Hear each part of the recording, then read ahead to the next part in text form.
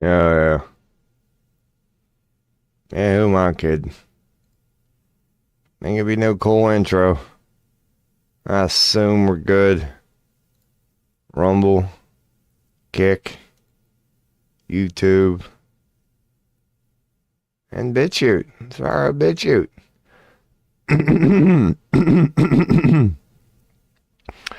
You might be in for some feedback, some loops. Let's see. Let's make sure BitChute's working. Oh, yeah, we're live. Oh, yeah. Cool. Pop out chat. Get our brand new white BitChute chat. What am I doing? God. See, that's why people got 1 minute intros and shit like that. 10-minute intros. And get all this shit done. Oh, man. Welcome to your boy's stream. We're getting a set up here, man. It should be BitChute. Oh, yeah. So we got BitChute. I just need Rumble. Oh, Rumble. Coming in hot on Rumble. Here we go. Sign in. I got a notification. Hey, I got a new follower on Rumble. Oh, yeah. I don't get any views, but I get the occasional follow like once a week. I appreciate the follow, Rumble person. I ain't made no money. Dude, I don't care. My whole damn thing. I don't like I might be able to make pennies off Rumble right now, but I don't even set up the monetization thing, man. I'm just like, dude, I'm so damn lazy. Who knows? Maybe it'll pay off one day. Maybe it'll pay off one day. I highly doubt it. I highly doubt just making a mockery of life itself is like a good approach. All right, there's old Kick, BitChute, YouTube, Restream. I don't know. I'm just gonna assume everything's fine. It's probably not. Probably horribly wrong. Man, I do got a fresh cup of coffee though, so no matter what goes wrong here, everything's gonna be just fine. Man, so, log in. All right, logged into X. We're logged into X. Fucking hell. Hey, I got another follower on X too. Oh yeah. Rip Austin. That's trending on X. It's stupid.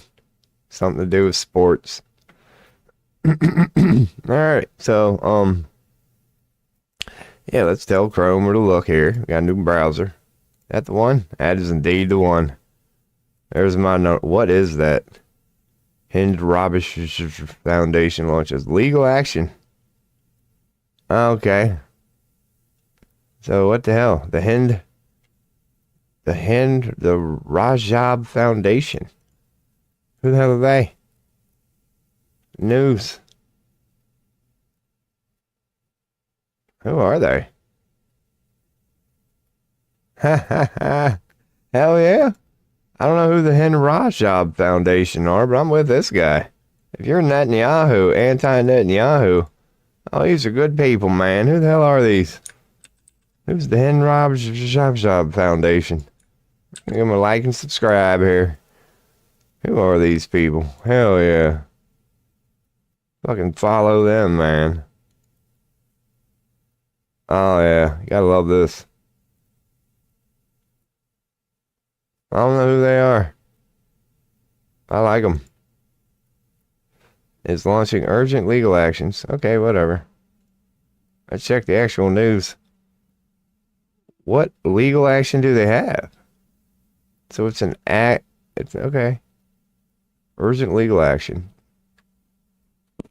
Planned visit to Hungary despite an international ICC arrest warrant issued over war. Yeah, dude, he's not supposed to be able to enter Hungary. Exactly. It's illegal. It's literally illegal for him to. Oh, that'll be interesting. So what the fuck? What's up with Hungary? is set to visit Hungary Wednesday for a 4-day trip. Why? The rest of the world hates his ass, and rightfully so. What the fuck's up with Hungary? What's so important about Hungary? Alright. It's related to the Ukraine thing. Yeah, he is not welcomed in Hungary, dude. Visiting the United States would have been a crime if Trump didn't withdraw from the ICC right before Netanyahu came here. Yeah, I mean, nothing will happen. He would disregard arrest warrants against Netanyahu. So who's Orban? Who's this Orban guy?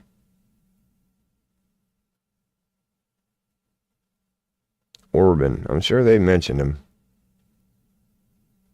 His response says launching Netanyahu criminal court got HFR.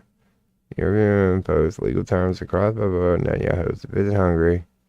He'll visit Hungary. Viktor Orban. Yeah, okay. Wow, what a piece of shit. So Orban said he's going to disregard the fact that he's wanted. Yeah, people are calling for. I mean, he's not going to be arrested. But fuck the Hungarian leader, dude. Who's this guy? Viktor Orban. This dude's a bitch. I mean, you can look at him and tell. Yeah. Hungary, if you want to know why things are about to get real bad, look at that guy. That's your fucking leader. No wonder he's Netanyahu's boy. I could see Netanyahu getting along with somebody like that. Look at that son of a bitch. That's Hungary's prime minister. So at least Netanyahu does have a friend. There's one of them. He likes him.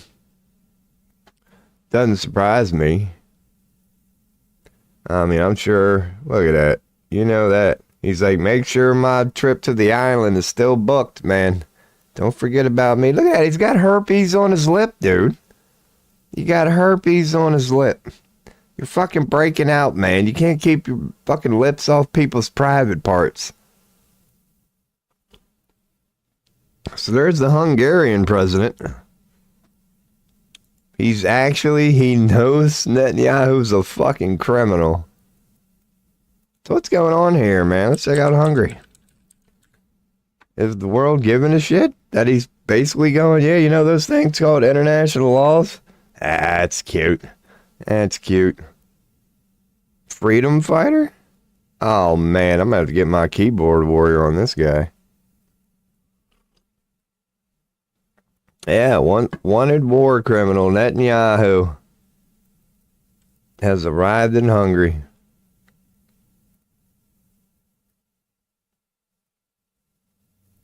War criminal Yep, he did.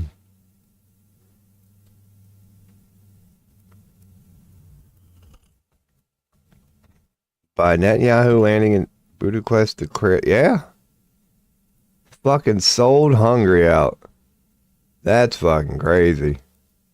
That might be worth saving. A little image like that. Fucking sold Hungary out.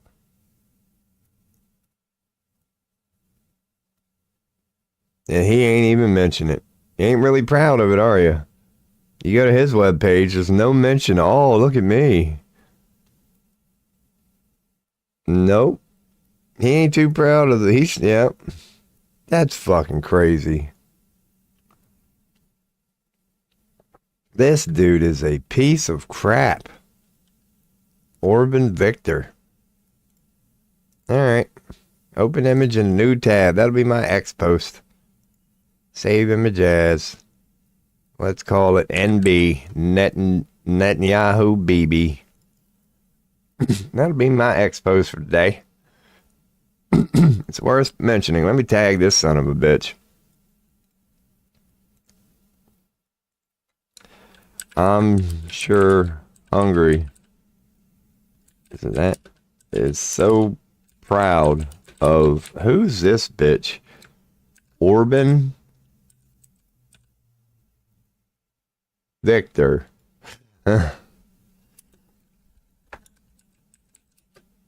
for leaving the ICC. So a war criminal could visit. Oh yeah.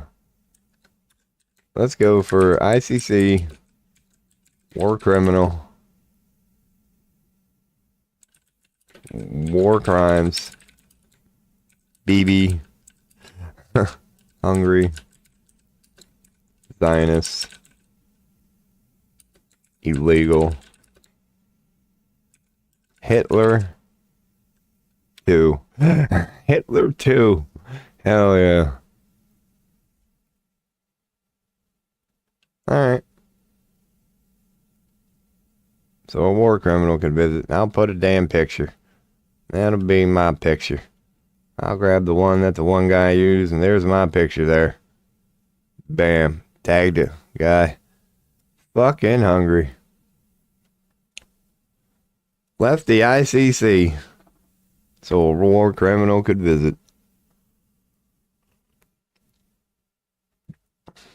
Fucking hell. Did they really leave the, like, did they leave? Hungry leaves ICC. Is that, did they officially? Yeah, it will pull out of ICC. Or defy. Likely to withdraw. So it's not official yet. Don't matter.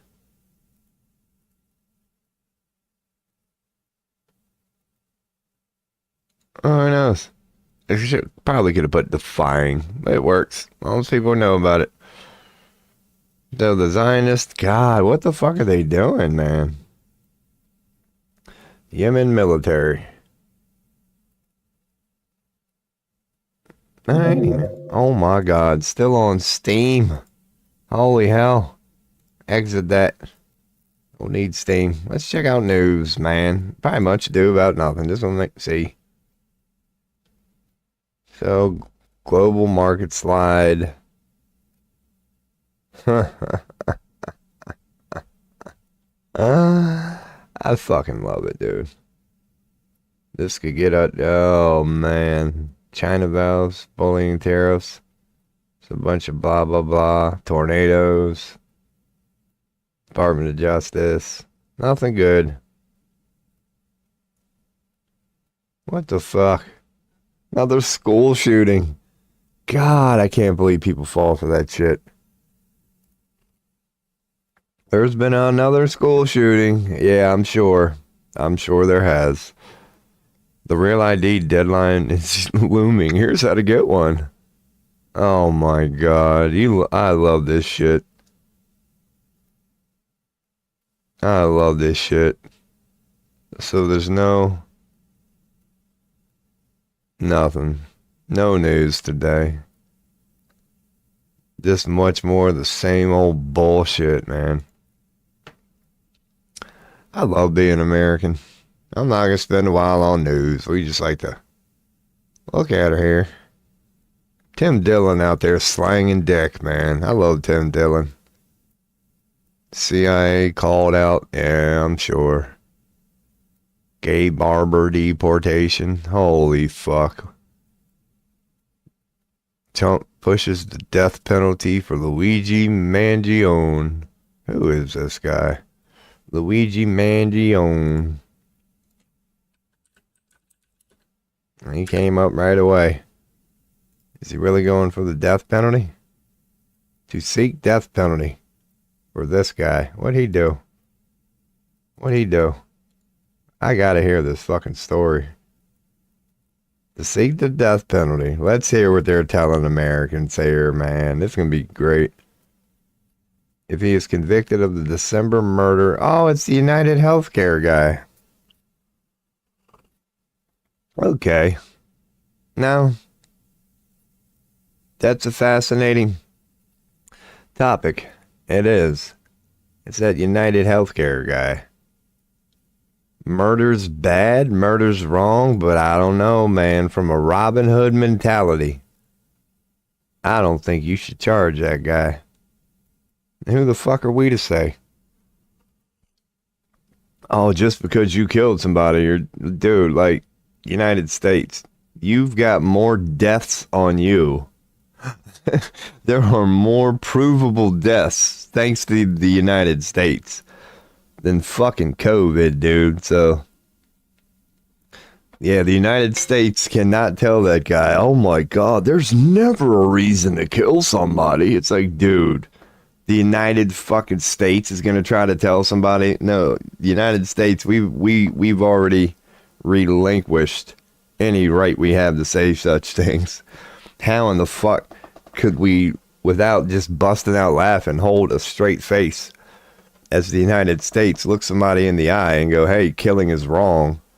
Like, dude, he ought to countersue. You really should. He should fucking countersue. Whatever the government's stance is against him, I'd be like, dude, do you know who you are? Okay, let's talk about death tolls here, America. Like, he ought to fucking, he can countersue. He really can. If he's good, if he doesn't hire a lawyer, he can fucking countersue.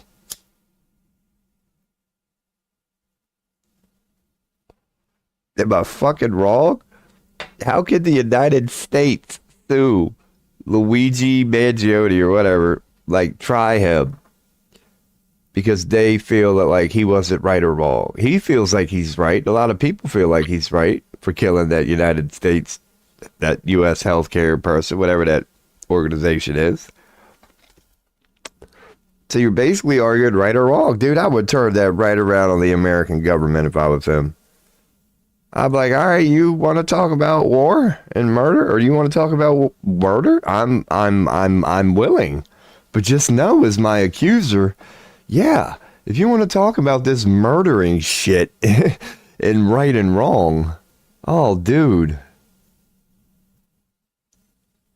oh man, I'm gonna go take a pee here, but dude, if he argues it right, he can pin them in a corner. He just better not hire a lawyer. But if he argues that right, man, how fucking dare the government? That's a great story. I love it. Anyway, I'll be right back. I guess I will get the beat ready. I am gonna need her at some point in this stream, so just get her loaded. Oh my God.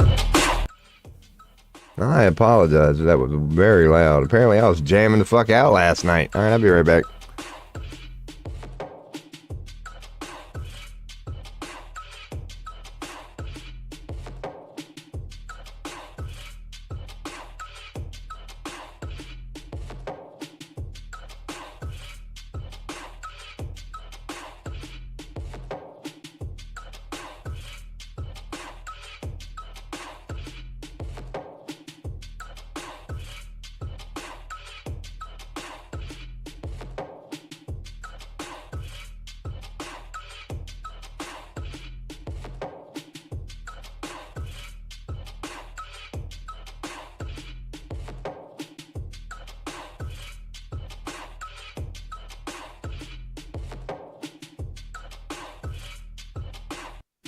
Hell yeah.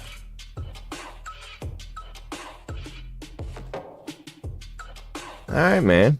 Chill out for a little bit and pretty much get right into it here. We're gonna get into the astrology at some point, man. I don't think this is gonna be a terribly long stream today. Who knows? It could go anywhere from, it'll be like no less than 3 hours. Anywhere between 3 and 25 is what I tend to do. But I am capable of doing like 3 or 4 hour streams and shutting her down. I've done that a few times. That might be one today. We'll see. We'll see.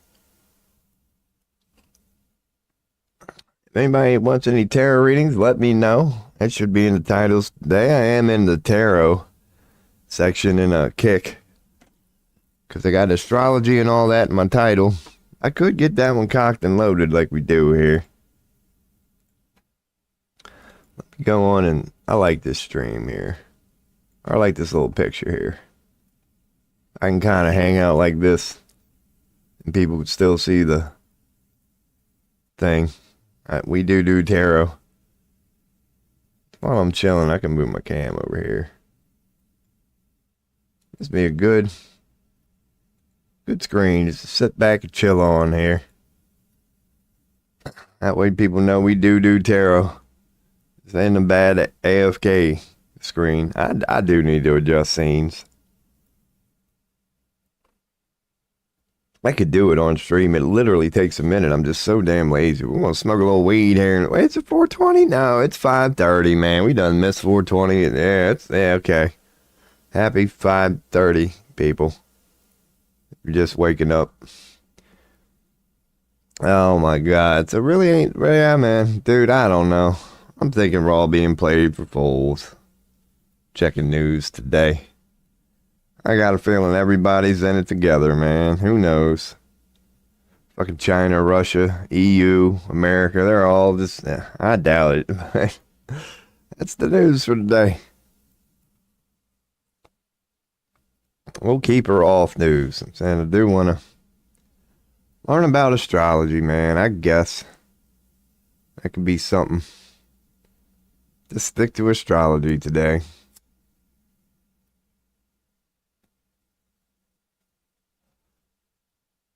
Might do a couple. I'm sure we're going to do a couple tarot readings.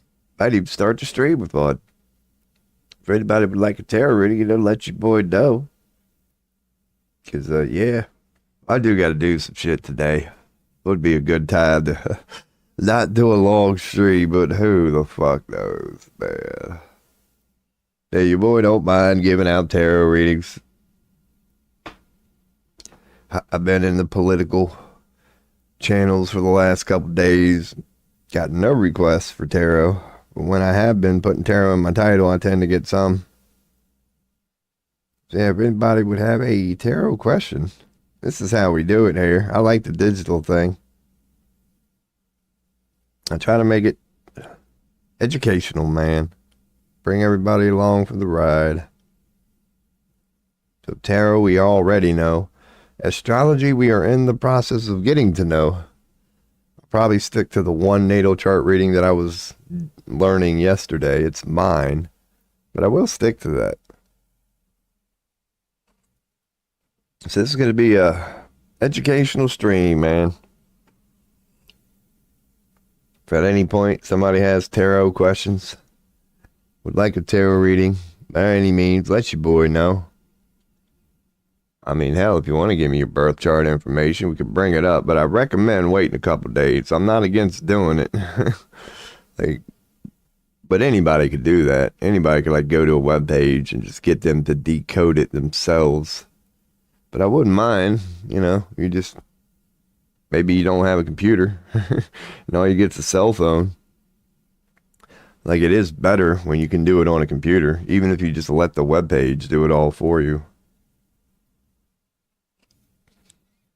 It's just a little bit of a better read when you're on the PC because the PC is the master race.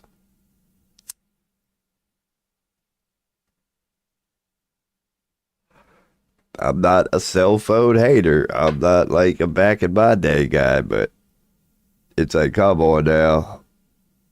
No cell phone can even compete with a fucking PC. It's just, you get a damn good PC, man. That's the way to do it. Cell phones are nice because they're mobile. It is like having a small PC in your pocket. But as far as raw computing power and just the platform itself, oh man.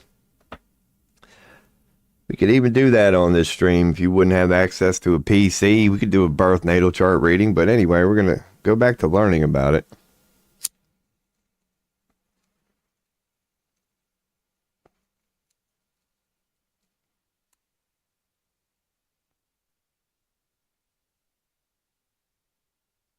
As your boy gets his mind right, man.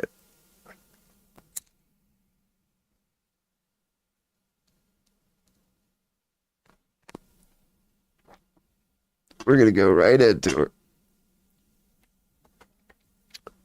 We'll start going into astrology. Get our learn on today, man. Alright, what the fuck do we got here? I wanted to bring up. What the hell is this bookmark?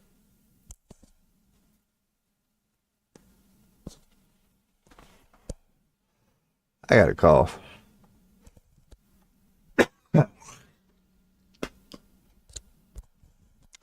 Why the fuck did I book this? I got that. That. Was it Building Beautiful Souls? Seems like a decent web page. That's why I booked it. Who knows? This would be it's buildingbeautifulsouls.com. I'll go ahead and put that in. Other bookmarks. Damn. Then I can remove this from here. Remove this from here.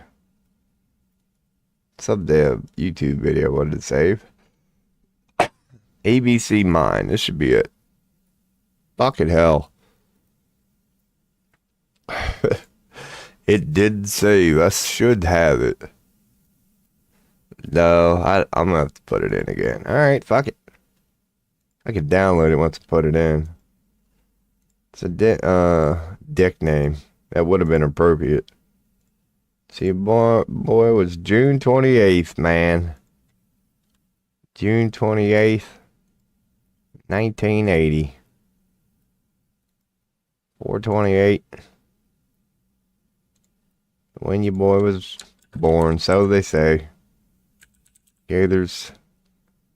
There it is. Old Gaithersburg, Maryland. That's your boy. No. Share the report's URL with others. Why didn't it save? Who knows? I know I can download it. So I'm pretty sure if I go to the bottom of this page, Jesus Christ, I can download this. I had one downloaded. Here we go. PDF. I'll download it as a PDF. Yeah, I can download it as a PDF. Why not? I guess. How do I save this? Hey. Downloading your PDF. Well, you can even see it. Yeah, you can. It's a pop-up. Hell yeah, man. So, alright. We'll have that for tomorrow. I can stick with the web page today. But now I got a PDF of my shit. Robert P.R. He. Whatever that means. Yeah, man. I wonder if this is the same from yesterday. 256. I had a 0. That's a push. I got a 0. That is funny. Alright, so we're basically... What does the masculine symbol mean? Astrology. It should be pretty much positive polarity. So yeah, it's the weird. Let's go on and type the other one now. What's the feminine symbol mean? Astrology. Doesn't represent gender. Qualities like passivity, receptivity, nurturing, and emotional connection. So, in positive polarity, active, assertive. Okay. Fire signs. Fire and air are masculine. So, water and earth would be feminine. Makes sense. They're polarities, not genders. Makes sense. So the feminine signs. Oh yeah, Taurus, Cancer, Virgo. Okay. Alright. That works for me. That's a pretty good one. Taurus, Cancer, Virgo, Scorpio, Capricorn, and Pisces are the feminine ones. The masculine ones are Aries, Gemini, Leo. I don't know. I guess we could, masculine, feminine. I could add that to my titles here. All right. Now it's time to go to main. Because now I'm going to my actual computer. So we'll bring people along for the ride, man. Show you how we do it here on this stream. Any questions, comments, let your boy know. I do have a one monitor setup. So if any moment you type and I'm tabbed out, unless you're on Twitch or Kick, I'm not going to be able to hear it. What am I doing? Let's go to my directory. Astrology. Aries, yeah. So this is masculine? I could put that there. As in masculine. Yeah. Because it's going to rotate. So it's really not hard or whatever. Figure out. Like once you got the first one, you could, yeah. I'm going to go in and go through these. The negative is going to mean feminine. And you know, it shouldn't be negative. Masculine and feminine is kind of like very loose in astrology. It's like I, as a male, are even like, man, what the fuck? You're telling me the feminine is the, like negative energy? It's like it's only a word. It doesn't mean that. It's all about polarity, positive and negative. It's not morality behind that. It's the energetic part of just going, it's a positive energy and it's a negative energy. It's just a way to describe it.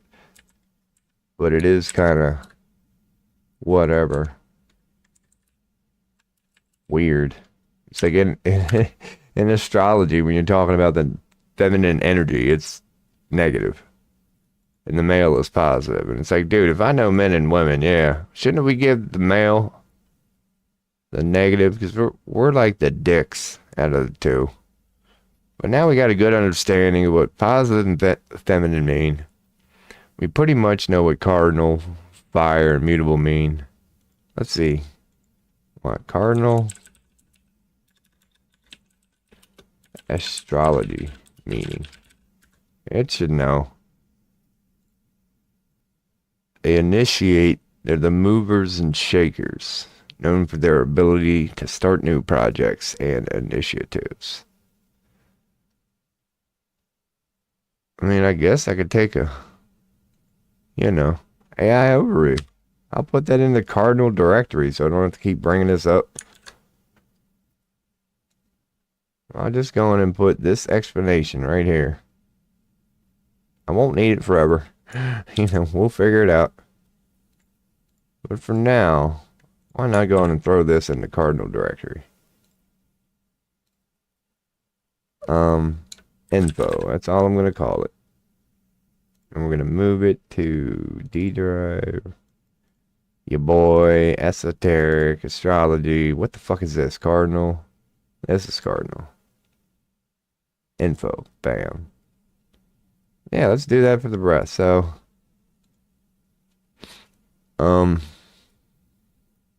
visionary, ambitious, leaders, action-oriented, enthusiastic. Really all you need to know about this. They may sometimes struggle with follow-through in completing tasks. That's good to know.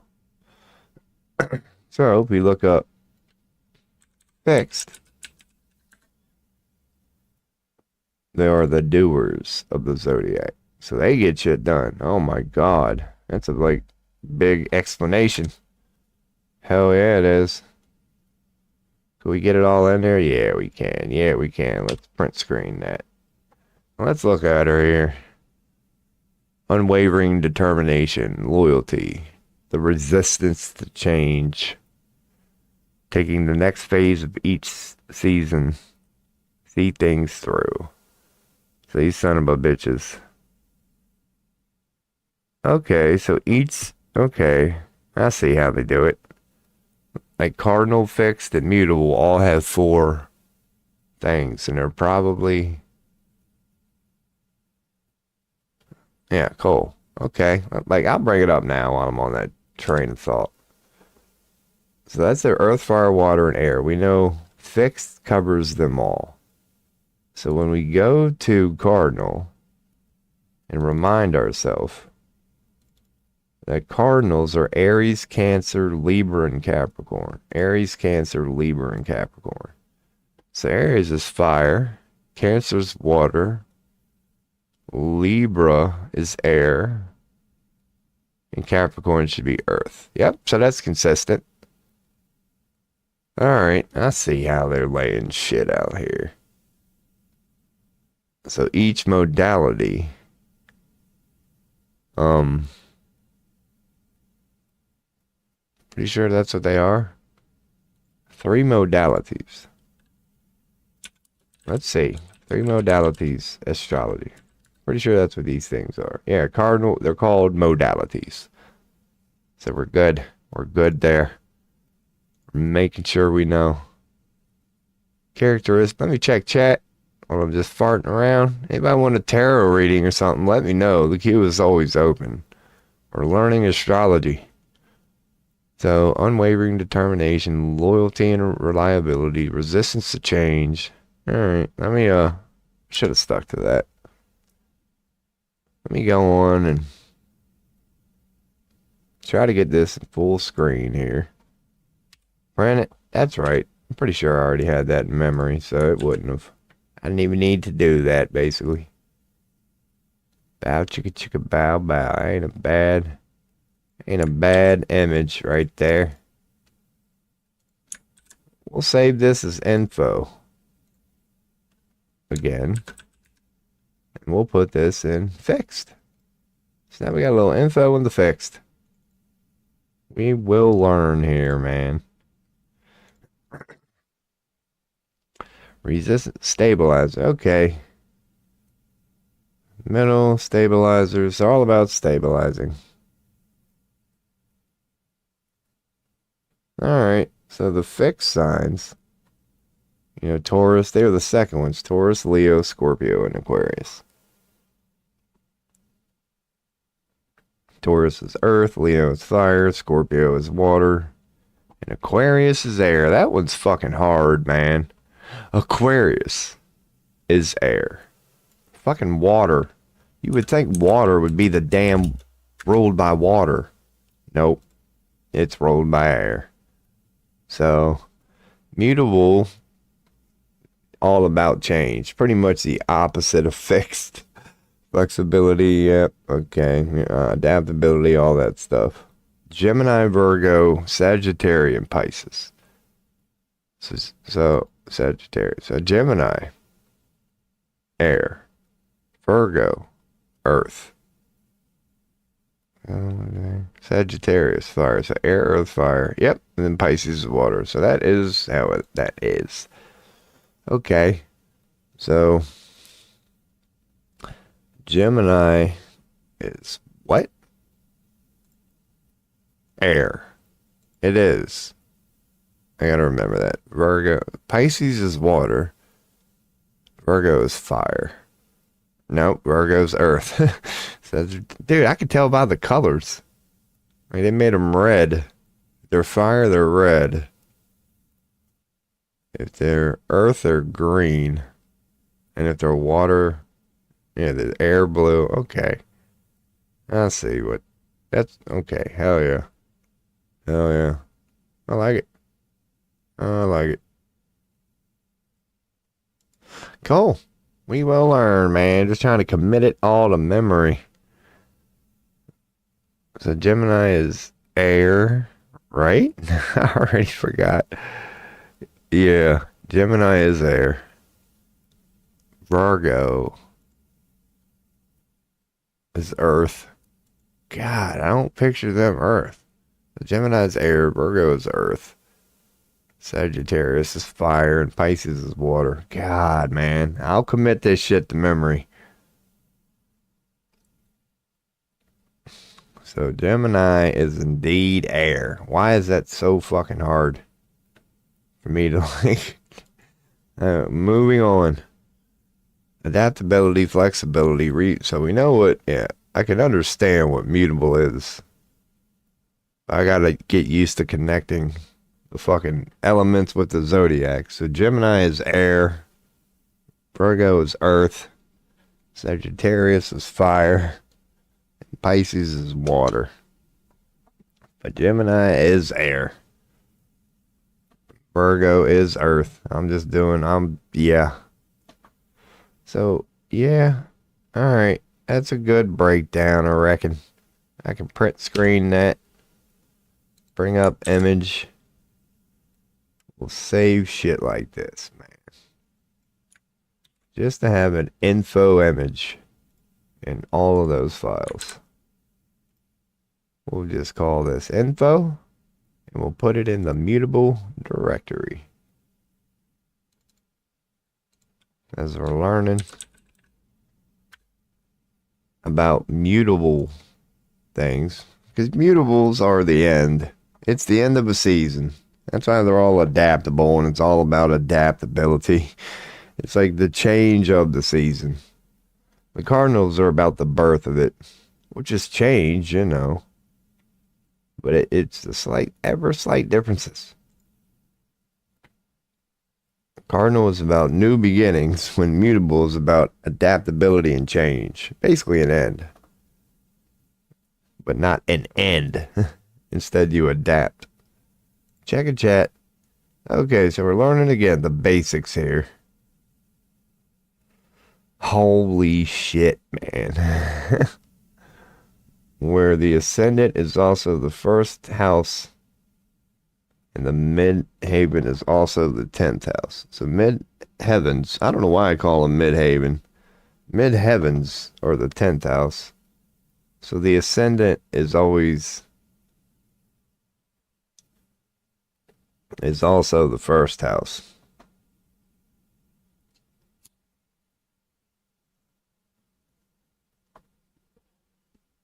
Let's look it up here. I like having it fucking laid out for me. Let's make this ascendant meaning astrology.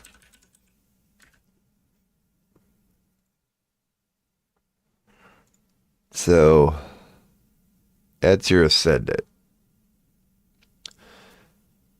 Was on the eastern horizon at the time of your birth. Isn't that the west? What the fuck? Dude, from what I know, it goes north, south, east, west, and they're saying the ascendant. Okay, let's keep going here. Is the point of the ecliptic the path the sun appears to take across the sky. So the ascendant is the point of the ecliptic or degree of the zodiac that rises above the eastern horizon at a specific moment. It is considered to represent how you present yourself to the world. That's your ascendant. Your physical appearance. Some astrologers believe it reflects your innate public navigation skills. It's the same thing, dude. You're saying the same fucking thing. The ascendant is often seen as the gateway sign. Shaping life paths makes sense. It's the gateway. To determine your ascendant, you need your exact time, place of birth, whatever. It marks the beginning of the first house in your birth chart, which is associated with your self-identity. Okay, so that's the pretty much... If you were born with Gemini rising, it means that Gemini was on the eastern horizon. See, that don't make fucking sense to me. No, I get what they're saying. Because the sun rises in the east. I get what they're saying. If you were born with a Gemini rising, it means that Gemini was on the eastern horizon at the time of your birth. And it would influence how you represent yourself. Oh, that makes sense. Now that makes sense. That makes total sense. That's your ascendant, yes. But it rises on the east. But it's supposed to be on the west, like, because it rises from the east. So your ascendant is going to be on the west because it's a perception thing. I'm assuming. Like, it's always going to be on your left. Like, if I look at my chart, right, I should have an ascendant or whatever. God dang it. Yeah, that's my ascendant. That's why it's pointing that way. So hell yeah, man. What's that mean? What's that damn goo? Isn't that... See, I don't know what that sign is, man. That fucking inward, outward thing. What the hell sign am I looking at? God, I wish I could know this shit. Um, who knows? What the fuck are those signs? MD. Yeah, those are the zodiac signs. Okay, so if I bring up this picture, that's Pisces. Okay, that's the symbol.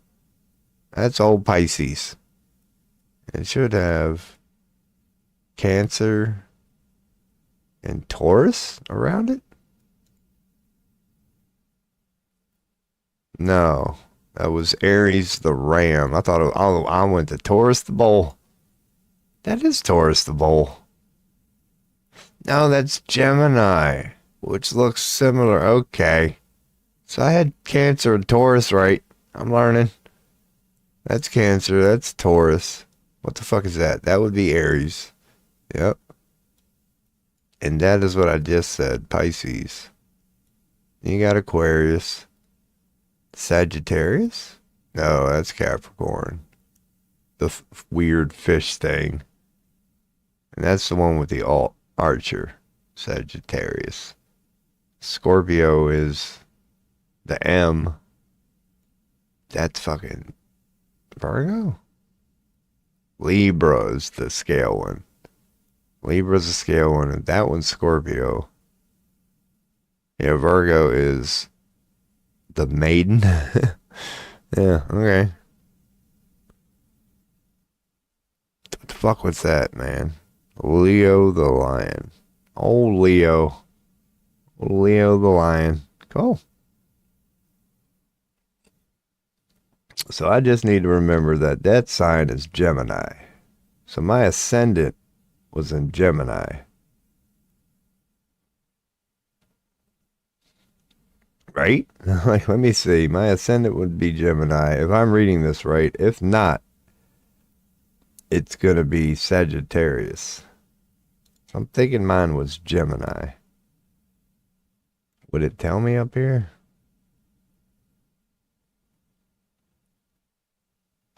No. The sun is in Cancer. Sun is in the first house. The moon.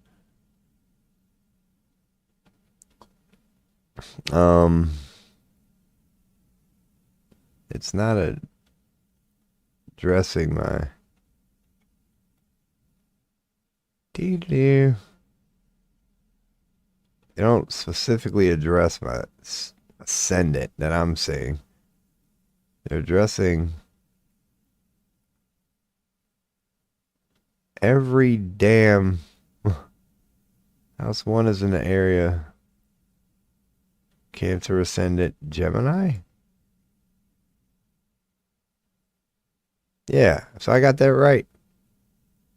My ascendant is Gemini. So, okay, that's all I wanted to know. I read that right. Let me check chat. This boring ass stream. I read that right. Those born with Gemini rising see the world as the place to learn. Your ascendant would be Gemini. What mine was. Okay. Cool. I just wanted to make sure I knew how to read it, man. We're going to continue. The rising sun. So ascendant is also referred to as the first house. So, okay. If I went to images, like, yeah, that's your ascendant. It is. It's always going to be on the left. It's a perspective thing. That's what makes it a little goofy. So yeah, that's always, okay, that is indeed it. The four angles. So you got your ascendant, you got your descendant, your midheaven. So I could put modalities. I can add a modalities folder, perhaps. No, these aren't modalities. These are the angles. Okay. So are they really called the four angles? Ascendant meaning in astrology.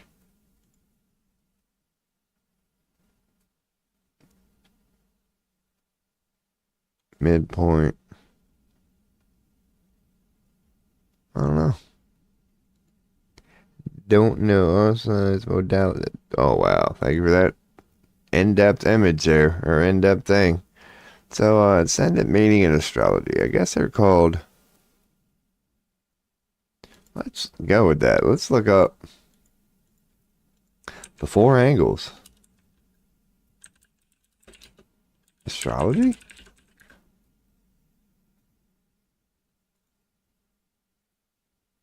I guess they are called the four angles. Yeah. Alright, cool.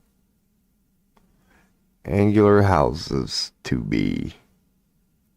That's a good way to put it, or whatever. They're called the four angles. Angular. What the fuck? This one might tell us something. 10th house to be with others. Yep. Yep. Yep. Yep. Cool. Word. Hell yeah. Alright, we'll learn it. It's really a houses thing. Houses, I don't know. Tools, let's go in and make sure we get large images here. I'm going to bring up a couple of these damn images and see if they're worth saving. See if they tell us something. Like that one kinda did. Any questions? Let me know. Tarot readings are open at any time, but we're trying to get our astrology on here a little bit. At least learn about it. So eventually, we would be able to do astrology readings for people and bring up images like this, man. Finding them sucks. But we'll get a collection here eventually. Is that one even worth? Not. No. That don't tell me nothing. That's a decent picture, but yeah, we're looking for the angles here. And there's nothing. This is kind of anglish. This one might be good. And this image in a new tab that's specifically addressing the angles like this one may be doing. No, that's just somebody's fucking reading. And that's the image. Yep, that might be the only good one we're getting out of this random search. Because that ain't a bad image there. At all. I like that. Nice and simple. So where should I put this in? Houses? We're going to make a new astrology folder. What should I call this? Do I even have one with the houses? Nope. So let me just make a new folder called ZZZ.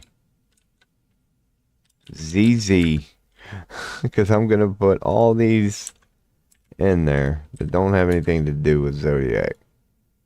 This is going to make it a little more, a little less confusing for your boy here. Every damn thing I have in astrology right now I want to be about Zodiacs. Alright, so there's my temp. I don't even really need it. No, we can get, alright, let's rename the temp. Let's just delete the temp.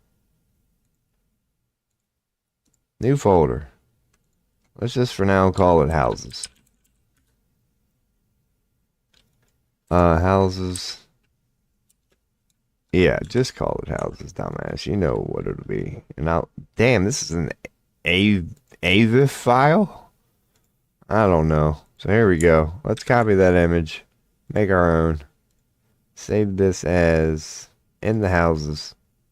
This will be our first angles. Angles 01. Alright. The medium goily. That's your MC. And your IC is goily. Goily. Goily. That's basically called your mid-heaven, I believe. We'll get there eventually, man. We'll get there eventually. MC, ACE, DC, and IC. I see. That ain't a bad image that we could add to that folder. I will check chat here in a second. But I'm just trying to get explanation on quote-unquote angles. This ain't a bad one. Maybe bring this up. It kind of echoes what some of these are saying. The 4 quadrants. Man, all these are kind of good. Didn't expect some of these. Alright, let's see, man. Let's start with these. Well, no, then again, I'm seeing a lot of recommendations for some cool looking images, man. Houses and their meanings. Alright, we can close that out. So this is just an image. That's going to be that image. I think we've got most of these. We can close that. That image sucks. Visible, but that's what it made. Visible and rising. Visible and setting. Invisible and setting. Invisible and rising. That makes sense. So is this a decent picture? I'll save this one. This looks like it might be a little informative. Maybe this one? I think we already got that one. Yeah, that would have been that one. The only difference would have been, is this a little bigger? And I highly doubt it.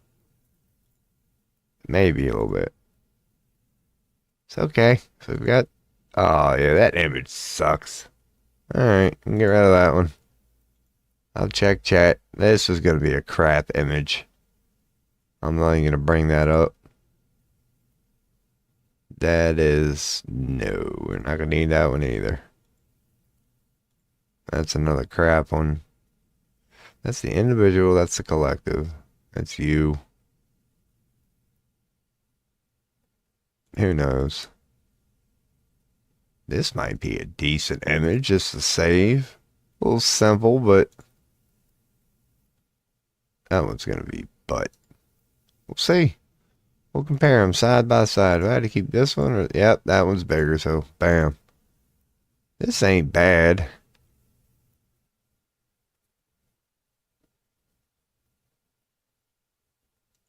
I don't know. I'll just save this and house this. Why not? As we get to learn them, if we don't need them, we'll get rid of them. Astrology, houses, and we'll just call this, yeah. I'll call it, yeah. Oh, it's a WebP file anyway. Hot dammer. Make my own file. Fucking hell, man. Can't even save an image no more. Pie chart. I'll just call it pie chart. Nice and simple. That's exactly what it is. So this one hopefully is decent. This one looks... No, that image is too small, so... Faith, spontaneous mass control. That's really not a whole lot. That's the Rosetta Stone. Oh my god, what the fuck is the Rosetta Stone? Like, is it really in... Is that associated with astrology? The Rosetta Stone astrology.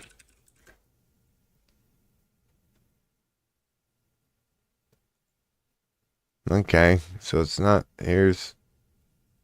What? What the fuck is the Rosetta Stone, then? That's just... Wiki. I love Wiki. So, okay. It's the old Rosetta Stone. That's a fascinating one. We'll bookmark that and just put it in other bookmarks. Is that... Alright. Houses and their meanings. Yeah. This is basically... Let's see if it adds up with the other one. Good time to check chat. Cool. Any tarot questions or comments or anything, let me know. We do tarot readings and stuff.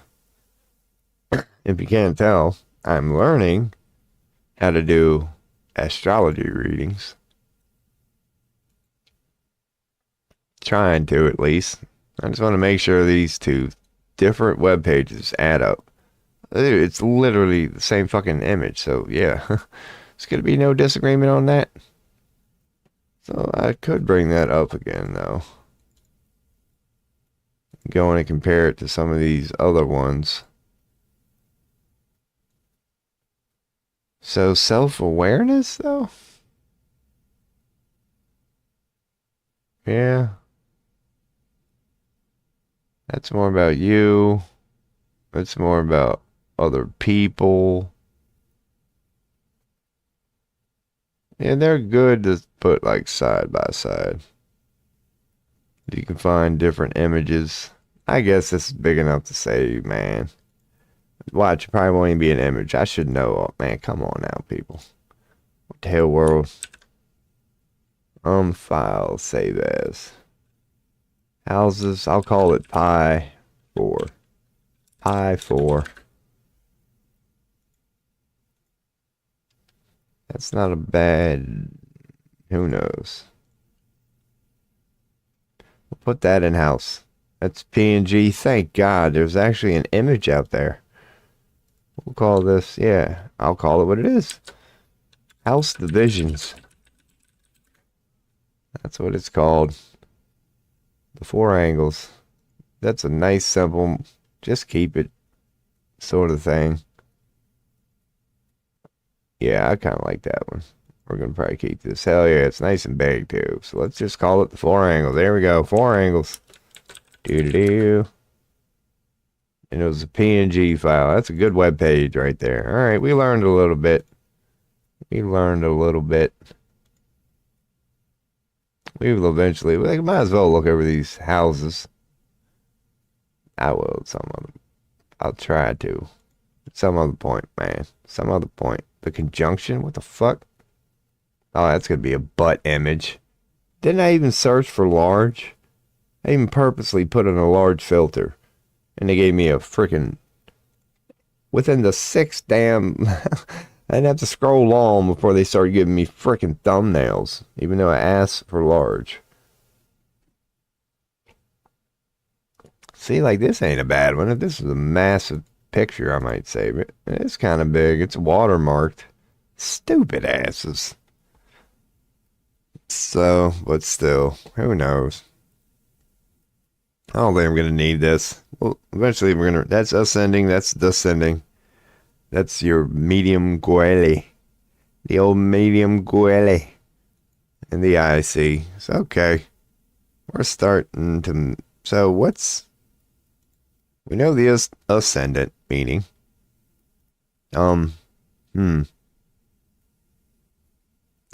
Doo-doo-doo. Should we save this sort of shit?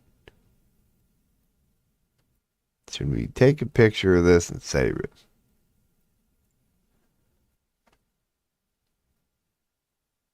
Not really. Not really.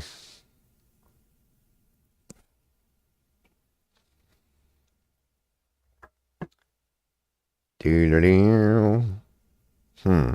Maybe. Ain't gonna hurt. Print screen. I'll move on from Ascendant. Step 1 of learning shit here for your boys. Just get a bunch of crap saved. So I'll just call it info again. Wait, Ascendant. No, I'll call it, yeah, Ascendant info. Bam. So that'll always be in there. That'll always be in there. Cool. Now, that's so, alright. Ascendant is pretty cut and dry. It's who the hell you are, pretty much. Who you're destined to be, yada, yada, yada. So when we look up at Descendant in astrology. Astrology. I'm going to type that backwards. Yep. Change everything. The point of the opposite side of the natal chart from no shit. relationships, partnerships, and the qualities you seek in a partner. Okay. Located in 7th house, which is the relationship, partner, and contract house. So, yes, indeed, it is. That's all about you. That's all about... That makes sense. Hell yes, there. Hell yes, there. That is indeed your descendant.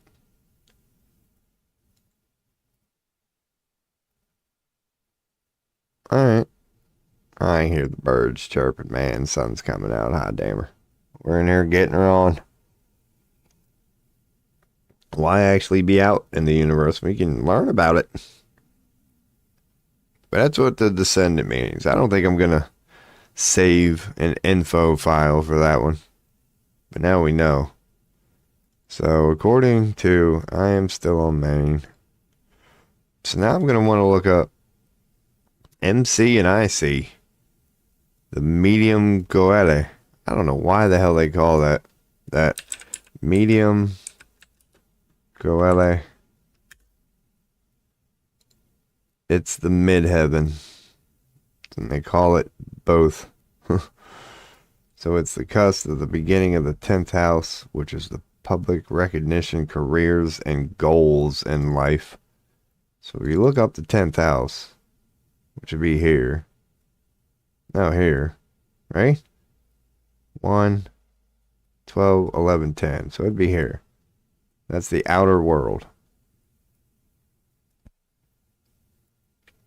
Career status, reputation, vocational purpose, taking power. That's it. Says it right there, dumbass. 10th house.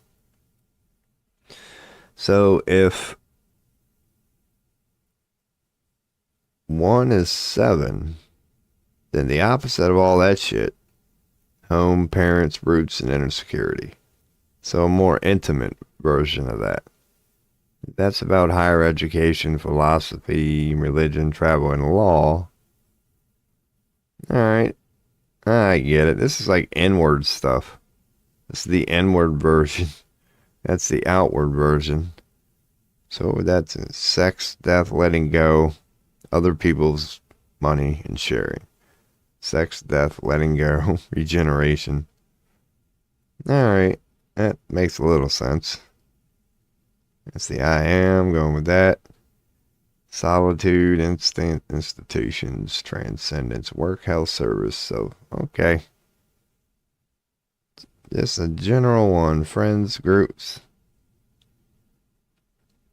So that is still about solitude. And then you get into friends. So that's about solitude. Outward person. What the hell? Because that would be 12. Alright. Makes sense. Okay. Doo-doo-doo. I'm just glancing over this. See how it all like works together? Then you start going down. Marriage and other people. Work, health, service, romance, children, home, parents. Values, skills, appearance, outward, personality. Alrighty. Good stuff. Good stuff. I kind of like how they put it. It's a spiritual life that leads into group contribution, in the outer world, expanded horizon, shared resources, awareness of others, daily life, personal creativity, inner world, media environment. Alright, cool, man. Trying to learn what the houses mean here. Just in general. Trying to like look at it as one big story. Like, because in tarot, if you go down the suite of cards, like you can tell it's kind of telling a story. You go 1, 2, 3, 4, 5, whatever. So I'm like, I wonder if you can do that in... Because, yeah, it would technically be backwards. So if I read it this way, or whatever, you got self-awareness, holy shit, I'm here. personal resources, immediate environment, inner world. Yeah, like it's an unwrapping part, kind of this way. Money, possession, value, skills, middle siblings, contracts, home parents, roots, and security, work, health, marriage, shared resources, expanding horizon. All right. Yeah, see, that makes sense. That makes sense. I see how it's kind of working. It does tell a story if you go from 1 to 12. Like you go from the soul, here I am, and then this is how your life turns out. Like it just gets broader and broader every time until you get to the 12th house where you're about to end it or whatever. You go back in so you can start all over again. So hell yeah, man. That makes sense. Your boy understands the houses a little better. A little better. Eventually I'll learn them one by one. From the whole 1 to 12 thing, I can see the pattern there. Alrighty, man. We're learning what the houses are here. Hell yeah.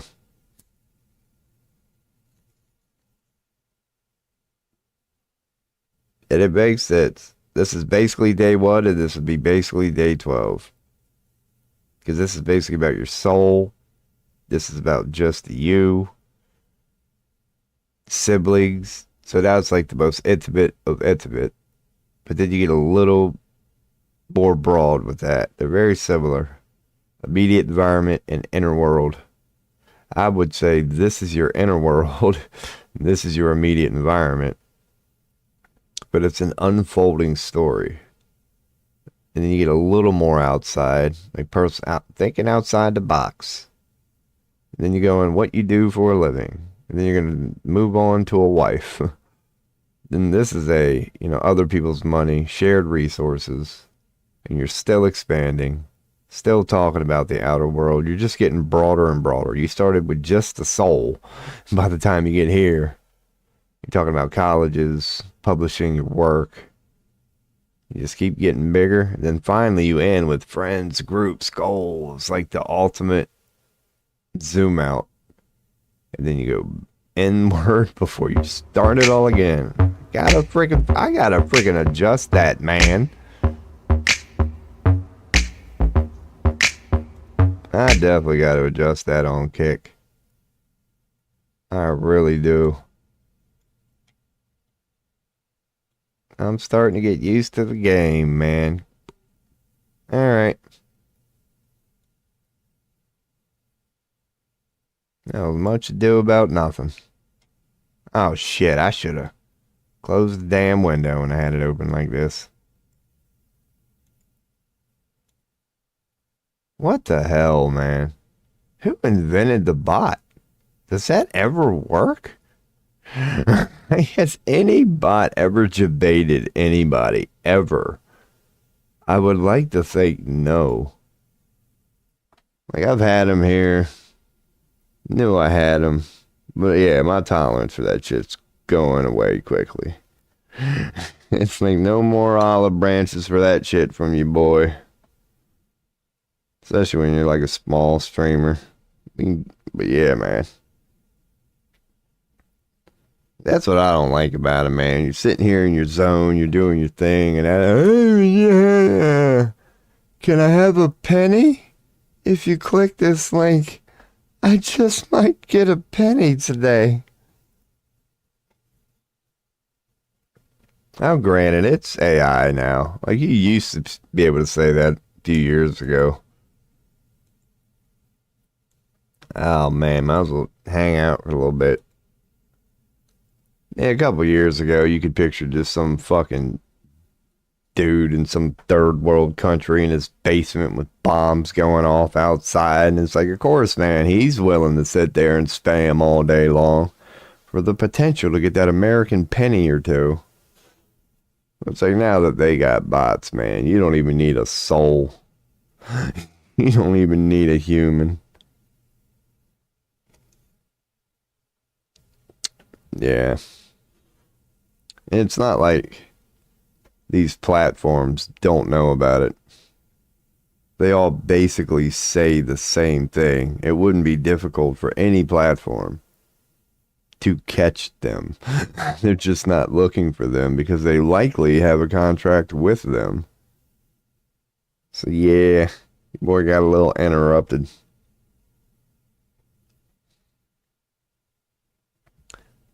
Yeah, fucking Discord too. Ain't no shame.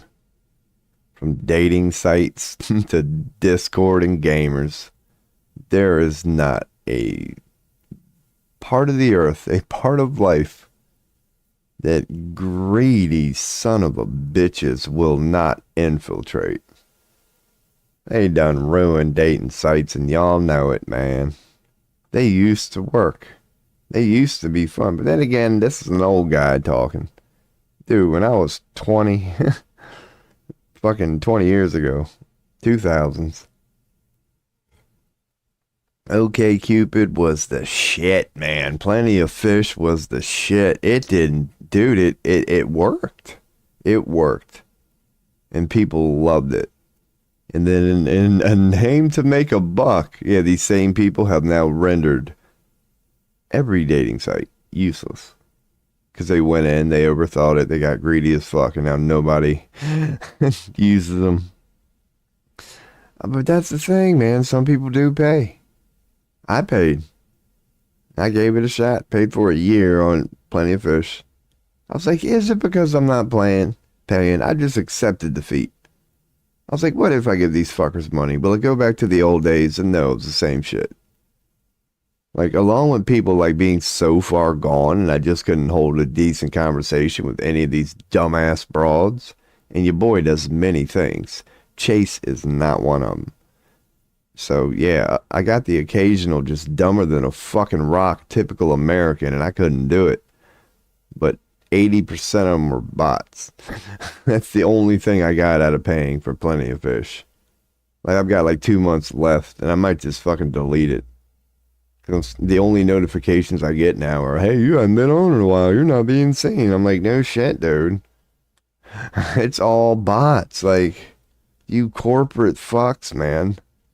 Go watch that infamous Bill Hicks piece on marketing, man. I feel like that guy. You guys are sick. Legit sick. We could get into that. This stream goes all over the place here, man. But that's a conversation worth having. Your boy will shit on marketers in a heartbeat. If anybody wants to try to discuss that, oh no, marketing ain't a bad idea. I'm like, that's the hill you're willing to die on. Easy. Let's fucking do this.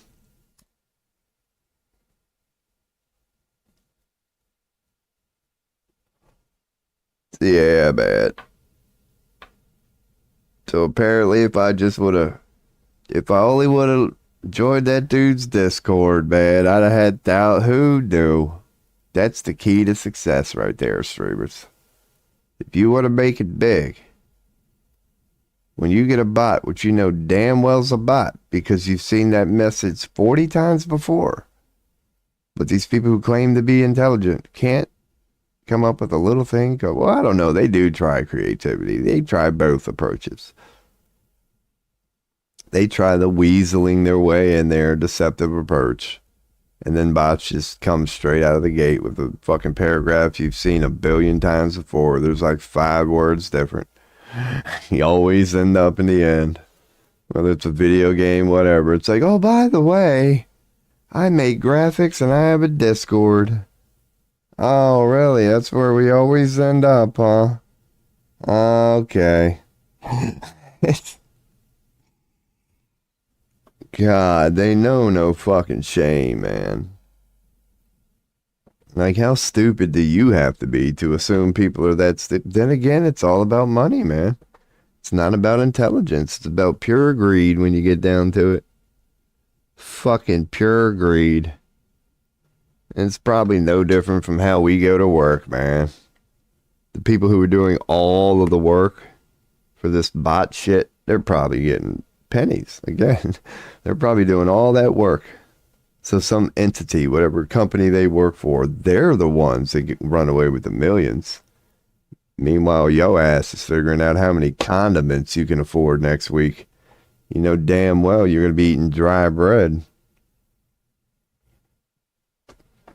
It's just the nature of the beast, man. You can't hate the player, gotta hate the game. Gotta hate the game. Oh, if you did the homework on this shit, I promise you, truth is stranger than fiction. If you think spam should even be a problem in 2025, you don't know how business works, do you? Oh, they're in business with these people. Come on. Come on now. It's called supply and demand. It's called capitalism. It's called fuck a little thing called morals. The number one driving force in the world needs to be what? Profits. And they call themselves intelligent. It's adorable. Chasing the same thing they got warned not to chase. Well, I mean, like, I'm so intelligent, I'm going to fool everybody. It's like, oh, really? You forgot about basic day one shit. So, dude, I'm not seeing any of this intelligence you're trying to present before me. How stupid do you think people are? And I'm not going to deny that you can't even say their data proves. It's like, granted, it does work, what? 1-2% of the time. And that does equal X amount of profits. But, dude, look at your own fucking data. Again, when it's AI, you don't care. Because you technically don't lose nothing. You don't have to pay for manpower. But when you, and you know these bots and these marketing corporations have this data. They know damn well 99% of the time it doesn't work. But yeah, you want to talk about being fucking petty.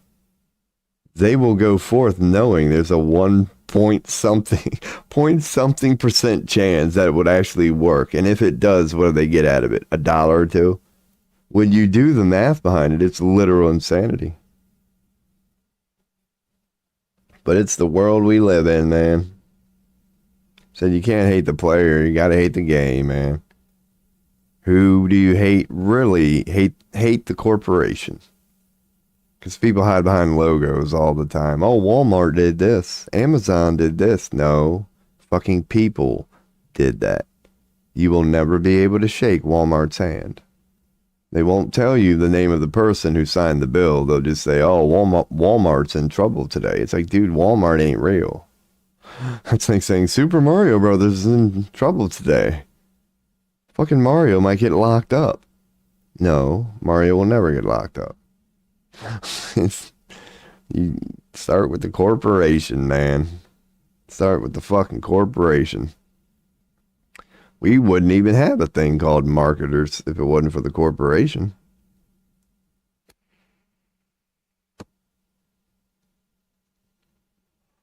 That's why there's been many documentaries, many people pointing out how corporations are one of the dumbest ideas in human history. It's the equivalent to, it's almost very similar, government. Like, why humans think it's a good idea is beyond me. You can't argue that it is, but you can argue endless, literally endless examples of why it's not. So, but there are people, you know what I just said is true.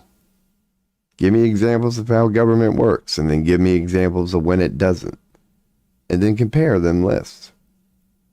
Now, having said that, you have to agree most people think governments work. Why? We've already established. I don't know. I do not know where they get that assumption from based on a little thing called fucking fact. But they do. And it's the same thing with the corporation. When you properly talk about it, you can literally go, tell me one benefit of the corporation. Just one. Just one. You'd be surprised at how challenging that is. But if you wanted to talk about all the blowbacks, all the downfalls of a corporation, holy fuck, you got 12 hours? So that's another one of them things, man. Humans think they know, but truth is indeed stranger than fiction. I think we all agree the average person is just a stupid son of a bitch with no contemplation, no ability to fathom a little thing called the big picture. But yeah, man, it's not that we're not out there. It's not that we're not out there. Every now and again, you find the son of a bitch who ain't got spike proteins and shit fucking their brain all up. I mean, little tobacco, little tobacco and caffeine. That shit's known to keep you sharp, though, man. Caffeine's like a narcotic, man. It keeps you focused. That's why jobs are willing to give it to you for free. So it keeps you focused, but when your goal is just to continually rock the boat and make a mockery of this shit we've been warned about, yeah, when you can focus in on that, man, it's fun. It's fun.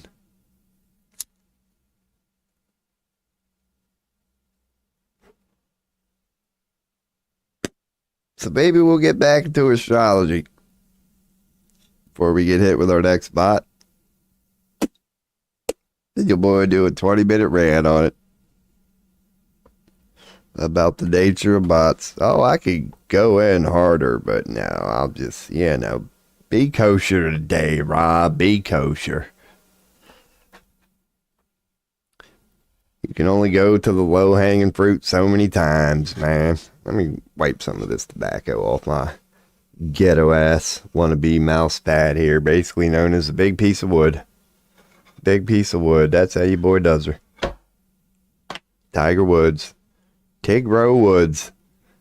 Oh, God.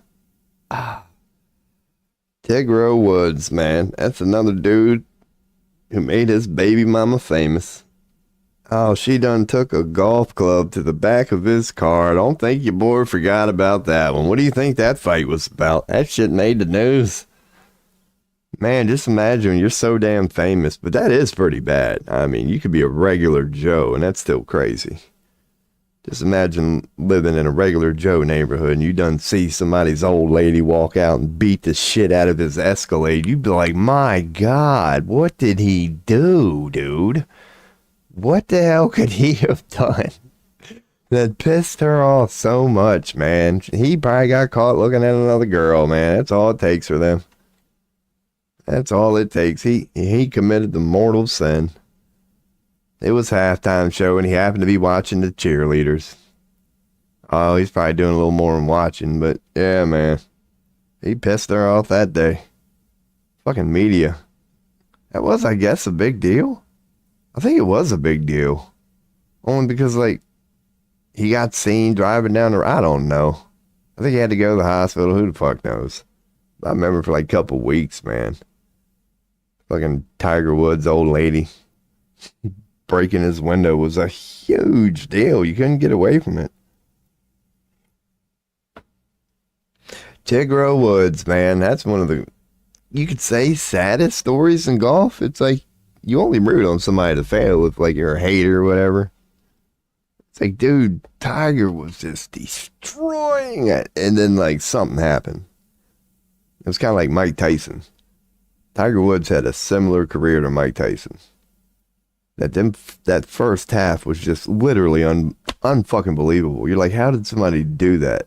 How can you be that better than the best fucking people in the world? It's like, normally when it's a competition between the absolute best of humanity, who wins is like, it comes down to that. Tiger was like, no, the bar is actually that. He had such an advantage at one point. And then it just went away. Could say like Phelps. Because, dude, Michael Phelps does deserve, like, that's a story that's worth not, looking too much into. But you got to factor in what the Olympics are. These records weren't conspiracy. I mean, there are steroids and all that, and factor in who knows what, there are so many variables to everything. But just going with the story of what Michael Phelps did, the amount of records he broke. Yeah, man. The only one to, like, do that was, like, Carl Lewis. Carl Lewis in, like, the 80s for America fucking shattered every damn running record. Like, certain people just come along Who knows how they get there? Yeah, when what Michael Phelps did during that Olympics, it was like the LeBron shit. It's like you predicted it. You're like, I bet when this son of a bitch gets to the Olympics in whatever year it was, he's going to destroy it. People talked about it for years. And then he went to the Olympics and did just that. Annihilated fucking records. But then he had that Russian dude, man. It was a great story. That year, Russia happened to have basically the United States was like, here's Jordan. And then Russia was like, well, shit, we got a fucking Pippen at the least. And then they did. So, hell yeah. Your boy randomly goes places. Anybody wants a tarot reading, let me know, man. Let's find out. Let's give Michael Phelps a natal chart reading.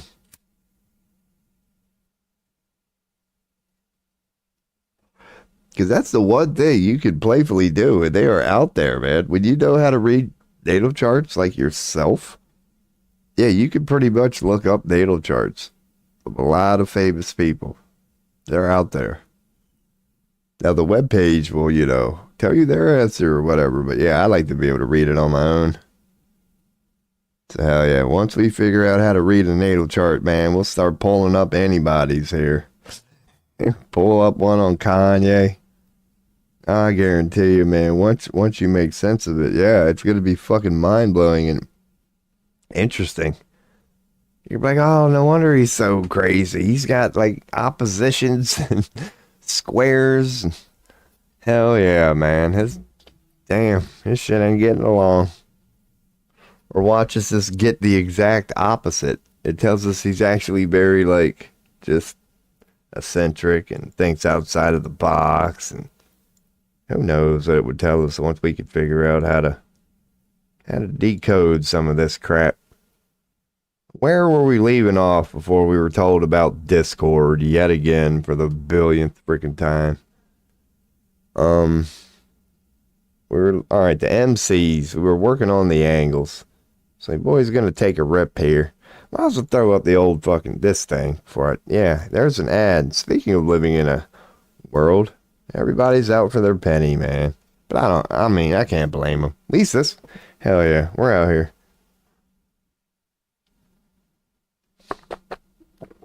Anybody wants a tarot reading, your boy could do a past, present, because I do know tarot.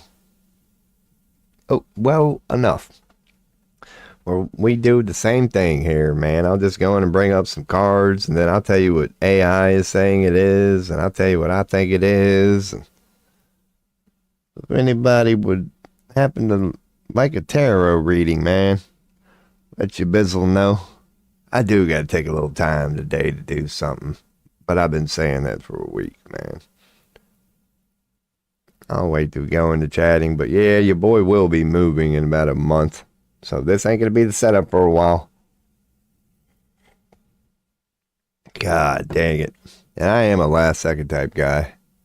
I'm going to wait till the last second to do everything. And I know it. And I hate it.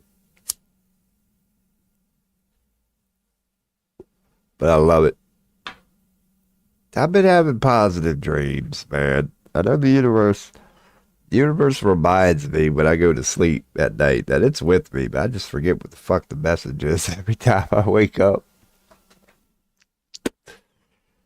I know there's a lot of positivity, man, coming in the future for your boy after he goes through a little bit of shit. So anybody got any tarot questions, comments? Your boy can do that. I am about to rip one because your boy's 420 friendly. Settle back in. Start, making this an educational stream again. But before I do, man, I'll just throw up the beat and take my piss. So I'll be right back. Any questions, let your boy know. It's not very loud. Oh well, be right back.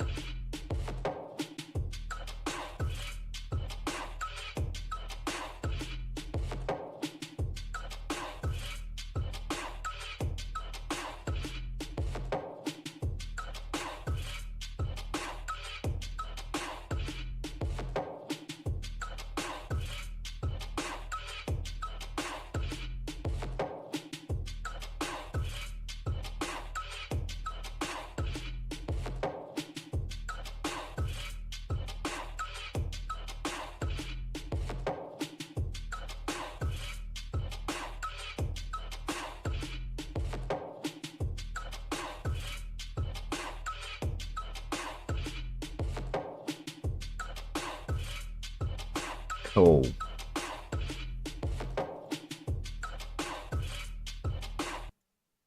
Might as well throw up the can, man. Told you it wouldn't take long. Had to take a little squirt. Oh, God. Oh, man. I did hydrate okay so far today. I mean, I'm taking 3 P's already. The first hour and a half. And sometimes your boy goes 3 hours and ain't got to take one. Hell yeah. Keep looking into astrology here. Starting to learn the houses, man. We are getting there. We are getting there, man. It's going to take repetition. It's going to take a lot of reading it over and over and over again.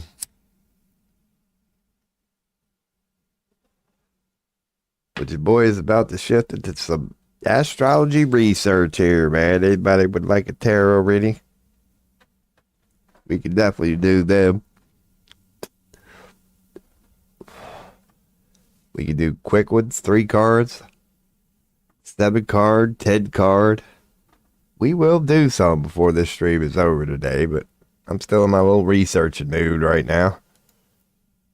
But eventually it'll get old and I'll do a couple of readings and for my own reasons. We'll go from there. But hell yeah, your boy's gonna get his mind right. Happy 654. Happy 654 from the old red, white, and fascist.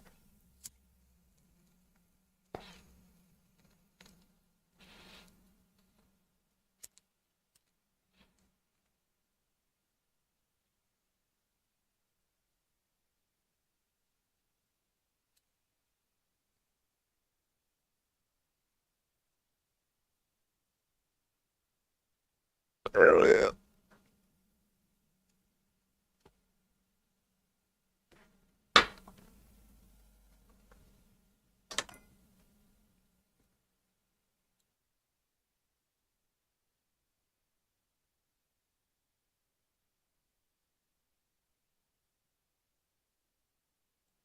Yep.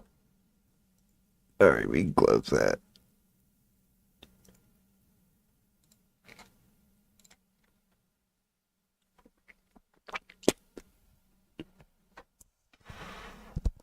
Hell yeah. Oh man, let me hit mute.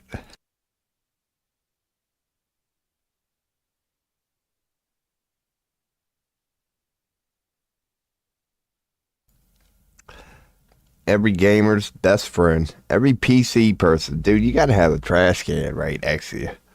That shit sees every nasty habit in your life, man. Mine does, at least. Alrighty.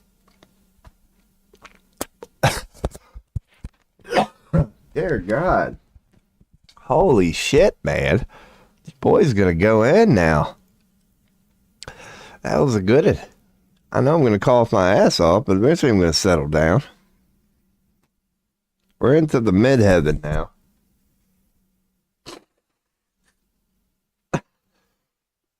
Oh, good Lord. That ain't got nothing to do with ash, like the tobacco pipe I'll be hitting all the time. A lot of times that'll make me cough because I don't have a filter. I'll get like a little piece of ash in the back of my throat. That's literally just your boy. Oh my God. Got his Willie Nelson on, man. So let's get deep into this. Well, not deep. We're researching, but I'll try to make this entertaining. I don't know how to say that. The medium goelie. Goelie? Let me look this up, man. This might be copyrighted. I mean, I pretty sure I can get away with this shit. Because people react to videos all the freaking time. I just want to hear somebody say this damn word. Like, how do you... Never mind. It's not going to be easy. Medium goelie. The medium goelie? Let's look medium goelie. Pronunciation. Yeah. Chailey. It's a Chailey? It's pronounced Chailey. What? It's pronounced with the C sound as a ch. as in church, followed by Ailey. Chailey? Chailey. Medium Chailey. What? Medium. See, that makes sense. Medium Chailey. That's the medium Chailey? What the fuck? See, I don't even know. Let's call it the MC. We're sticking with MC. What's also known as the midhaven. It's the point of the birth chart that represents one's perceived public reputation, career, or highest aspirations, located at the top of the chart. No shit. It's at the cusp or the beginning of the 10th house.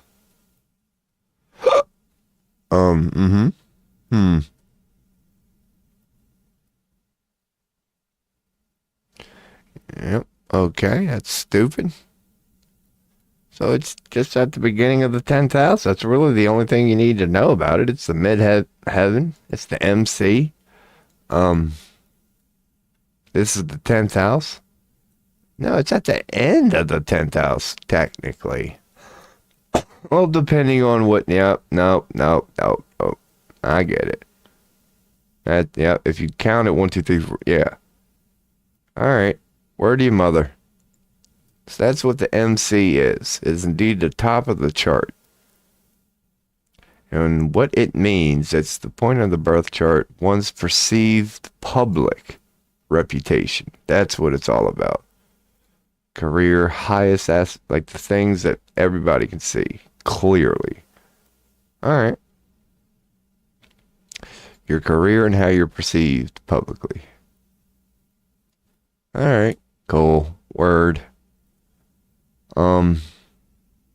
Aspects can also provide additional information how a person may navigate this, so they're saying the same damn thing. All right.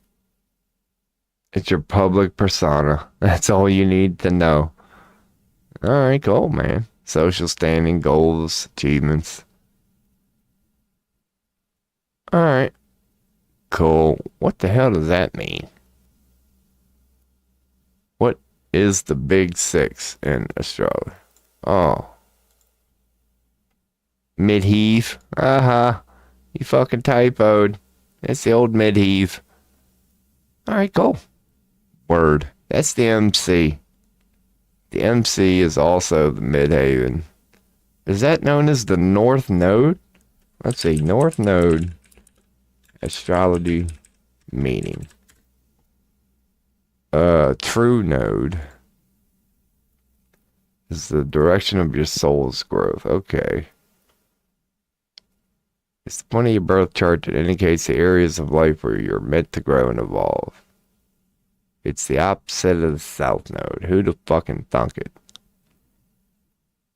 You can find your north node by looking at your birth chart and circling your true node or north node. So you can find the node by... Dude. Oh my god, that's stupid. What a... Dude, the American AI. Come on now. North node and... Okay, these are in your signs. That's what it means. Okay, so if you got these... Your soul... Yeah, passion. Your soul needs to... Alright, you need to learn. That's going to be... You should embrace... Alright. So, your north node here. What the hell? Let's look for ourselves, because that was a typical Western AI explanation. So, like, north node. We got them here. But how do you get that symbol? That's the north node symbol. It looks like a headphone. Symbol. Astrology. Make sure I know what the symbol of north node is. That's what it is. It's the old north node, which is similar but not the same as the Leo symbol. So, all right. That isn't the... Is there a south node symbol? It's just a north node upside down or whatever. All right. So your north node is the only thing you're going to see on a birth chart. So mine would be here. How that got calculated, I had no freaking idea. But that's what it means. It's like what you're going to explore. So mine is in Leo. So it means that mine is in Leo. Rising? Yeah, mine's in Leo rising. Let's see. If I type this in, North Node in Leo rising. Astrology. I love putting this in there. Meaning. And with a Leo rising, a strong emphasis on individuality, self-expression. Yeah. Oh my God. Yeah, makes sense. Makes sense. Yeah, because I have my North Node is in a Leo rising. And it's in that part. Which, yeah, these are. So which house would it have been in? Which is in a. Who knows? So that's the first.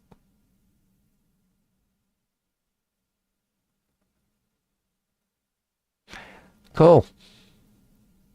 I got a Leo rising.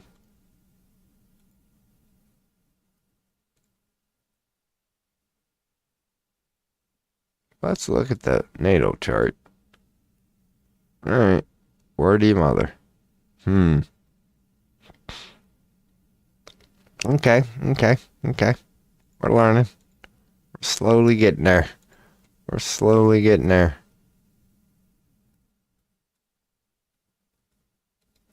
That's what that would mean, huh? Having a North Node and Leo rising on the bottom half, which is this part. It's the unconscious part. Okay. Right there, cool. So the unconscious part rising. Got it. Unconscious part rising. So what this would represent, we're meant to grow and evolve. North Node is always opposite of the South Node, which is no shit. Soul's destiny, whatever. So it just gave me a general representation. Or whatever, on what all of it, but it doesn't apply to my specific case. Like, I get all this. That's what it's about. So when it is in Leo, which mine is, rediscover passion and reclaim inner fire. So, okay. Let me, look up the, North Node. If I actually go to this webpage and type North Node, it'll reference that. Here we go. Man, I got a true North in Leo. So he could be a friend to many, but may stumble a little when things get too personal. His path to embrace his individuality and to allow his path is to embrace his individuality and allow himself to be the center of attention or strike out on a unique creative path. He has learned to be more personal and less intellectual. Really? Oh God. So I gotta, oh man. Well, no, I don't have to develop sharing. Maybe getting the resource to have something to share. I don't know. Okay. Yeah, intimacy. Oh God. So mine was in the third house. North Node 3 was in the third house. Something like that. Let's see here. How'd they get that? Yes, that would be the third house. That's how they got that. 1, 2, 3. So that would mean it's in my third house. Okay. Alright, so back to that. Pay more attention to his daily affairs to improve his confidence. And oh my God. The desire is to be Free and strong. Now, how is this? Yeah, they're getting that because it's in Leo. Daily affairs improve his confidence, desire feels strong. He is likely to live in a state of chaos until he disciplines himself to be more present in his daily affairs. God dang it. Oh my God. Taking the time to listen, learn, and organize can do wonders for us. God dang it. Curiosity, willingness to learn from others. Okay. Okay. I mean, free and strong, living until he disciplines. I don't know how they're getting that from. Like, it makes sense. I'm learning because I got a North Node, which is all about soul's growth. So it's kind of going to be challenging, basically, where you're meant to grow. Yeah. So your North Node is going to be where you want to grow. Yeah, that's why it's okay. Okay. So I would want to grow in those areas that represent Leo, which would now mean things get too personal. 'Cause let's see. Let's bring up Leo. Let's go on and bring up Leo here. Let's see where they're getting this shit from.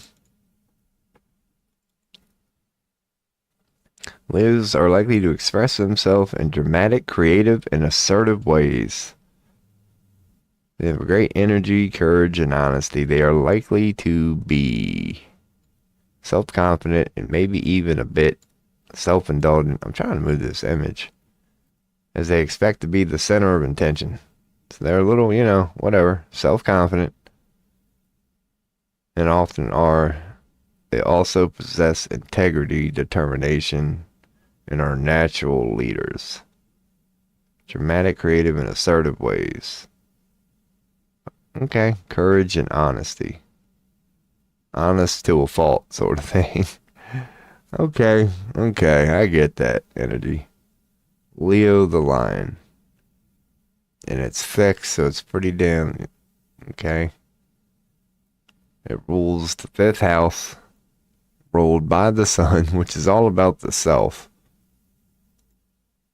Okay. That would pretty much make sense. Leo. Let's pull one of these up for the hell of it. Confidence, leadership. So yeah, we already know all that. Generous and loyal. Creative and passion. It. Natural leaders love the spotlight, can be dramatic, and they are fiercely protected of their loved ones. So fixed sign, they are fixed and they are sun ruled. Okay.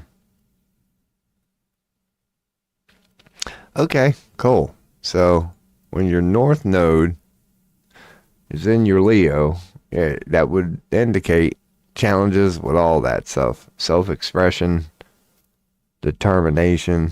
So I see where they're getting it from.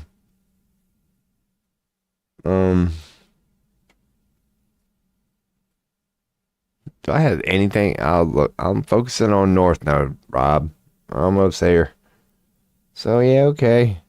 Being that it's fixed, a fixed sign, I would stumble when it gets too personal because you get a little defensive as Leo. I see where they're getting all this from. His path is to embrace the individuality or strike out on a unique creative path. More personal and less intellectual when expressing his feelings. I don't know where they get that from. Yeah, I guess exploring the Leo. Qualities to develop: intimacy, sharing, and self-expression. And this is just an opinion. I see where they're getting it from. Because my North Node, according to the math, is always going to be in Leo. So I'm just, reading one web page's interpretation of what that means at the moment. And this is what they're saying. And eventually I'll read my chart and decode it on a bunch of other sites.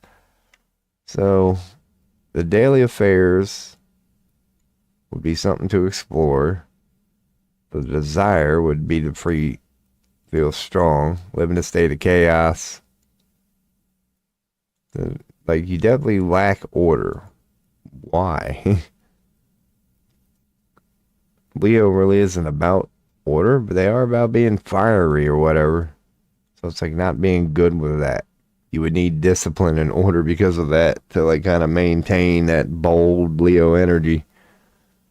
Taking the time to listen, learn, and organize can do wonders for the peace of mind. So that makes sense, man. So I kind of, interpreted that right or whatever. So my south node now is over here in Aquarius. So what does your south node mean? Because your north node is that. We already know what north node meant. It's something you got to explore, basically. Like something you'd like to grow as. But when it's your south node, it's your past karmatic life patterns, innate talents, and comfort zones. Okay. A reminder of familiar energies and lessons you've already mastered, while also highlighting areas where okay, that's what the south node is then, huh? Not shadow self, but yeah, you're not moving forward self. You're already has been self. And mine was in Aquarius, descending, or whatever. So mine was in Aquarius, and it was, yeah, I even had that in houses, I'm pretty sure. It's going to houses, I'm pretty sure I've got that one. What are these? These are the days of the week. Yep, that's why they're called days of the week. What the hell's this one? Symbols? Okay, we're good. Alright, so houses. Yeah, it's the same one. I'll just delete Astro. Well, which one's bigger? 1024, 839. This other one's bigger. I'll keep the other one. No, they're the same damn file. So where the hell was I even at? It was in this house. So it was in the, that's not the image I'm going to want to look at anyway. Midhaven, Descendant.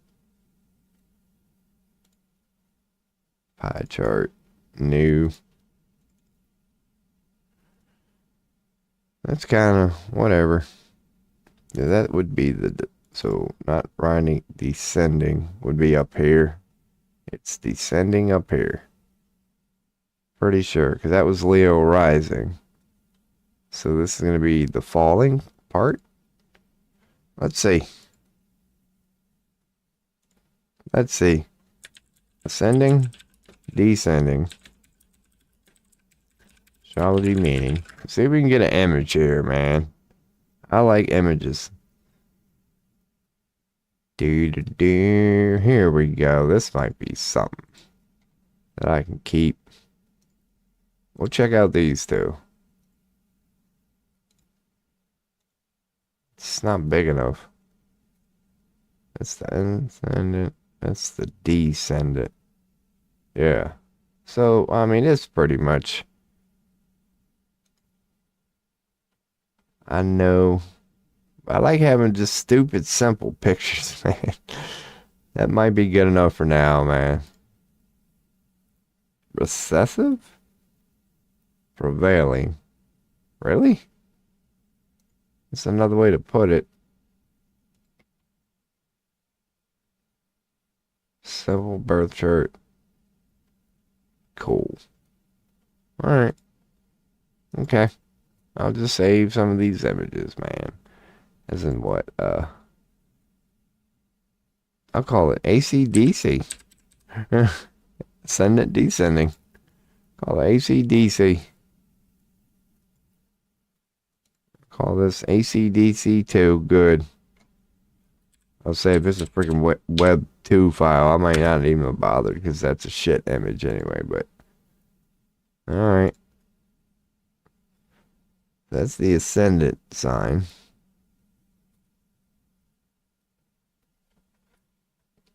Okay.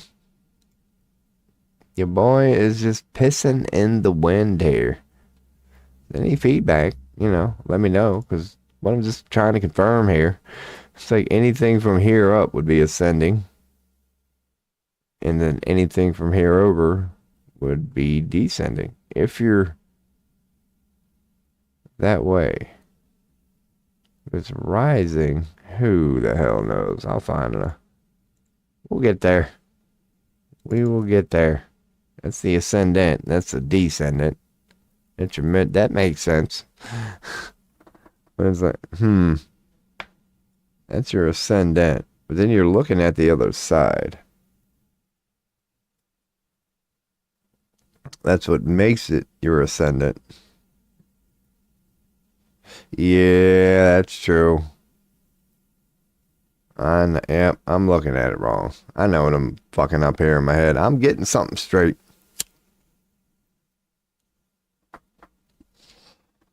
It's like the reason this is because it goes 1, 2, 3 this way. So the reason is your descendant is because when it's going this way, you're gonna see it rising. That's why. All this is technically rising, and over here it's falling. But then that would be 1, 2, 3. But then rising. That's like the only descendant really is there. And kind of everything else. Yeah. All right. So when my North node, what the hell? So that would mean that my North node being here is definitely in Leo. But is that Leo rising or falling? North node.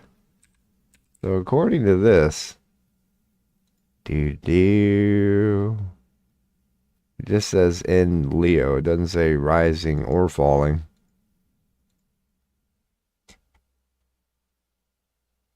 Okay. Cool. So I'll have to figure that out on my own. And I will. Hell yeah, man. So where is...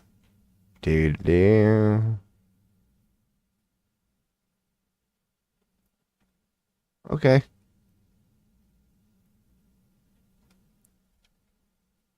Let me look up ascendant. See what they're saying my ascendants are.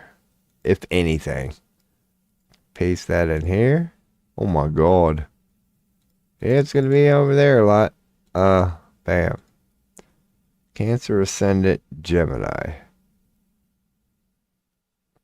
Cancer ascendant Gemini.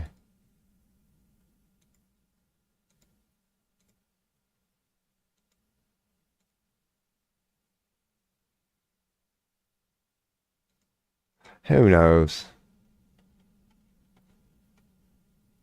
Cancer is an ascendant. Yeah, so they're calling Cancer an ascendant. Yeah, so these are ascendants. Alright, I'll figure it out. Cool, man. Let's go back to whatever. Let's go back to what the hell ever. What was I going by one? Just trying. Alright, so now we know what North Node means. North Node is shit you need to explore, which is not your midheaven. It's not your midheaven. It's not your MC. Your medium guele. So what? The midheaven, to brush up, go back to midheaven.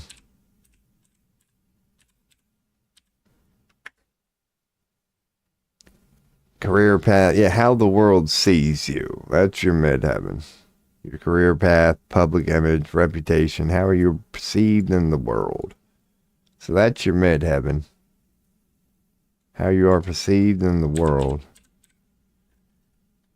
And then, yeah, I might as well stick with just that.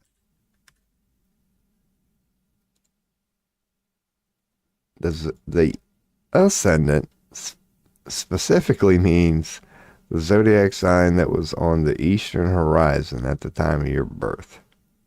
Yes, representing your outward appearance. You present yourself to the world. Cool. All right, man. It's Like, I get that. But it's the zodiac sign that was on the eastern horizon at the time of your birth. Yes.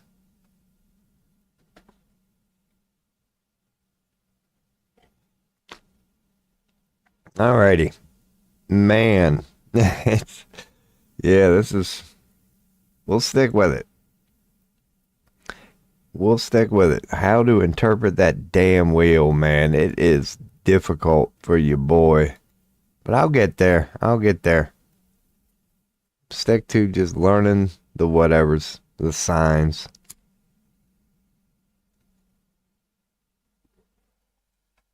So the midhaven is not the ascendant because the ascendant is all right. So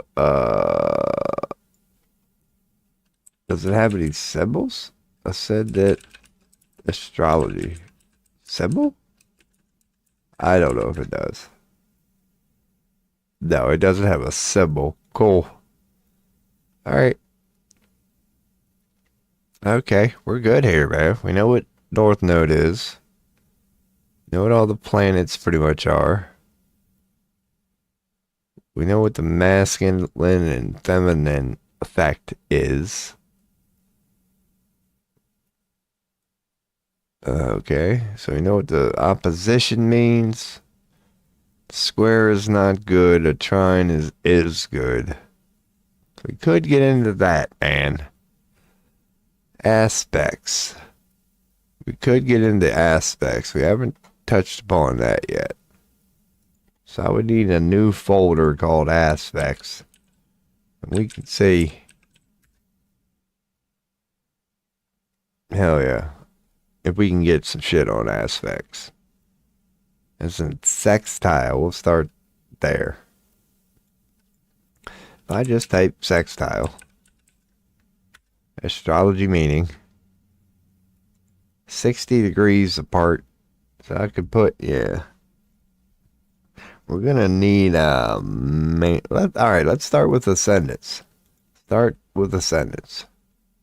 Dude, what the hell? I probably shouldn't have did that. Here we go.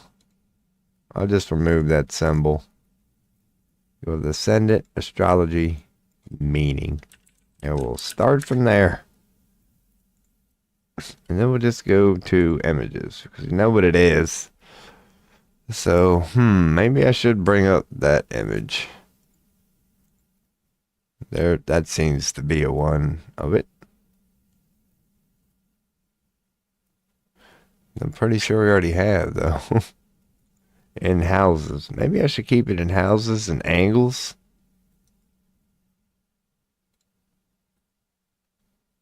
No. Yeah, I should. Houses and angles. So here we go. Here's where I'll put ascendants.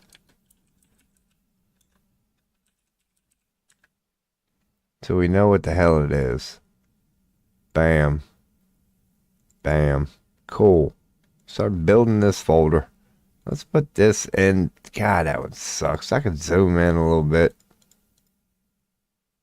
It'll work for now. Oh yeah. I'm gonna have to print screen it then. Make my own damn image.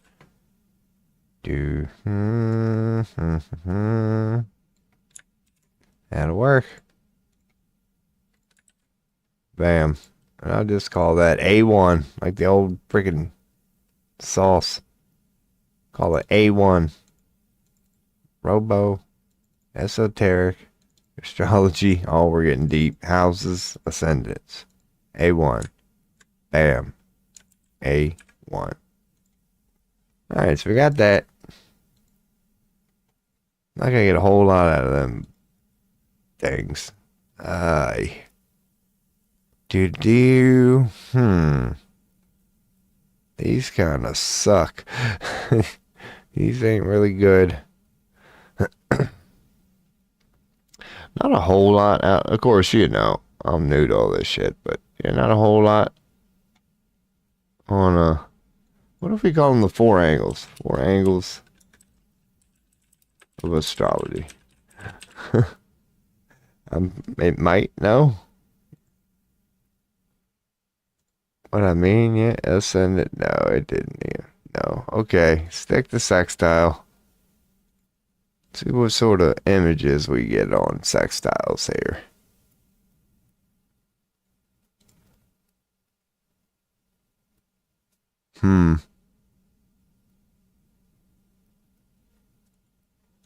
Open that.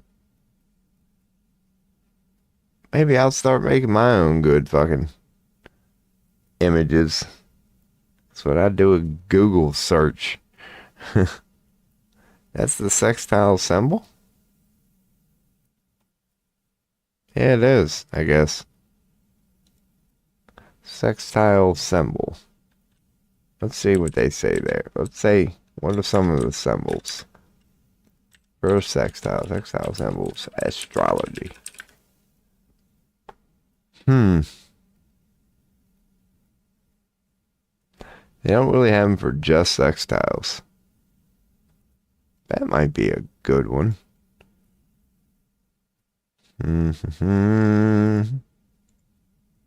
Maybe that one. I ain't gonna look up a lot of them. Those look like the only two that might, so far, be decent. Yep. Alright. Fuck it. Well, hell yeah. There we go. Dude, that's a good one. That's gonna be exactly what I'm looking for. Alright, so let's open that one in a new tab. We can maybe open this one in a new tab. Got that one and that one. Cool. So we got those two. We'll go through them all here in a second. That one might be decent. That would be the only one. Unless we already... We'll bring that one up. The hell of it. It's gonna suck. Yeah, it's that one anyway. So we don't need that one. See how that one looks. What the hell is this? Why not click it and see? Open that in a new tab. Looks like... That's a shit image. So yeah, this is kinda interesting. It's better than the first one. This one might be better than that one. Astrology symbols. Nah, we don't need that one. So that one might be all we need. Alright, so do. They got asteroids in there too, man. Like, what the fuck? I kind of like this image there. That explains a lot in one image. But does it have these two? They've got the semi-sextile. Do they have semi-sextiles? Yep, right there.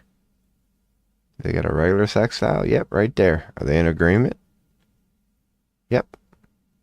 And they've got a bunch of other stuff too. A septile, ascendant, midhaven. No, I kind of like this one. Okay, so we wouldn't need this one. Damn. That's gone. No. Who knows? We'll put that in the aspects one. Why not? Bam. Ascendant. It's called what? Aspects? Make a new folder called aspects. I don't even know what to name my damn folders, man. That's how new your boy is to this crap. We'll call this AA. Alcohol Anonymous, man. Your boy could use some, man. This is... We're building something that we're going to reference here soon. So yeah, this might be a good one here, man. I think we are finally on to something. Major aspects. That's what I'll call this one. So we will be able to reference these. Because I like that. Alright, so we're definitely saving this. Without a doubt. Symbols. No, aspect symbols. Because that's all that is aspect symbols. And I'll save this one as symbols purple. We'll see what we'll do with this one later. Bam. So now we at least know what the symbols look like regarding aspects. We started it like a... yeah, sextile. So let's see. Save image as... now this is sextile. I'll just call this sextile aspect. Cool. Slowly getting there. Slowly getting there. Now back to sextile astrology meaning.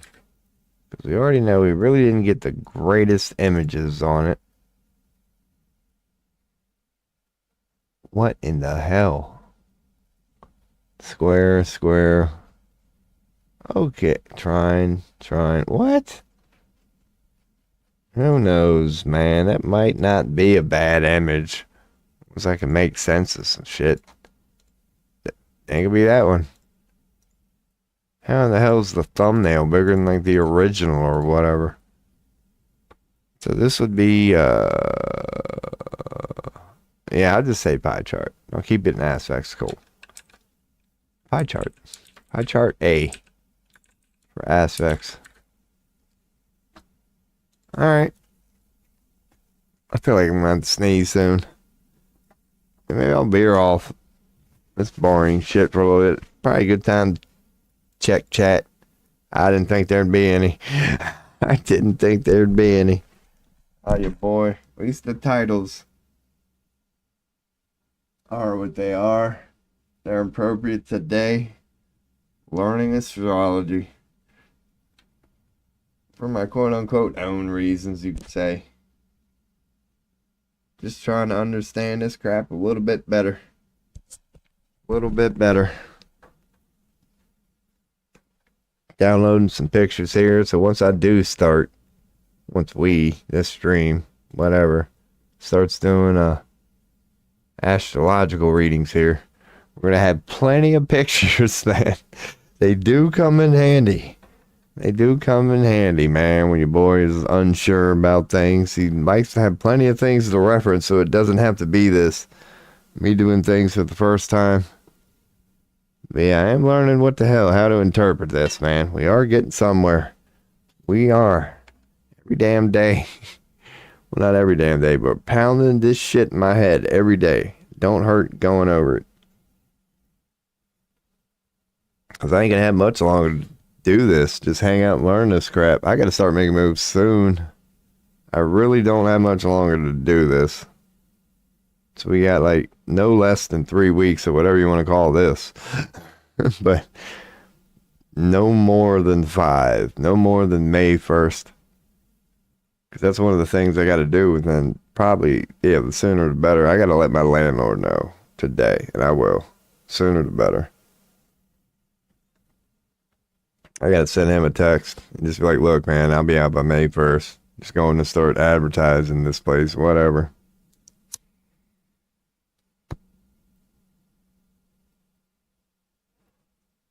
So, hell yeah, man. But for now, why not take advantage of it, man? Just hang out, try to research a little astrology. Getting to slowly know this crap.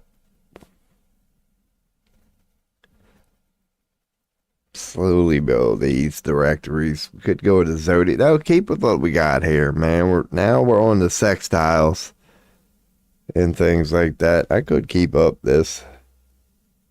Because if anybody would like a tarot reading, let your boy know. Sometimes I chill like this to remind people, yeah, we do tarot here.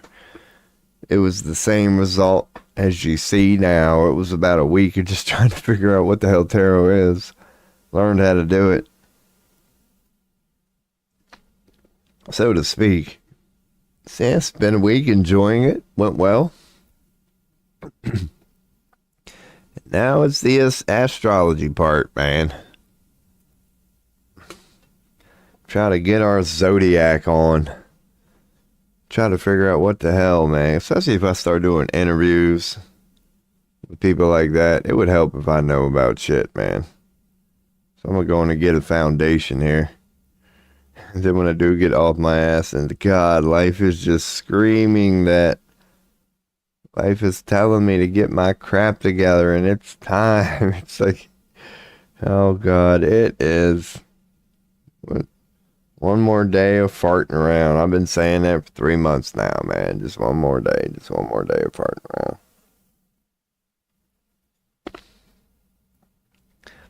Oh, goodness. My, oh my, the tangled webs we weave. Hell yeah. But hey, man, the economy's going to shit.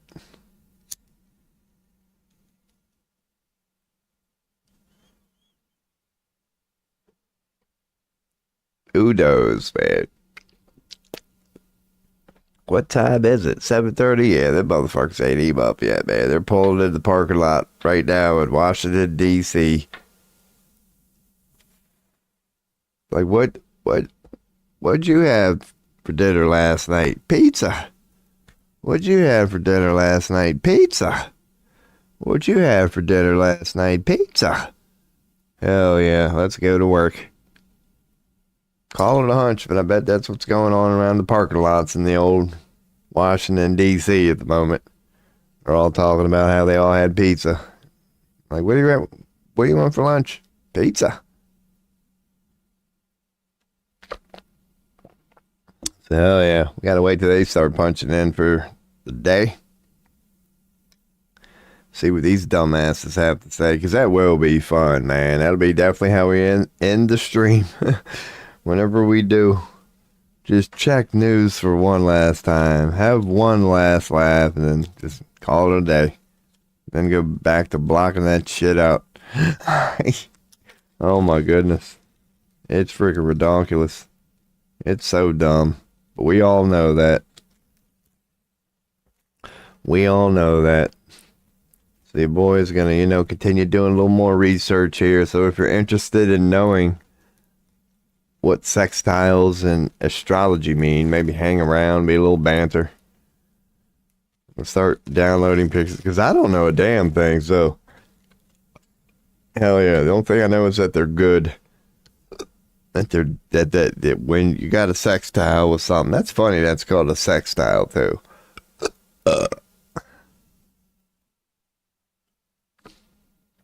That's how you know, just like, God, we are so like weird. If you look at tarot, right? They got nudity in the cards. But we know that it's not like a bad, like, that's on us. Like the fact that, like, we would go right to some just woke elementary crap. Like, man, you can't put a nude woman on a card. What's wrong with it? It's like, what do you mean? It's like, dude, look at all these paintings of old times. It's not it. When you call it art, no, yeah, see, I'm being a little pessimistic. Because this, even, yeah, societies allow it when it's art. And it's weird. It's like, you wonder why you don't have to sign a waiver. There's no logic behind it. Like, if there's some breastises in a movie, it's now like, whatever, rated a certain thing. Why? Because the breastises. But you can't use that logic at, like, museums. Because a child does not have to show ID when walking into a museum with what? Breastises. Well, why did you rate that one film? Oh, because it just had some breastises. You're like, wait, dude, can I get some consistency here? Can I get some fucking consistency here? So what's the problem? The breastises? Because now if you're getting into context, it's like, okay then. All right. Yeah, I guess context is key. Because if it's National Geographic and there's some breastises, you don't demand ID like you would at a movie theater or whatever. You don't check whoever's watching it at the door. You're just like, oh, it's still breastises, but we all know we're watching National Geographic here, so come right in.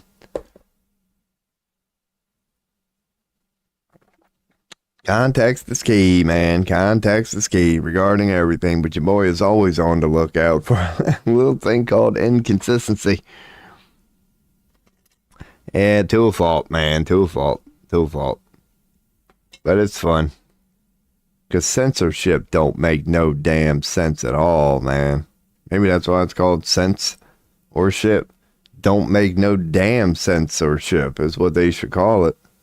Don't make no damn sense, man. You can see the entire butt. But, like, even a thong, you can get around censorship in a lot of ways. Like, dude, it's ridiculous. It's like there's no fine line. You can show the entire breasts, and that kid will be holy and righteous. But if it sees the nipple, if it sees the areola, out of nowhere, you might corrupt this son of a bitch. Like, God, what is it about the nipple? So technically, it's not the breast. It's not the fact that it looks like two melons on an already beautiful being. It's purely because of the nipple, huh? That's the part we can't let them say. That's where we draw the line, right there. And you know damn well that's true. You know damn well that's true. Women know it. That's all you got to do is put that little smiley face right there on the old headlight there, man. And out of nowhere, you're perfectly fine. You're whatever the hell was wrong before. As long as you got them two stickers, man. Hey, we're cool now, man. Forget everything I said. Just make sure that sticker don't fall off, damn it, because then you become a spawn of Satan. It's all dependent on that sticker. Censorship has no logic at all. Be aware of it, yes. Mention it, yes. Like, just know, when you walk behind that curtain, I mean, there's a reason your father shuts the door when he goes to take a piss, and your mom does too, man. It's called just be aware. If you open up the door at that point, whatever you see is on you. I mean, just that's censorship right there. Just let them know what's behind the curtain. That's all you got to tell them. After that, it's up to them. Like, come on, man. What the hell we damn shielding a child from anyway? Same damn thing it was sucking on 2 years ago. Fuck. Well, not these days. These days it's all Similac. What the hell did they do back in the day before Similac? Like, was there like a village breastfeeder? Like, let's say you ain't got biggins. Your body just don't produce a lot of milk for whatever reason. And you got no Similac in factories. Like, what you gotta do? Give your baby? So, like, you probably did. Probably had to pass your baby along. Somebody had a little breastless milk. Probably no different from calves in the wild, man.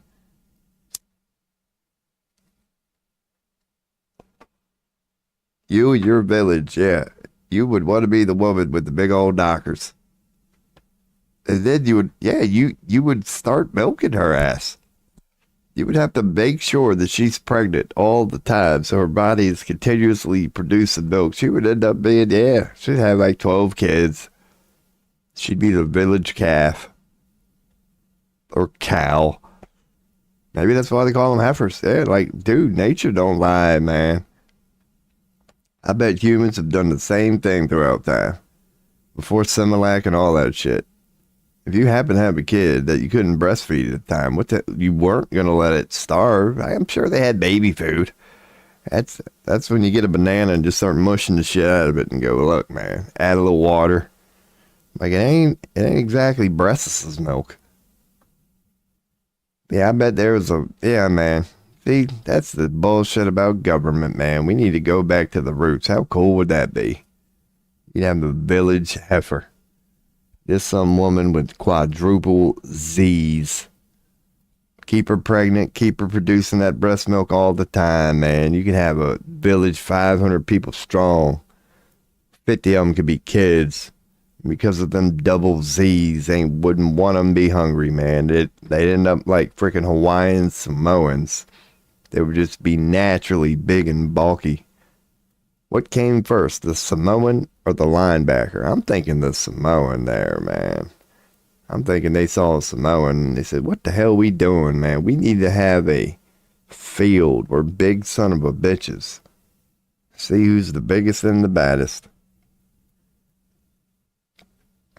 It's a great idea. We'll let it take off for a couple of generations. People will love it. And then these virgin ass nerds will be destined to take it over. So, man, you'll turn it on one day and it'll be about group hugs and wearing pink. And then we'll get to enjoy the old football gridiron right after that.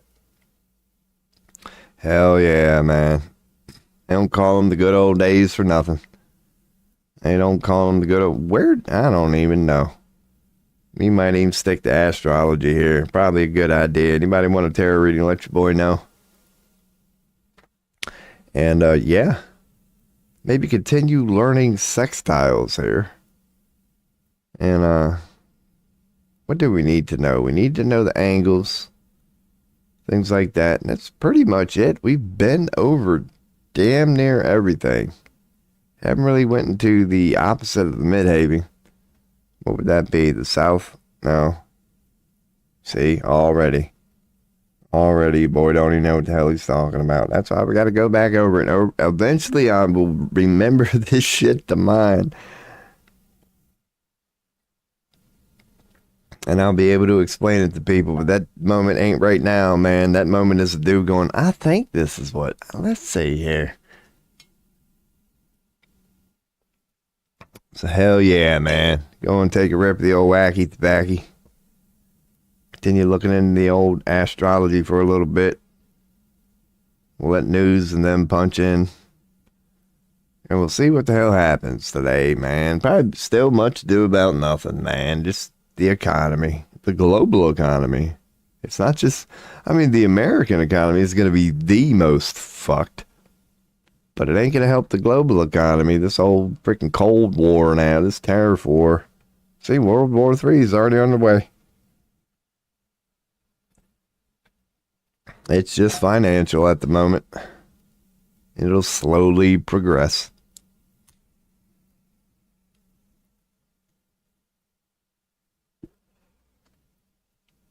So this is the beginning of the financial World War III. Fucking right. Hell yeah. Those sense wasting any more time, man. Let's get the ball rolling.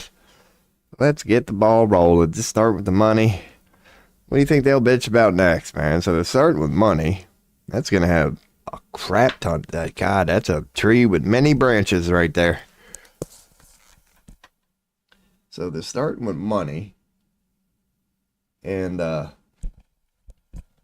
where are they going to go next? I mean, yeah, that's going to lead. Oh, that just opens up a Pandora's box right there. Hell yeah, let's start with money. See, I love Trump, man. I love Trump.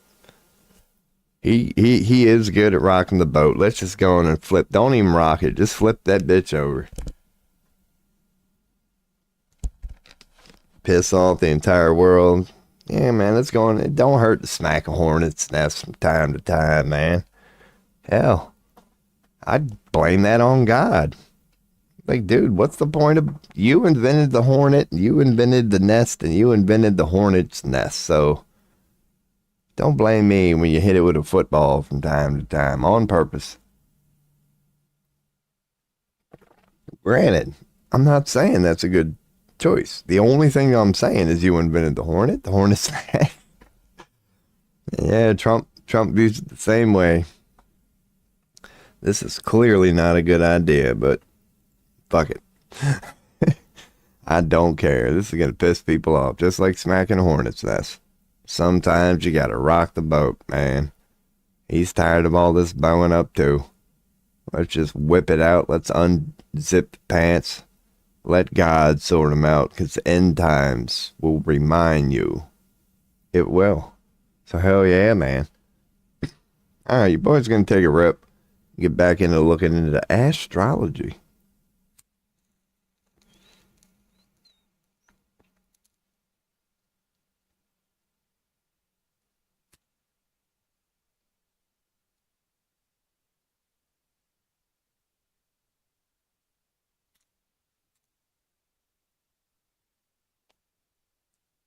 Hell yeah. Yep. And if by chance somebody would like a tarot reading, let your Bizzle know. That's why I have this screen up as I'm sitting here just ranting at the moment. Because we do that on here. It's just that after 30 minutes of looking up stuff, your boy needs to take a little break. Because it goes slow here sometimes. Because, yeah. We're on to trying to really understand what the hell a sextile means. So we know it's 60 degrees apart in a birth chart is a sextile. They're positive. Let's bring... We like the pictures here. So in order of me not having to, like, continually do this, now that we have a sextile thing, let's copy this so we can always reference a sextile image called sextile info. And we will know what that is. A sextile info. Bam. So hell yeah. They're good. They can highlight natural talents and abilities. They can bring forth opportunities, camaraderie, and support. Subtle, but beneficial. So it's not as dramatic, powerful as whatever, as other conjunctions or whatever. But yeah.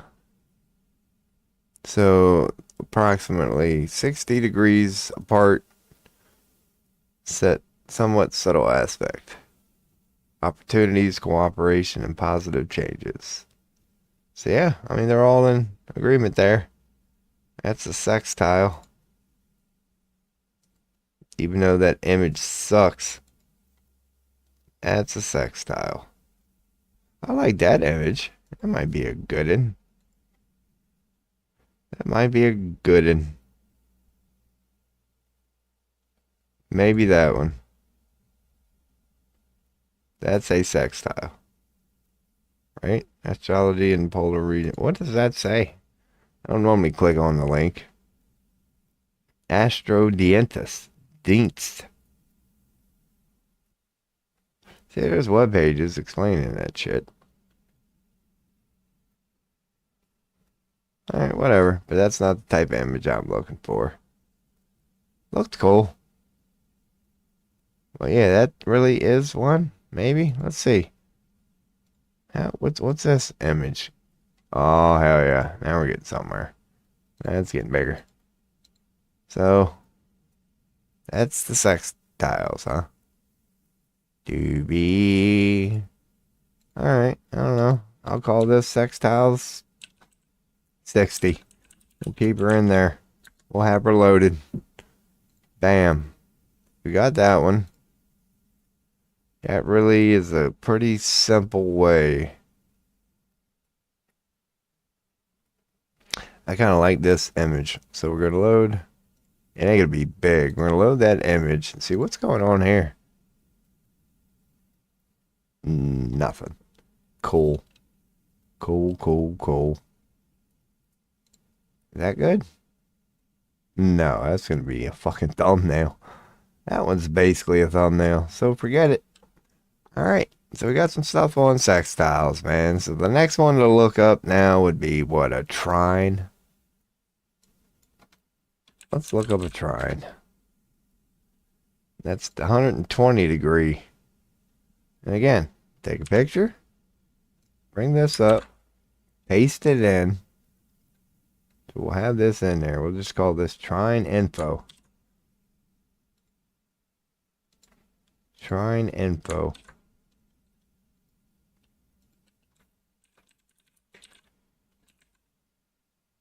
Cool. Works for me. So this is going to be a little more powerful than the sextile. It's beneficial, ease, talent. Well, let's bring up sextile again. What are they saying? Compatibility, harmony, eases communication, This is about, wow, a lot of the same things. Um, just innate talent, opportunity.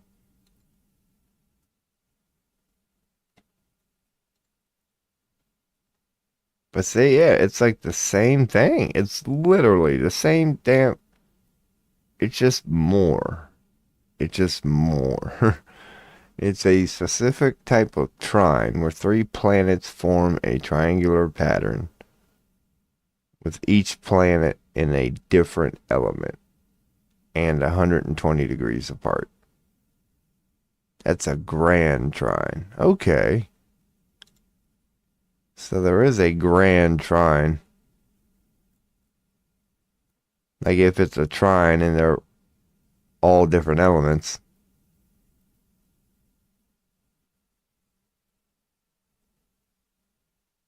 Okay. Whatever. Word. That's what it means. That's what it means. So let's look up. Let's see if we got any good images. That might be a good one on trine. We've already got those two. Oh, yeah. That's. I don't know. That might be worth looking at. Doo doo. That might be it. That might be all we're going to get out of trines. Because they're pretty much self-explanatory. What the fuck is this? Okay. Nothing to see here. Do do do do do. Let's see what we got out of that. That might be decent. Um. Is this worth looking at? Nope. Bam. So we got that. That might be the only other thing we got here that's worth even looking at. That is for absolute beginners. Yeah, that don't tell you shit. So, okay, this is like the only one that would really, that's a good, simple image to put trine. Just call it trine. There it is. That's all it, all right, we got her. So it's basically just this times a little bit. It's a sextile plus one. It's the exact same shit. It just means more. That's what I got from all that. So if I look up square astrology meaning, it's when they're 90. Again, let's do that. Let's print the screen. Bring up an image. Just say this. We will delete it one day. But we're going to be nub as hell for the next few weeks here. This might not be a bad one to have. We're going to go in and call it square info. Alrighty. So it's bad. It's like tension, conflict, challenges. Seen as a time for growth. But yeah, it ain't good. Conflict, resistance, frustration. When three planets form a square, it's called a T-square, which can represent intention.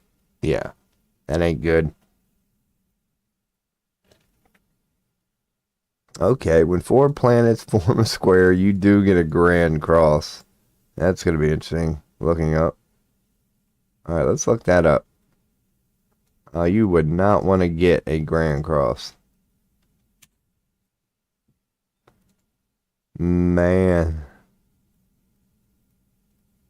I mean, closed square, a challenging aspect.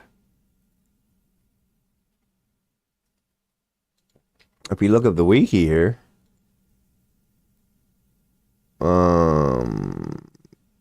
extreme tensions. Yeah.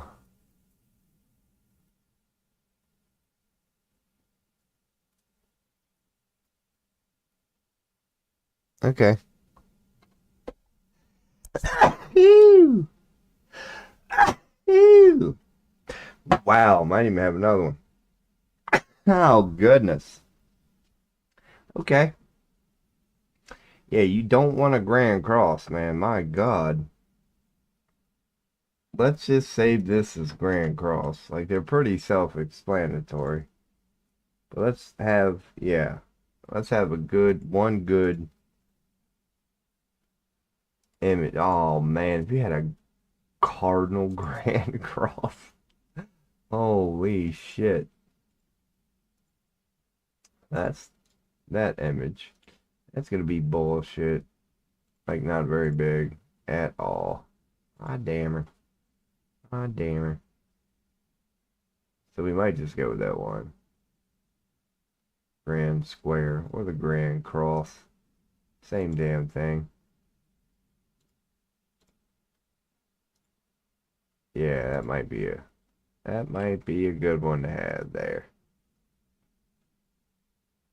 So what do they call it? The Grand Square.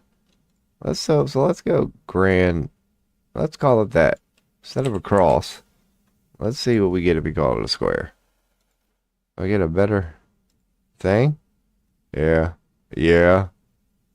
Let's call it grand. There we go. That'll work, man. Great. Glad I did that. Let's save this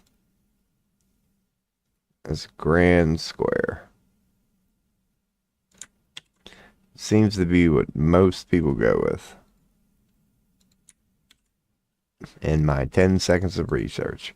Grand Square info. You don't want one, especially if they're all cardinals. If they're all anything. A cardinal Grand Cross. Man.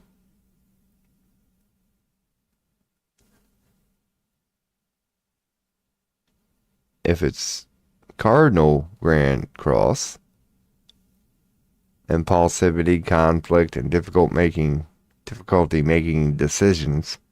When it's a fixed one, rigidity and resistance, yeah, to change. That's bad. Indecisiveness and difficulty focusing, pun intended, when it's mutable. So yeah, they're all bad. When you get a Grand Cross, it ain't good. That's good to know, man. Grand Cross. No, we pretty much know what it is. I mean, whatever this is, we might just save. Let's see. Save image as GC Simp. That's simple. So there we go. And we'll save this one. That'll be it. That's all we need for. I'll call this Cardinal Grand. No, Grand GC Cardinal. Bam. All right, man. Those are some of the aspects. We sextile done, trine done, square done, and that's pretty much it. We can see what we can get on opposition. When you type it in like this, man, you never know what you're gonna just get.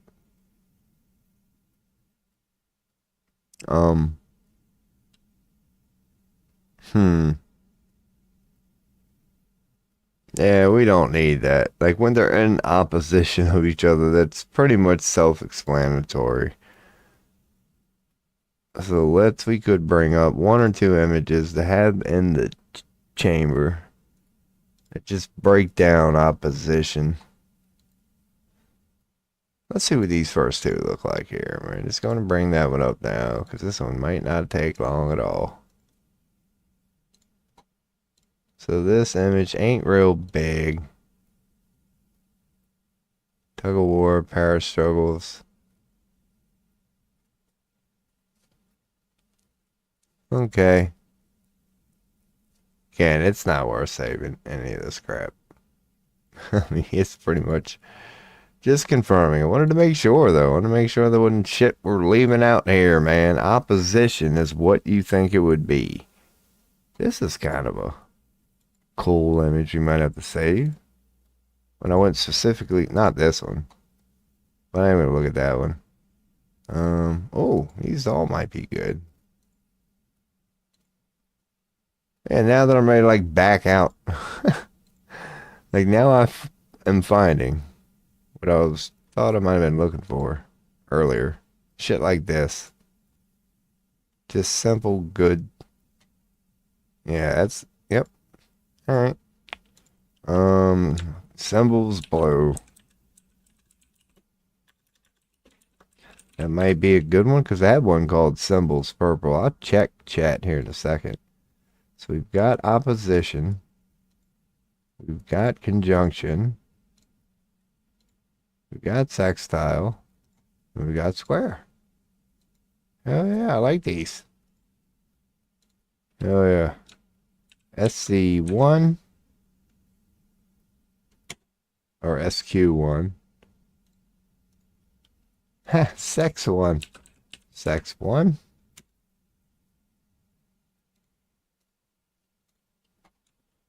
Con1. We're gonna have all these, man. Op1. We is out here learning. Hell yeah. Alright, so we did get some unexpected stuff out of that. Trying to find one for just opposition. And we ended up finding a bunch of them. So cool, man. Hell yeah. So now if I bring up all that went in aspects. Cool. Now if we ever want to know what it means, pull this up. That's the symbol. We got the symbol and everything, man. That's pretty cool. Wouldn't even need this. Don't need that one no more because them other ones are just good. Symbols purple. Trine. Yeah, yep. That's a good one. GC. That'd be Grand Cross. Yeah. Again, I'll keep it for a while. Rename. I'm going to put an exclamation point in front of these because they're just good. That way they'll all move to the front. It's conjunction, sextile, square, and trine. And trine. Bam. Hell yeah. We out here. We out here learning. 4 damn good ones. Symbols blue. That's kind of a good one. Symbols purple. Sextile aspect. Pie chart A. Wait, who knows? We'll keep her in there, man. Alright, we're good, man. We is out here. Aspect symbols is the same as, yeah, I'm not going to need that. Bam. I don't think we're going to need this. Semi-sextile. And we know what they mean. There's a quincunx. Alright, let's look up. Yeah. Alright. That might give us a couple other things to look up here, man. Because apparently we could look up a conjunct semi-sextile. Because we've got sextile, square, trine, and opposing. So let's see, what the hell is that, man? I'd have to, well, I didn't want to bring up that sort of. Just bring up Notepad. We should look up conjunct semi-sextile. And then this freaking weird one. Quincunx. What the fuck is a quincunx? Let's find out. Let's just do a quick search. What the hell is a damn quincunx? Let's go to all. Bam. What the hell? 150 degrees apart. Okay. So now they just get, wow.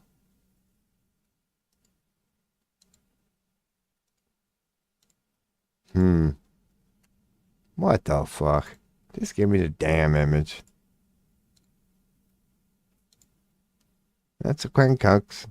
I'm gonna save it as that. Like, okay, good. Thank God they put that in there. I did not want to have to spell that. Bam. Let's save that. So now we know that's what that is. So in astrology? Oh God, I got an itch from hell. Open link in a new tab. Yeah, none of that's going to be useful.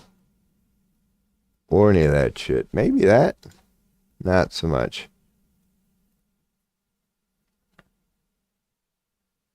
God. Man, we ain't ever gonna be that good. We can just like look at shit like that and be able to tell all the freaking. So that was the one that we already got. So I don't know, man. I thought I had this one already open. That's not gonna be a big image, not at all. That's gonna suck. All right, no good ones here, man. We're just getting actual birth chart images. Dude.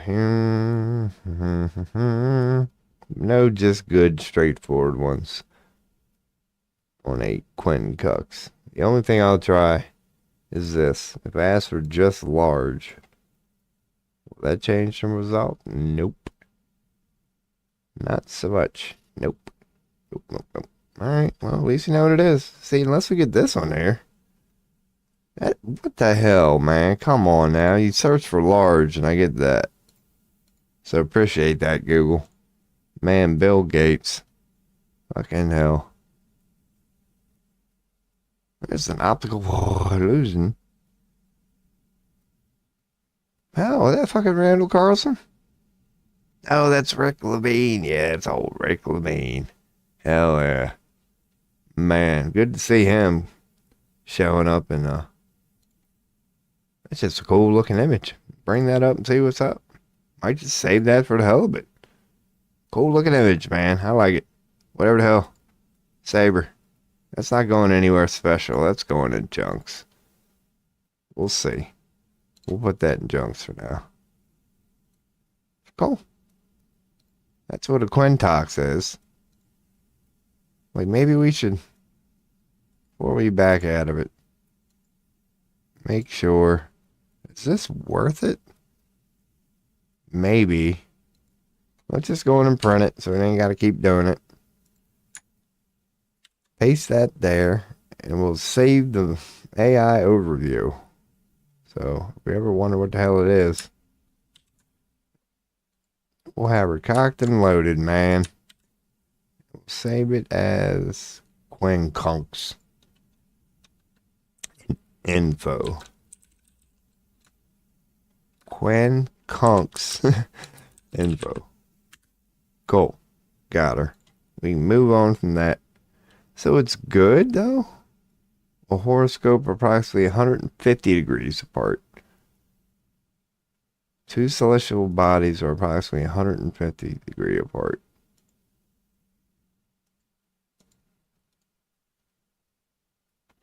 No actual pictures. I like the pictures, man. No, we're just getting that shit. Okay, whatever. It's also referred to as the inconjunct. A need for adjustment. So it ain't good? A need for adjustment. Okay.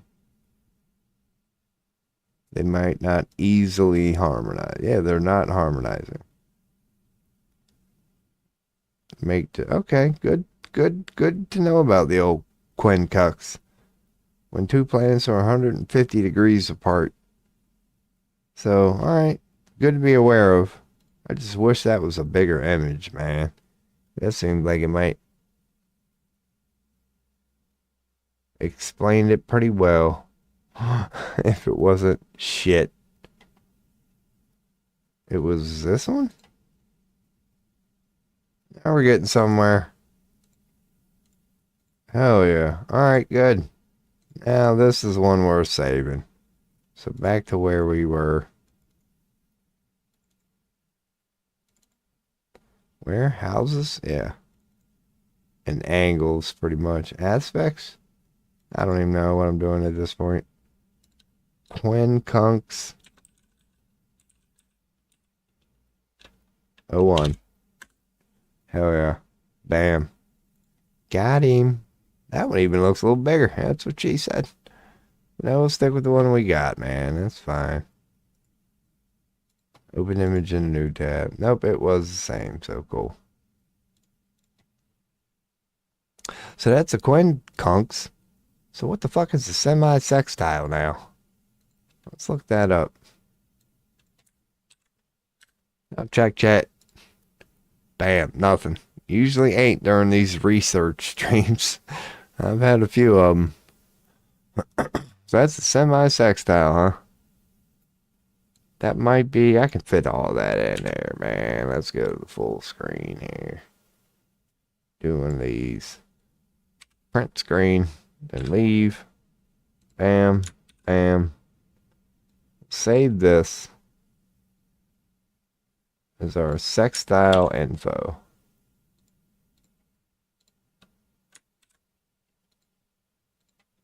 That'll work for me, man. Sextile. No, wait, semi-sextile. Semi-sextile info. Semi-sextile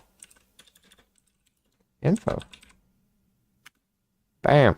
Hell yeah. We out here. That's a semi-sextile. Now, if I bring up sextile info, where was I at here? Aspects? I just didn't save. Sextile aspect. Where did I just save that son of a bitch? Ascendants? I guess I did. Yeah, who knows? Forgot what I was even about to look at. Yeah, so that's a semi-sextile. Is that simple? Is a sextile different? Who knows? God dang it. I'm gonna have to look at these later. Let's check out these symbols here. Yep. Oh, so quincux is an upside down version of a semi-sextile. Right? Yeah, because they don't even address it here. Do they address it in any of the other ones? Yep. Okay. Inconjunct. Yeah, sometimes there's as an inconjunct. I kind of like the inconjunct one. It's a little bit better than quincunx. Whatever that is. So maybe, yeah, the quincunx.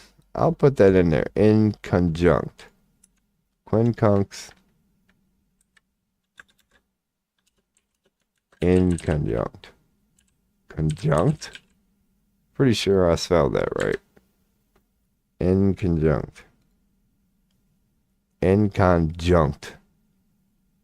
Yep. Juncta. We're good. Quincunx inconjunct. Basically the same thing. Cool. Now we're learning. So I'm just confirming. Confirming and learning. Confirming and learning. So that is indeed the symbol for the semi-sextile. Which is, yeah, just slightly less than a sextile. Subtle energy.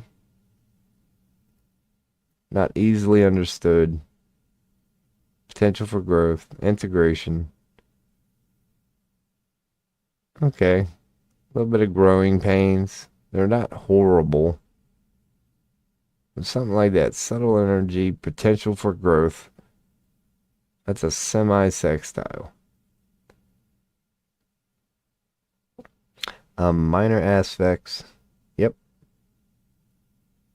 Difficulties or challenges. It's not arbitrary, and each energy is a sign of a prerequisite for the following. So there's no agreed upon. I like this. Quincunx. See, like, this is a good image right here. My opinion. Wonder if I click the link and normally don't. Yeah, I'm glad I did here. We got an even bigger one. Bam. Save image as Q. C. What was it? S. Bam. Quincunx semi-sextile. QCSS. Hell yeah. That's a good image. I like that. Alright, good. There's two entities that feel alien. So it's like, yeah. It's a subtle incompatibility. Ain't nobody tripping about it.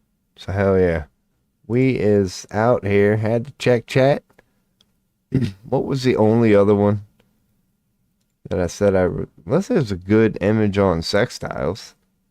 Semi-sextiles. Yeah, that's a good one right there. That's like, hell yeah. Hell yeah. And that might be too.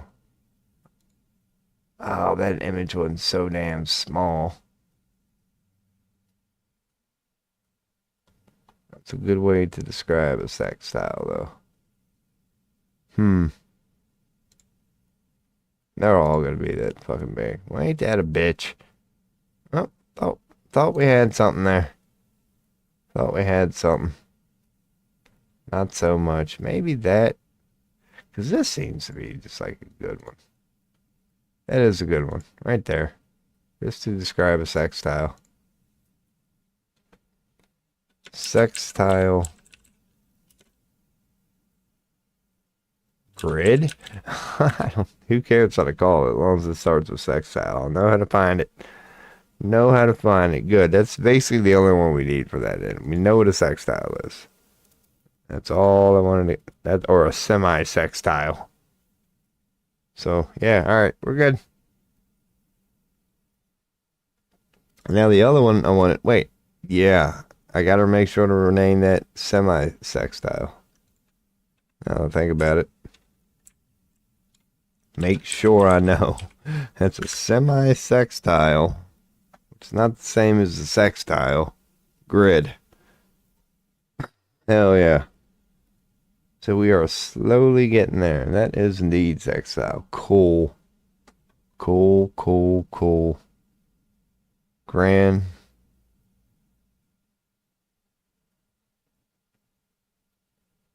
Cross. Yeah, that's right. I should call that Grand Cross.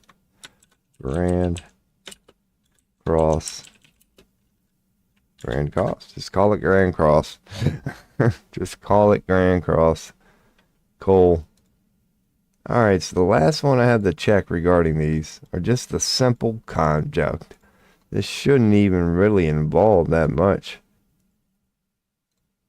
Conjunct is a damn conjunct. And they're the same sign. Again, we'll print the screen, get an image, save this meaning as conjunct info. Save this as conjunct info. Conjunct info. So now we know what it is. They normally give you a picture. It's got to be a simple picture, but I like starting with pictures. So yeah, there's not going to be a good one. Well, maybe that one. Maybe that one. Kinda. What's this one tell us? Semi-sextile conjunction, semi-sextile. That's kind of a good one. Angles. Angles. That's all I'm going to call it. Alright, so word. Don't have really any good one. Conjunction. Aspect patterns? No. That gets a little deep into her. Grand trine. T square. That shit can get deep if you want to. I'm looking for something that might be simple yet useful. That's all watermarks, so fuck whoever they are. Let's see, open link in a new tab. Yeah, that might have been good, but was actually... I don't want anything watermarked. I don't know. That might be worth it. That one's gonna suck. Yeah, the good one's watermarked, so... Little thing called pride. I'm not gonna do that. Doo-doo-doo, nothing good there. Alright, maybe save this one as aspect patterns.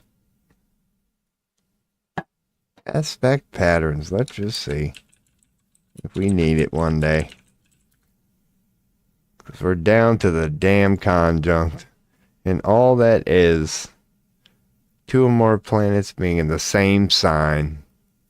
That's all that means. It's when two planets are in the same sign.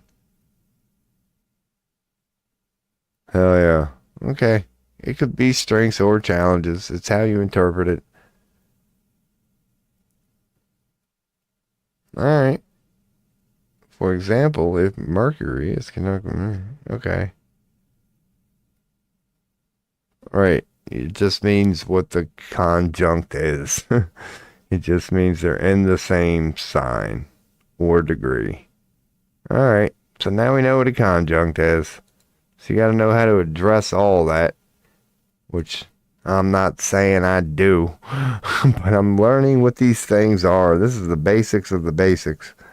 So hell yeah, man. Your boy. What's up, Mono? I was about to just say your boy's got an AFK, so I'm just going to throw up the big BRB because there's been no activity today. So how are you? But I got to get ready to pee. But now that I got a reason to put up another... It's great, yeah. I'll be right back, man. I got a squirt. It's been boring as hell, man. You haven't missed nothing. It's just been me doing that. But so yeah, I'll be right back. I got a squirt.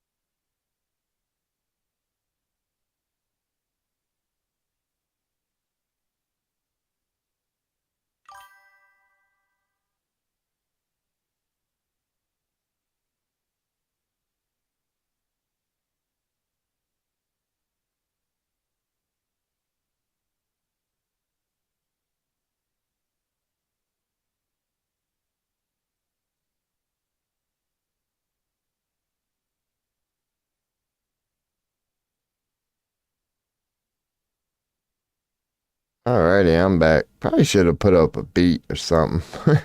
I had to go. Oh, you said damn no beat. That's funny. Yeah, my bad. I just had to go. Go pee. I'll listen to the beat. Yeah, that's my bad. I had her cocked and loaded too. I think it's the first time I didn't put up a beat when I went AFK. But yeah, it's because of this too, man. I made a new pot of coffee and you know how that is. Man. How are you? Oh, you said sleepy. So I guess you, like me, like you're not doing too well with that sleeping, whatever. Mine is just all over the place, man. I got up at like 4 a.m. today. You could say, like, that's my way of doing it. I'm now at 4. But God, man. Like, are you like me? Where it feels like, especially recently, I wish there were 30 hours in a day.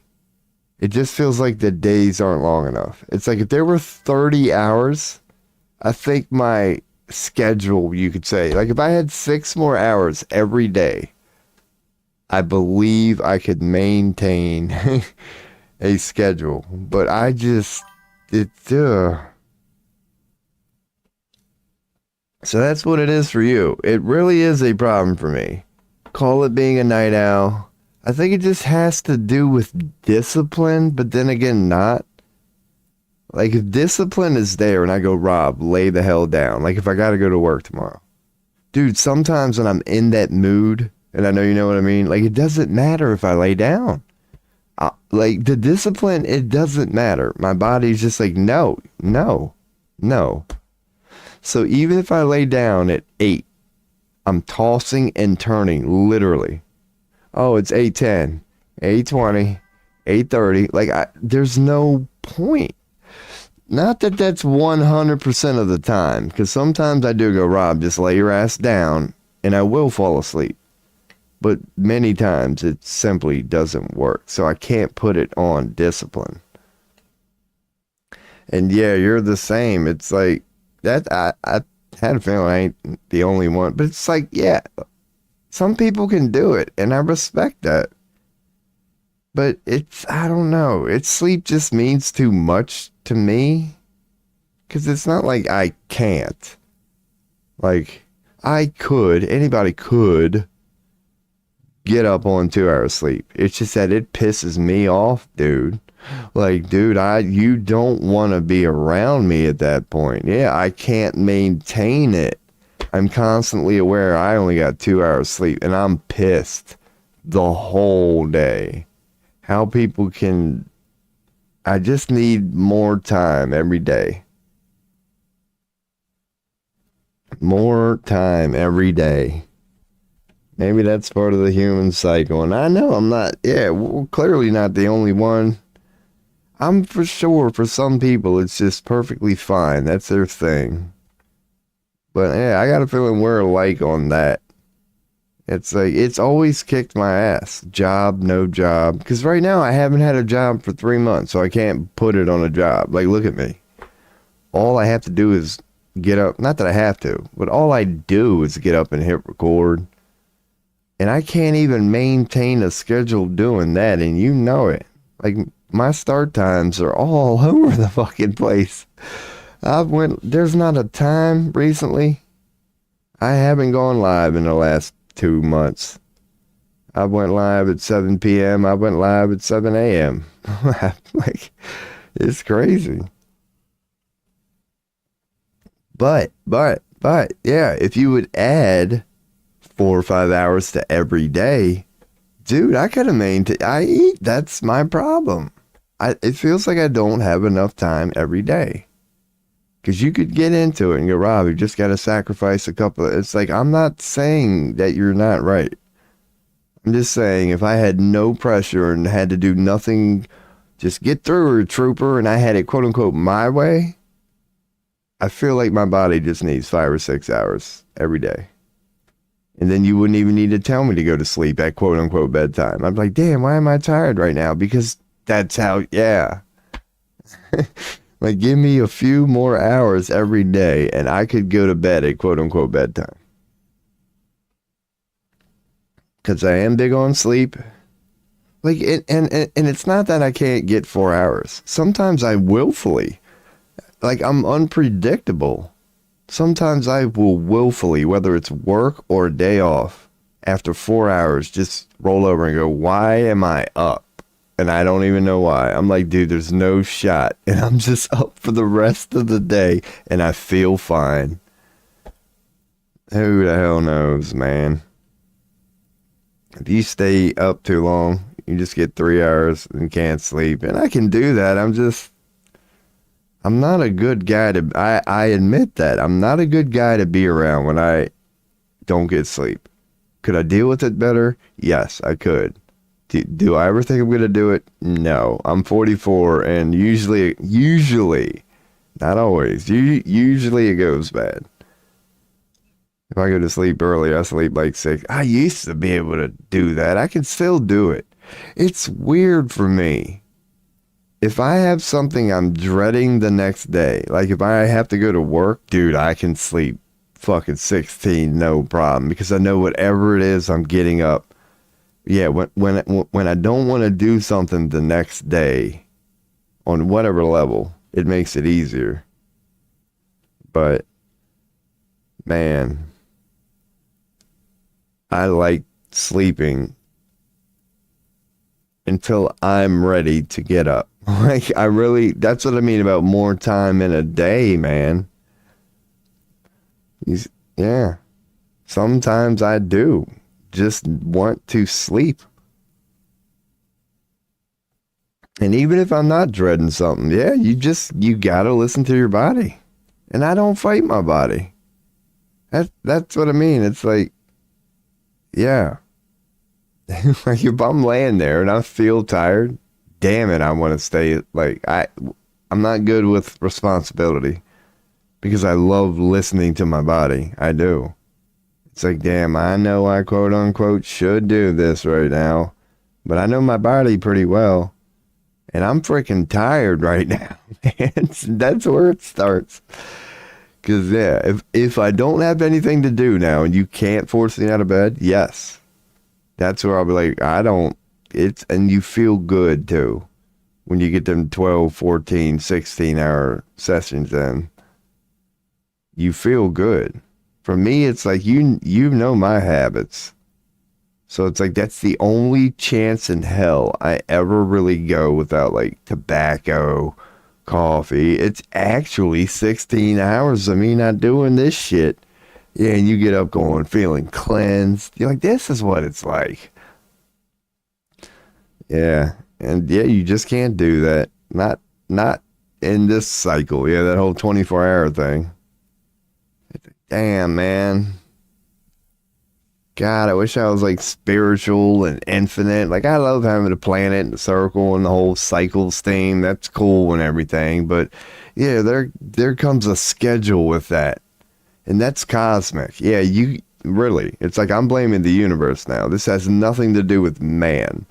Yeah, we're talking about suns going around balls or however it works. Sun up, sun down, sun up, sun down, sun up, sun down. It's like, come on, that's on God. That's on whoever created this universe. It's like, you were not a night owl, were you? At all. Like, really? 24 hours? Really, dude? 24. That's all we get? That's all we get. And we're supposed to get ready for work, go to work, come home, raise the kids, yada. 24, bro. It's like, where do we start? I'm supposed to do what in 24 hours? It's like, it's a lot. You know how your boy puts it. It's a logical conversation worth having. I would love to have God in front of me right now because I feel like that is a logical question. Like, bro, 24, B, come on, B. I know you're a generous God. You truly are. This earth is mind-blowing in its generosity.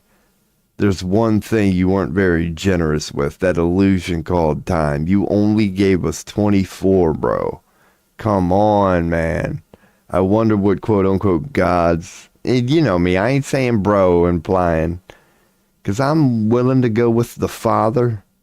But you know me always bringing up the divine feminine, man. It's like...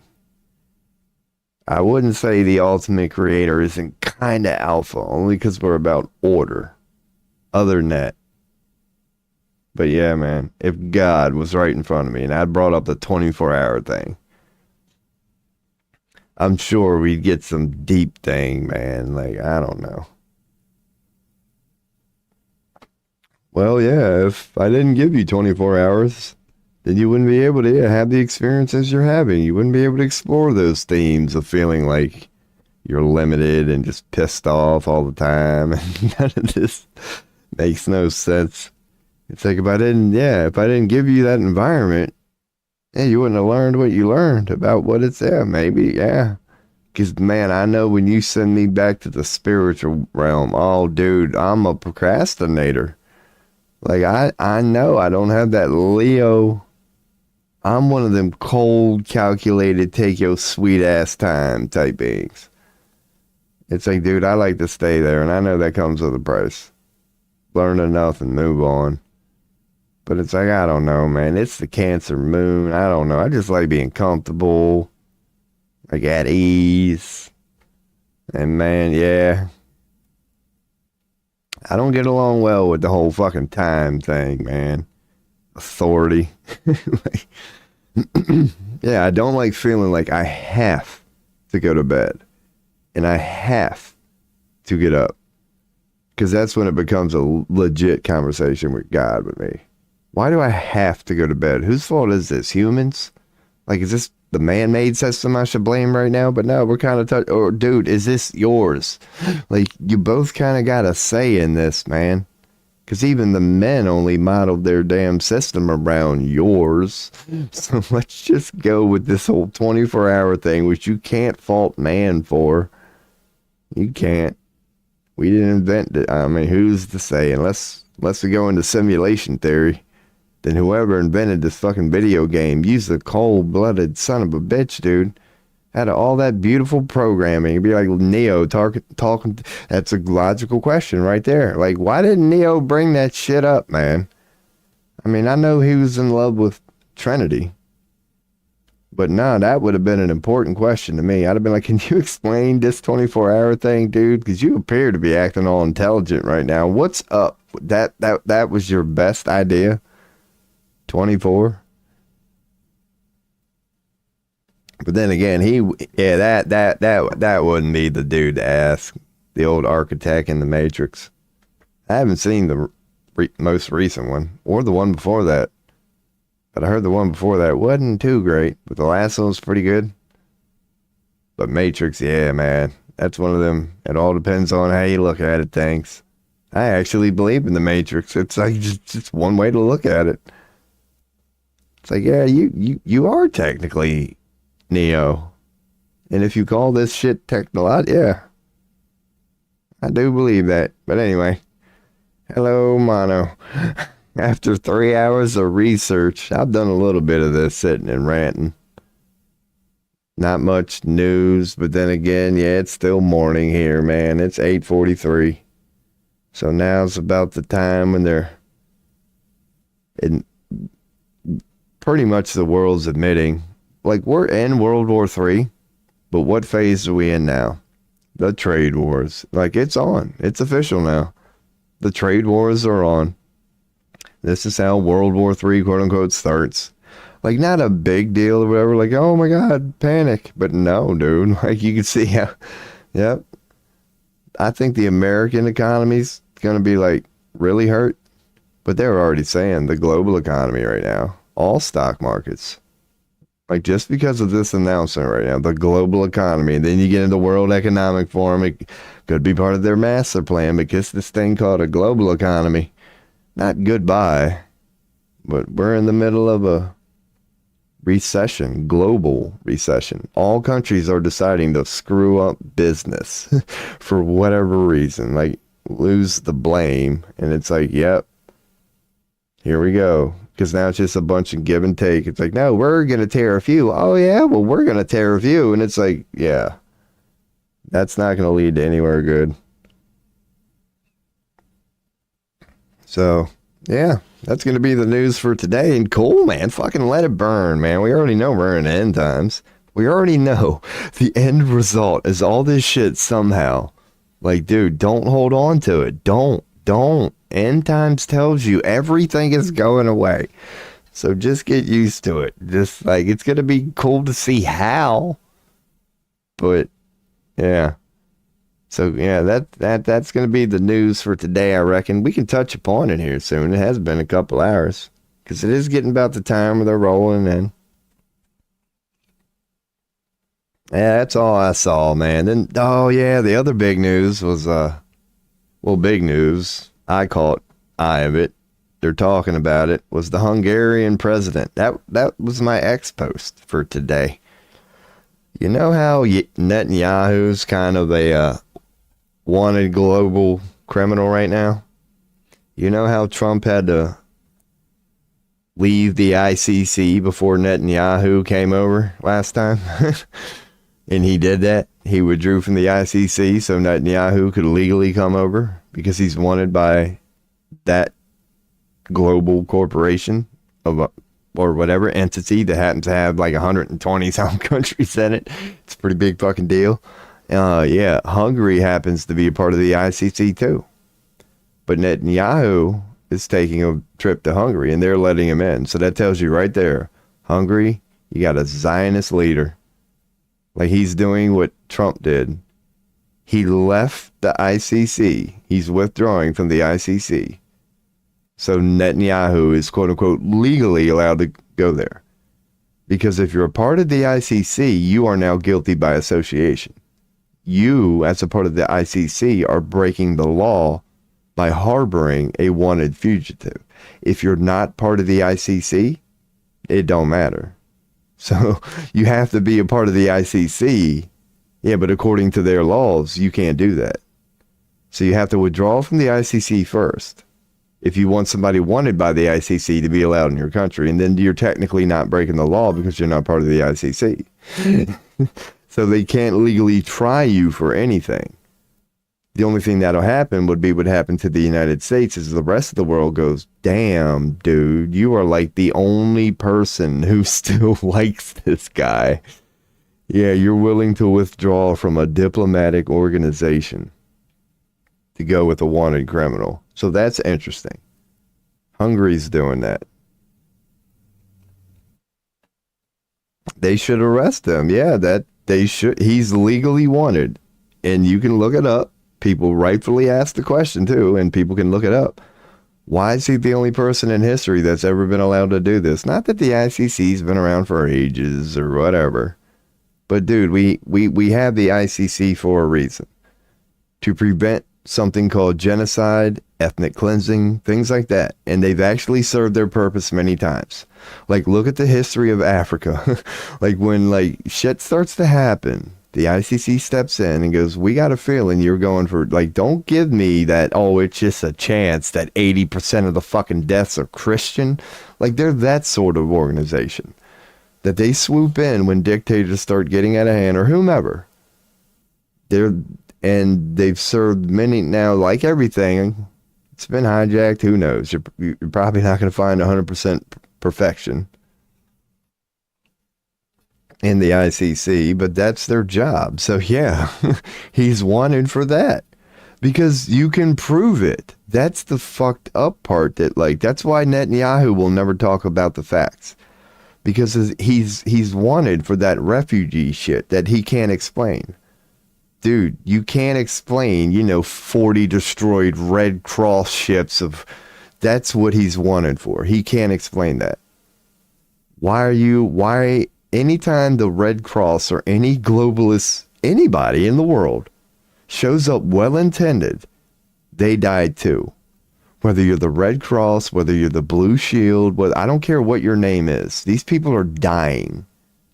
And the only thing they're trying to do, it's delivered, whether it's food, aid, yeah. It's the people who the world are sending to help that are fucking dying in the process because it's that bad. That's what he's technically wanted for.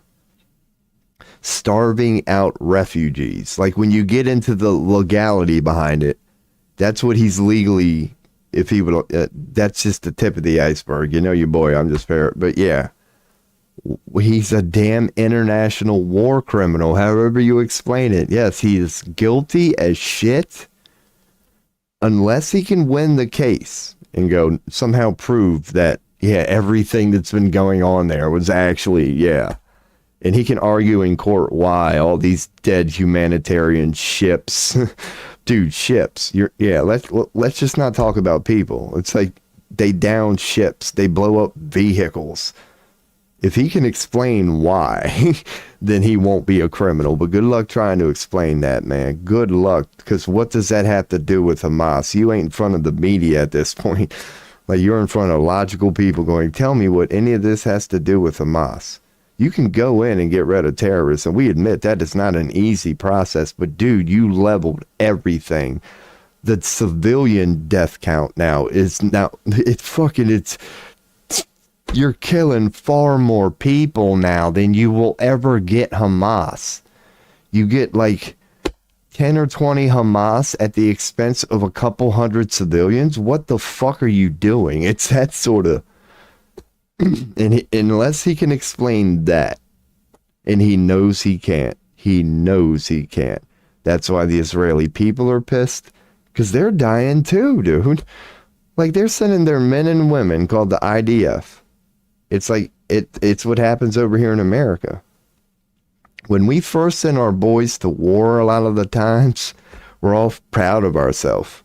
But once we see them coffins come back, we quickly go to, can we stop this? And that's kind of what the Israelis are going through now. They're like, hold the fuck up here. Even the ones who never question anything now. It's just been so ridiculous recently.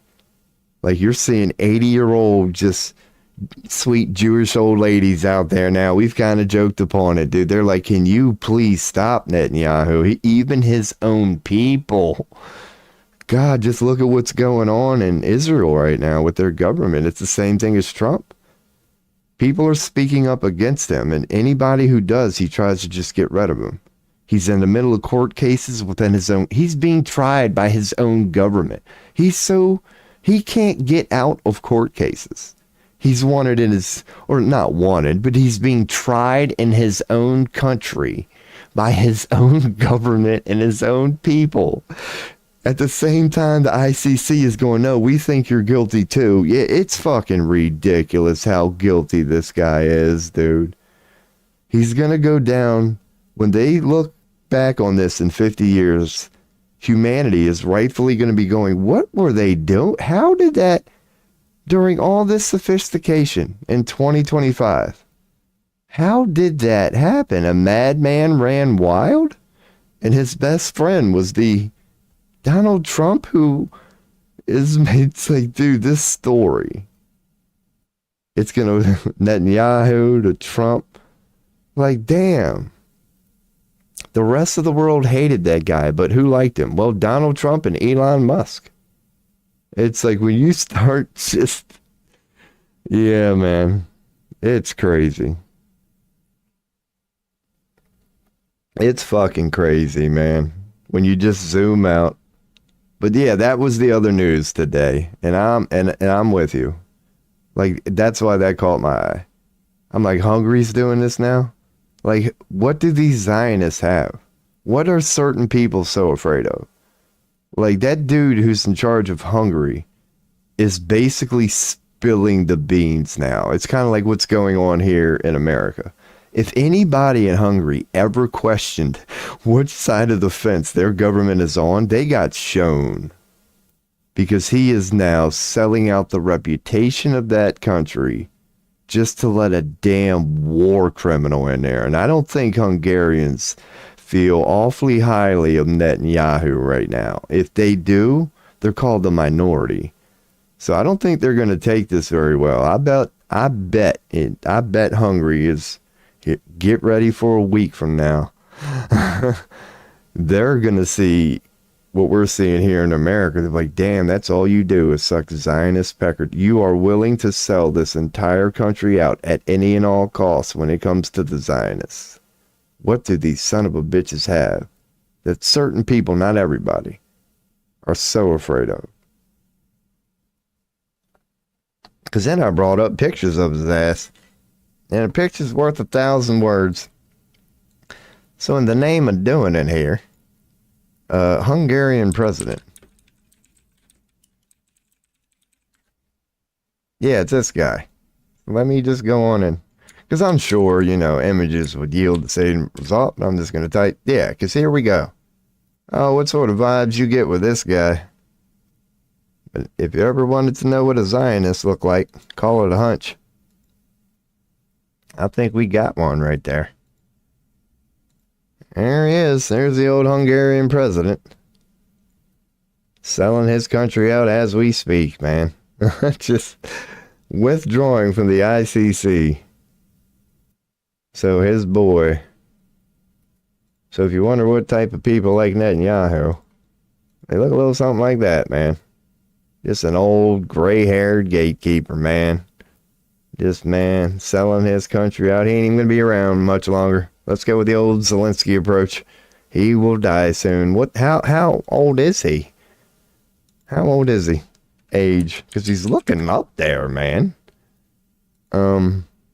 61. So, yeah, Putin is an old son of a bitch. He's got this guy beat by a decade. But, yeah, he's 61. So, yeah, any symbolism?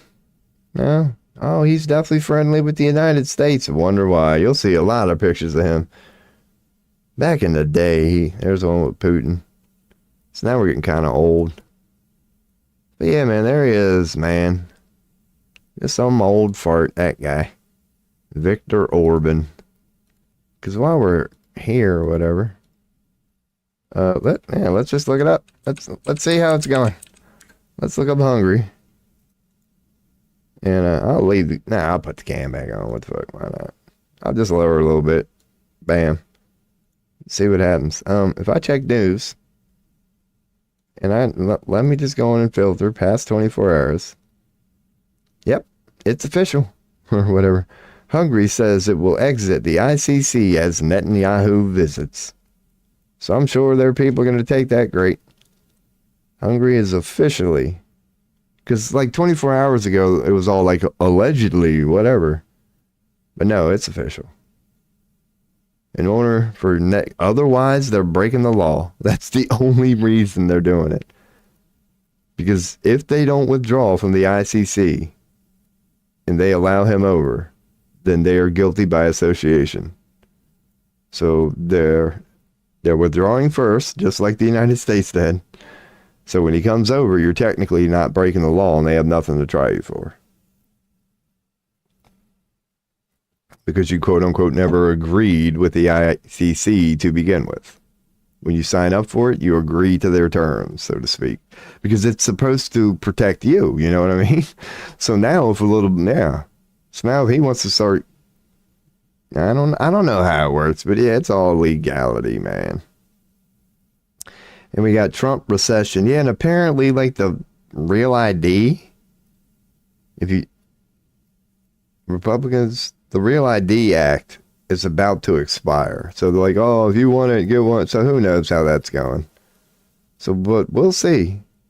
Because the Real ID, whatever you want to call it, at some point, all governments would like to have a quote unquote Real ID, a one just has everything about you on it sort of thing. So Real ID is trending, and this is Walmart. So why is it a joke? Yeah, it's kind of trending just because of the whole economy thing. Who killed 20 people? There was some school shooting apparently today. I don't know. I heard the chimes. Let me bring up news in general, and then I'll check the chime. Fuck yeah, you'll never get at me either. Like literally over my dead body sort of shit. I mean, yeah. I don't see that. Yeah. I mean, who knows? We'll find out if Trump, because if Trump wants it, he ain't even going to hide it, dude. Trump is not going to beat around the bush if he comes up with his version. He's going to be like, it's called the golden card. It's called the MAGA, whatever. You are going to get it. I don't care. And if you disagree, I'll deport you. I got a feeling, yeah. I wouldn't surprise me at all. Try to use fear to get people into it. Yep. Yeah. The planes thing could be more. They're attacking airlines. But yeah, I could see Trump picking that up. Because as they said, I think, call it Real ID, was a Biden thing. And that we're off it now. But yeah, he ain't going with Biden's version of that, period. He'll rename it, repackage it. So that was something that was only because it's deadline or whatever is trending. Because it's not a big deal today. But I do know it has something to do with that. And everything we're seeing so far, just glancing at news, is, so was there another? I don't know. I don't think, no, that's probably from that earthquake a week ago. So they're still trying to worry about how to ceasefire. So because of the earthquake, they're stopping a war. That's kind of funny. Let's read this article. It was from April 3rd, so it's today. It's a civil war. So at least they agreed to get along to pick up the earthquake. That's kind of funny, but this is an actual article, man. The ruling military declared a temporary ceasefire in the country's civil war to facilitate relief efforts of that big-ass earthquake. So say a disaster can bring everybody together. They were apparently in the middle of a civil war fighting each other and then got hit with a big ass earthquake. And now the country's like, both sides are agreeing. Can we stop? Like, dude, why couldn't you agree with that? It's so funny.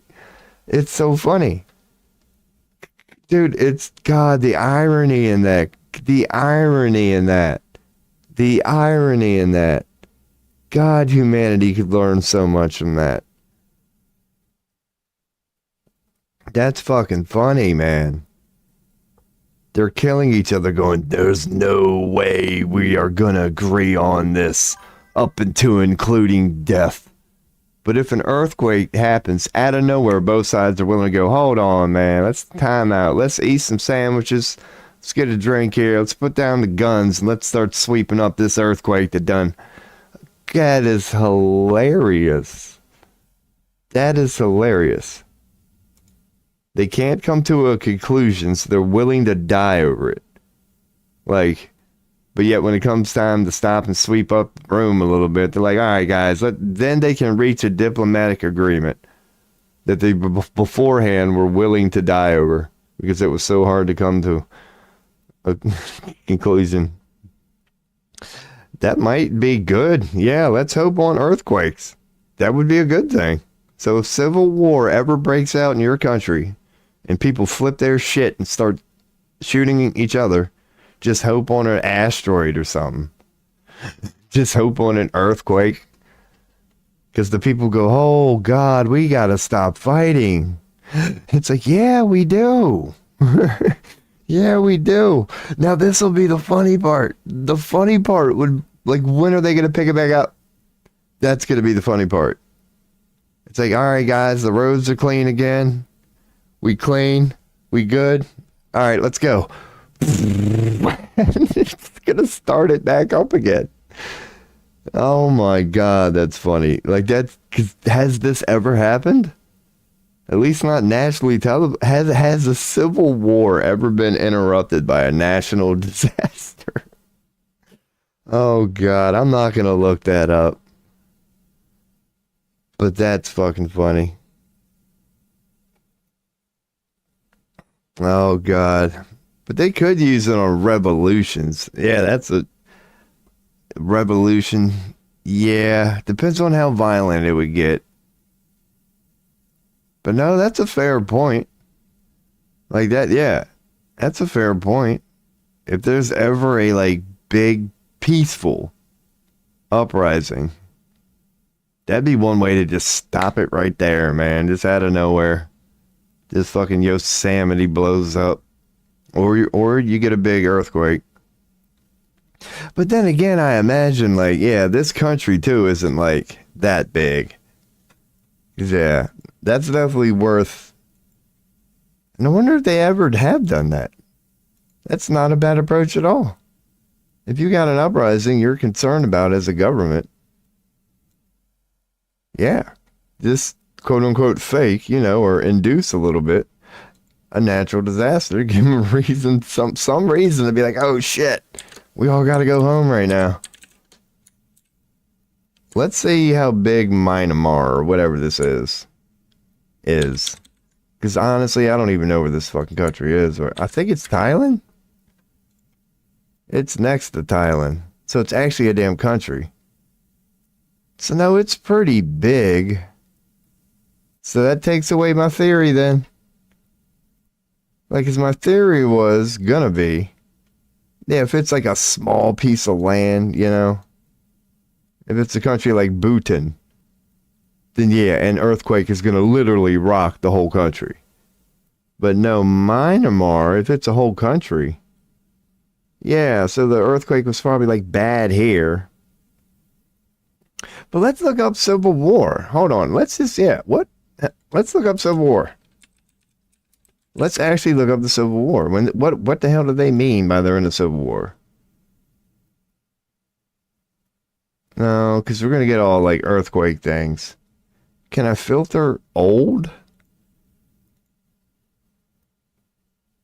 Custom range? Yeah, so let me search for Civil War in, like, from December to, let's just go like March. No, let's go February to be safe. To the end of February. Before this earthquake happened. Yeah, there was indeed a civil war. It doesn't look bad.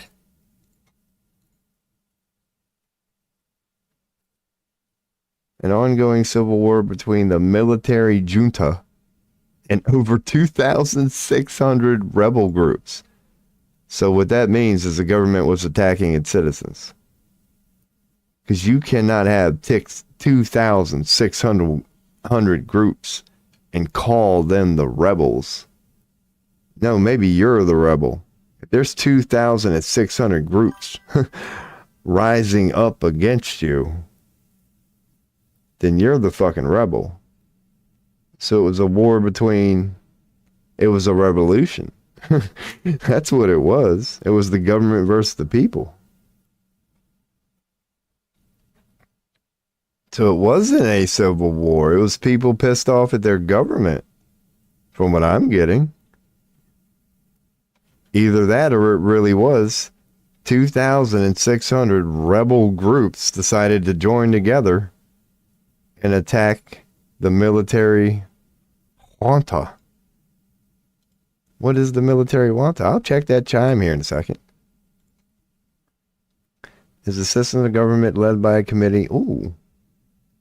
So it's not actually. Just, yeah, led by, okay, so military leaders of the government had a military junta. So it was the military versus the people. That's a great country there, man. Not good living. I would not want to live in that country. Dude, and it's on Genocide Watch. The one article we brought up, what happens to be on a, yeah. They were like, dude, they're killing their own fucking people, man. So that's what's going on there. The fucking government, dude, we're getting to the bottom of shit that they don't talk about, but we're stumbling across stuff. Yeah, who knew? Who knew that government is just, yeah, unless really you believe the story that they're telling the world. Because that's the first red flag to me. The opening sentence of that story, I'm like, wait a second, 2,600. You're basically saying there's 2,600 Hamas, little small Hamas cells that are all the bad guys. Like, dude, do you know the arrogance of that? No. Call it a hunch, but I got a feeling the military's wrong in that one. And people are just trying to group up. Yeah. And like, it's, dude, that's fucking crazy. Because it's right next to Thailand. And everybody knows, dude, there ain't no law in Thailand, man. We know that. Like, shit, man. I'm just going to leave it at that because we can go Epstein. Yeah, everybody knows. Let's just say in Thailand, sex sells. Their whole damn economy is based off the black market. And the world sort of knows about it. When you want to do a no-no thing, you go to Thailand. If you got enough money, oh, you'll have a great time in Thailand. From people doing it against the will, we all know the stories. And that's just Thailand. So yeah, it's no doubt its a neighbor is in chaos. It's like Thailand is, yeah, man. I guarantee you that's 100% mafia. So that's crazy. So now we know a little bit about Myanmar, or whatever that was. All I know is it's that place that the earthquake happened. But it's an actual country. Myanmar. Mars. Mars. We've been getting to astrology. Oh, Mars is war. So hell yeah, man. Mayan Mars. Maybe they were created for war. Because their name is Mayan Mars, is it not? I mean, you know, it's apostrophe S. It's Myanmar. Myanmar? Whatever. Myanmar. Hell yeah. Man, that's crazy. Like, why isn't that story being talked about? Why isn't... Well, we all know why, man. But it's on a... I bet they're wanted for genocide. Who knows, man? Because that Genocide Watch page was rightfully covering it, going, hold up, man, we might have a little bit of a genocide going on here. Myanmar. That's what I think. Yeah, Myanmar. Might just be coincidence. It's like, I've heard of the Mayans. I've heard of Mars. So we got the Myanmar. They're both like astrological related. The Mayan calendar and the planet Mars. And you just get the Myanmar. Might be coinky dink. They ain't doing too good right now. I mean, the Mayans, I don't know what their reputation is. I don't think it was all good and all bad. I know their calendar's highly looked upon, but I guarantee you, who knows? So, man, yeah, we stumbled across that one, man. How about her? How about her? So now that we know that, that's what it was. When the government realized the earthquake was that bad, they called a timeout. Because, the people don't want to be fighting. They're only fighting because the government is not changing something. There's something that they're demanding that their government's going, fuck you, go back to work. So, yeah.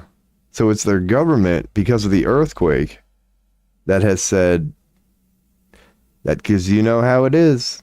When you're they made the announcement, therefore it is.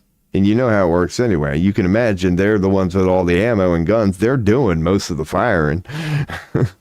So they've decided for their own reasons to take a time out for a little bit, sweep up, and then they're going to pick that. Now it makes total sense. Yeah, because when I saw that as two groups of people doing that to each other, I'm like, wait a second, y'all can't fucking get along. But yeah, when an earthquake comes along, that reminds you that you can. But yeah, now when I know it's the government versus its citizens, yeah, you can see why our government would do that. Because God forbid you interrupt the sale. They got to, clean up the fucking streets a little bit. Yeah, they got to get power back to their offices so they can, do what they do. Yeah, they got to make sure their shit's tight. That's fucking crazy. The citizens aren't taking it too well. Like, I mean, how dumb do they think people are? It's like, wait a second. They're going to stop shooting us for a week so they can get their offices and shit back together and get the government going again. But yeah, we got about 7 days, Timmy, and then here they come again, reminding us how wrong we are for wanting whatever it is those people want. Those 2,600 rebel groups who I'm sure are just asking for bad things.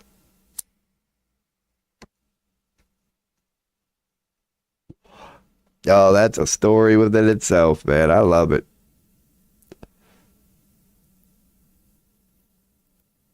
That's a story within itself. That's crazy. That's crazy. For whatever that is, man. Endless rabbit holes everywhere you fucking look. But that Myanmar shit, there's definitely a lot to that story, man. Holy fuck. Didn't even think we were going to end up there. Didn't even think we were going to end up hearing that, yeah, this quote-unquote civil war, as they package it, is 2,600 rebel groups versus military lead. Like, it's not but that's how they did it. It's a military junta. It's not the actual military of the government, so they say, on the surface shit here. It's 2,600 rebel groups versus a military junta. Because citizens who are approved of the government will get pissed at the government that can't clean up its messes. We'll see how it turns out. I think they're just calling a timeout, yeah, to get their electricity back to their buildings and their government buildings. We'll see, yeah. Because will they return? Because right now they're in the middle of this timeout. Apparently the government called a timeout. They're going to clean up for X amount of time. We'll see. And then, yeah, that will be an interesting story to follow. When the fire resumes, I wonder what they're going to be telling the world.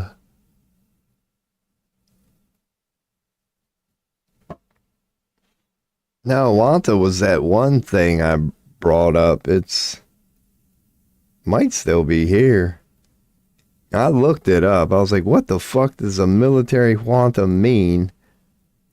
And it's a system of government led by a committee of military leaders. So it's like they are military leaders of the government, but it's a junta. It's complicated. It's a system of government, but it's definitely the government. It's the military leaders of the government who create a junta. And that's who's at war with the 2,600 rebels. So yeah, it's the government. It's the government. They put it junta. Yeah, I wouldn't call it a coup. It's whatever you call the government versus 2,600 rebel groups of its own citizens. What do you call that? I said, yeah, you would have to look into whatever it's about. Like I said, their citizens, in my opinion, want something. And that's their government's way of saying no. They just create a junta.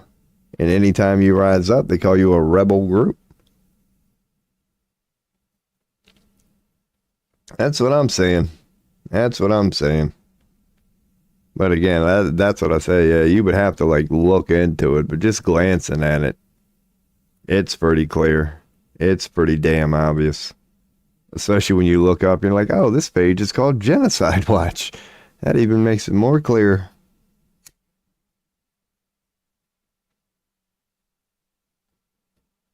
That is crazy. I did not think we were going to stumble upon that. Now we know a little something. Now we know a little something. When we see that Myanmar thing pop up here and there, now it's going to be about the earthquake. But that's the part that caught my attention. Is it was another earthquake article, and I've been seeing many of them over the last couple of days. But this is the first time I saw one that I was like, wait a second, they stopped a civil war? That's what I was like, I gotta click this one. They actually found a reason to put down the guns, and it was an earthquake. That's what caught my eye about it. You never hear about many civil wars ending because of a natural disaster. But yeah, you're right, though. If they wanted to, in a big country, yeah, I could see that. That'd be a good way to stop any uprising. Period. Just period. Just that alone. It'd be a good way to stop any uprising. Peaceful or otherwise. Just a random, just horrible national disaster. Hey, you can get to the conspiracy theory right now, man. It's like out of nowhere, we got, really bad tornadoes and floodings in the Midwest right now. During a time when people are questioning Trump. It could be an ingenious approach. Because now for the next couple months, those people ain't going to be doing nothing but cleaning up, man. I don't think they're going to be very interested in politics. Are going to have a lot of time to check the news and keep up with the Joneses when your house has been fucking blown into the next state. Your picture of grandma is literally 500 miles away. Yeah. Now, I'm not saying that, and I'm sure you're not either, but it's fascinating to think about. You can't say that the general statement of no matter the uprising, a natural disaster would be a way to just stop that shit in its tracks, man.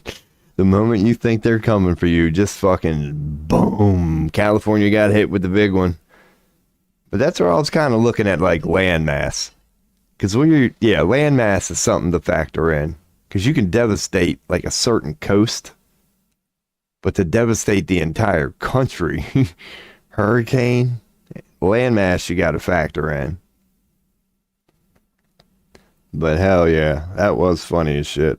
When I was like, an earthquake stopped the Civil War. But now I know it's not a civil war. Because the Civil War are the population fighting amongst themselves. revolution. Yeah, it's 2,600 quote unquote rebel groups disagreeing with the government. So if they were reporting on it accurately, in my opinion, it would have been like earthquake stopped revolution, in my opinion. Or there really are 2,600 quote unquote rebel groups in my end, and they all are just quote unquote bad guys. There's either 2,600 bad guys, the other side, or there's one, that whole military side. And the fact that government already has a reputation around the world of being questionable at best, call it a hunch. But I don't think those 2,600 rebel groups are the wrong ones in this situation. I bet that one government is. Or the other 2,600 rebel groups are legit wrong in whatever it is they want from their government. It's clear what's going on there. It's clear. It's clear. And it's crazy. That tells you, man, just like that Zelensky shit, man. No matter what you think you're being told, when you start looking into it, even if it's the mainstream opinion and everybody seems to be going with it.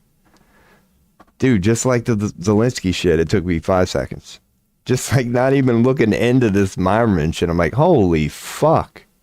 It's like normally when you start looking into it, 10 seconds later, you're like, this isn't what I was told it was it? It's like, no, it really wasn't. It really wasn't. Because we all know we've been lied to the media, but that's the problem. You can't hold these outlets accountable for them. Like, yeah, and you know, because you can never legislate it, because then it's like saying, yeah, because then you open up fact checking. And I admit, you can never do that. You can never legislate people saying, oh, this is the truth. You can't.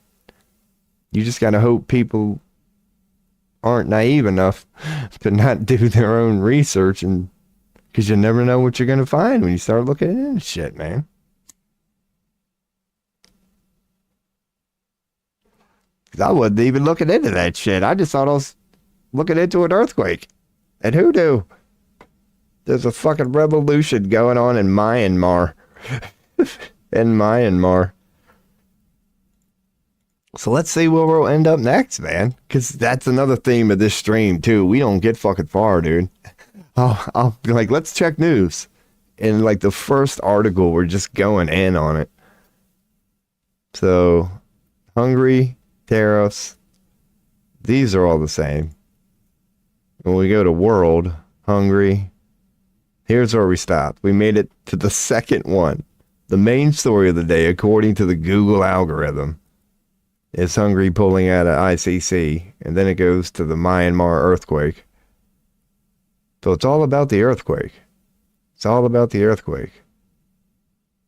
But when you start looking into what the fuck's going on in Myanmar, the way I did, filter your fucking Google search before any of this earthquake stuff happened. Oh, there was a little bit of a fighting going on in Myanmar. But now it's all about the earthquake. So Netanyahu says Israel now dividing up Gaza. What does that mean? What does that mean? Let's see what they're implying here. Let me make sure I'm on. I'm not going to be showing any pictures, so yeah, I'm on browsing. So what did Israel announce within the last hour? Israel's military is switching gears in Gaza, dividing and seizing more parts of the strip. Okay. A move observers say could mean Israel establishing deeper, more long-term... Dude, yeah. Like, this is their way of saying to the world who's currently trying to decide on a Palestinian resolution, like there's no fucking point. They're moving forward that way. They're claiming it as their own. So, they don't... What do they care about international law at this point? So they're just moving forward as it's already theirs. There's going to be no more Palestine. The maps are never going to be adjusted. It's gone. So they're telling the rest of the world, you know, who's considering, what do we do with Palestine?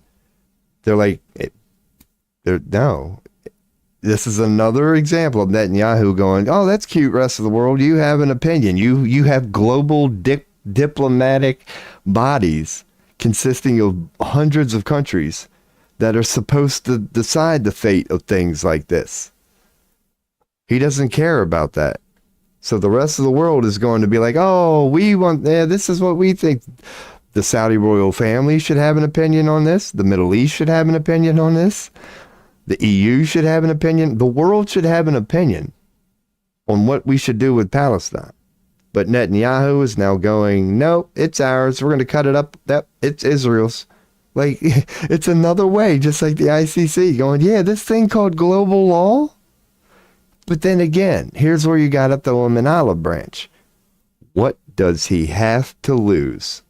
Just like that guy in Hungary, other than the reputation, other than being called the bad guy, and oh my God, just a whole bunch of this shit. What do you have to lose when you're already the most wanted criminal on the planet? Until we go get him, until the world decides to stop him, what law could he break at this point that's going to make a life sentence any worse? He has nothing to lose. So yeah, and you wonder why his people are going, what the fuck, dude? Because he knows it's always being reported. Israel is doing this. Israel is doing that. And even Israelis, no sane person right now agrees with this. He had to find another insane person called Donald Trump to even see it from his fucking point of view. He found the one most arrogant, greedy, just materialistic of the seven deadly sins personified. He found it in Donald Trump. And that's the only reason he's his best friend. Because when you talk about gluttony and greed and materialism and all that shit, just look up the seven deadly sins. You're looking at a fucking natal chart astrology reading of all the traits that Donald Trump are not only not ashamed of, but you could argue he's proud of it. So he found that one guy in the world. He found that one guy, Donald Trump. Because he's going ape shit right now, dude. He's going to... This is worse than Adolf. Well, not worse than Adolf. You could say it's parallel with it. The rest of the world going, we see what you're doing. You're not fooling anybody. Stop. And just like Adolf, he's like, nope, I don't care who my neighbor is. The thing with Adolf is, though, he was never actually able to take Poland.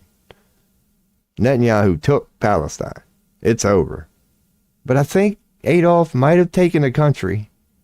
You'd have to look it up, and all I'm trying to do is equate them. Yeah, it's the equivalent of Adolf going, all right, you're our closest neighbor, you're first, boom.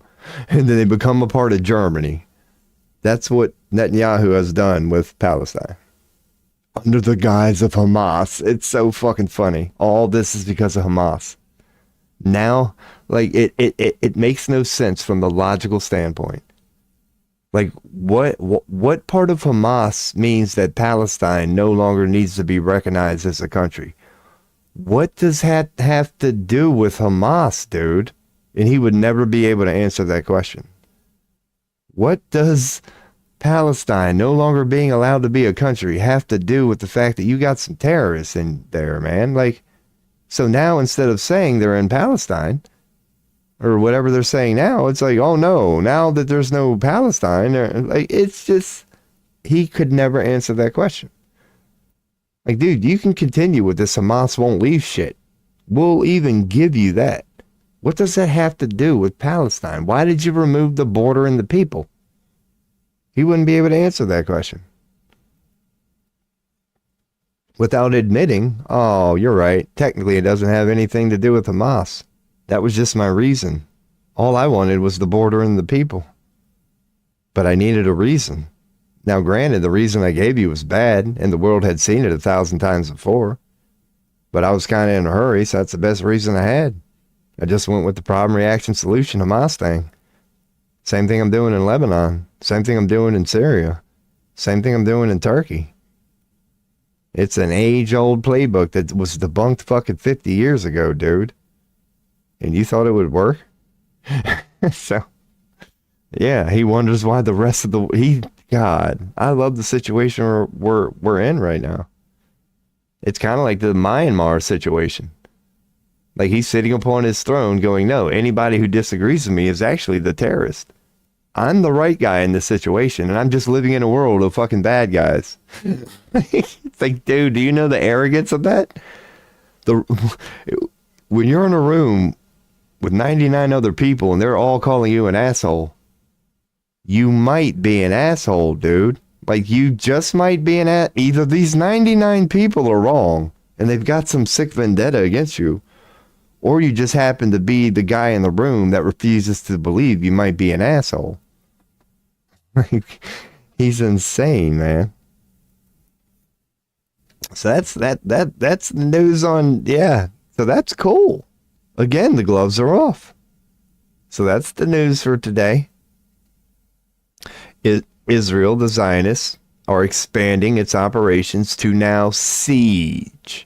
So Saudi royal family, go back home. Whatever your plan was, it don't matter. EU, go back home. Whatever your plan was, don't matter. Now, you could say he's saying that to Trump, but Trump wants the same thing he does. So, for example, if what starts going up in the next couple months in Gaza are hotels and beachside, if it's the sort of shit you saw in Trump Gaza, that's Netanyahu's way of going, hey, Trump, they didn't like your Trump Gaza plan, so we can't go forward telling them that's what we're doing. But if I just tell them I'm fucking taking over this shit and I just start putting up, because I'm already wanted, dude. At least he still got a little bit, because you got to admit, as bad as Trump is, he still has a thing called a reputation. A little bit. Netanyahu's couldn't be worse than Satan's right now. So he's telling Trump, I'll go forth with your Trump Gaza plan. Put this on me. I will just tell the world I'm doing this. Negotiations are off. I bet you in a couple months you're going to start seeing what Trump wanted. Trump Gaza. Going up in Gaza.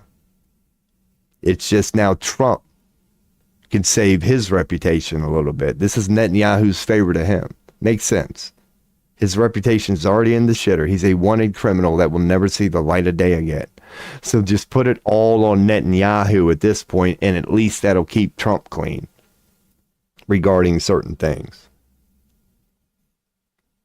So this is Netanyahu's way of going force, might as well say force, with Trump Gaza.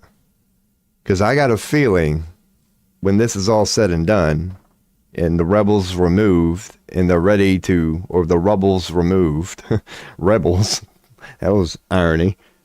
Yeah, just watch now. Just watch. Yep. Gaza's going to become stable during this rebuilding process all of a sudden. Apparently Hamas won't leave. They got to keep bombing it. But now that it's time to put up some hotels, watch. Hamas won't be able to get in a fucking 50-mile radius of Gaza all of a sudden. Call it a hunch. Could be wrong. But that's what this appears like to me, man. That Netanyahu is simply going forth with Trump Gaza. Trump presented it to the world. The world saw how insane he was and said, fuck no. Within 2 days, the Saudi royal family was meeting with the EU. So it clearly got rejected. And this is Netanyahu's way of going, don't worry about that, man. My reputation's already in the shitter. I'm already wanted. So let me just tell the world again, I don't care. You can save your diplomatic global meetings. This bitch is mine, and we're going to start rebuilding. So he's trying to take it. He's telling the rest of the world it don't matter. This rebuilding Palestine plan, it's all for nothing. He's got it. It's fucking crazy.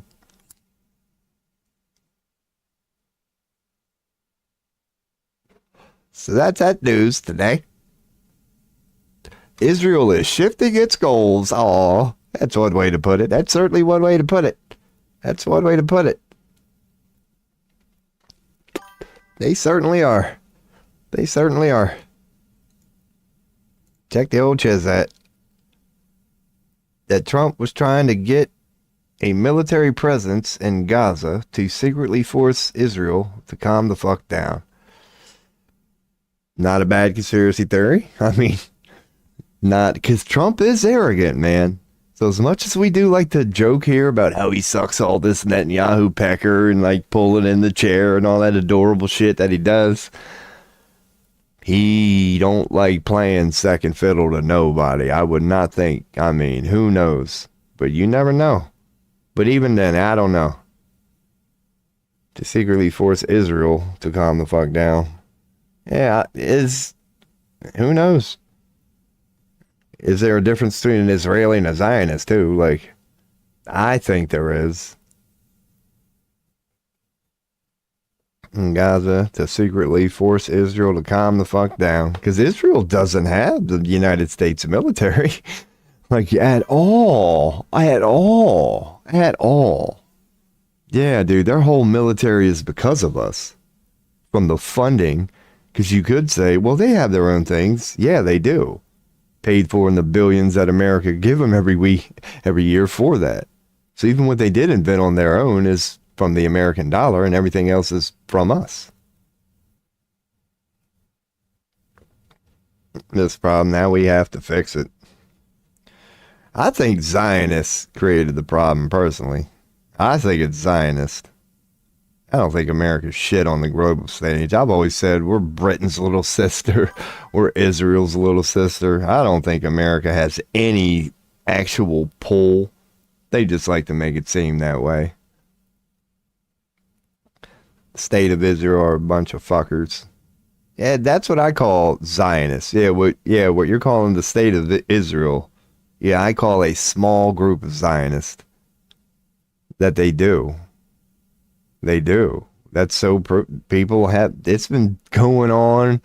Dude, I remember Alex Jones talking about this, man. Fucking 9/11, he was saying it.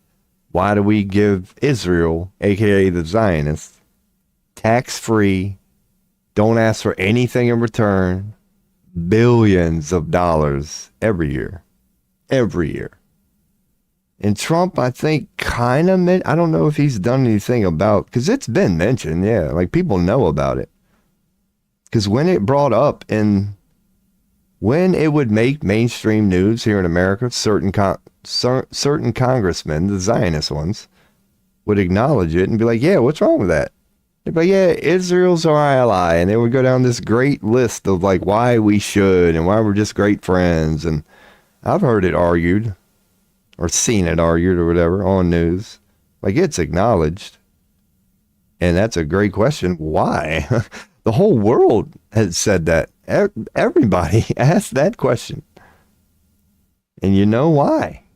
Because there's a fucking deep state. Like, in my opinion, that's how I view it. That same Zionist pinnacle that's in Israel, masquerading as the Israeli government, is doing the same here in America. That it's masquerading as a free and independent American government, but it's fucking puppets on a string controlled by Zionists. And that's when we get into them Woodrow Wilson quotes and them JFK quotes. It's that same secret thing that the United States has always known. Its sitting politicians could never speak above their breath about, or they would be JFK'd. So that's why, I can't put it on the quote-unquote United States. But if you want to get into deep state, I just call them Zionists. I do agree with you 100% there, man. There is some unexplainable connection between the United States and, well, not unexplainable, but there seems to be some sort of friendliness that's a little extra friendly. The state of Israel, Harbor World War II. Yeah, it's only 70 some years old. Yeah, when you look up the history of Israel, like what the fuck is even Israel? Like that's kind of what I get into all the time in this stream. It's like, oh, the Israelis are doing this and the Israelis are doing that. I'm like, well, okay, let's get into this. Because I do like to believe there's this thing called good Jewish people who just go to church and work and live normal everyday lives that are Israelis, yes. Well, what do you call the people that are running their government? Where did they come from? Who put them in place? Oh, yeah, Operation Paperclip. They're all trying to find places for all the Nazis. Yeah, the white people took them. The United States and the UK. Because they wanted to know how Adolf Hitler could convince his population to degen into that. That's a level of blind patriotism that will go down in history, man. That cause was dog shit, but they convinced those people that they actually were the right ones, and that's all that was about, man. Yeah, the UK. 100%. White people. 100%. 100%. Then you get into the history of Jordan. That whole region is new. Is new. That they don't have a long history at all. It's the Holy Land, so, but yeah, the states that it's been through, the revolutions it's been through, the amount of times regimes and governments have been removed and replaced. Oh, it happens so frequently there. The Russia war was going to take them to get all their scientific research. That was a big reason for it. You're right. Like that Cold War thing is true. Like the Russian engineers were technically better than ours. I mean, just look at the Panzer tank. No, yeah, was that German? But yeah, you're right though. It was all about technology, 100%. And MK Ultra. Yep. Yeah. Dude, it came from them fucking Germans, dude, because they really were. They were Greek-like. That's how Adolf was able to do it. That's where the story started. Germany was simply ahead of the world. They were. And it just went to their heads. They were like, dude, we're so far ahead. I don't think anybody could stop us. And it took the rest. Yeah, nobody could have stopped them one-on-one. Credit deserves. Yeah, you got to give credit where it's due. If the rest of the world didn't team up, yeah, dude, it took the world too. Even Germany versus two countries, Germany probably would have won, and they would have been able to continue. That's how powerful they were. The world had to team up because they were that damn good. And you're exactly right. After the dust settled, the world went, how in the fuck did they get that damn good? And we hired them. We hired them. After years of telling the world how bad them Nazi people were, I'll be damned if we weren't the first ones to employ the high-ranking ones, the pinnacle ones.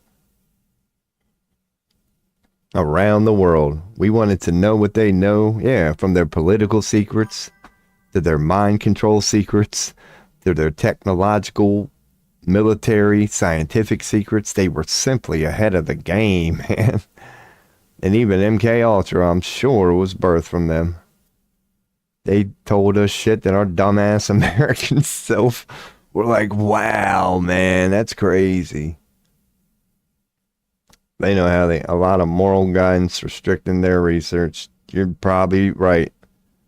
That's the unfortunate truth about it. That's the unfortunate truth about it. Similar to China. Yeah. But you can really just tyrannically roll over your fucking people. Like, you're doing it the wrong way, but I'll be damned if it don't work. Yeah, just know we will do this, pound, pound, pound. We will do this. Like, you tend to end up doing that. Now, granted, it only benefits the few. Because, while Germany was doing that, it ultimately fucked them. There it is right there. They had technology without morality. The forever flawed man. It's like, they were technologically superior, man. They really were, but they used it for the wrong reasons. And they fell. It was all for nothing. Literally, it was all for nothing because of what we're talking about now. Thanks to that, unless they preserve their own technology and something, even their talent got stripped out from their, it's not like the German people were allowed to stay and continue. All their talent got plucked from them. And they never recovered. They were just starting to talk about, the world was just starting to talk about the last 20 or 30 years of how proud we all should be of Germany, how they'd moved on. It took generations. And then Elon, and now they're back into fucking step one, man. Now they're back into chaos. But yeah, for a little while, people started going, yeah, if you look at videos 10 years ago, many leaders of the world, and even Germany itself, we're going, y'all, man, y'all should be pretty proud of yourself. You done came up at it, because their country got rocked. And yeah, if they just would have not fucking did what they did with it, they had a technological, if they would have used it to make the world's best microwaves and cars, and dude, they could have led the world, but they decided to do what the United States is doing. They're like, nope, we just want to make shit go boom or whatever. So granted, they did that, but in the end, they ended up losing everything. Why? Because they lost the morality part. It's the story of man. If you don't have heart, faith, if you don't have a damn heart and a soul, I don't care how advanced your technology is, you won't last long. There are many ways that can unfold. And yeah, man, good shit. That really is the history of man. Fucking Nazi Germany fell, and you would think they would pay for their crime. Nope, white people, the United States and Europe just wanted to know how they did that. From the technology to the mind fuck. Just, yeah, man. Crazy, crazy, crazy. Liberation Day and Golden Age. So, yeah. Lots of heap. I don't know. Muslim chat going on in the world there. In India is set to debate controversial law. Oh, God. All right. There's a lot of religious stuff going on in the world right now. Thousands march against gangs in Haiti as Vatican has notified the murder of 2 nuns. I just got done saying religious. There's so much religious shit. Welcome to end times, people. So there's now riots in Haiti. Haiti's always been a mess. And it has to do with religion. Apparently nuns are being shot. And if you go to the one up here, there's something going on in India with Muslims. Nuns are getting shot in Haiti. There's a lot of religious shit. Netanyahu is rocked by a new scandal, so he's up the fucking court case 330 by now. So, yeah, Qatargate is one of them. Qatargate is one of his court messes. God, just going over all the trials this dude has going on would take you 20 fucking days. That's really it, man. Not saying, I mean, again, it's a lot, but not a lot. Gaza. South Korea is at a breaking point. Oh, yeah. Yeah, that goes hand in hand with that Chinese Trilateral Commission. So, there's some revolution everywhere you look, man. Every damn article. Look at all these articles, man, of just shit like this. Everywhere you look. This could be AI in these day and age. But I like to think, man. Dude, South Korea now, they're going through that shit. Revolution everywhere you look. There's Myanmar. So, we already know about that. So, Thailand, again, we were talking about their neighbor. Ignoring protest, Thailand door opens door. Okay, so Thailand is friends with the guy who's shooting his citizens. So, okay. Now that we know what that Myanmar story's about, like, they do make news. Some aid workers, more aid workers killed. That's probably from the other day. But just, dude, his war crimes are being exposed every day. Netanyahu does not give a shit about national law. I'll check that chime. So Israel is bombing Syria. The Zionists are bombing Syria. So they're at war with Lebanon and Syria. So yeah, the gloves are off, dude. The gloves are off. They are bombing Syria. They are bombing Lebanon. We're bombing Yemen. Doesn't seem like the government, seems like the military is doing a coup. Could be. So that's a story within itself, man. I'm just looking at like headlines here. But I have not looked into it at all. Me being an anarchist, I got a feeling it's just government's unloading on people. But who knows? Turkey's protest over the rest of our Grodin rivals. Roman era battlefield mass grave. Roman mass grave discovered on. Alright, say again. Greece now wants 27 billion. Can't blame them. Might be the world bulk of Achilles shield. Ooh, bulk of Achilles. That's a god. Or Achilles. What god is that? Achilles? Yeah, Greek mythology. It ain't a good one. Bam. So what are they calling this? I love these couple year plans. 5-level defense system. Okay. Yeah, defense system. It's always defense. We've touched upon that. Here's a 5-level defense system. It might be. But 2027, who? This guy?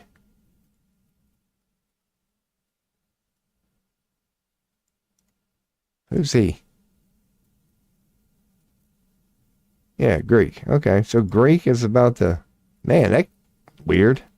That does go against the World Economic Forum thing. We'll see about that.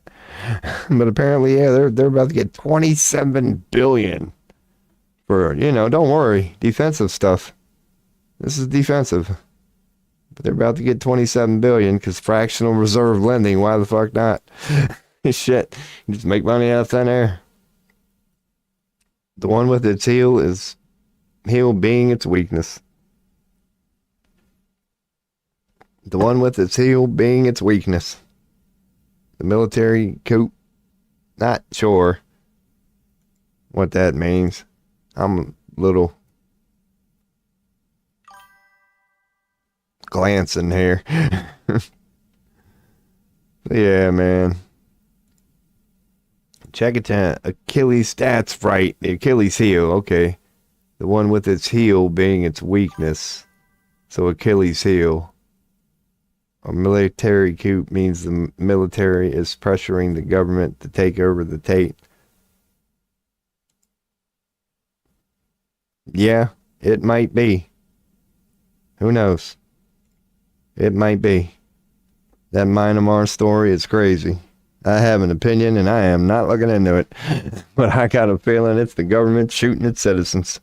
It could be a coup. It could be a bunch of shit. Might be a coup. You never know, man. We will see. We'll see how that one turns out. We will see. And yeah, Achilles heel.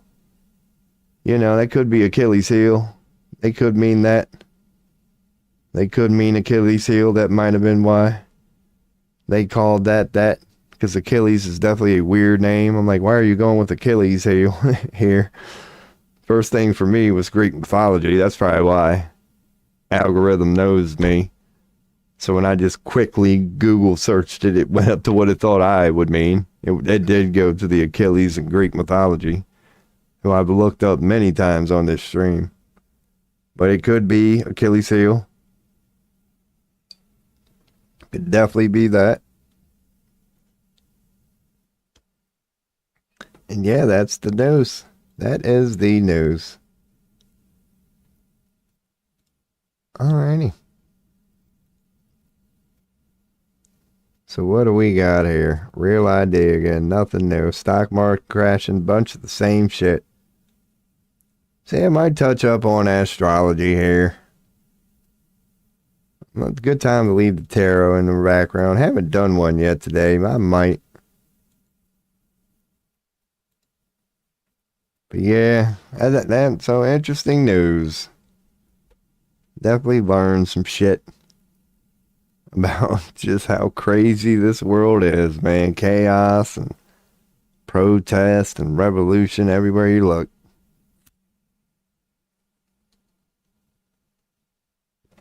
No matter the part of the world, you could not get around it. But yeah, man. Where did I leave off on astrology?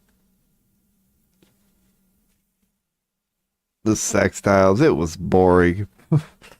This research is, yeah. I like doing it. I like learning, but it's not exactly entertaining. But maybe I'll get into continuing to look up that shit.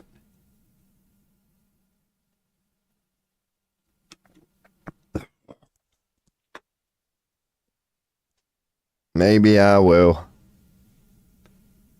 Any requests on tarot readings, let your boy know. That's why I will leave this one up for a look. God, I'm really not even like fucking decoding mine. I know so little. I'm just only like going down these. I can't even get to the decoding part yet. All right, so we got our angles done. Pretty much houses. I guess I could start trying to decode this shit and maybe see if I'm actually any good at my natal chart crap. Oh my God, is it complicated? We're going to have to keep it stupid simple here, man. Because they get into like semi-sextiles and goddamn, dude. If you know your shit, oh my God, can you break down astrological whatever? Start to remind myself of where we did leave off here. What was the sort of shit? All right, I'm probably not going to need that folder for now. Yeah, man. Conjunctions. You can get really into it. Oh, if you got a grand cross, I'm learning that ain't good. If you got this, that ain't good. Squares are not good. We've been over some of this stuff today, the symbols. So yeah, we're going to be able to access this stuff that's the part that's been boring. Is accessing, downloading this sort of crap. So now when we're reading and we go, wait, what's a trine? We can just bring up what I consider some pretty damn good, just one image is worth 1,000 words thing. It'll give the angles, the symbols. So again, testing myself. That's the moon. Because Lilith is the other way. That would be the moon. That's the trine symbol. What the fuck is that? Oh, damn it. It's the part fish, goat one? Which I think is Capricorn. All right, let's bring her up here, Rob. Let's test my knowledge here. We're trying to learn the Zodiac. So what we're going to do is we're looking at these. Where was I? This symbol here. That is the moon. That's trine. God dang it. I'm thinking that's the fish goat one. So when you bring this up, that one, which would have been Capricorn. So let's bring that image up again. Let's see if I'm learning a thing or two about a thing or two. That symbol there looks like a 4 and a 2. It's the 420 symbol. Yeah. It would have to be Capricorn? Let's see. Because I should have all these loaded. As we find Capricorn, no, that's not the symbol. All right, let's go up here to Capricorn. This is saying the symbol is, yeah, see, it's kind of like a squiggly thing.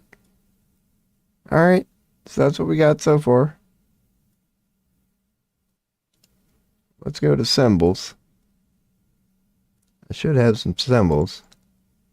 Let's see if that sucker is anywhere on here. Oh, am I on main? Good. Bam. Is that fucking symbol anywhere on here? That 4-2 looking thing. Capricorn? See, that's what we keep coming back to. I'm thinking that's Capricorn. Jupiter? Nope. It's Jupiter. Dumbass. So that's a planet. That's why there's a moon, you stupid fuck. So that's Jupiter. So I'm going to have to remember that. It kind of looks like 420. I see a 4 and a 2 when I look at that. So that's on Jupiter. Okay. So I was getting close. Oh, so was I right about the moon? Because this has the moon facing this way. But it's not acknowledging Lilith, which is the dark side of the moon. Because I was under the assumption that when the moon is that way, that's the moon. When it's the other way, that was the dark side of the moon. Let me try to bring up a couple more symbol pictures here. Here we go. If I bring up this one, for example, is there Lilith? I'll bring up a Lilith fine. Let me just go and own myself then. Well, wait. Let's see how good this directory is. Nope. Pretty sure I just owned myself. So Lilith is supposed to be the cross. Okay. That'll work. That'll work. That's the old Chiron asteroids. Because some readings will... Because you know how we have... There's Lilith seal. Lilith sigil. That's why I save this shit, man. Because there's always so many opinions on what the hell it's supposed to be. But that seems kind of consistent. When you add the cross, that means Lilith. But I ran across one damn thing. I thought. And there ain't going to be none of these. Nope.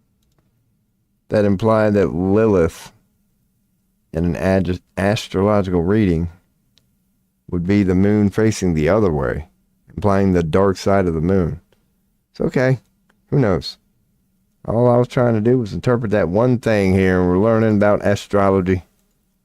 So when you see that, that would mean that your moon has a trine with Jupiter. Now, what in the hell would I assume that means? Because the moon is all about emotional stuff, intuition, wisdom, also illusions and clarity. So, very emotional. I think in astrology, it's emotional. So I would say if your moon had a trine, which is supposed to be good, with Jupiter, which is wisdom. Oh my goodness. Yeah, man. They're kind of the same thing. So if your moon had a trine with Jupiter, you would be wise and grounded as all hell. You would not be susceptible to illusions. You would be wise as all hell. Let's see. If I now go to AI, moon trine with Jupiter, astrology meaning. Let's see what we get here. A time of emotional growth, good fortune, and positive feelings. A natural flow of abundance and optimism in emotional matters. So a harmonious flow of energy, emotional abundance, and optimism. Yeah, I guess Jupiter being big and moon being emotional. Like it would be very good. Harmonious flow of energy. Well, that's describing what a trine is as a whole, but opportunities for growth. The whole Jupiter thing. Social interactions and creativity.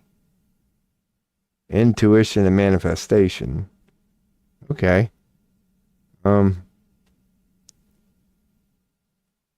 Yeah, We're getting the general. Okay.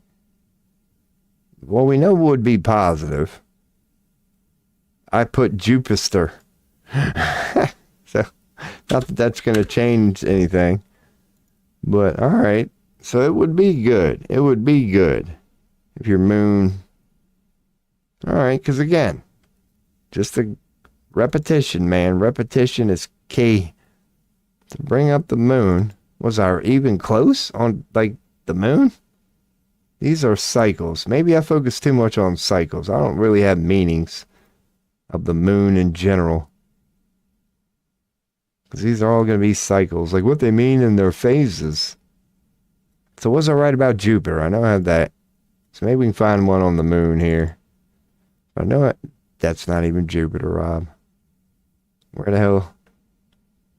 I'm looking for the planet Jupiter. God damn it. That's right. P Jupiter. P Jupiter. Prosperity, opulence, inner and outer wealth, abundance, generosity, happiness. So I'm guessing abundance.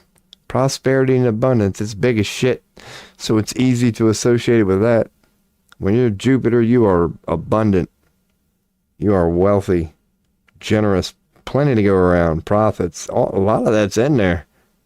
Man, I'm probably in the way of my damn camera, the way I normally have it oriented. Yeah, prosperity, opulence, inner and outer wealth, abundance, generosity. All right. From this one, I was on point with Jupiter, but let's get like a couple of moon pictures that just describe the moon. Because that's, I think, what was my intention. And then I ended up just downloading a bunch of shit regarding their phases. Because I was like, oh, yeah, that's right. The moon does have phases. And I bet all the phases mean something, but I lost sight of the goal. So Jupiter is luck, growth, expansion, optimism, abundance, and understanding. And it rules Sagittarius. Old Sagittarius. The transit time in each sign. When it's in your sign, it's there for just over a year.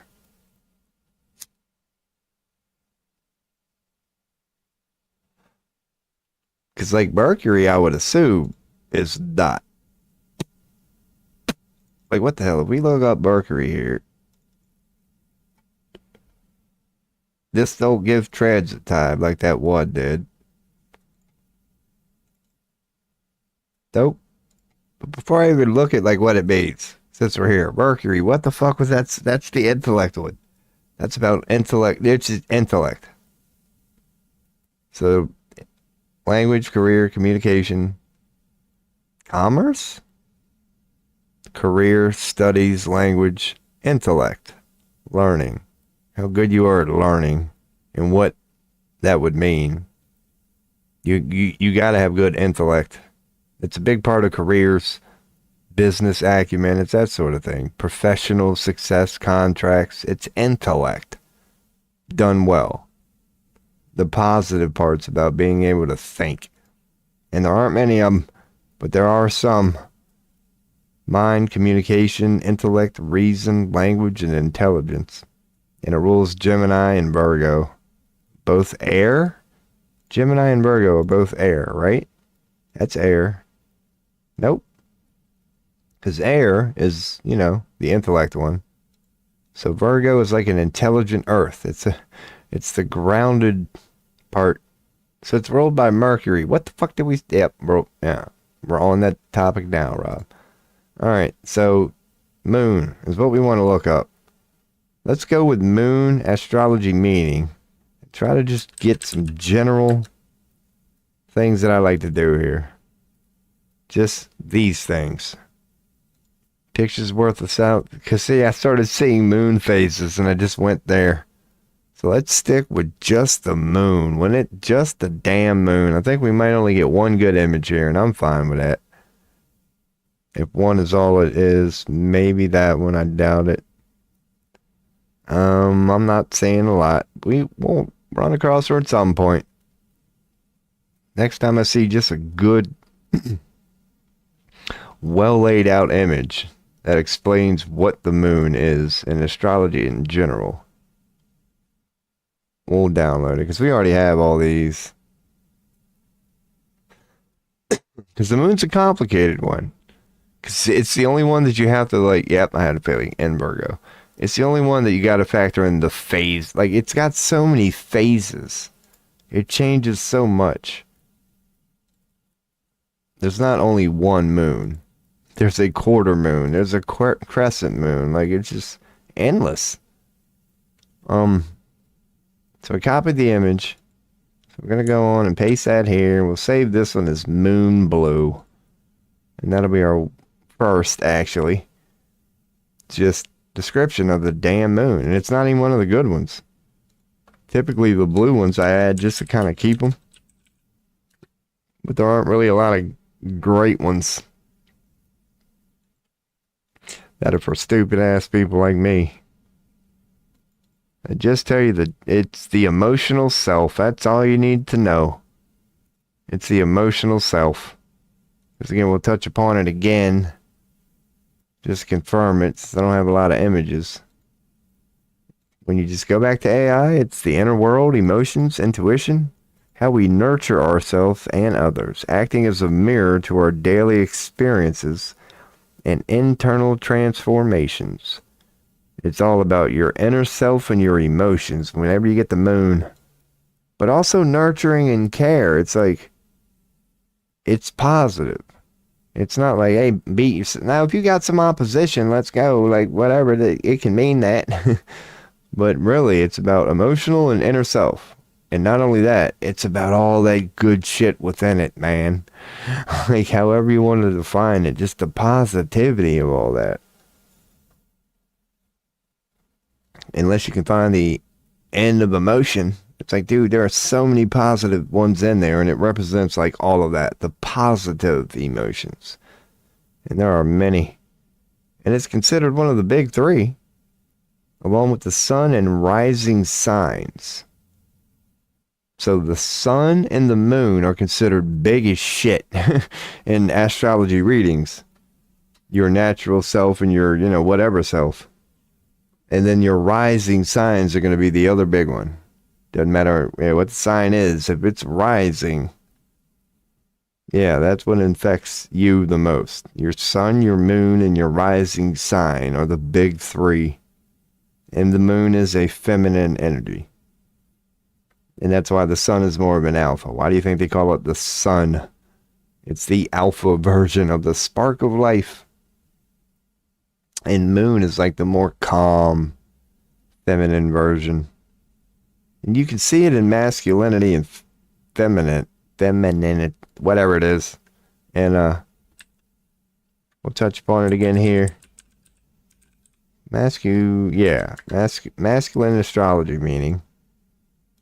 Because you know how in the astrological wheels, it rotates between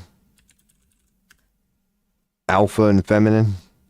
They have nothing to do with gender. It's just about polarizing energies. Because I'm even offended as a man. It's like, the man is the plus and the woman is the negative. Masculine and feminine. It's like, wait a second. Why are we called, like, damn, the women got the negative? That's kind of unfair. But it's like, no, don't think of it that way. Like, it's more electrical. You need a positive charge and a negative charge. It's just what we call them. Like, it's a positive, the masculine is the positive energy. The energy that Leo, the sun, the energy that needs to go out, that needs to vibrate. But it's fucking pointless. It will not work unless you ground it. That's the divine feminine. It's that calm, motherly voice of wisdom as the male is out there just doing Leo. And so when you got masculine, it's about fire signs, clearly, and air, because intellect. But it's active, assertiveness, outward focused. It's about going, here the fuck I come. It's a masculine energy. If you view it as an electrical thing, positive and negative, the positive electricity has to go out and get it. You are the pot. You do all the things, but you can't do any of it unless you have that negative grounding. And then you go to the feminine. nurturing, sensitivity, intuition. It calms, it grounds what would be. It's similar to what we talk about here. It's like a technological, intellectual, alpha-driven society. Engineers will doom themselves. It's been proven up to the grays, and these things are fucking aliens if you believe that story. You cannot lose sight of the negative part, the grounding energy that will be like, calm the fuck down. You're redlining your transmission. Great, like you're figuring it out up here, but it's not only up there. True power is when this and this are working as one. It's that sort of thing. You keep that intellect alpha engineering, figure it out, positive, go forth, fuck it. like way of being, energy, but you gotta ground it or it's gonna fucking consume itself. And you can, like, it shows itself in so many ways, from electricity down to human nature. That's what that means. So it's like, if you get a feminine thing in your astrological, or a male one, the way that would be influencing your reading would be, yeah, you're more male-like. Like, so what would you not want to get? Like, it would be like if you had a Mercury, masculine, just clearly everything intellect, you would overload yourself in that. You would be like Elon. like granted, you're the smartest dude in the world, but when the simple act of telling a crowd, I love you, you're so fucking emotionally detached, you come across as a 3-year-old child. As smart as you are, you can't figure out how to not come across as weird? Maybe everything isn't a fucking math problem, dude. There's some unexplainable, that's the negative. He's lost sight of what's within. That's another manifestation of how that shit turns out, man. And you could, now let's go to the opposite of that. In my opinion, you could vaguely say it's a dipsy blonde. Glance at chat, make sure I'm not missing the ones I can't hear. Yeah, I would say the opposite of that would be like a dipsy blonde. It's like, granted, you're innocent and carefree, and all you want to do is girls just want to have fun and give hugs. That's a great way to be. Love is not a bad thing, but you can abuse it if you go too far. That would be the version of the divine feminine that needs a little, like, what the fuck, man? Do you know, like, you're coming across as stupid right now because you're so lost and everything's a mushroom and here comes Skittles from the sky. And, like, granted, that's a great way to be. Like, but let's go. That's when the man has to come in and go, damn, woman, I know you want to love, but even Jesus Christ had to take a moment. All right, man. All right, guys, let me tell you something here. From time to time, you kind of like, you can abuse both. If you're too much of that masculine thing, that pure intellect thing, like just from intellect, you're like Elon Musk, like, granted, you're a human fucking calculator, but I bet you haven't called your mother in fucking 4 holidays. It's that sort of thing. And, like, you can view the divine feminine going the wrong way. Just some literally ditzy bitch. Like, you know she's a good person, and it feels bad even calling her that. Because it's not that she's not a bad person. It's just that the way she's doing it. It's almost like, maybe it's a poor analogy. It's almost like, what's the difference between a gay guy and a flamer? It's like, granted, you're divine feminine, or you're gay, I can live with that. But the moment you become a little eccentric, a little over the edge with it, it can piss everybody in the room off, no matter how well-intended you are. It's like, now you're just, hold on, dude. Even gay people in the room are going, damn it, man. Calm down. You're in front of an elementary school and you're wearing chaps. There's a time and a place, man. Like, you can get out of control. And that was a bad analogy, but your boy loves going. I like to put it many different ways, man, because we're somehow trying to make sense of astrology here. So when I see the rotation between the masculine and the feminine in an astrological like reading, you got to just try to know what that means, man.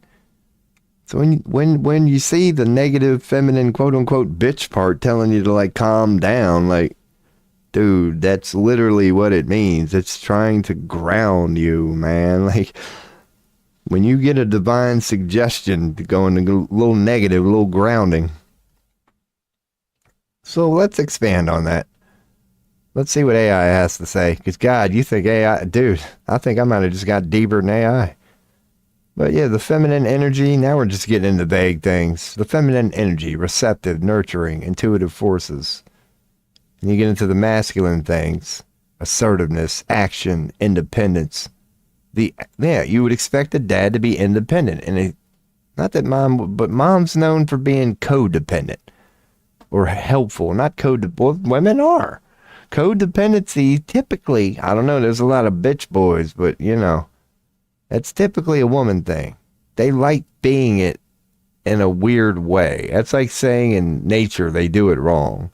It's like, no, dude, the male is supposed to go out and do the killing. There are some people, like lions or whatever, they do it differently.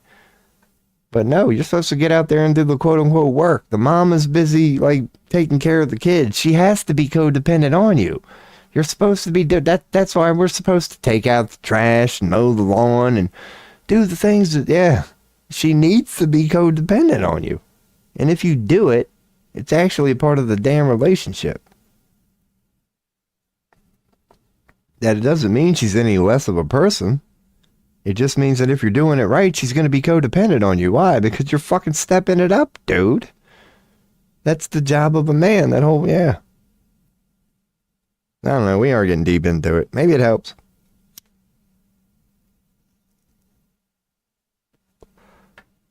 Because all this is somehow leading to your boy being able to do astrological readings here in about a week. And again, I like to think we're getting close. Oh, God, here comes the parts. What are we at? Over 4? No, we're at 5. Oh, my goodness. Hell yeah, that was a good one. That's how you know. It takes it's the coffee. It really is. For the first 4 hours of my stream, I'm pretty chill. But right before I shut her off, man, or whatever, them last few hours, it's always like every fucking 20 minutes. God. And that's why, yeah, I'll say it now. Like, I wake up and go to streaming quickly, but 9 times out of 10, I won't do it before I drop that first turd, man. It's a coffee crap every morning. And if you're a coffee fan like me, you know what I mean. Like, and most people tend to overdo it. So you know what it's like when you overdo it. Dude, your boy's degen to just overdoing it every day. It's normal to me. Like, dude, just spray painting the toilet and going, yep, there wasn't nothing solid about that at all. What did I eat yesterday?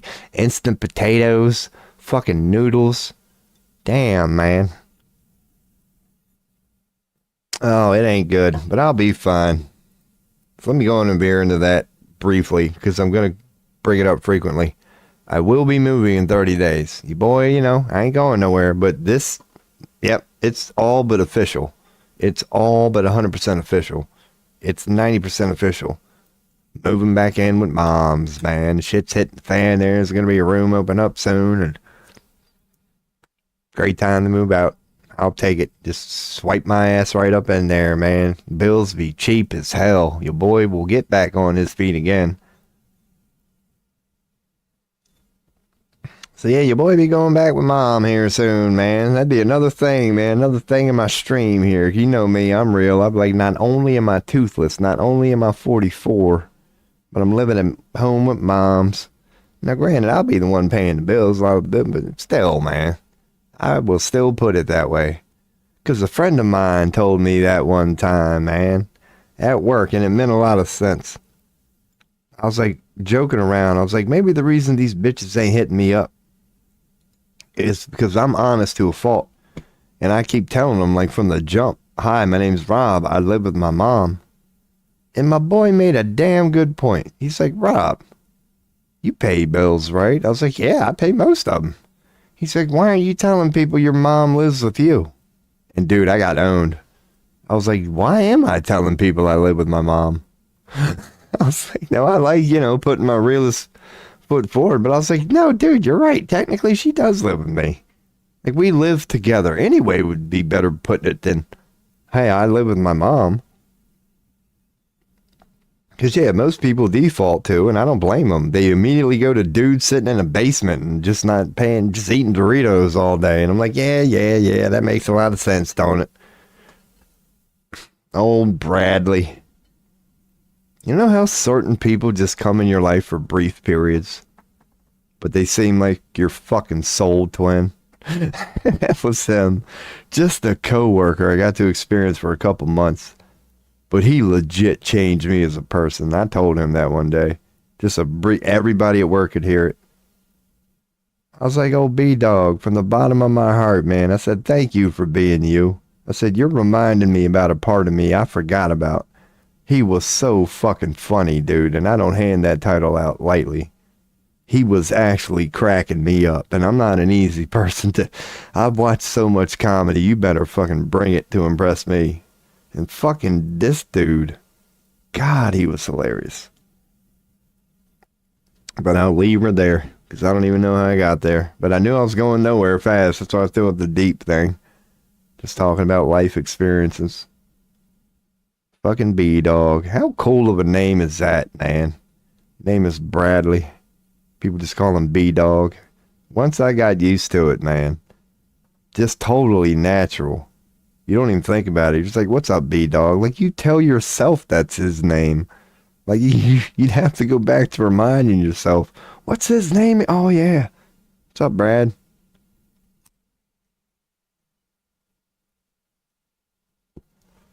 Hell yeah.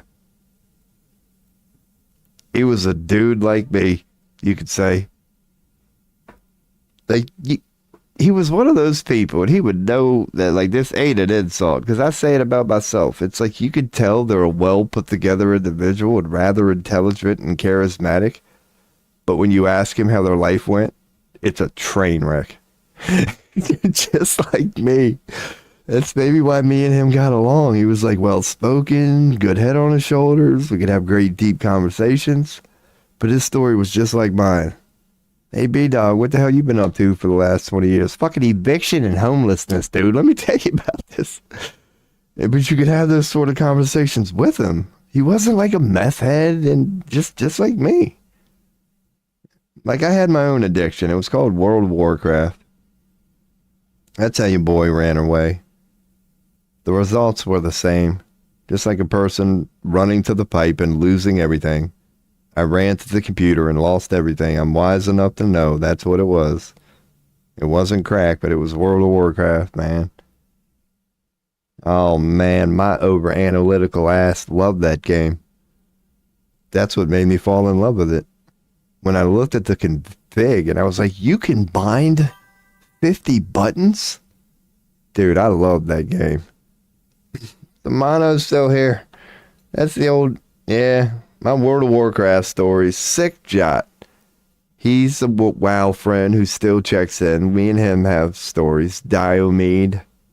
I still get no more than a handful, no more than 5 people from my WoW days. Oh, dude. Yeah, that was my runaway. That's how I lost my teeth, honestly. I've told that story. I'm toothless because all you need to do is watch that South Park episode. Their World of Warcraft one about that. Yeah, Cartman just gave up on life. That's an accurate. Yep, I was guilty of that. I was guilty of exactly what Cartman did in that show. Up into the friends, just, yeah, people in your life going, Rob, dude, where you been for the last year? It's like, I can't explain, dude. I got a mage and a paladin, man. We're running the fucking dungeon tomorrow. It's going to be a world first. I went in. And I loved every minute of it. And I knew it when I was in it, man. I knew it when I was in it. I'm not going to sit here and act like I didn't know I was an unfolding Eric Cartman. Oh, dude, I knew it. I just didn't give a shit. Like, dude, yeah. Because nobody would, like, if my friends thought I wasn't beating myself up, like I was, it wasn't like I didn't know. It wasn't like I, too, wasn't sitting in my room going, damn, I haven't gone through all them memories. So when you used to do a little thing called go outside and, man, all them beach memories and days at the park. And yeah, I was like, no, dude, that's not me right now. That's not me. Now, having said all that, because paradoxes exist, dude, at the same time, that was me. That was that nerd part of me. When you can just block out the world for a little bit and go all in, emotionally, spiritually. Dude, that was fucking cool. That was the best. I still, no matter any phase in my life, I still lay at night.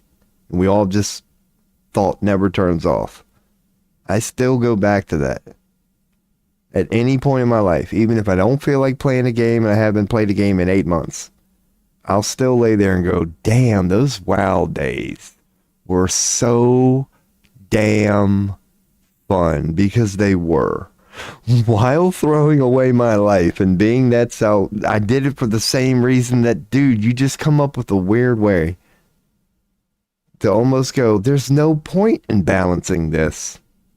I have to pick one or the other. And I'm going with this one. Inwards, you're already making that decision. You know. Like, kiss my friends goodbye. Mom, I'll explain later. It's a fucking journey, man. Oh, dude, I'm telling you, there might be a few clips, but dude, like the whole thing. Just the month of setting up my Twitch stream still blows my mind. Before I ever went live, I had so much fun just going, I'm about the game. Wow. Working on my UI, actually giving a shit. I had a damn good layout the first time. Way better than this bullshit. I put every attention to detail in there. I went so hard. Because here was my cutoff point.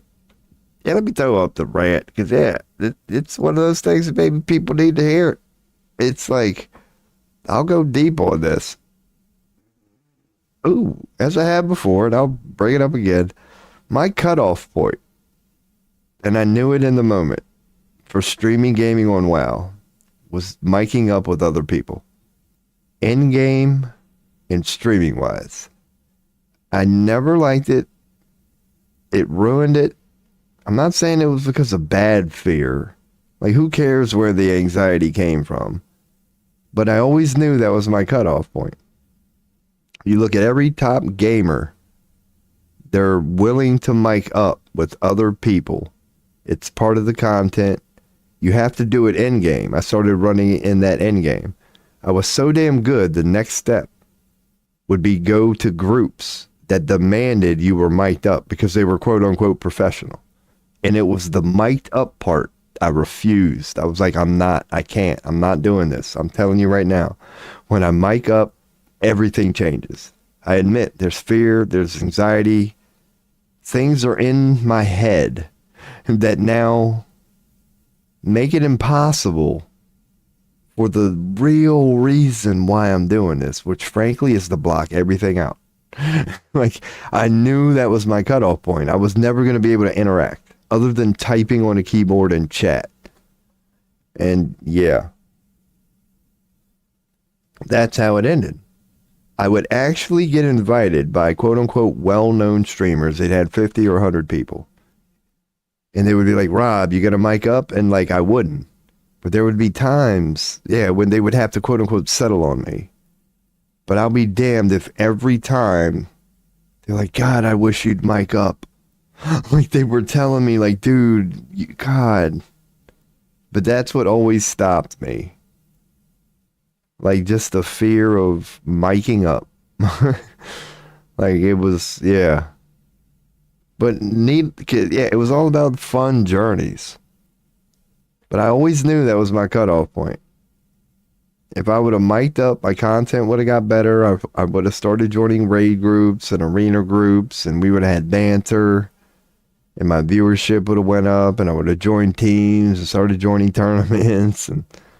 But I knew that's where I stopped. It was going to be, yeah. And comms are important. Good thing to throw in there. Because I got that. I did. I got that. There's a reason no professional team, is not mic'd up. And like if there's a glitch in the game, or like they'll lose one of their players, they'll stop the fucking, like, yeah, you gotta be mic'd up, man. Because that's what quote unquote being professional is about, yeah. And I totally understood it. I'm like, I get it. That's why I never, when they're like, Rob, I'm sorry, you gotta be mic'd up, I was never like, what the fuck, man? I was always like, I know. I totally get it. I'm not willing to do this. Yeah. Next time you're fucking around, send me an invite. But when you want to do your pro runs, I'm never going to do it, my man. Because that would happen on my stream. Where I would get that invite. They'd be like, look, dude, we happen to need a holy priest. I know you don't mic up, but you already know this. So, yeah, they would let me in after like 5 people said no. In order for the raid to go on, that would be the only invites. And they would kind of have to apologize for me. Like, all right, guy, we got a priest coming in, but he's not going to mic up. And they'd be like, oh, whatever. Okay, let's just get this done. And that'd be the only time I would ever be able to participate in a known real group. I made a few appearances on like 50 to 100 viewer streams. And yeah, man. But I was good enough where, yeah, my skill was there. It was my social, it wasn't skill. It was not skill. Because I was damn fucking good. Wasn't the best, didn't care to be.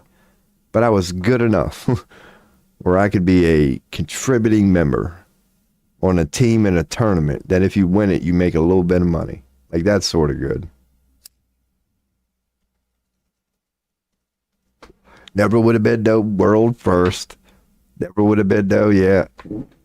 Any of that, but the sort of guilds that do it like tits. Yeah. But yeah, again, now going back to whatever. How much fun did I have in that game? Oh my God, bro. Because like, for example, when that streamer when I would fill in, I remember it was 2 or 3 nights, man, of this pretty well-known streamer. And I would only run with them for like an hour or 2 a night. It would be during their whatever runs. They would need me for like 2-3 hours to do 5 keys or whatever, 5 runs. And dude, just to hear them compliment me after it, that makes you feel so good. These people are kind of like well known.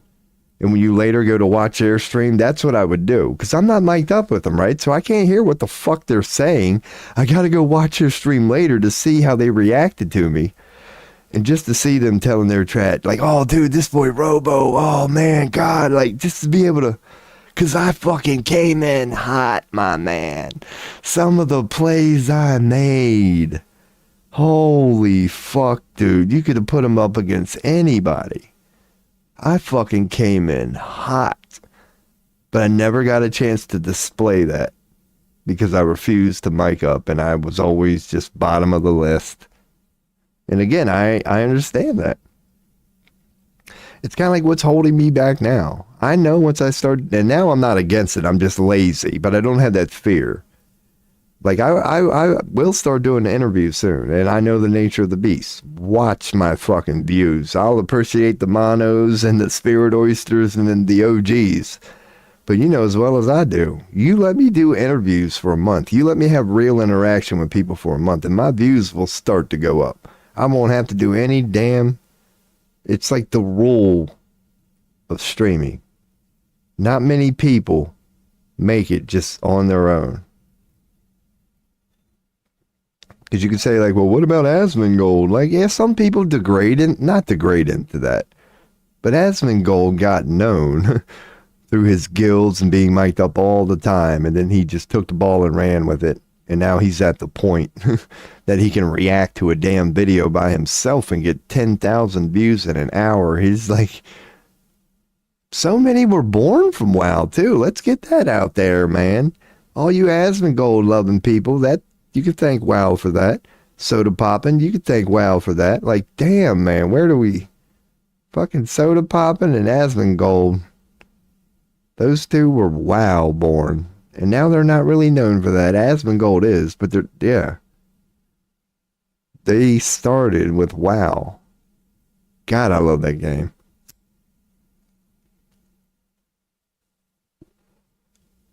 Hell yeah, man. Especially be it hybrids, God, just MMOs as a whole. Because my best highlights were healers. Like, I had some pretty good tanking moments. My highlights of a tank would be I'd be very self-aware. So when I got props, it would be like, man, I couldn't believe the tank was actually paying attention to the hunter. And I would like use a cooldown on him. That's the only thing I was known for in tanking. Is I would help people that tanks normally wouldn't help. It'd be like a cooldown they use on their self. I'd find a way to play it where I would give it to you. And that's the only thing that kind of impressed me about tanks. I wasn't like mechanically gifted, but the healing I made plays. DPS, I was nothing special. The only time I was special in DPS was when again, it was the way I dealt with other people. That's why I love Shadow Priest. Because I would use my shield on whoever was getting the dick at the time.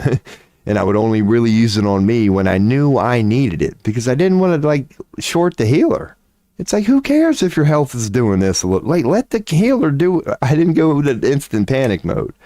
When I saw somebody getting chunked, I'm like, fuck it, they're getting my shield. Because I don't need it right now. The healer's got me.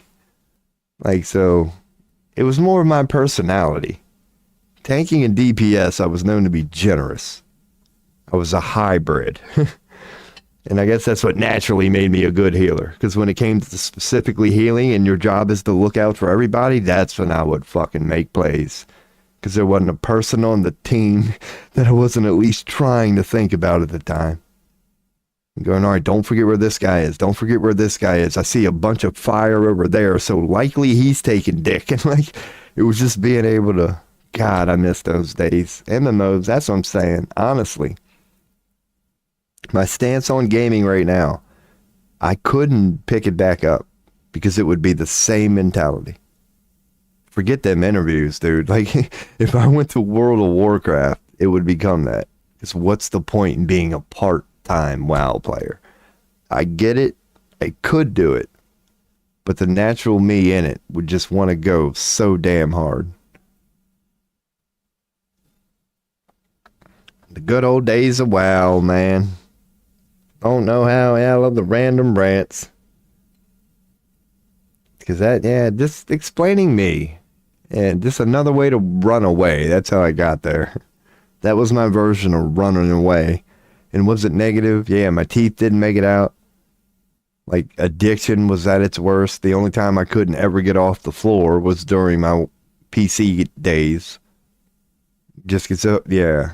All my worst habits came out during that time, yes. But also some of the greatest feelings and moments and memories that I'll tell no matter what star I'm on, man. It's like, even if God was in front of me right now, I'd be like, God, I'm sorry about all that negative shit that came out of that. But dude, you were there those nights where it was so pure. I was just in heaven. I was... From the crying, laughing moments is another thing your boy honestly will always cherish about MMOs. Them random moments about nothing that happen in gaming all the time. You're just out there questing and you see some random dude for no reason just teabagging something, and you decide to join him in just the craziest band. Dude, I have been dying, literally, just gut-wrenching laughing at like those little white bubbles that pop over people's head when they're just, it was so childish. They were like, oh my God, the gnomes are coming. It makes no sense. It's complete improv, and you're just having a good time and you decide to go along with them. I think that's how me and Sick Jot met. We've talked about it. That's how we became friends. One of us were acting a fool for no reason. It was just out in front of the auction house or whatever it was. And moments like that too have legit, I always say I'm a connoisseur of comedy. I have thousands of hours in comedy. Dude, moments in video games have been some of the funniest shit I have ever experienced in my life. Where, dude, I'm bawling. Tears are coming out. You start to get pissed that you can't stop laughing. Your stomach starts to hurt. You really start to get mad at yourself. You're like, why is this still funny? My God. Hell yeah, man.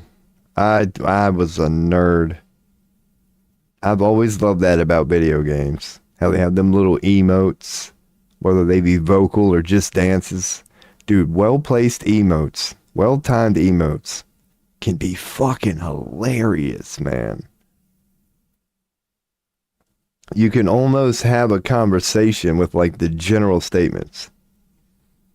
Like, charge for the horde. They're just 2 or 3 word statements. And there's only like 9 options.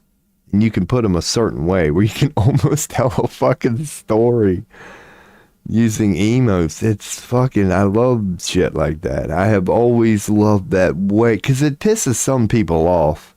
There is a time and a place.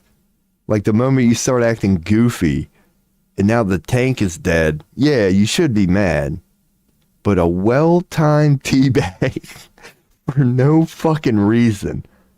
Where's the hunter going? What the hell, dude? And he just goes over there to teabag a couple times and then rejoins the fight. When you know how to do that, my God, that is a great time for everybody. Just in PvP, it's the same thing. You're not known as a shit-talking guy, but you'll drop a certain dude, and for whatever reason, you got to go over there and spit on him. Do the spit emote, do a little teabag, and then you gotta. That's the sort of shit I loved about it. Just the personalities of people coming out. Some people were known as serious people. Some people were known as like, oh God, you're inviting him. Is he gonna be good? Fucking Leroy Jenkins is a prime example of that. That has always been there and well. You're just like, oh God, don't do it, don't do it. And the next thing you know, that guy you knew was going to do it. Leroy! You're like, oh fuck. And everybody dies. And 4 people are pissed. Legit pissed. But one guy thinks it's fucking hilarious. And then after you get over your madness, you can't help but start laughing. That's exactly how Leroy Jenkins went. They wanted to kill him that first minute. They really did. They were fucking pissed, and then they eventually just started going, God damn it. They just started laughing, going, it's here. What are we gonna, we knew, fucking gear repair. Hey man, anybody got 30 gold?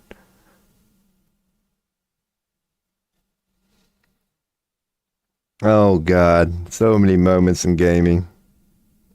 And we all know about the real drama too. If you spent any amount of time in guilds and MMO, you know for real drama happens. Next thing you know, shit's disbanded and you're just trying to stay out of it. And it's like, dude, I don't want nothing to do with this. Okay? I don't care who said what. I've been a part of them, a couple of them. Where, dude, it got crazy. Like, yeah, where it gets to like real life threats and shit. People are like calling the guild leader going, motherfucker. Like, it gets crazy. You're like, bro, I'm just trying to get a purple here. Like, It's not a big deal. I can live with my green.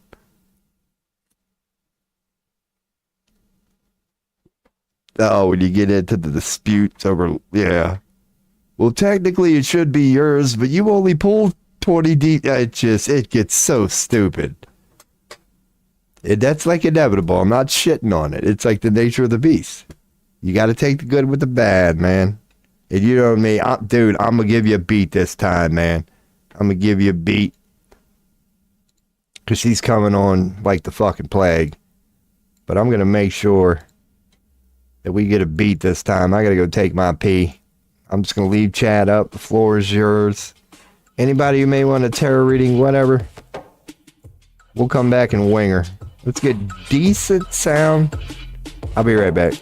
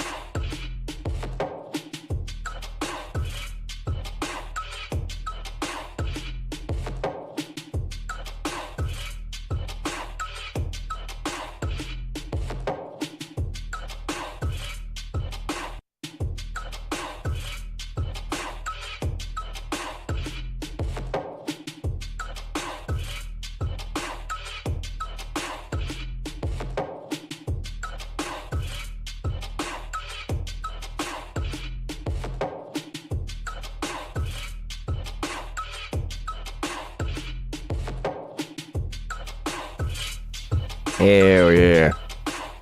Dropping the beat. The copyright beat. I couldn't even tell you what song that came from. It's not copyrighted anymore. But it came from a copyrighted song, man. That is a tight beat. Because I am a hip-hop fan here. So it's like, it was just a song I was listening to one night.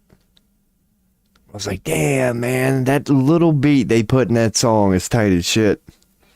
And believe it or not, there was one night, there hadn't been many, but I actually did work to the stream one night, man. And I made that beat just for the stream.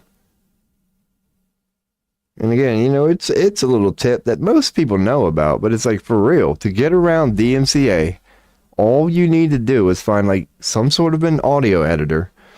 And for example, slow down the tempo 10 or 20%, and then adjust the pitch by 10 or 20%. You've now gotten around it. You really have. It's not the same beat for beat. Like, I'm sure if you abuse the hell out of it, you know, if you just want to do it like I do it. Because I tested that theory the first, like, week. I was like, I'm not sure if this is because YouTube will let you know. I watched a Back to the Future clip one night, only like a couple minutes worth. And I got a copyright strike. I'm like, really? And that's why I'm like so cautious on. And even Rogan, they got me on Rogan one night. I watched literally no more than 20 seconds of a clip and I got copyright struck because of it. More like copyright warnings, you know what I mean? It wasn't an official violation, but it was like, okay, we have detected stuff, and they give you options to mute it. And they remind you that, yeah, if you don't mute it, if you keep it, you lose all monetization. You will not make a penny off it. So if you want to have any chance at making money off it, you have to remove everything copyrighted. So I'm like, really? But I found with music, yeah, just slowing it down by 10 or 20%, man. Those auto bots that detect it. Because that's what they do. Like, if you wonder how some people get away with React videos, it's like if you cover it a certain percentage, you know how it goes. If you change the audio a little bit, it's like you can watch a pay-per-view the night after on YouTube.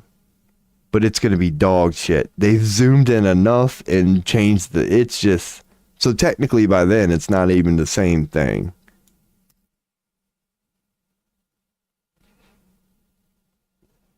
I hate DMCA. I really do. I can't say I don't get it. But yeah, the way they're doing it is just crap. The way they're doing it is crap. But anyway, see, I don't know, man. Yeah, should we do an astrology reading? Or maybe continue brushing up on the Zodiacs? Kinda. I don't know. What we could do is continue just going down my chart and kind of just going, okay, we got a Jupiter, and just go down brief things to kind of end off what I did with the moon thing as like a little test. Like, okay, we got a moon sextile with Jupiter. What do we think that means? And then let's do a little trial and error here. And we'll bring everybody along for the ride. Questions, comments. Yeah, it is a good time to do this now, I think. My way of reminding people. I have tarot back in my tags and tarot back in my titles. Good dude, tarot. Damn pipe. I don't even know. I got my tobacco pipe. But yeah, man, otherwise we will keep brushing up on astrology. Because I will keep my random banter too. Because I know I'm not good at keeping... I can't tell you when, right? No more than 4 months. And that's a long-term projection. I want to say no more than 2. But definitely no more than 4 months. I could swear to you, and like to think I mean it, I will have interviews. I will have interviews with interesting people too. I'm talking about channelers, psychics. I have many of them in this area. It surprised me too how many there are that I could interview, and they're willing.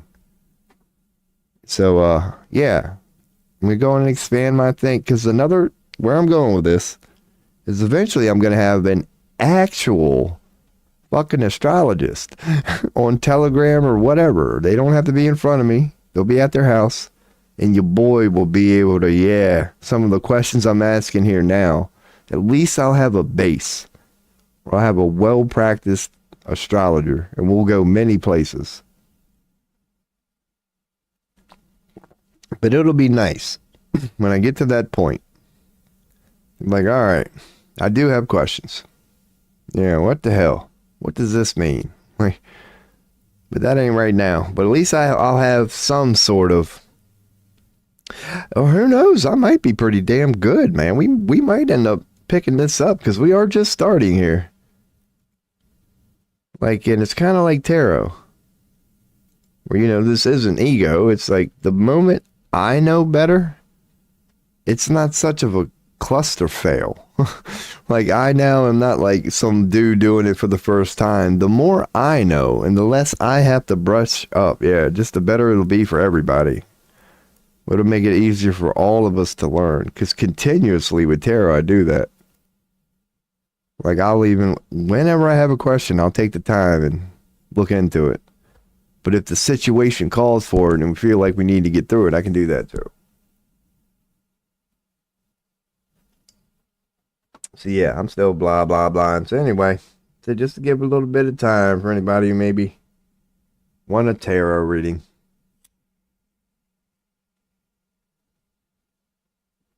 Because it is cool with you get somebody just random, first time chatter from YouTube, you can tell they're really just like searching tarot, and you're like the only guy doing it right now. They're like, yo, I got some shit, I need a real answer. And I'm like, I'll give her my best. But anyway, killing the cam. I'll still be here, but your boy's chilling. And if not, we'll go back into a little astrology here.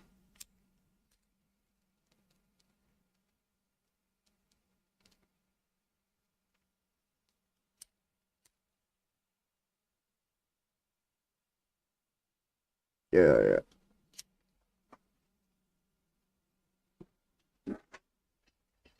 Rapid ass.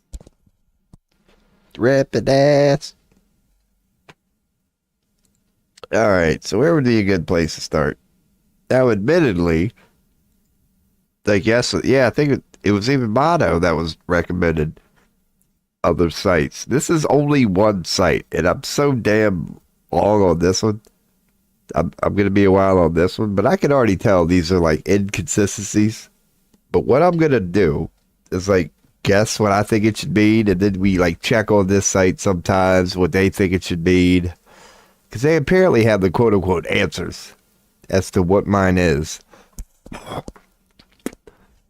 But it's only, one site so far. And since this is my first site I've ever been on, I can't really say if their opinion is mainstream or not.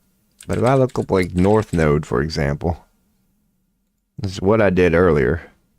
According to this site, because my birth chart, like your natal chart reading is what it is. It should never change throughout your life unless they address astrology itself. So I'll get a general idea of what this webpage is saying shit like this means. And then over time, we are going to go to some other web pages that already been, and I'll do the same thing. I'll enter in my information on a different web page. And we'll try to remember like what this one told me. See if there's inconsistencies. Because the one thing is, here's what I'm noticing here. My North Node, I might as well go to browsing. Yeah, okay. And lower the cam a little bit. Yeah, my North Node is here, which is in Leo. So I got a North Node in Leo. So it's like, before I even look at the example, it's like, what that's going to mean. Because your North Node is actually not good. It's good, but not. What I mean by that is your North Node is basically what you, your soul, your deeper soul knows you need to work on. So it's like, oh yeah, it's going to be challenging. It's going to be parts that are filled with challenges. But you, your soul, are asking for it. That's why it's your North Node. It's you, your soul, going, how can I expand? How can I be better? So it's going to be challenging. It's your North Node. So it's sort of a destiny, a sort of an omen. Just going, yeah, you are going to have themes. Certain things that are going to challenge you. It's your North Node, but you asked for it. It's your purpose of life sort of thing. So your North Node is good, but bad. It's good because it's the reason you came here. It's what you wanted to explore. But it's likely going to be challenging because it's your North Node. And your South Node is your, how did they put it, karmatic thing. It's very karmatic. It's comfort zones. It's aspects of consciousness, life, whatever you want to call it, that you've already mastered. You're actually pretty good at that. So you don't need to explore it, sort of thing. It's comfortable. It's familiar. It's like, it's your past. It's the you that's already here is your South Node. Out of all them lives we've lived, whatever, it's the you that your soul is now, is your South Node, complete with all those Akashic records and memories and everything that comes with it. What you are, what you're good at. Your North Node is where you, your soul, knows you would like to explore or believe you could do a little better, however you want to put it. Your soul wanted to challenge yourself and test yourself on these sort of things. That's what your North Node always means. So I'm like, okay, I got a North Node in Leo, right? So we know what Leo is. Leo are before I look it up, they're, bold. Leo the lion. They are bold, determined. They're very reliable, though. They get it done. Like, you can count on them. They can be protective of loved ones. They can be a little hot-headed. They're very emotional.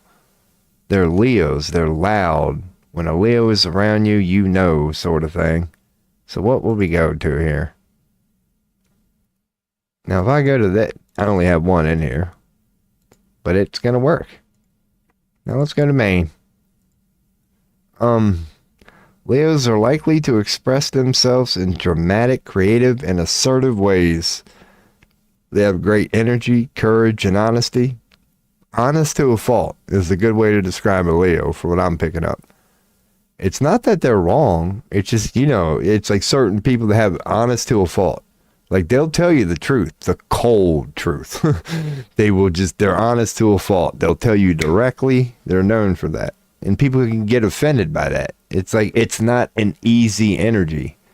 The Leo energy is bold, honest, and direct. They do not beat around the bush.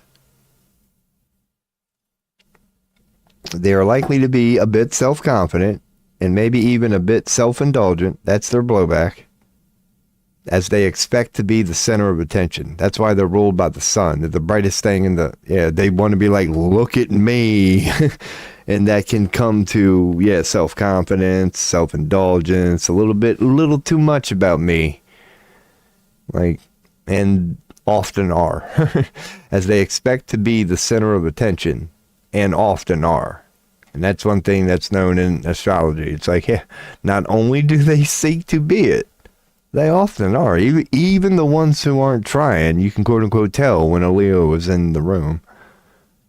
They also possess integrity, determination, and are natural leaders. Leo the lion. Like the leadership parts of a lion. Like I say about the lion, because I heard it once and it's great. Like, I'm sure many people have talked about it, but what makes the lion the king of the jungle? It's basically belief. It just believes it is. It's that sort of energy. It's not the biggest. It's not the strongest. It's not the fastest. But it believes it is. Therefore, the rest of the jungle believes it is too. Like, it's not saying that like a hippo isn't afraid of a lion, but we all know fucking lion wouldn't have a shot in hell versus a hippo. It's that cat-like Leo, fuck you, here I am, and that mentality that basically the hippo knows. Here comes the king of the jungle. Based on what? Belief. This motherfucker is just so damn cocky that it believes it is. Belief. The lion is supposed to represent that. The power of belief, dude. Just believing in yourself. It's been talked about many different ways regarding the lion. What makes it the king of the jungle? You have to start with it believes it is. And like there's a logical argument behind that. Because it's not the quickest, it's not the fastest, it's not the strongest. I use the hyena example. It's kind of like a slave master example. It's kind of like the elephant that you can tie up to a stick that can't get away as a baby. And then when you see that 2,000-pound elephant years later, it won't try. Why? Because it believes it's stuck. Who it is now could pull that out in a fucking heartbeat. But because it was tethered to it as a baby, you can tether it as an adult. Because it's already tried so hard as a baby, and it's given up. It believes it's stuck. So it never, like it goes hand in hand with that. The lion is a fascinating symbol, the power of belief. And you can see it in a domestic house cat. It's that same nature. They are not like your dog. They think they're high shit, aren't they? And that's the Leo energy. Like, this is me, here I am. Yeah.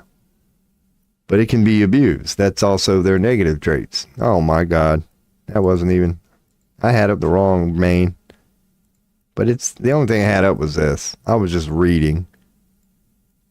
But that's what I was reading. It was everything I just said. Leos express themselves in dramatic, creative, and assertive ways. And I'm sure my camera is even in the way now.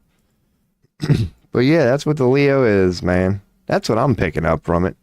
Because again, you know your boy, man. That's what I said about tarot. I'm a jack of everything. Esocentric, esoteric. Can't even say it. But I ain't a master of any of them. I'm kind of working on it. Yeah, just that story I heard about a lion one day, man. That made a lot of damn sense. I'm like, you know what? That really is based on belief a lot, isn't it? Because, yeah, the hyena one was where I kind of veered off. Like, pound for pound, 8 hyenas could beat the shit out of a lion. I'm not saying, one of them ain't going to get hurt. No, somebody's probably going to, the first one to go in is going to catch a claw. But, dude, once the pack jumps on, it's fucking over, okay? It's over. So it begins, like, there's a lot of truth to that, too. Why does it take 8 hyenas? Because you'll even see it being displayed in nature. Those 8 hyenas as a pack believe it. they believe it's based on what the lion believes. Yeah, they're believing the story the lion's selling at the moment. They're like, damn, this is a formidable opponent, is it? But when you do the cold hard logic, yeah, you're telling me 8 things. Yeah, just picture the same thing. It'd be like a, pit bull, something like that, like a German shepherd maybe, being surrounded by 8 slightly smaller dogs, but dude, it's 8 of them. It's the same sort of mentality. It is going to take 8 of you to beat him. One-on-one, it's other than a puncher's chance and he screws up. You shouldn't have a shot one-on-one. But when there's 8 of you, well, yeah, 1 of you might get whatever it is that they do. Like the first one to go in might get just fucking wrecked. So somebody might have to pay the price, but so that's why it goes down that way, regarding the lion. So again, that was deep as hell, man. I didn't get very far at all. I was just trying to explain. I was like, okay, for example, I have a North Node in Leo, and now that God, we got like some idea what Leo means. Make sure I'm on main. Now that we got some idea what Leo means, I'll put the camera back up in a second. So my North Node is my destiny and all that stuff. What I choose to come here to challenge or explore. So the fact that it's Leo should suggest, it's not going to work. It's a challenge regarding all this, a challenge expressing myself, being creative. So it's going to be creative blocks, wanting to express myself. The energy, I don't know, courage and honesty. So if you had I would want to explore all this. So it seems like a North Node in Leo would mean that, yeah, you would want to be seen. Like you're not doing good. There's at least a drive to want to be seen. Like you're not being seen. Because the Leo would be. So you would be challenged by all this. You're like, yeah, why aren't I being seen? Like, why don't people, as everything a Leo represents. Like, why ain't that fucking happening? And then it would go into the self-indulgent part. There would be questions about, being a little self-centered, integrity, determination, natural leaders. So you would assume, like, not feeling like a leader, but you would want to be one sort of thing. So let's go to see what they say. Because that's what I preference all this. God, it takes me a while to get there. Over time we're going to see what multiple web pages say. Because my Zodiac reading is not going to change. Like, the stars, what they were that day, period. But according to this web page, because I kind of tried to decipher it, and I don't know what the fuck, but according to them, let's not address my South Node yet. My North Node would mean, let me make sure I'm not fucking it up. Cool. I can be a friend, but may still stumble a little when things get too personal. So I could take things a little too personal. I do, depending. Wait, what the fuck is this thing saying? No, never mind. His path is to embrace his individuality. So my path would be to embrace my individuality and allow myself to be the center of attention or to strike out on a unique creative path. But at least we kind of see what it's saying. So we're right there. Because if you got a North Node, your destiny, in Leo, it's going to suggest that, your path, what you're exploring, is about individuality. Here I am, I'm Leo. Leo shit. Center of attention. So my path is going to be, I'm kind of like learning from Leo. I want to be more Leo-like, is what this would suggest. So I would learn to be more personal and less intellectual. Because Leo is not about intellect. It's fire. Fire and earth, I'm going to guess. I think it said it. It might be fire and air. Let's check. It's just fire. Okay. Yeah, it's not about intellect. It's about creativity, passion. We learned this shit from tarot. It's the wands. It's all about what the wands represent, which I've said before is kind of hard to describe. Intellect, easy. Emotion, easy. Desire, passion, little slippery because it's not emotion and it's not intellect. But what is it? It's Leo. It's fire. Yep, fire and desire. So, word to your mother. So that's what that was. Less intellectual when expressing his feelings.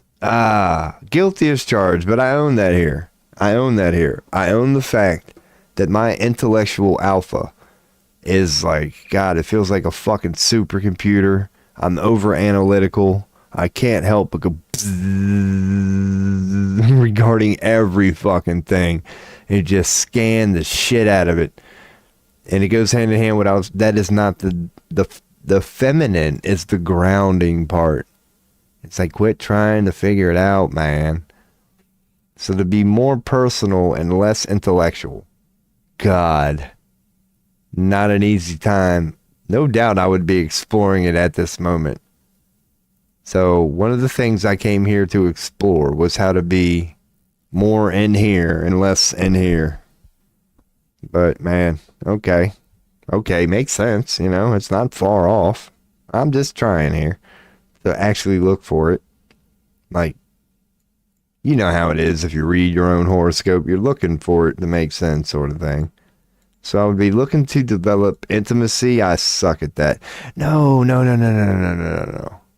I am amazing at it. It just doesn't go well. So it's no surprise I'm exploring it. Because you will not find a motherfucker more intimate than me. You really won't. Like, I've had some, man. That's why I'm like, I'll touch upon this now because I'm feeling it. That's why I'm open to that dom sub BD. And again, that's what I mean. I'm not saying I've had this great 50 Shades of Grey life. Like, it's been so fail. But I really do. That's my version of intimacy. To me, BDSM, dom and sub, on a certain level, on a kink level, is what I like playing with. The ultimate alpha and the ultimate beta. Like, that's why it's borderline rape, you could say, because it's meant to be. How far, hopefully he's good at it, can this alpha take you to legit? This is how it works. Legit feeling like you might be being raped. It's all about that. How close can you come to make her feeling legit powerless, which is the divine feminine, the receptor, to the point where, yeah, you can receive, but at what point is it rape? Like, that's a deep way of putting it, and that's what fascinates me about it. That's why it gets into crazy shit, because it's people attempting to do the alpha, I'm gonna control you. Like, I heard the chime, and I hope that wasn't too loud. It's the male attempting to do that on an extreme level. And then it's what the woman should be, quote unquote, attempting to do that on an extreme level. Just going, take me, daddy. I don't even care. It's that sort of thing. If I'm describing it right. God, my astrological readings. And intimate does not only mean sex. No doubt. No doubt. Like, this is only one aspect of how intimate I truly am. Because I'm even touching upon it now. Like, it's not about great you're fucking. No, not at all. It's about you are playing with alpha energies. Like, extreme forms of alpha energy. Yeah, I love that shit. I am very intimate. It don't go well. I've never been able to have such a relationship. Because I'm honest to a fault. So when a woman like asks me, like, what really do you want from me? I'm like, if I'm being honest, and I'm not saying you have to give it to me, mind, body, and soul. Like, if you would you be willing to give me 100% of your mind, body, and soul? And that's a slave like to say yes to that, you would have to agree to be a slave. And I get that, but when they ask me that, I'm dead honest. I'm like, actually, if you want to know what I really want, I would like for you just to trust in me like I'm God Almighty and just assume, and I know how ridiculous this sounds, that I will never lead you astray. That even if there was a burning fire in front of you and I said walk into it, you wouldn't even think twice. Like, that's how deep I'm willing to get. And of course, that's what it's definitely trust. You shouldn't ever trust somebody who says that. I wouldn't. I don't think I would. But I love doing that, man. And I'm the first one to know absolute power corrupts absolutely. So if they give you that power, even though you think you may be able to contain it, you might wake up one day to really like be abusing it. But I've never met a girl willing to go that deep with me, even for like a couple days. Or I'm like, would you really want to take this relationship to an insane level, as in what the female is quote unquote supposed to want? And would you just let me legit be your king? Your wish is my command. You would never question it. If I said down, you would just do it.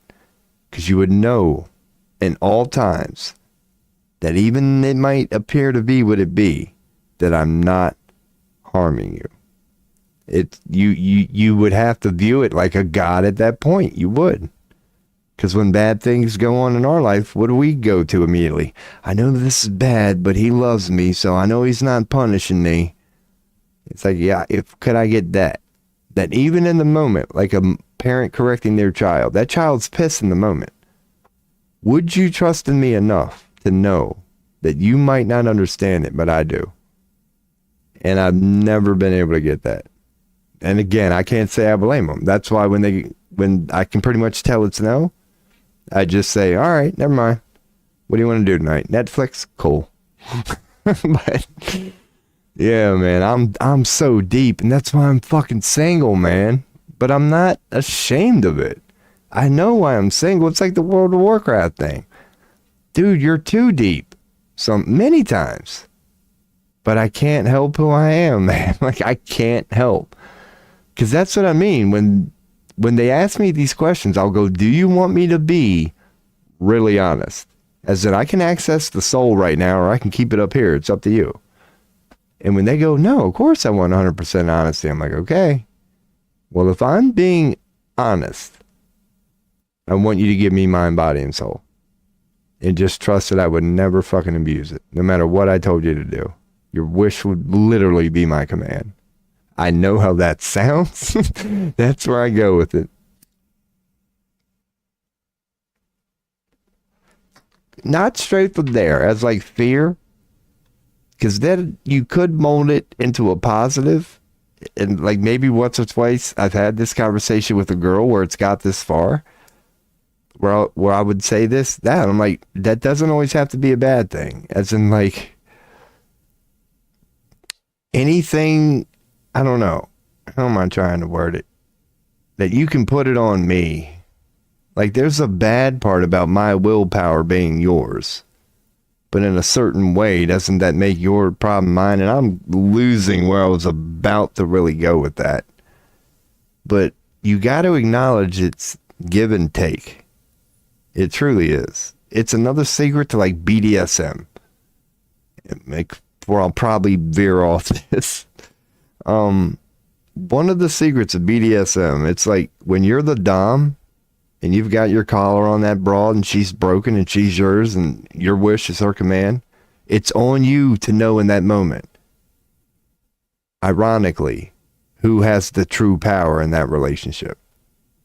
So even though you're telling yourself and the rest of the world that she's giving you control and you're in charge, the dom is supposed to know that really, because if she didn't give you that, you couldn't have what you have. That you can't lose sight of that. That she's even giving you the right to go forth as her but don't forget who runs this bitch.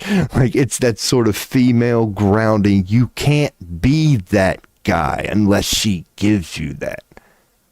But if she gives you that, yeah, whether you have to say it or not, a blowback of that, of her problems become yours.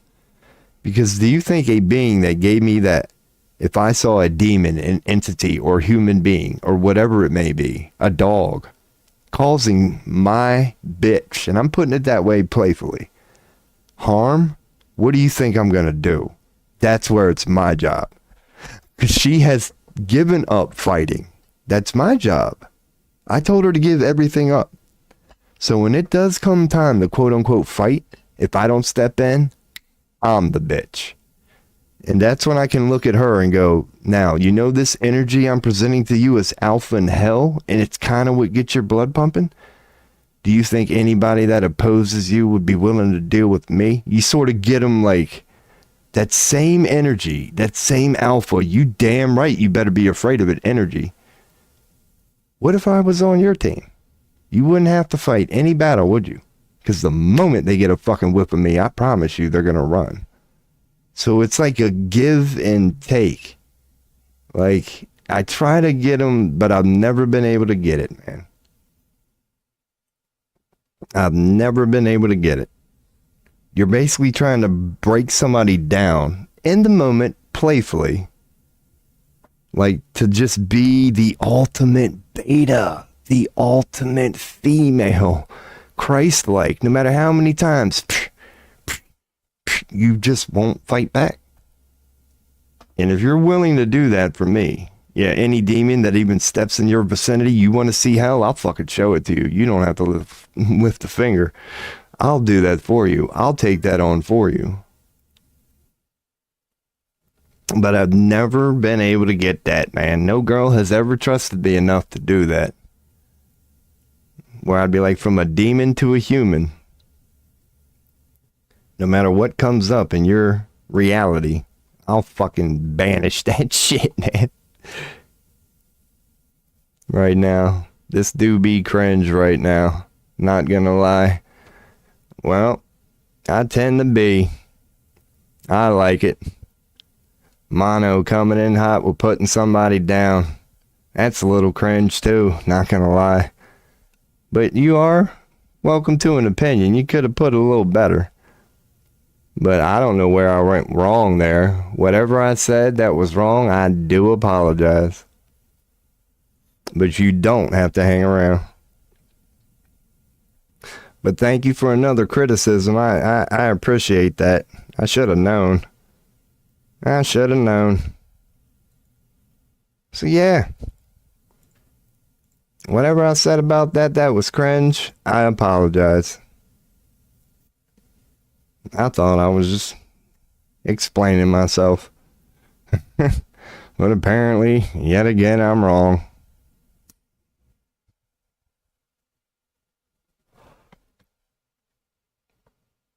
So maybe we'll go back to astrology. Or maybe I'll check news. But yeah, I don't know what I'll talk about next without getting in trouble on my own stream.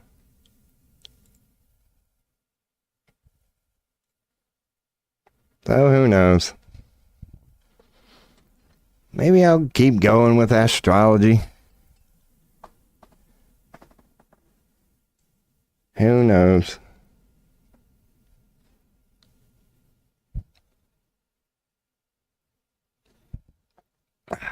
Fucking hell. Man, I guess that's why they call it a buzzkill. Shit. I was feeling so good, man. Holy hell. Oh, God.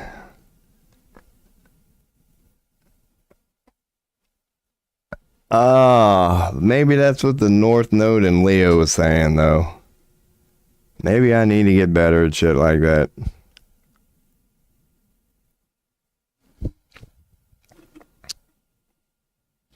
But I don't know. I am a guy who just, once it's a coincidence, second time's a pattern. By the 15th, I don't know what to call it. Oh, goodness.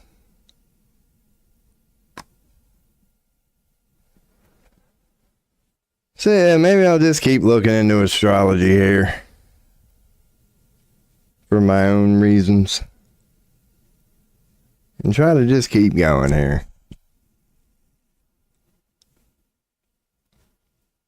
That's why I do this stuff. Normally I appreciate feedback, but recently it's been... last couple of days have been unique to you, boy. But again, Rob, you gotta get used to it. Oh, goodness. So I was on the masculine and the feminine. That's right. That's how I even got here. I was trying to describe the masculine and feminine energies. That's how I see them. Let me continue with my explanations. Because this is an astrology. Let's learn astrology stream here. So may be a first time viewer. I'm just in the middle of trying to learn astrology, so I'll bring up AI from time to time. See what the recommendation is. And then I'll offer my own opinion on what I think it is and how I interpret it. Because not at the moment, can't do astrological readings at the moment, but if you're checking on this stream, no more than a week, man. No more than a week or two. I think I'll be able to give a way better than this. It takes me 2 days to do one reading. I'm not even close, man. This page is so damn long.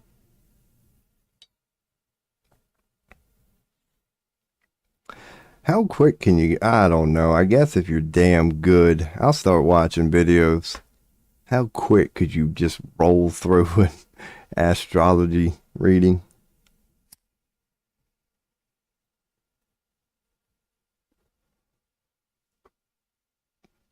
Yeah, I'll take one more rip here. At least one more rip. Continue to go down my chart to see if I can make sense of this. Bring up a couple things. Hopefully expand our collection here. Alrighty, so I guess it's a good time to throw up the tarot reading. To get the browser ready. If anybody would happen to be checking in, looking for tarot, if you would like a reading, let your boy know. Otherwise, if you're looking in for astrology, I don't know what part I'm on now, but it's pretty much the beginning. So, if you have any astrology questions, we can veer into that and look into it.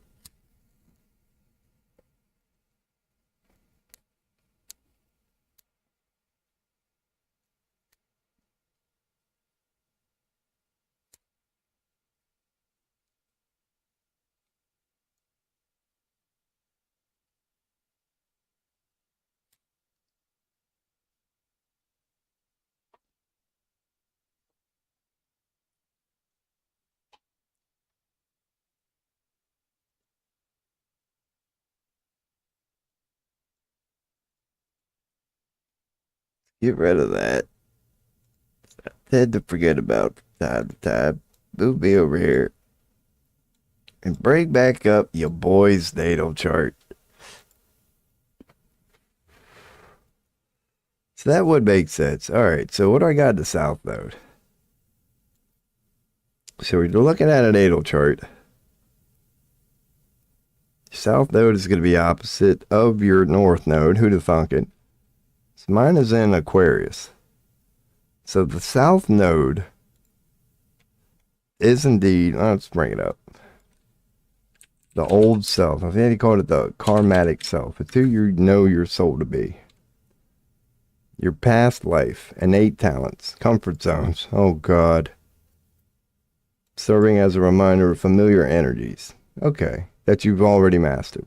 Yep. I don't know why they brought that image up.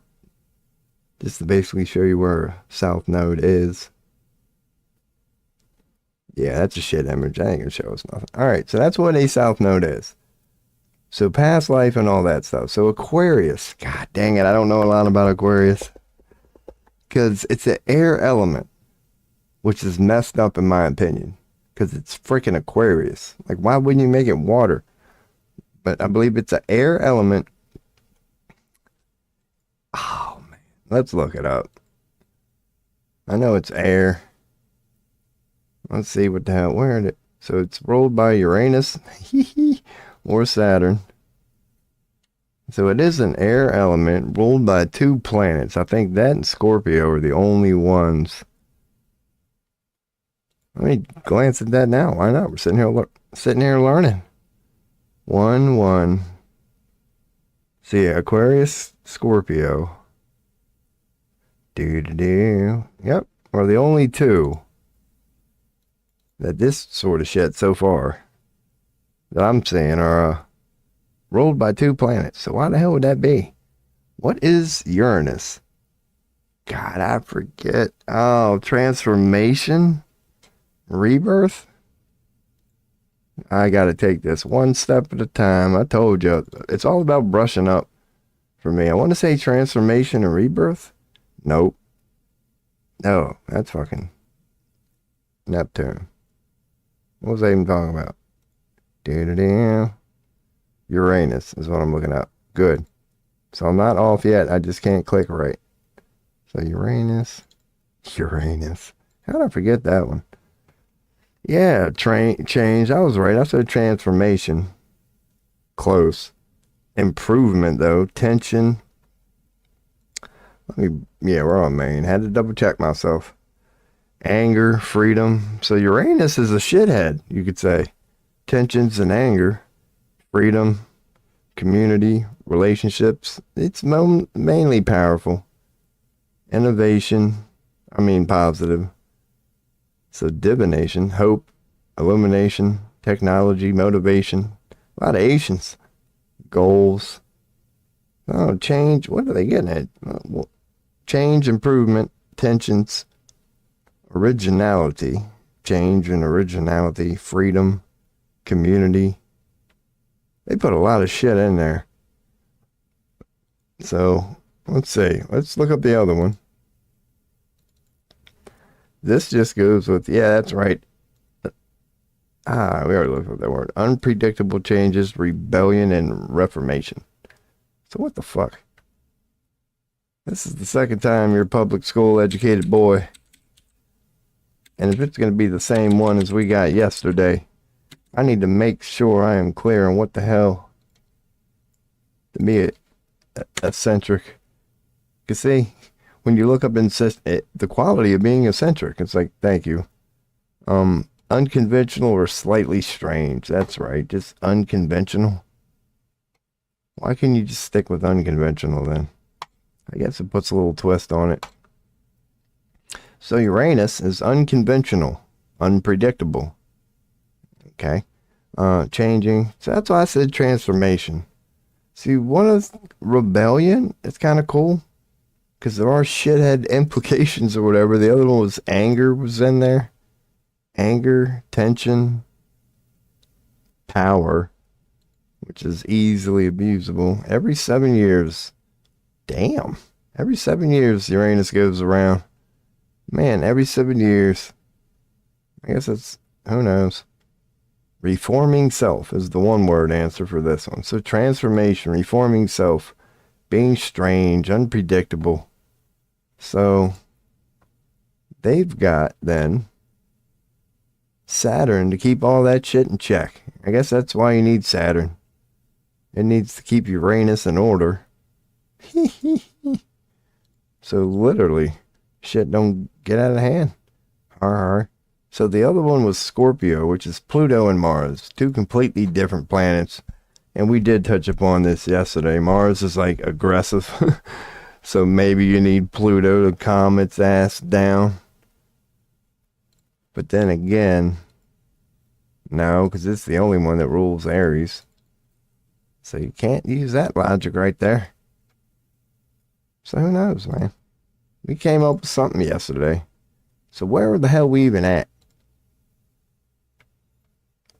No, we're done with that one. I was trying to connect my South Node with my Aquarius. That's right. So I already know what South Node means. That's who you've been. That's pretty easy to understand.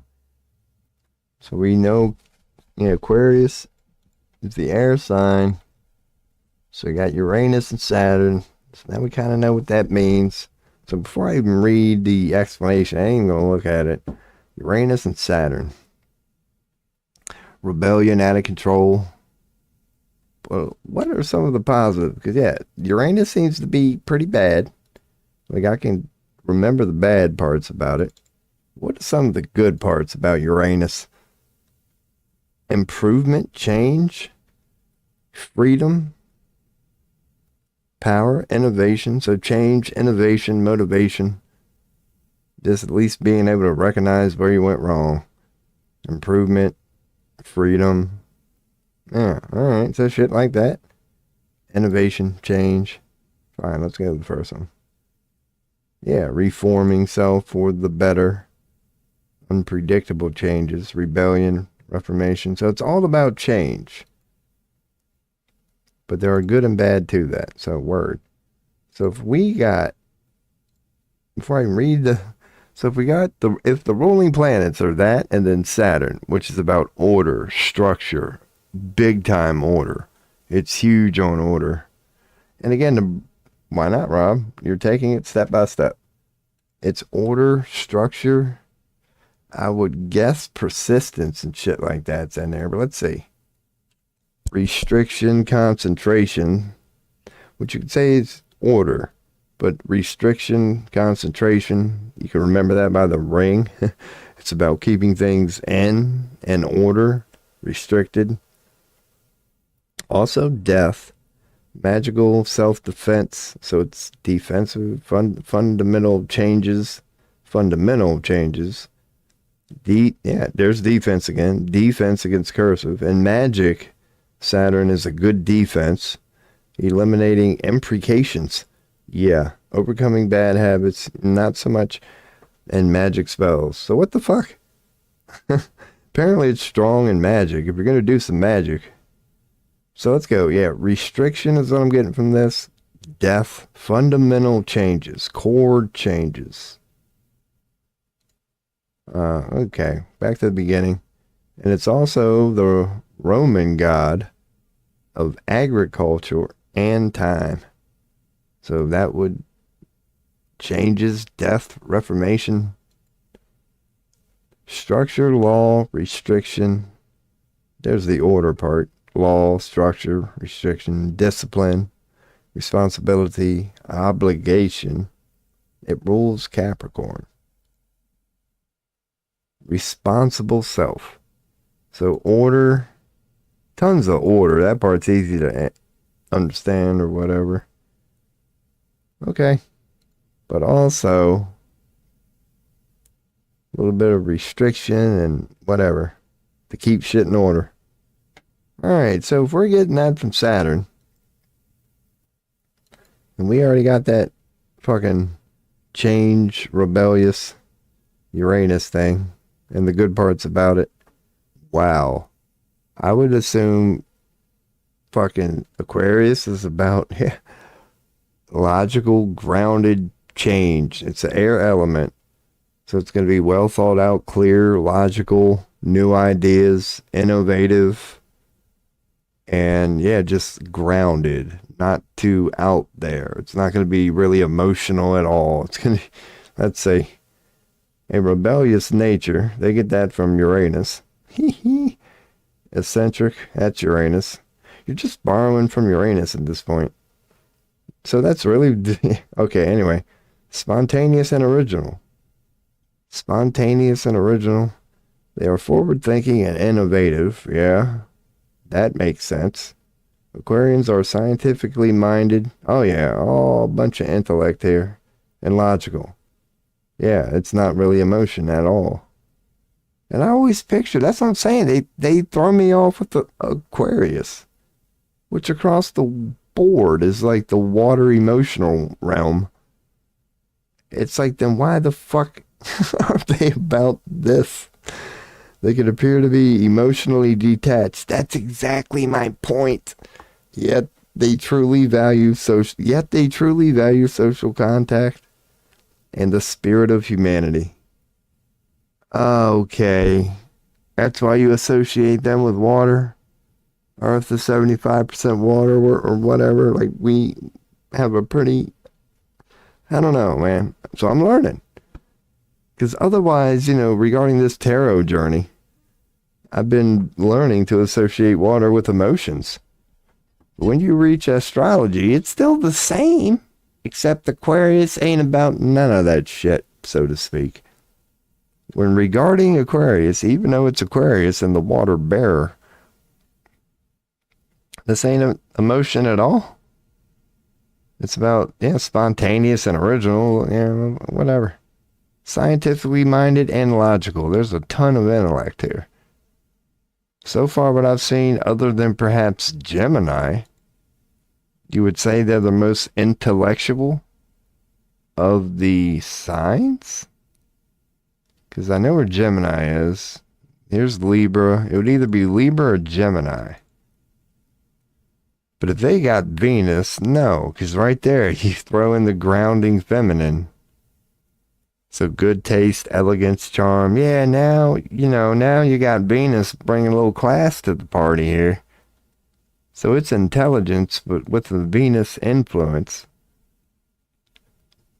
And then Gemini now, that's what I'm saying. So what about them? Mercury. All right, let's go with it. Mercury, what the fuck was that? That's all about compassion and stuff, right? It's the, fire, basically. I'm just going to say fire. It's all that shit, like the wand suite. No. Mercury is actually intellect. No, it is the intellectual one. It is. Commerce, studies, intellect, language. Okay, so it's got this has to be that. Gemini would be the intellectual ones. It's ruled by Mercury, and it's already an air element. What do we get here? Communication, logical thought processes, and the conscious mind tend to be airy and intellectual. So they're not only intellectual, but they have a broader perspective. So glib of tongue and curious about life. Yeah, they got a curiosity. So they are technically, they're broader minded. They can see two sides of things. I see what they're saying there. And Gemini is very close to me. I'm June 28th. So I'm only a week away from being this, you could say.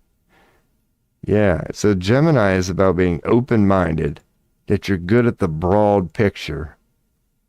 And when you're Aquarius, now you get to the scientific shit. Because now you got Saturn making sure everything is compressed in order. So it's focused. You are truly an intellectual, but that's basically it. It's focused intellect. So, okay. In a confident manner, but you're emotionally detached. Yeah, you don't see the big picture like a Gemini does. It's like when you combine Aquarius and, the other one, Libra, with the Venus part, because that would be more about emotional understanding, elegance, charm, natural mode of living. They are concerned with issues of social justice and natural diplomats. All right. So that would be the middle ground. That's what happens. Yeah, that's what happens when Venus shows up. Okay, you think you're smart and you can argue? Try being a diplomat. Argue for peace. And they're good at it. They just argue for justice, peace, and they do it with elegance, charm, good taste. The poets, probably. I bet a lot of Libra are poets. Or a lot of poets are Libra. They may also struggle in making firm decisions. Okay. And they're a cardinal sign. That's the beginning of the season. So they can come up with the new ideas. The innovative part. But no, that's the person. Yeah, okay. I don't know. That'd be another topic for another day. So anyway, God, told you it'd take forever. All of this started because apparently in my reading, I have a south node in Aquarius. So now that I'll check chat here in a second. Before any questions? No, I'll check it now. Any tarot questions or whatever, let your boy know. Otherwise, I'm trying to decipher my chart so I can get better at doing it for other people. So I got a south node in Aquarius. So let's go to Aquarius and I'll make my guess before we see what this webpage says that means. So a rebellious nature, yada, yada, yada. Been over that. We know they're the intellectual, forward-thinking, innovative, focused part, huh? A little bit, yeah. They were mostly, oh, God. Oh, God. So that's okay. So that's going to tell me, what would that tell you? Regarding my past self, karmatic energies, what I've already mastered. Oh, God, I've already mastered what I know. But the emotionally detached part is in there. So the old me, like my soul, if my soul had a reputation, not the human, the soul, it would be that. They'd still be like, yeah, man, you're quote unquote smart, whatever. We see you fucking around with that intellect an awful lot.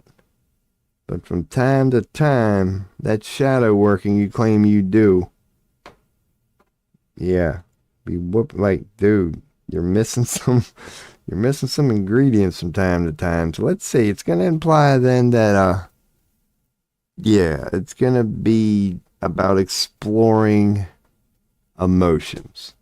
It's gonna be about wanting to get something out of emotions because I know I'm intellectually sound. Let's see how they put this.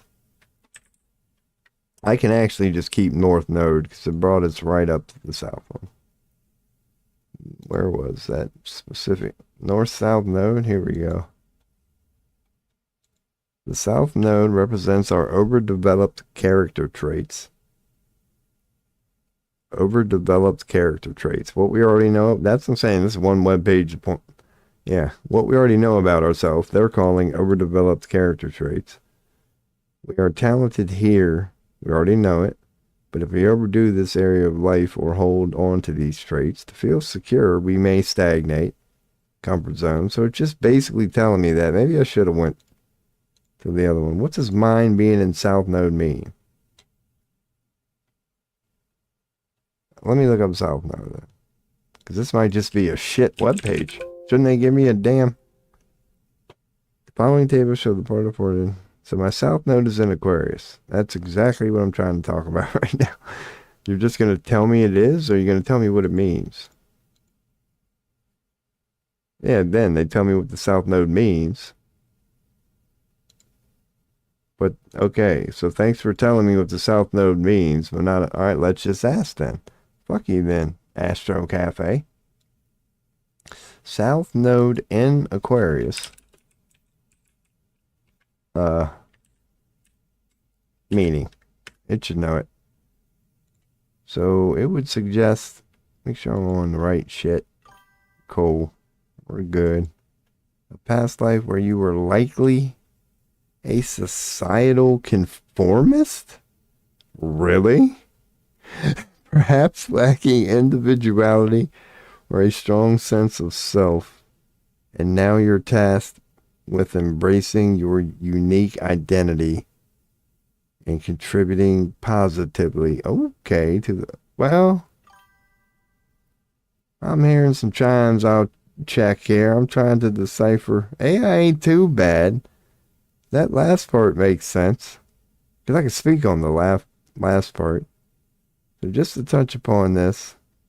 Well, yeah, it's giving me a basic. So, you may have been overly concerned with fitting in or following the crowd, suppressing your individuality.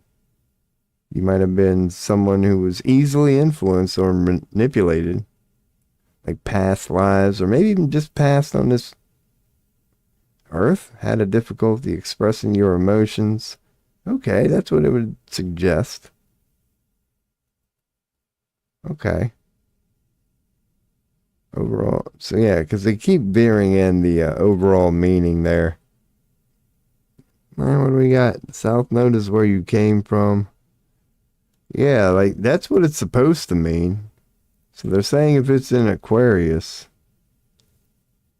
likely a societal conformist, lacking individuality or a strong sense of self. Now you're tasked with, yeah. That's what they're going with. It's coming from a lack of individuality. So it would mean it's about, embracing your unique identity and contributing positive to the collective. Because in the past, I had a strong sense of self, but yet I was a societal conformist. So I went along with like society. God, that's not me now. Maybe that's why I am. Like, I'm an anarchist now. But according to this, it's suggesting that in the past, previous lives, I've always been a nonconformist. Or I've been a conformist. I've never been a rock the boat type guy, just went with it sort of person. But that would lack a little individuality or a strong sense of self. I would lose myself in like that sort of group thinking process. And now I would be tasked with embracing unique identity and contributing positively to the collective now. Okay, so they're getting that from Aquarius, which is about, let me do it this way. Come on now, there it is. I don't know where my cam may be, but I'm going to try to do this. So if it's a rebellious nature, yeah, then you're a societal conformist. So they're saying that, yeah, that's where that would be. Because you're rebellious by nature. Spontaneous, eccentric. I've already been over that word. A little strange, you're a little off. So you're rebellious, you're a black sheep. Spontaneous, original. Like you are just one of a kind. Forward thinking and innovative. In a logical, scientific type manner. But you can come across as emotionally detached. Yet they truly value social contact and the spirit of humanity. But they can appear to be, because they're so damn logical. Yeah, they have a different time expressing it, but they actually are about this. They're rebellious, strange, spontaneous, and original, but they're forward thinking and innovative. So your South Node would be like a past life where I were likely, they're pointing to the opposite of this. I was likely the opposite. Maybe that's what it means. So, because this one site, because at least we're kind of getting close to understanding what things mean. But no, not even the site. Because that one site didn't give me. I could ask DeepSeek after this. Might be worth it. But this would mean that if I got a South Node in my past lives, I was actually the opposite of this. I was likely a social conformist, perhaps lacking individuality and all this shit, being eccentric. So now you're tasked with embracing, trying to find all of this.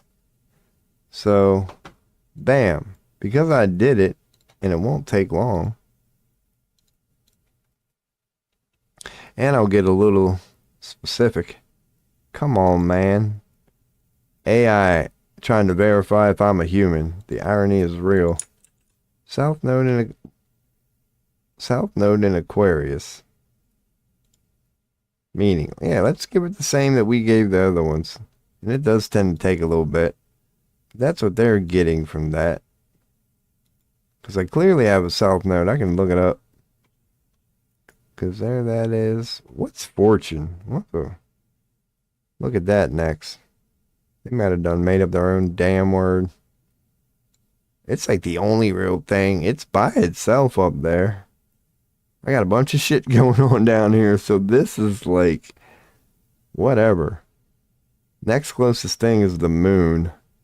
I got nothing up here. Like all my shit is happening down here. I'm sure that explains a lot. Because my South Node is pretty much the only damn thing up there. Dude, even DeepSeek.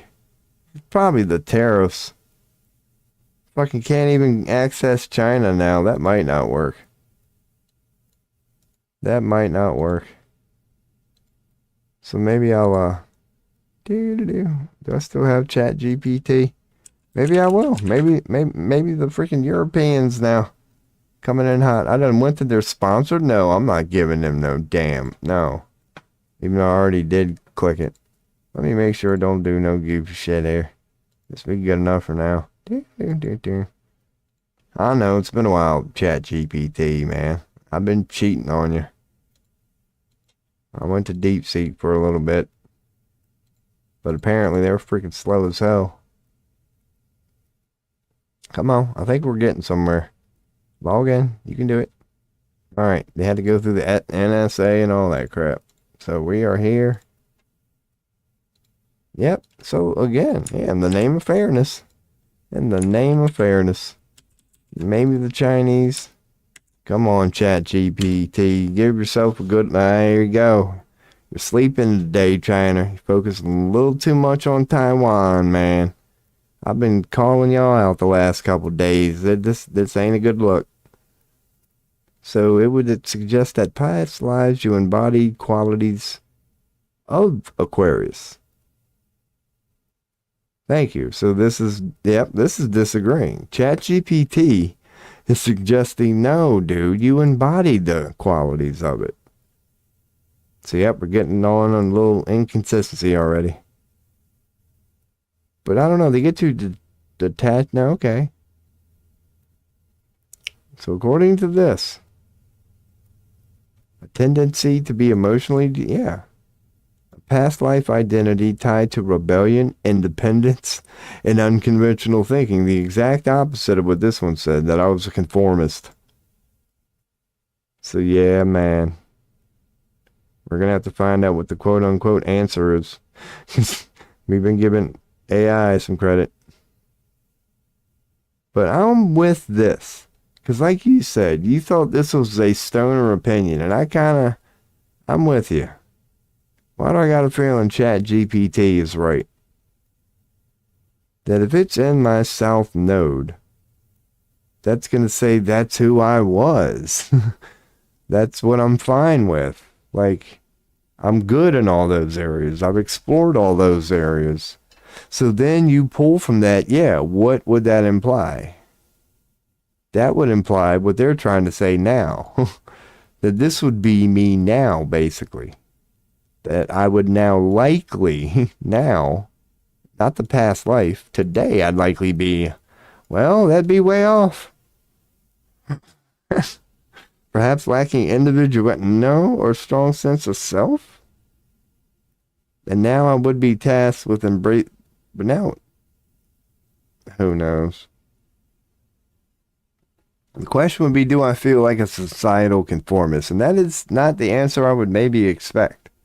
It's like, granted, I'm an anarchist, or self-proclaimed one, whatever. As in, look at me, I don't conform. But dude, like, what's my theme right now? Like, money. Why? Because I'm not conforming to society. Like, and what am I about to do? Get a job. Why? To conform. I do conform. Every time I go to work, I conform. Every time I go to school, I conform. Being aware that I'm doing it and I hate it, but I'm being told that I don't have a choice, so I do it. I conform. But yeah, man, I don't know. Because, yeah, I'm trying to give the stoner view one here the too much credit, and I'm high, and it's, yeah, they might be right. But I'm thinking, all right, let's try this again. Let's try to, I'm going to give you one more try, DeepSeek. What would having a south node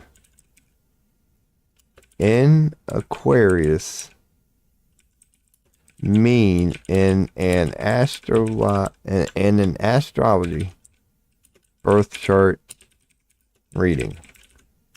I'll throw you a bone, man. That might not. I think chat is. Did I crash DeepSeek? Let's refresh. Wow, maybe it was just okay. I think that was a glitch because I just hit refresh and here it is. So it represents your past life experiences. It suggests that your past life, you were deeply involved in group dynamics. Exactly. Even the Chinese agree that, yeah, it means that's what that's what you were doing. But now your soul is meant to balance this energy by, that's what, yeah. Naturally it would imply you're already good at that. So whatever you call the opposite of that is what yeah. You've been there, done that. That's the been there, done that part of you. I'm going with that.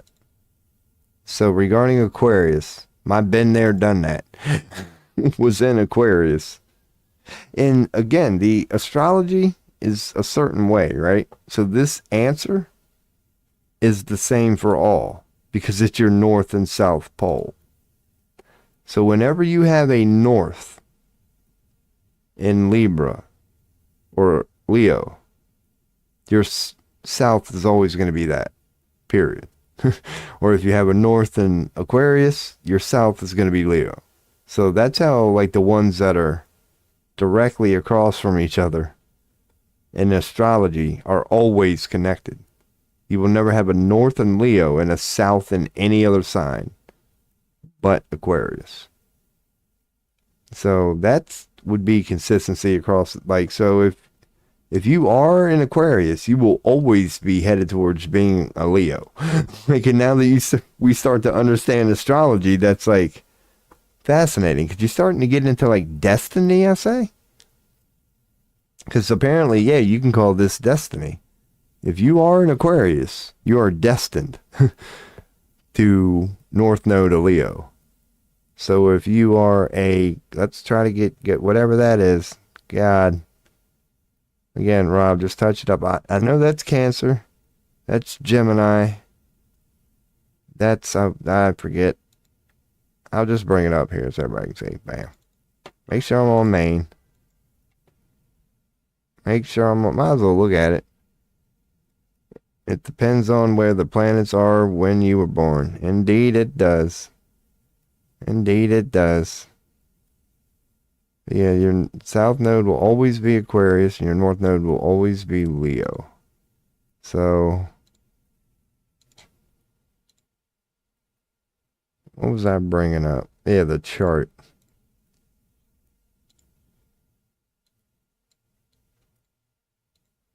So if I bring the chart up here, try to get better. What the fuck was that one?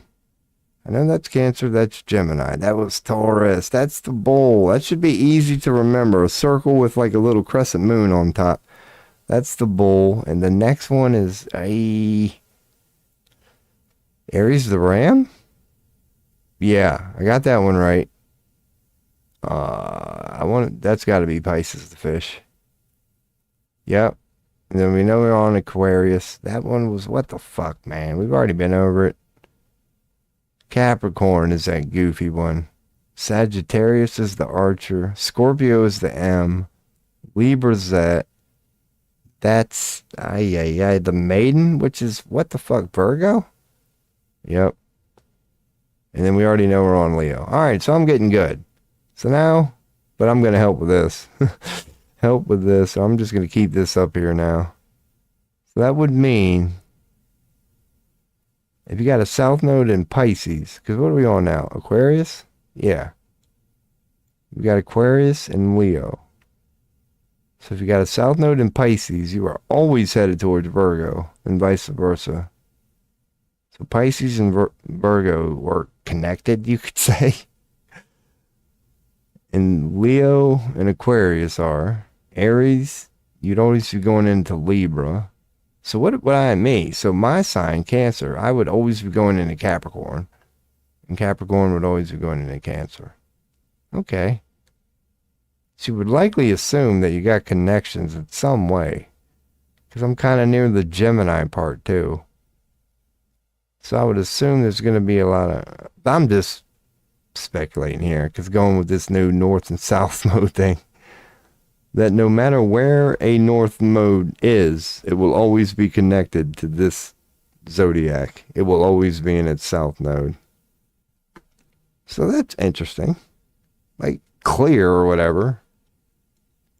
But now that I'm learning astrology, so yeah. So my south was in Aquarius. And I'm going into Leo. As in everybody's south who is in Aquarius, you're going into Leo. So how about that, fellow south node people, whatever I'm trying to say here. So that would mean a lot of us have been Aquarius. So I've been one of them people. Yeah, that's the stupid overview. I shouldn't have. Now that we know what it means, I'll bring up Aquarius. So I've lived lives like this. Before I check chat, does this make sense? Rebellious nature. Yeah, I mean, these should be things that still show because you're good at them. So spontaneous and original, forward-thinking and innovative. Yeah. Like your south node should be things that you at least consider yourself to be good at. Emotionally detached. I can own that. But I mean, well, yeah. Like I might come across as just way too logical. Dude, that makes sense to you, boy, right there, man. And yeah, and it always depends on, yeah, there's a lot of factors to this. Where you're born matters, what time you were born matters. There's a lot to astrological readings, but the one thing that does not change is wherever your south node is, your north node is always connected. Period. And that's pretty cool. There are endless variables to that, no doubt. Endless. But what I said is true. And how about her? Every time you got something in a south node, it's always going to be the same north node. Okay, good to know.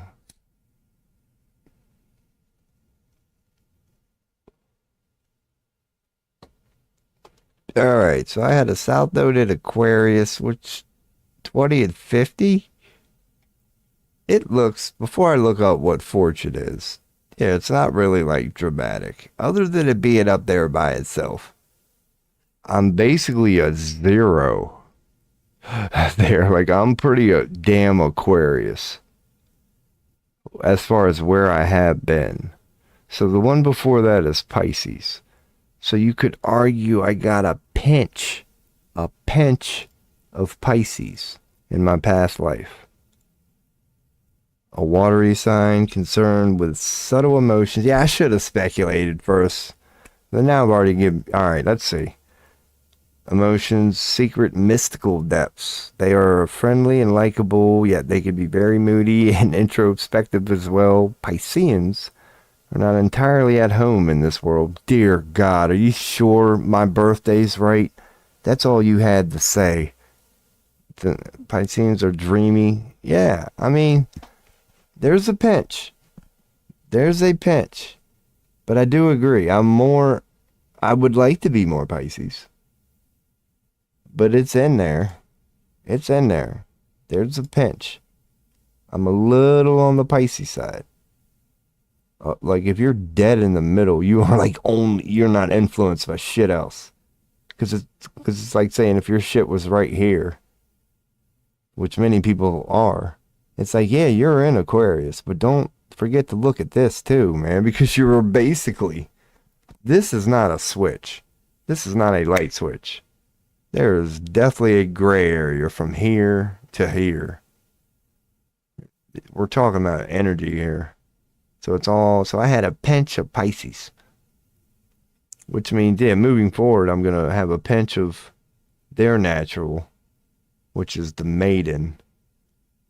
So along with the strong Leo thing, let's look into it. Virgo, the maiden. I forget what element it is. I want to say Earth.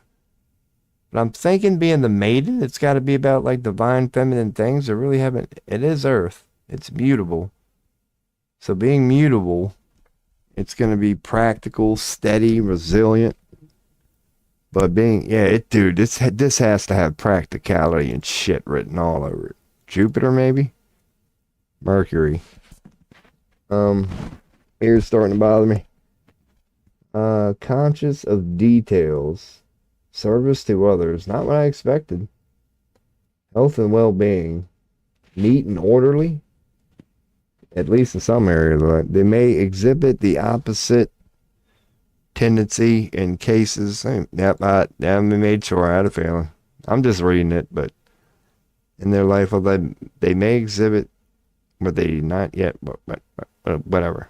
So they're saying they tend to be neat and orderly, at least in some areas.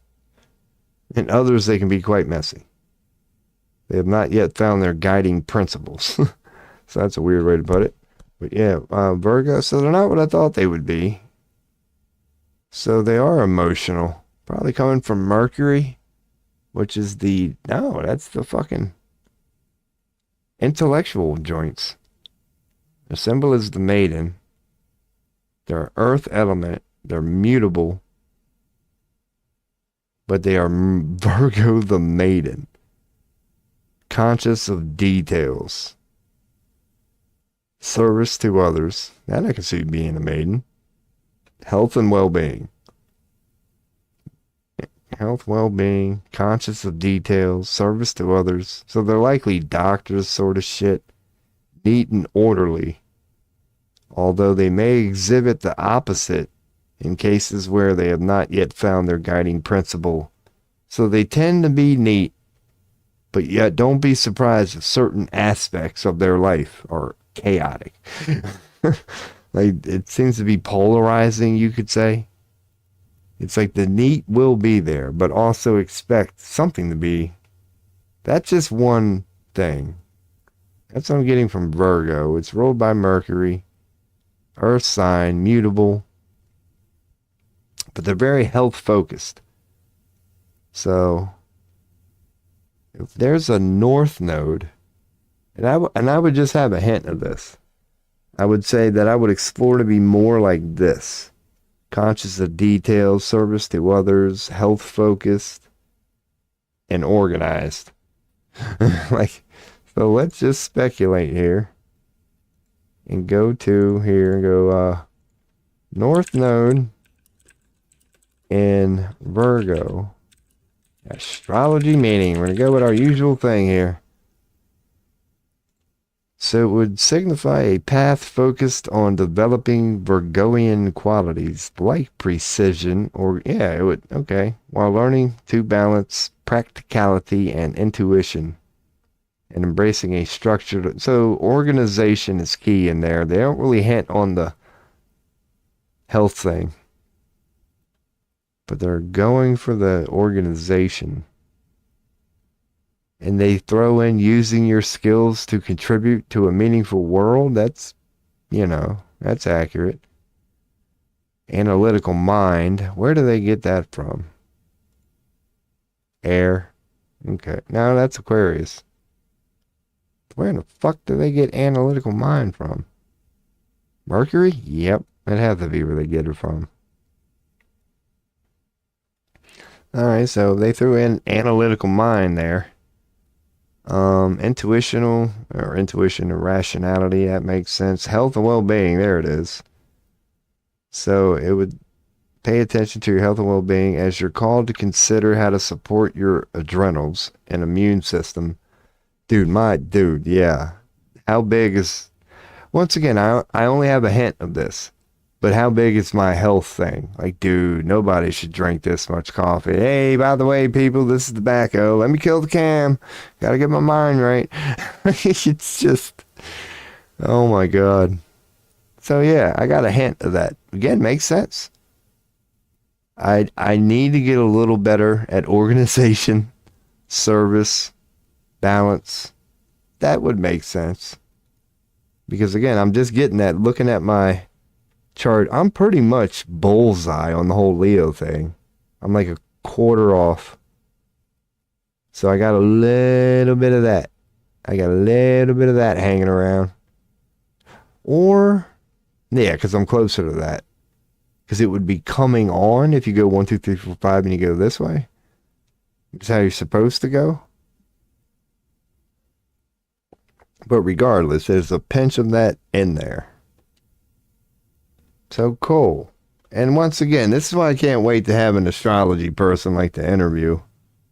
Because like if one was here now, like an experienced person could confirm or deny. Like, yeah, that's exactly. And I would think they would confirm it, but they'd probably be able to break it down a little better. Like, of course you got a pinch of that in there. That's indeed what it means. And it all depends on how in-depth you want to get on a reading, man. I'm telling you, these things are fucking... Ooh, gas. Yeah. So yeah, well, see, once you get used to it, it's like, there's P, indeed, there's Pluto. So I know that's Pluto, and I know that's Libra, and I know there's Lilith right there. So whatever the hell that means, my Pluto and Libra are in my... Oh no, my Pluto and Lilith. God, that's a fucking combo. Thank God they're hanging out with Libra. It's all about justice. Fucking Pluto and Libra, or Lilith hanging out in my Libra. I'm just fucking all this up. But indeed, the planet signs. There's Venus. I had Venus in my Cancer, my sign. My Venus and Sun. That is Venus, right? Let's confirm real quick. Let's go to images. All right, we're good. We're good. Venus's symbol is indeed... Yeah, that. The circle. You know the one you see on the freaking... The maxi pad with wing? Yeah, it's that thing right there. The circle with the cross.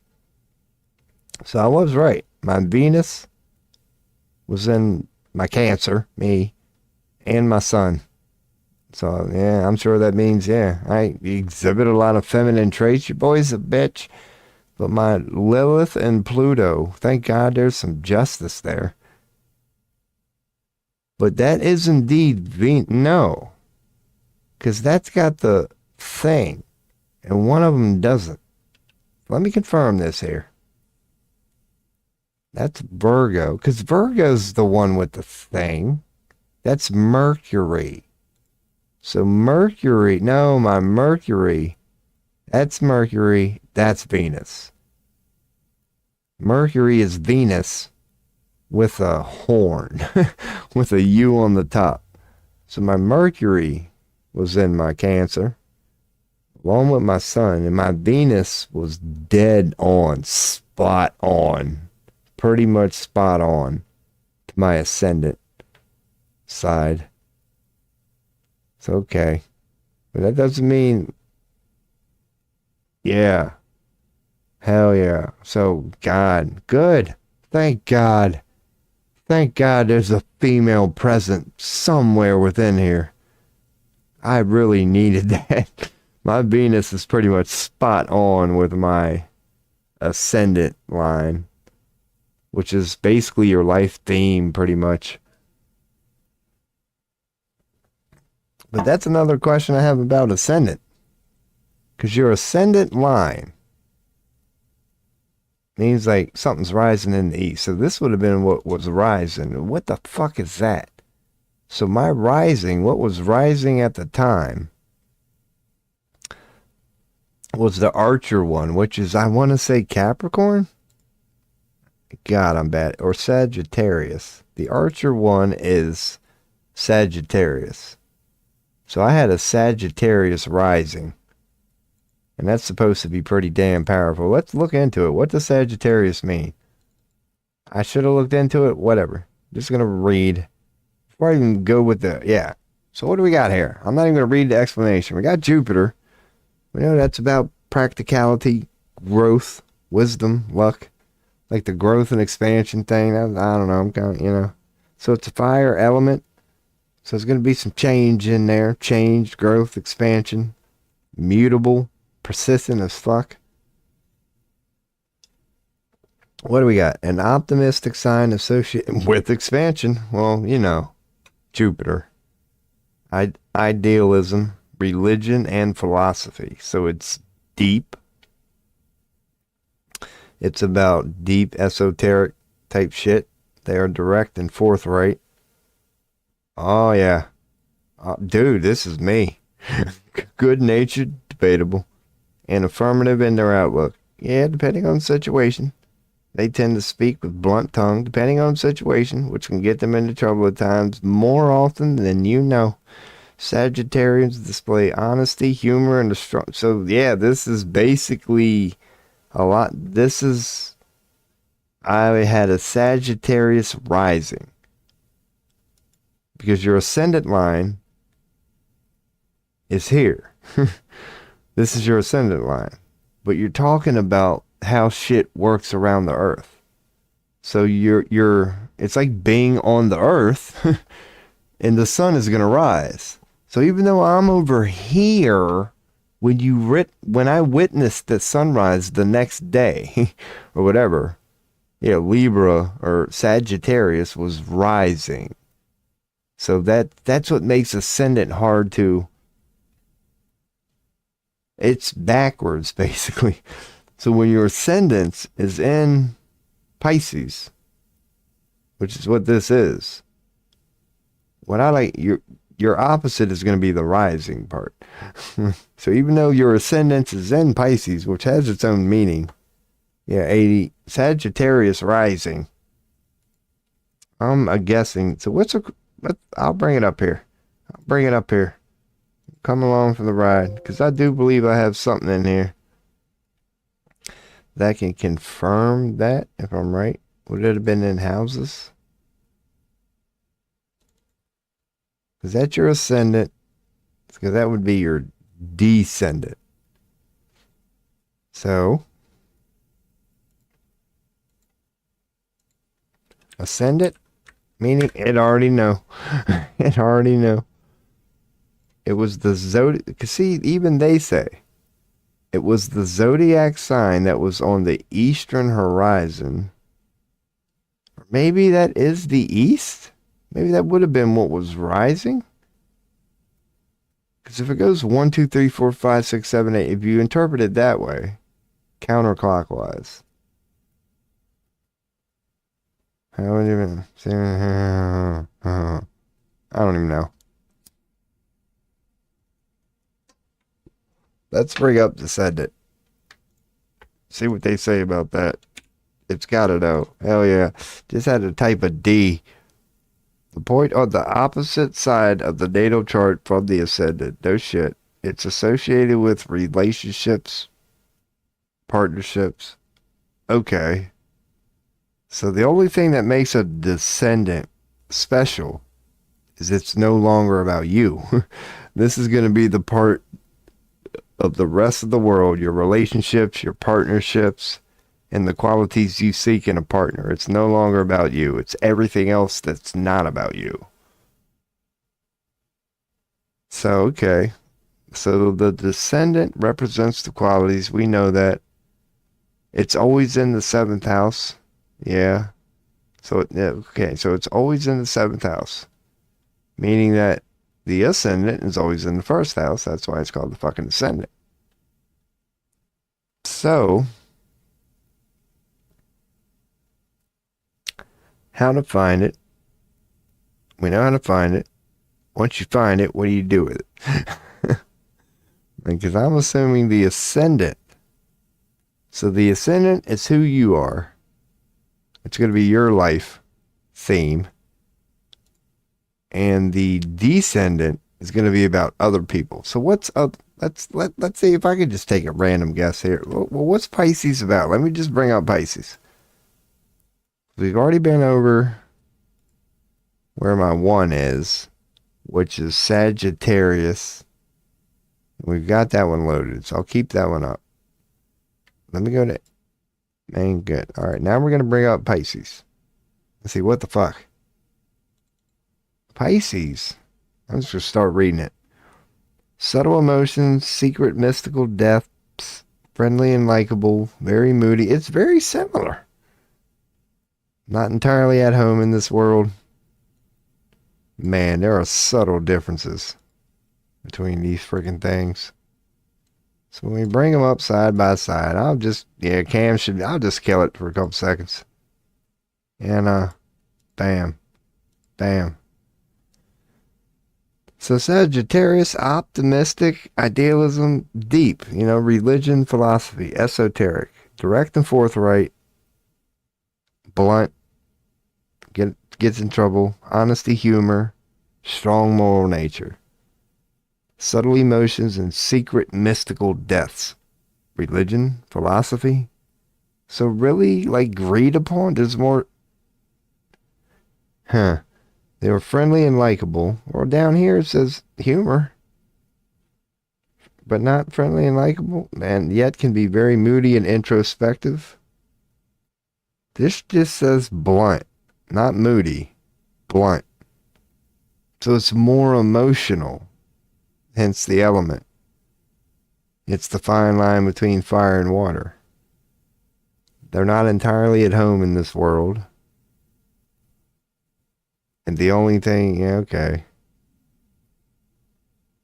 So, you're emotionally sensitive, your imagination, full of imagination, easily influenced by their outside environment. That's not what these fuckers are. Direct and forthright. So it's similar. You're just more emotional in this one than Jupiter. Which is where you get, okay. So this is a little more structured. And they are opposite of each other. Let's confirm that. Pisces is here. No. So why was I looking up Pisces? Was I wrong? I was wrong. What the hell? If my south node was in that one. Sagittarius. Bring up that other image.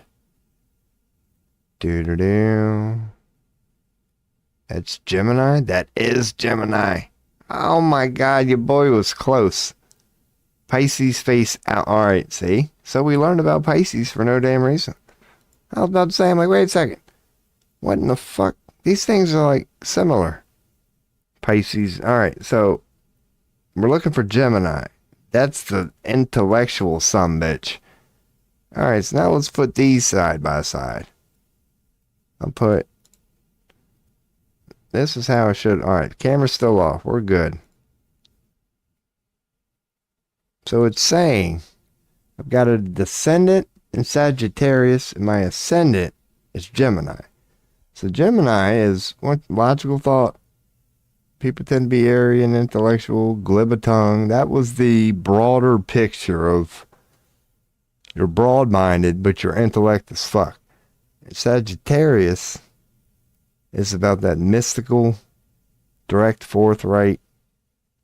Your mind is made up, but on some semi-deep things. Well, funny. All right, so descendant is your experience with other people, and ascendant is experience with you. So regarding me, damn. Yeah, I would say this means that you're ascendant. I don't know how to freaking go with ascendant is you. Fuck it. So it's telling me my ascendant. So this is me. I should be my ascendant. My life journey should be about Gemini. My ascendant was in Gemini. But I want to think that I was probably wrong thinking that when your ascendant is in a sign, you really need to consider the other one. I don't think that's what it means. So anyway, so if my ascendant was Gemini, apparently my life journey about me should be about conscious mind, being, broad-minded but intellectually sound regarding certain shit. And my descendant regarding other people, everything regarding other people, everything, my outside world is about expansion. Talking about the things we all agree with. So, dude, when I stream, I go, hi, I'm a philosophy stream. Let's philosophize about things like this. Deep things. Direct and forthright, good nature. That tend to how I come across generally to the world. Good dude, but direct and forthright. Don't beat around the bush, blunt tongue. Like, can we get to the fucking bottom of this? Like, I mean well, but can we get to the bottom of this? And it can get them in trouble at times. So that would make sense. It really would. Honesty, humor, and a strong moral nature. That makes sense. That's got to be how it works. All right. That's got to be how it works. Got to be. Because that makes total damn sense to me. So when whatever sign your ascendant is in should damn well be what you as an individual are experiencing. And when it's in your descendant, it's going to be everything else but you, how you experience your life with the rest of the world. And again, mine was pretty damn bullseye. Because I know there's ways like they can jump out, like see how mine isn't 100% like line. They do say like based on the math, some of them are like pretty much 100%, but more often than not, your ascendant and descendant would be slightly off by like point something if you got down to the math. And you probably got to blame that on Greg. It's not the universe's fault. It's this dude named Greg who couldn't make a calendar. So yeah, but I'm pretty much freaking bullseye where I'm not even going to address the other two. Like in my case, my ascendant and descendant are pretty damn 50-50. Even more so than my north and south nodes, which have a little influence in the other ones. Okay, so we're learning a little bit here. We are learning how to decipher this shit. I'd say that's based on my own reading. I'd say, yeah, that's definitely accurate. That it's going to basically, your ascendant. What is this? Ascendant. But then descendant. You find it, I don't know, see. The qualities you find attractive in a partner. But then again, this one is going, oh, this is how you present yourself to the world. Your social mask. So we'll get there. Once again, we're just hearing opinions from multiple sources now. I'm going to swap to different web pages eventually. We'll bounce around. We'll get there. Hear what everybody's got to say. And I do got to watch videos. It would be like recommended for me to like watch a couple videos and then get into this. I was like, nah, let me start this first. Basically scratch. Just relying on my 44 years of looking into God knows what on this earth. Try to piece it all back together. But that wasn't bad, man. We are starting to get to know these things here. Repetition, repetition, repetition, man. Hell yeah. Alright. The fortune would be the other thing I want to look up. What the hell is fortune? I mean, you would think it's pretty damn cut and dry. But I don't think I've heard it mentioned too much. A calculated point in a birth chart that reveals hidden talents. Okay. It's a mathematical whatever, based on the sun, moon, and ascendant. So your big three. We already ran across that. The sun, moon, and your ascendant are the big three, apparently. It's represented by a circle with an X in the middle. Yes, it is. Sorry, so that site didn't just make that shit up. Let's see. So I got a fortune somewhere? Where's my fortune? Bam. I got a fortune. There it is. You can barely fucking see it. Right on my ascended line right here. Next to whatever the hell that sign is. God, I forget. I ain't worried about it now, but I want to know it. What is that sign? That Poseidon looking son of a bitch. Let's see her up here. Will I get her up here? Yeah, that's Neptune. Okay, that's Neptune. You might not be able to see that real small. Yeah, there's my fortune, which is right. So what does that mean? An area of life where you're most likely to find success and luck. Okay. It reveals how you can use your natural strengths to overcome challenges. How you can navigate life struggles. Okay, so I already found it. Okay, so it's like a little secret. Well, you know, a little fortune. It's a mathematical result of your big three, where you're most likely to succeed, find success, and luck. So you're going to be probably good at it. The universe is going to work with you. So my fortune, let's see how many times they reference it here. We got fortune, that's probably all of them. Fortune. Yep. And the only other one. Okay. So whatever that means.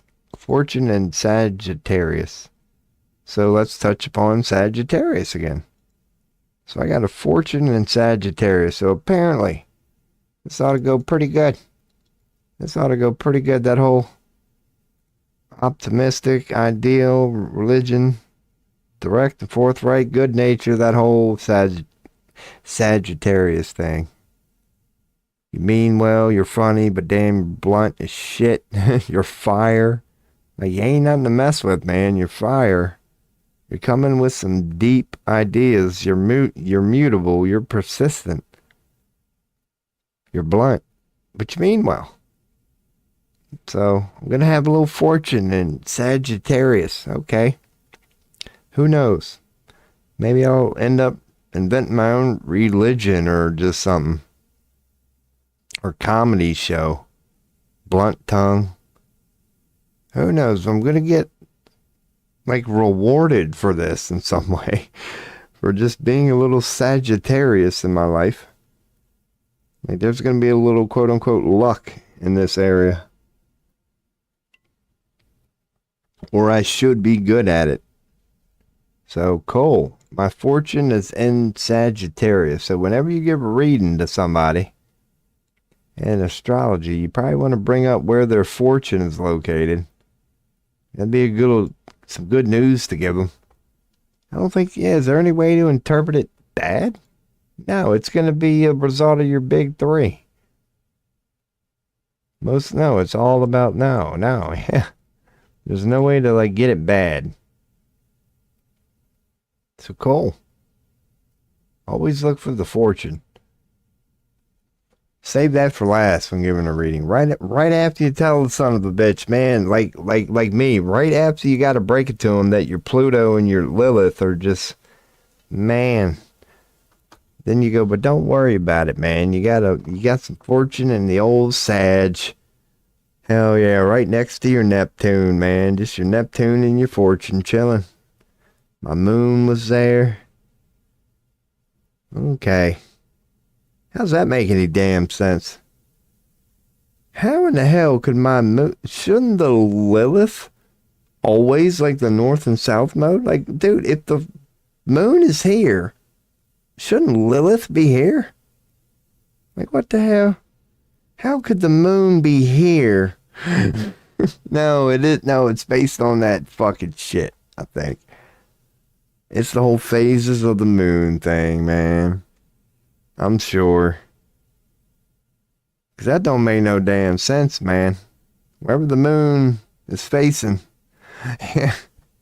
Lilith should always be on, but I'm sure it has to, who knows. Once again, if I had a real, that's why I'd like to have a real astrologer, and I will one day. I'm like, now, can you explain to me how in the hell can Lilith, the opposite side of the moon, not consistently be on the opposite side of the fucking moon? Like, can you break that down for me? And I guarantee you they made me look like a fool.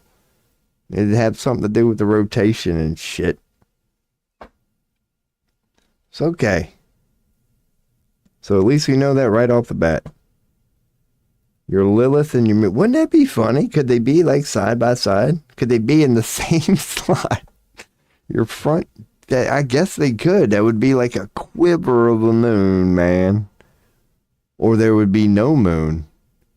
It probably means, yeah, maybe something like that. If you were born on a moonless night, I'm not even going to AI that right now, man. We'll see. We'll stumble across it over time. If you were born on a moonless night, would that mean your moon and Lilith are like basically, they're going to be totally opposite or right next to each other? Who the hell knows? We can put up browsing. Because I will check X here, man. It's after 12, so they're taking their lunch break right now. The operation is over. What operation? Jesus Christ. So Donald Trump recently said the patient lived and is healing. The prognosis is that the patient will be far stronger, bigger, better. What the fuck does he mean? What?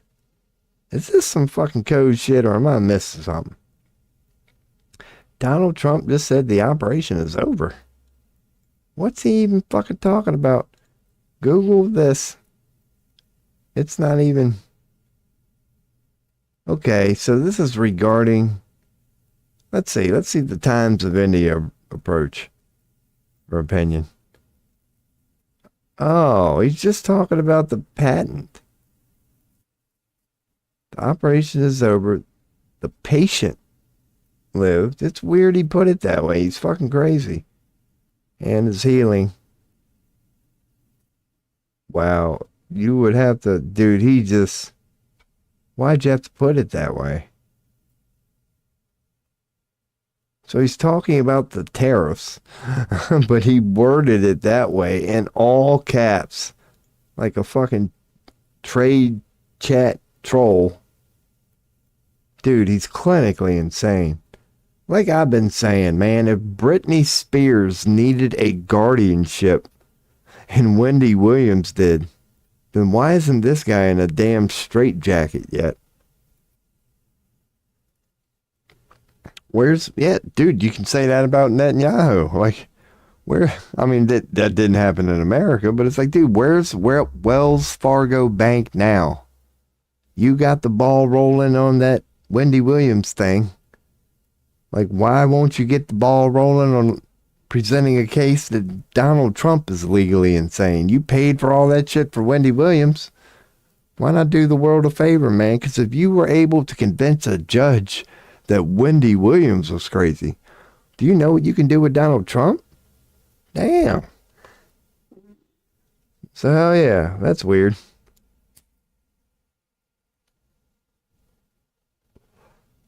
So it's much ado about nothing. But yeah, parrot banks are out of money. That's trending too. What do we got here? The banks are out of money. You go to the bank, so they're actually acknowledging fractional reserve. Dude, the banks don't. Dude, just anyway. So yep, get ready for the world economy to just be in the shitter here. Hell yeah. That's pretty much the news of today, man. What we thought it would be. Let's look one more again. Tariff, and more tariff. Trump is just crashing the global economy. Now, granted, he's not going to screw everybody, but yeah, this guy's such a good businessman. That was his reputation, was being a good businessman. And it took him 3 months. The whole world now is in a fucking trade war. Oh God, it even hits remote islands. There ain't a slab of land this sucker won't. There's the old Hungary president. He let him in. There they are, man, taking pictures together. Dude, they look like two great people. Two upstanding, well individuals. That's a guy who ain't shaved in 2 weeks. I still got them beat. They are well shaven. You gotta give them that. Or their balls ain't dropped yet and they ain't even hit freaking puberty. Couldn't grow a damn mustache if they wanted to. So, man, okay. We've already been over it today. It's crazy. ICC prosecutor Khan accused of retaliation. Accused of retaliation. Who knows? Some dude for the ICC. Oh, God. So now somebody for the ICC itself is being investigated. I love it. I love it. Hell yeah. Take the gloves off, man. Syria. Bye. Cool. Yep. So that is the news for the moment. Just a bunch of not blah, blah, blah. But it's all just Putin begins meeting in Mongolia. Oh yeah, so Putin's wanted by the ICC too, apparently. That wouldn't surprise me. And Putin's under the same thing, yeah. He can't go to these ICC countries if he's wanted by them, because that would incriminate them.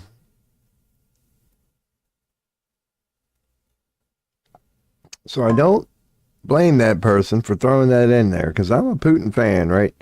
I kind of like him, but Putin ain't perfect, man. I just hate my country so much that I can see where Putin's coming from. At least when he says, America, can you back off? I'm 100% with him on that. But, yeah, that's right to call him out, too. Like, it is. Because Mongolia, though, they didn't, in defiance? So is Mongolia a member of the ICC? Let me see. Is Mongolia a member of the ICC? Can't you just answer it? Let's ask China. What do you got to say, China? Am I going to have to refresh this again? No, they're not. Well, thank you for your honesty, China. So they're not even, okay. So he is, yeah, Putin's going there in defiance of the ICC warrant because Mongolia is not a member of the ICC, but they didn't do what Hungary did. Hungary was a member of the ICC and withdrew just from Netanyahu. So it's not quite as dramatic. Mongolia just wasn't a part of the ICC to begin with. So, okay. Is China? I doubt it then. That is a good question. Let's ask DeepSeek. Is China part of the ICC? Oh, this might start a war with China now. They're going to know that Americans are looking into this. No. So, yeah, I didn't think so. So, China ain't part of that ICC shit. They always keep to their own. Wow. Let's look at that. And has not signed or ratified the Rome Statute. So the Romans wouldn't be no ICC. It wasn't for the old Romans. They gave us the Pope. They gave us the ICC. Oh, yeah. So it all could be an act. But it's like, who do you think would win if a Zionist pissed off a Roman? Because that appears to be the situation. That's a Roman organization. Same as the Vatican. And Netanyahu's going, yep. Maybe that's why the Pope's sick right now. Because as I've said before, man, the Pope is supposed to be the one chiming in all matters during times like now. And he's been sick for, a while. But I wonder what... No, the Pope has spoken bad about it without, in diplomatic ways. Just going, I condemn the actions and shit like that. for a permanent ceasefire. Dude, name one ceasefire the Zionists have not violated. It's never anybody else's fault but theirs, literally. What the fuck? What's up with Fauci? You know this is some bullshit. Okay, just people still calling him out. Alright. Well, that's the news for right now. Tariff this and tariff that. Cool. The banks are out of money. Yes, they are. Who is this guy? Yeah, some video game shit. Okay. Some streamers kicking some ass. Hell yeah. Bet he ain't doing no astrology freaking research. Nub. So hell yeah. Cool, man. That's the news for today. Well, for the moment, halfway through the day. But Trump is freaking weird, man. Why did he have to put it like that? The operation is over. The patient has recovered. It's like, dude, you already know that the world is questioning your mental stability at the moment. You're following a president where you were supposed to show us all mental stability. And, dude, you, in your own way, like at least Biden knew where the caps locks was. You got to give him that. He done all caps it, dude. Even in a trade chat, when you know you're in like freaking Super Mario Brothers chat, yeah, when you see all caps, that just screams, oh, it's going downhill real quick. Even amongst people you know are just gamers, that's keeping the bar low. You're a sitting president and you done all caps. Not a well thought out, intelligent sentence. Like, you would wonder what the fuck it has. You would assume you just came out of a hospital, but you're talking about tariffs? So we got a couple different things going on here, man. Not only did the way you said it is ridiculous, but on top of that, you all capsed it. And again, what did we say Wendy Williams needed a guardianship for? Like, is there any consistency here? What traits of sanity is this dude portraying? When you look for traits of insanity, yeah. You're seeing a couple. Like your boy playfully says here, man. His boy Elon, man, when he was wielding that chainsaw, notice another pattern. He was the only guy indoors wearing a hat and fucking shades, man. Like, what's wrong with these people? Elon, you're inside, dude. Like, I can deal with the hat, but why are you still rocking shades? They weren't even good shades. They look like them $9.99 fucking tree shades. Just cheap as hell, man. Neo had cool shades. Elon, they didn't even fit, dude.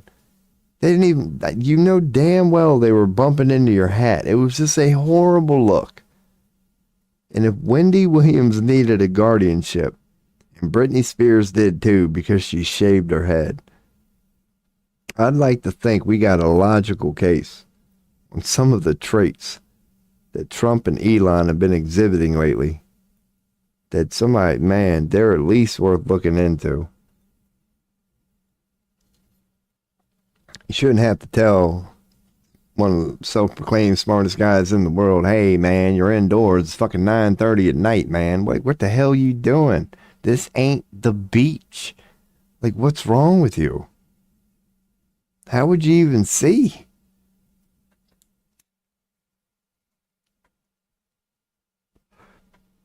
That's just talking about the attire. Like, dude, don't even get me started on the whole waving around the chainsaw and roar, this is the chainsaw justice and whatever the hell he said. Dude, I'm just talking about the attire. Before he even opened his mouth, he already looked like a fool.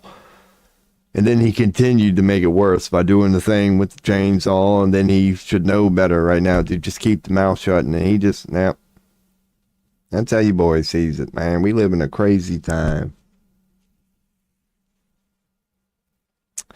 So, yeah, I don't even know, man. 7 43. Any tarot questions? Where's Spirit Oyster? What's up, man? How are you? You've missed not a whole lot. Hopefully you'll be able to enjoy the fruits of the labor recently or later. I've just been pounding away at this damn astrology thing, man. Just learning, going over it, making assumptions, going, I think this is what this means. Trying to figure out, and AI, it's not exactly consistent. I'm looking at things for the first time. So I'm trying to keep an eye out for inconsistencies. So how are you? You're doing good. Nothing to complain about.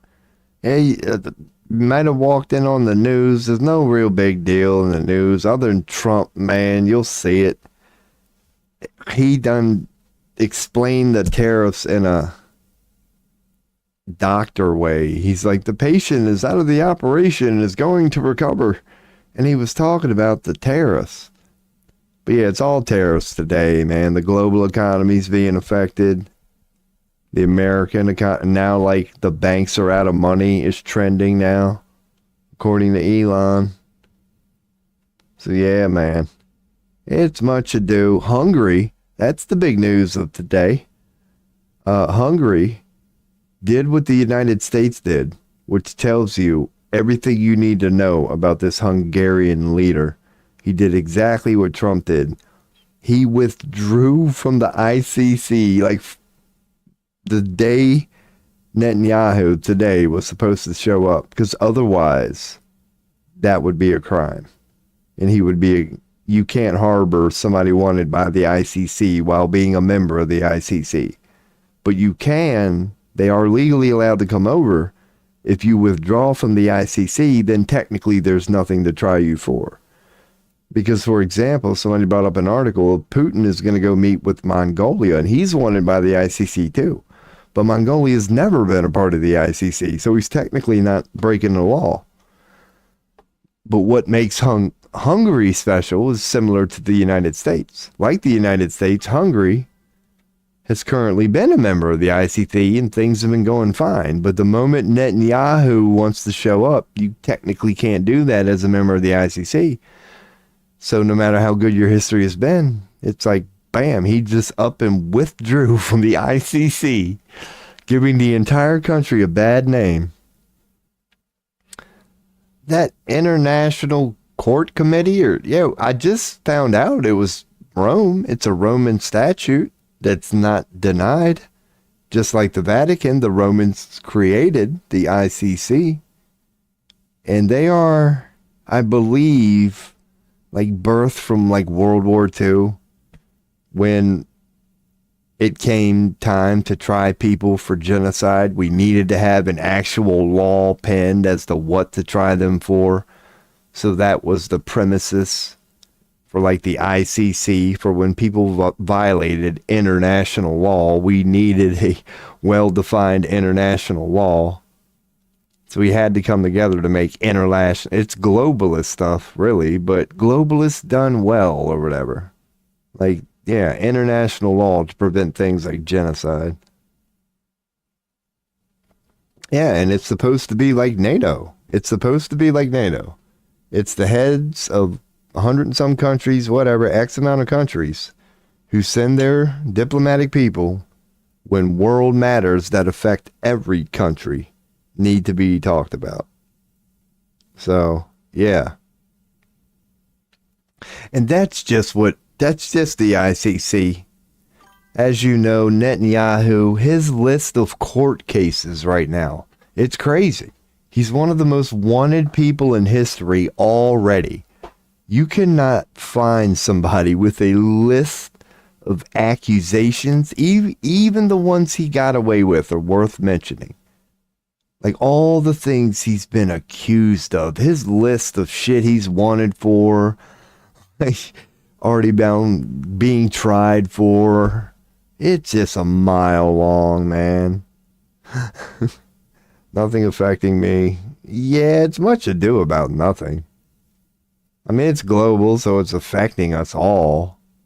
But yeah, it's not like we're all headed towards a Great Depression and going to be fucking zombie apocalypse, shaving skin off us to eat. Like, no, the economy's going to suffer, yes. But it ain't gonna be anarchy, 28 days, just chaos. Even though I love me some anarchy, but it's not gonna be a sudden collapse of the system. The way I've been describing it, it's like, dude, okay, we're in the first part of World War III.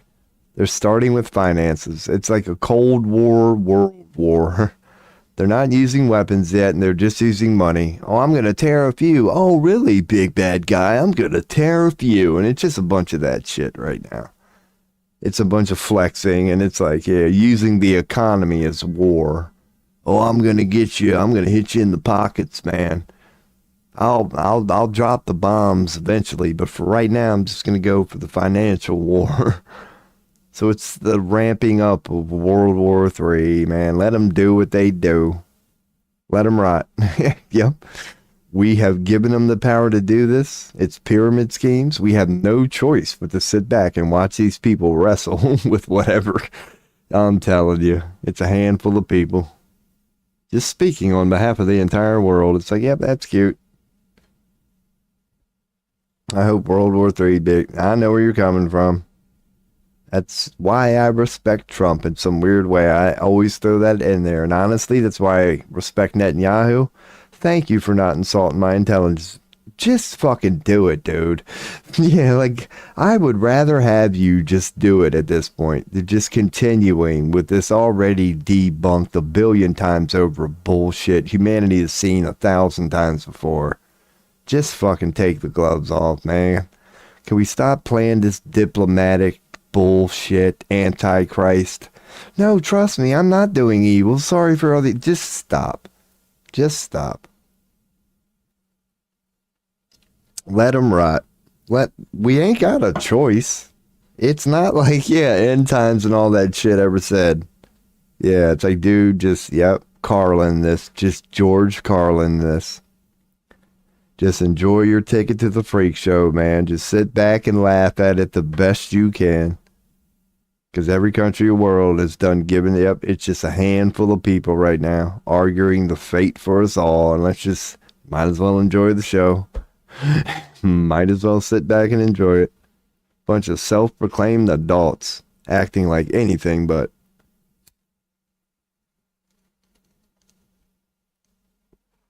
So hell yeah, man. So I just, yep, cheers, good sir. Just trying to, that's the news, man. Again, not crazy, but crazy. Just a continuation of what you already know. What you already know. Hell yeah. We all have a front seat, really. Yeah, I would recommend checking it on news every day, but I'll be damned if you want to. Yeah, it's out there. And every day I scroll down that list. It happened today, man. I'd start scrolling down, and we reached like my second article, and I'm already like 20 or 30 minutes in it, just shitting all over this. Found out, like, just shit today, man. But yeah, I'm glad you're doing well, man. I'm saying, you ain't missed nothing, just me trying to understand astrology, and I'm getting good. I said, hopefully, the quicker I can get quote-unquote good, or at least better. Yeah, I could start bringing people along for the ride. Like, I got a feeling I know what Mercury means here. Let's see, that's an air planet. So, like, I'm getting there. Or even 3 days ago, I'd have been like, Mercury, it's close to the sun. It's the only thing I could have told you. And it is revealing. Like, I am looking forward to the day. I'll throw this in here. I'm not going to be here for more than 30 days. But don't worry about it. I ain't going nowhere. Just the environment's going to change. But within the next 30 days, I know we can get here. That, yeah, if I just go live right at the beginning of the stream, we feel comfortable enough, I'll start to go, yeah, Spirit Oyster, you want a reading? And we'll give it a shot. Because when I'm starting to get some understanding of what it's quote unquote supposed to mean, you can tell. You're like, dude, isn't that me? Dude, like, it's kind of like tarot. You're just like, that's so me. Like, yeah. And I see that with professionals too. Like when you know, it can be an enjoyable, because if you believe it works and I do it, yeah, it can be so fun. Like, aha, that's the Leo coming. Aha, that's the Virgo coming in you. So if you're ever speaking about a certain part of your life, it's like, oh yeah, that's a God. Yeah, to get good at that. About buying a PS5. Yeah, we could do that. Why the fuck not? I'm getting close to like a P here. I don't know. Yeah, we'll make it quick, cause it wouldn't be. I'll think of something like kind of, whatever version of if you need to get a PS5 reading.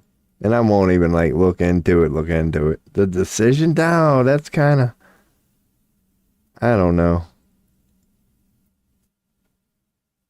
Let's see. Do this, do not do this.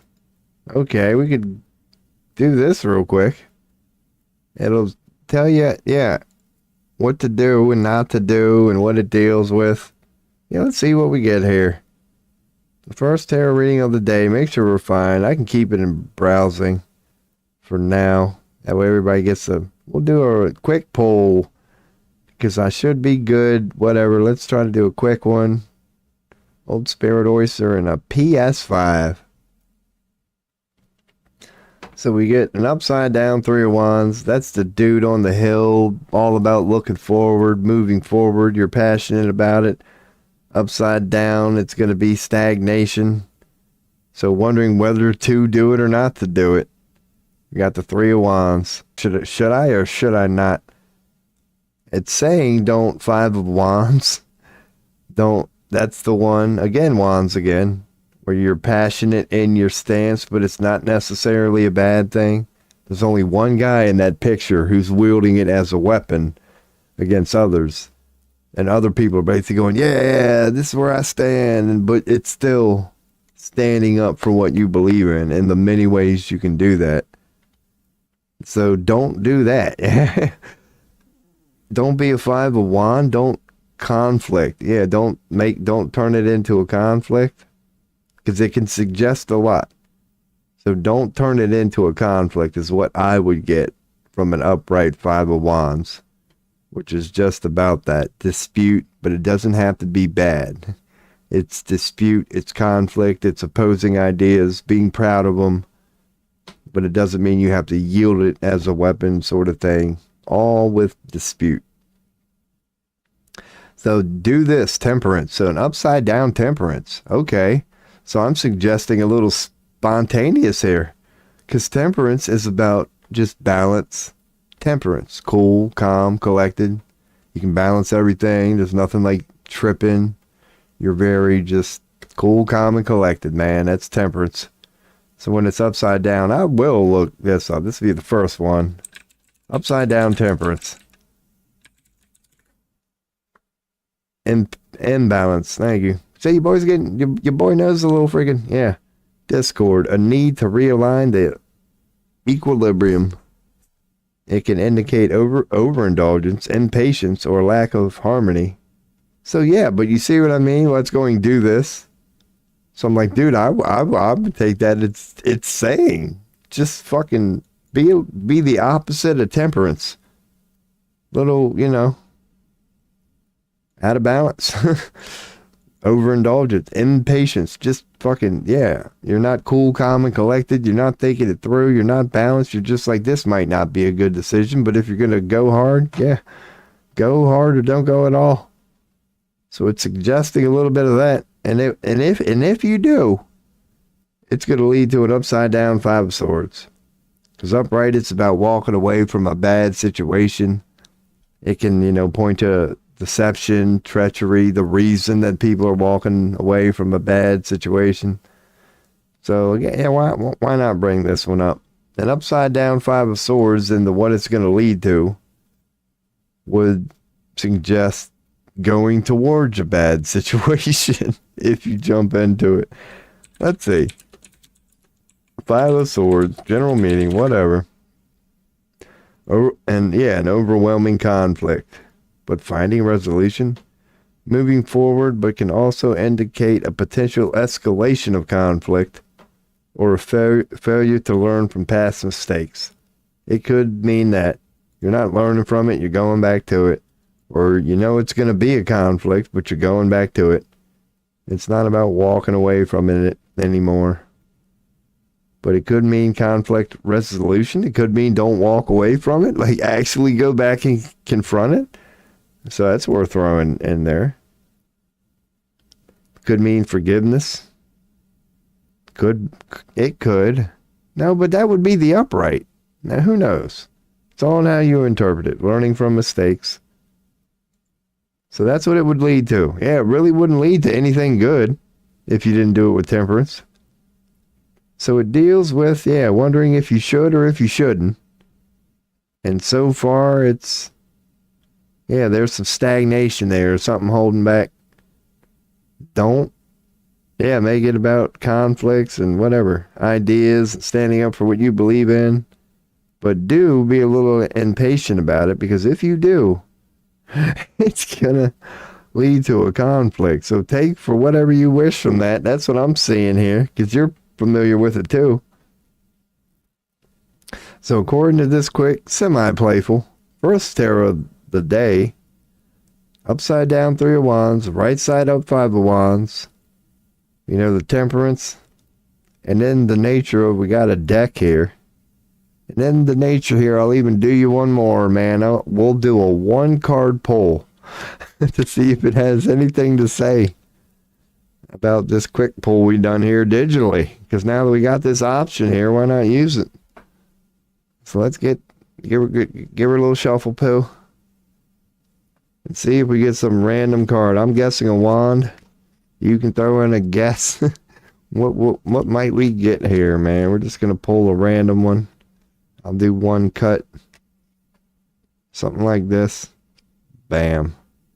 And then do one of these. See what the hell is on top here.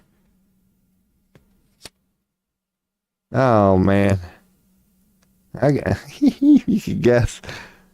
The what I pulled from an actual tarot card, it ain't good, it ain't horrible. It's an upright 3 of Swords, the old heartbreak card. And I pulled it upright. So yeah, that's suggesting heartbreak. So there's a random one I just threw in there extra since we got on. There's an upright 3 of Swords, which is, basically just about heartbreak, something that hurts emotionally. Suggesting. I'll bring it up, man. Because why not? I got an upright 3 of Swords. Tarot meaning. It's like, he's back to this again. Heartbreak, emotional pain, sorrow, grief, disappointment. Often stemming from betrayal or loss. So yeah, man, take what you will from any of that. We threw an in-person actual card there in the end. Now that we have the option 2 now. So that threw that in on there. Just wanted a 1-card pull. I'm only putting these in here. So, dude, my room's so damn dirty. This will be a filth. I guarantee you there's going to be coffee on there in no time. See, I don't know, man. I don't know.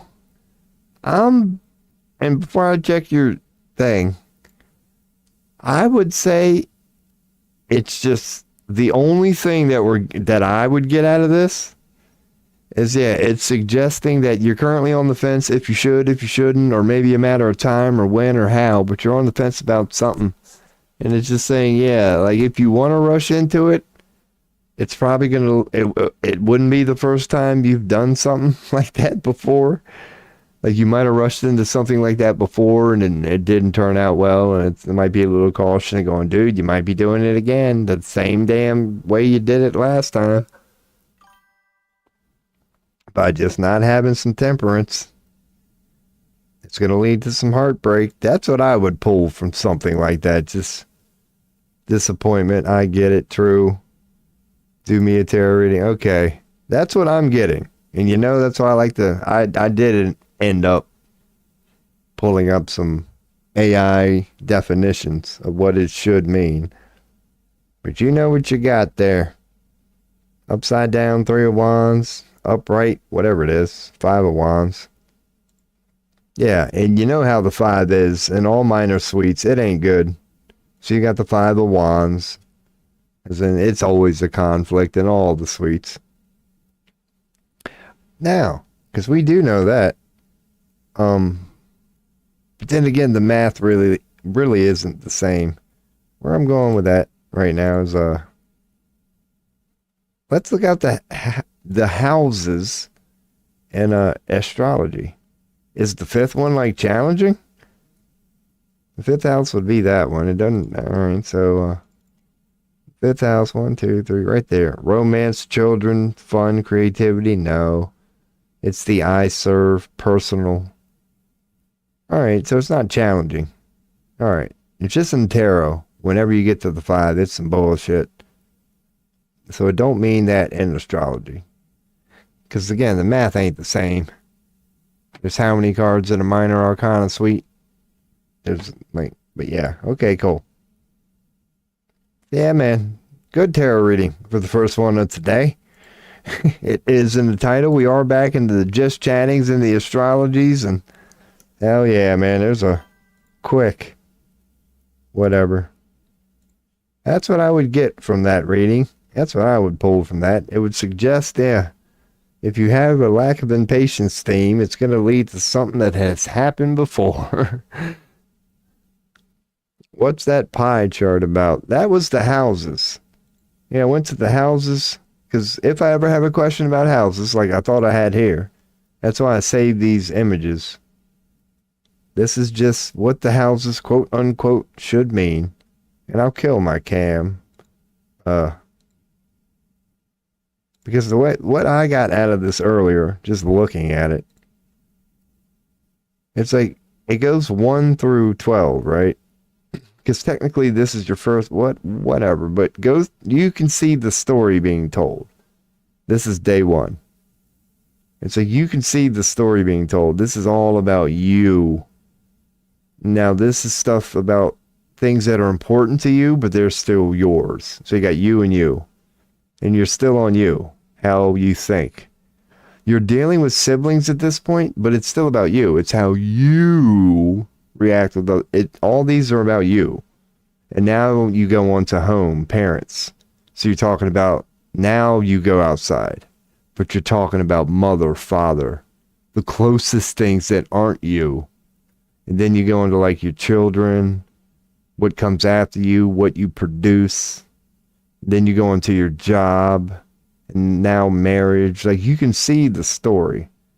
Sex, death. This one's kind of whatever. It's a transitional one. But now you get into higher education, publishing, religion, and even broader. Now this is how you affect the world. You go from mom. You see how it gets a little more broad? This is like your soul. And as the story unfolds, you're getting broader and broader and broader. Career status, whatever. And then you get and this is where the reset starts. Right before, then you start to wind back down. Like, they're still close. So now you're dealing with all these people here. But how, still, it's world now.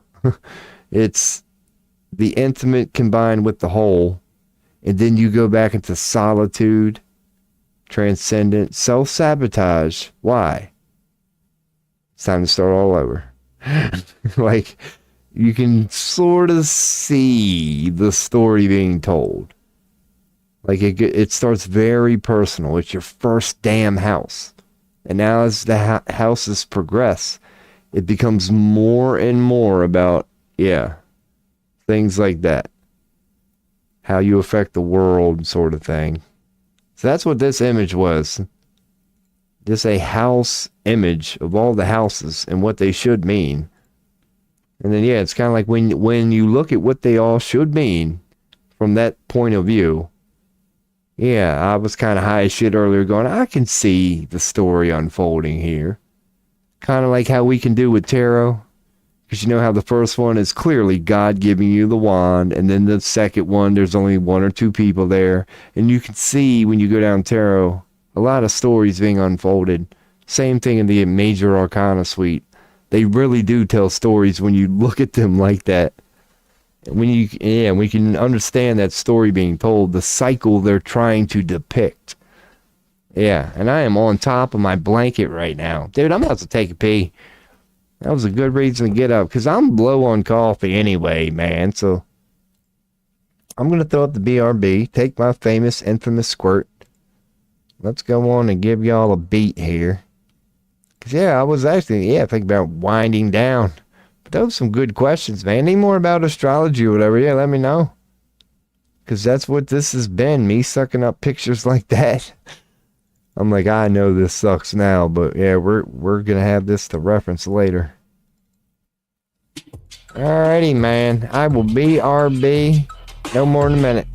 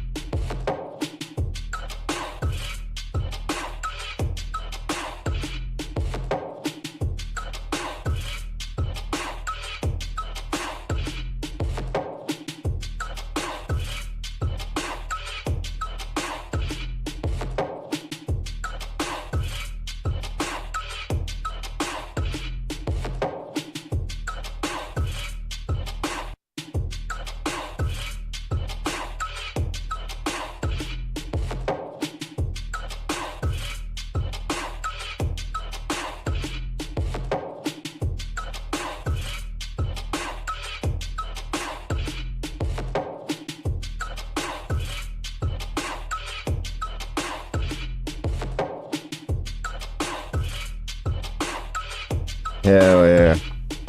We back. Alrighty. My house is 12 right now. Your house, 12 p.m.? Just catching back up on chat. Got my cut. Is it still warm? Little bit. Not much. Yeah, because you're what, Scorpio? Yeah, I do remember you're Scorpio. Oh my god. But yeah, man, I can't even decipher my own shit yet. It's been so bad. Oh god. But that's why I'm using mine, man. 'Cause like even the ascendant, the descendant thing, I was trying to figure it out, and I'd like to think I did by using me. I was like, okay, the ascendant is indeed, where it's all about you. It's the themes you are exploring. And the descendant is definitely about, your public persona. Because I was on the fence about what the fuck does that mean? But because I'm playing with my natal chart that I can speak on, I was like, well, I know what my themes are. I should be able to recognize it when I see it. It should start to, like, speak to me, you could say. And we did find inconsistencies here, too. Because while I was in the middle of doing that, even Mono agreed. Like, I did an AI overview like I normally do, the regular Google search.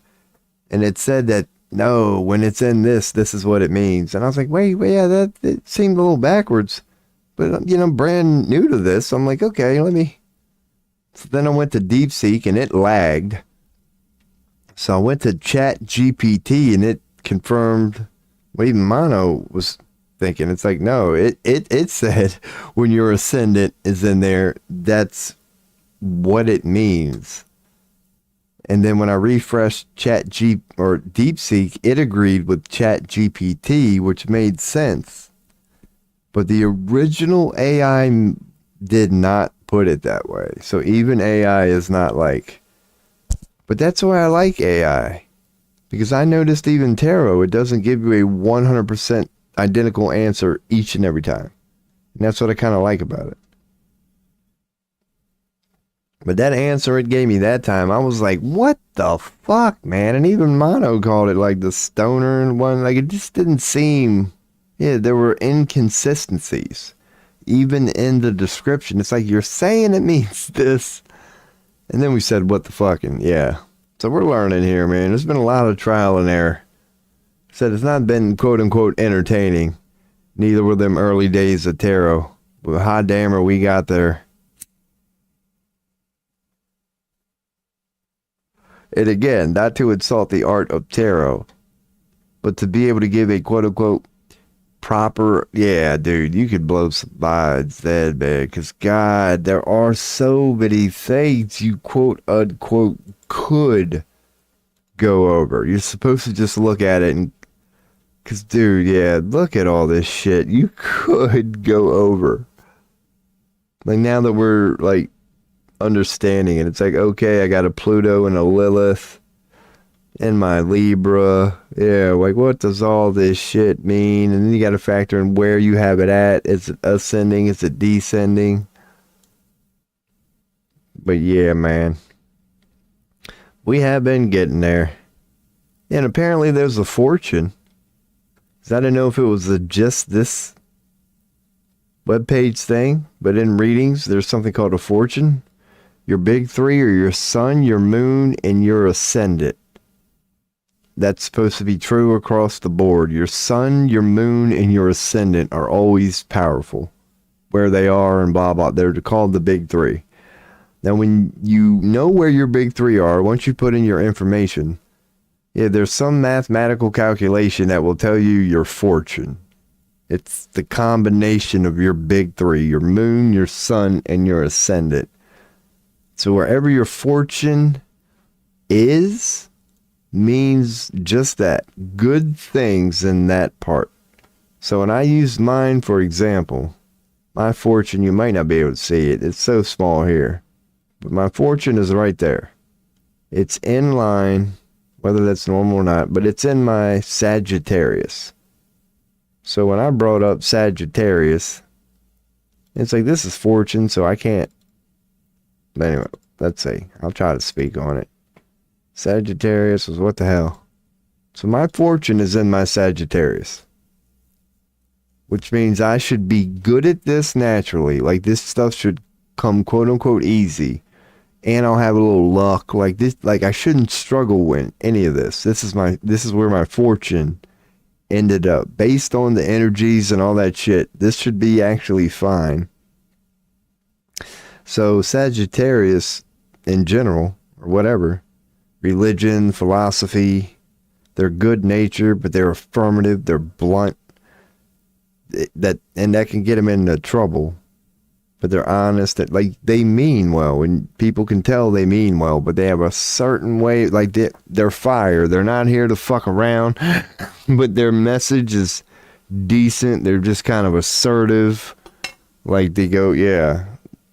But associated with idealism, religion, philosophy, that's the Jupiter part. It's a very broad-minded sort of thing. It's not like arguing about the details, like you're going on to big things, kind of like we've described philosophy here, where you're just like losing the facts, and you're just, that's what philosophy is. You're not here to talk about the details. The Alan Watts of the world who just go on very vague, abstract subjects. Religion too, which is not about fact, you know what I mean? Like just abstract ideas that encompass a broader idea. Idealism, you could call it. That's in there too. So yeah, man, who knows? Like and that's what I'm saying about, now we're on to astrology. So this is ego talking or whatever. So this is astrology saying that I should be pretty good at this and actually find some luck in these sort of areas. That being, and is that not me, if you know what I mean? Like, I'm a big picture type of guy. I love talking about religion, the meaning of life. idealistic things. I like talking about ideologies, just very big picture things. And I am annoyed by like details, not annoyed. Like I acknowledge them, but I don't give them the credit. As like in, what's that line? Like Libra, I believe, they're known to be good at focusing on certain things and being very good at it, but kind of losing sight of the big picture. But a Sagittarius is kind of the opposite of that. It's definitely big picture. But now you get the direct and forthright. Like, yeah, they're talking about a big picture, but they put it in a rather direct way. It's an art, you could say. And that's what I mean by I'm saying, like, this is ego talking, because I'm trying to speak is like, okay, my fortune is in Sagittarius, right? So if this really isn't me, it's like, if that works, like, it really has nothing to do with me. This is my fortune. So I should be this type of guy if astrology works, if you know what I'm saying. And I like to think I am, that I exhibit a lot of these traits. I'm forthright. I'm affirmative in my outlook. It's a rather big picture. It has to deal with esoteric sort of things. It's not the science part. It's philosophy, religion, idealism. I speak with a blunt tongue that can get us in trouble at times. But I display honesty, humor, and a sense of a strong moral nature. Like in the end, somehow people know us Sagittarius influence whatever's. When you encounter that energy, you know, it's like, yeah, they are blunt. They are direct. This is about like the meaning of life. But he means well. Like he's kind of funny. I could see when you hear him out, like he's got a way of putting it. But when you let him finish and he gets to the end, there is it's that sort of vibe. But then again, it can get you in trouble. I'm not saying it's perfect. Like it's both. So from time to time, that same thing that people love you for gets you in trouble. And it does. I've told the story the stories of me putting my foot in my mouth. they're hilarious. I've told them on the stream. I was like, dude, normally at my last job, I was killing it. Then my boss would come up to me, my manager would come up to me, and I would tell them about their dumbass self and not even feel bad about it. But there were a few times I did it in front of both bosses once. I just fucking went off. And in the moment, I felt like, I'm like, yeah, fuck y'all. But dude, the next day, I just was like, boss, I'm sorry. Like, I've told that story. I was like, dude, I was accusing you all of being childish. And I threw a tantrum. I said that word for word. I said, I'm sorry, boss. I threw a tantrum yesterday. So I'm willing to own it. But hot damn it, when I'm right, yeah, I'll slice a son of a bitch's throat. not apologize for it if I'm right. But I put my foot in my mouth frequently. Or I'll present it a certain way and then go home and think about it. Like, Rob, you got owned, dude. Like, you need to fucking just go in and apologize. Put your tail between your legs. Take that L. And when I do that, I mean it, too. I really do. Like, when my boss came up to me that day, he didn't even say it. And I was like, dude, I was wrong. Because I meant it. Like, I really meant it. The things I was saying in the office that day, I really did. You know, if you could take them back sort of thing, I really meant it. I really did. I was like, dude, I was wrong. As in I was like, I was not right. I'm sorry. I don't know where I pulled that. I was a little fired up at the moment, but once I went home and thought about it, dude, yeah, you actually were right. I was making something. I took it too far. And I would like to think I can control that. But there are situations where I honestly think I mean well. But I'm humble as shit, man. I will go home and beat myself up. And if I come to the conclusion that I was the jackass in that situation, I'll be like, God damn it, man. Not always, but more often than not, I'll just go in and own it. It's like, man. So yeah, yeah. Hopefully people can pull something from that. If you didn't know nothing about Sagittarius people, that's how they're quote unquote supposed to be. And my fortune was in there. which is also in my descendant, because that's also implying, since it's in my descendant, your descendant part is, what the fuck? Yeah, the world. Yeah, it's the world part. It's your part with the world. Your ascendant thing is all about you. Where your ascendant is, that's your life journey. Your descendant, where that falls, mine falls in Sagittarius, is how the world perceives you and how you perceive the world. It's everything else that's not you. But it is how the world perceives you and you perceive it, like, sort of thing. And again, once again, I'll bring it up here again. Because why not? We're at that part. Let's do the confirmation thing. Am I speaking out of my ass? It was just looking up. That was last one. With relationships, yeah, partnerships, and the qualities you seek in the partner. So that's another way of putting it. It's like, yeah, it's all about relationships. How the world sees you and you see it. But where your ascendant falls, your outward persona and how you present yourself to the world, that's again, one way to put it. But it's the you part.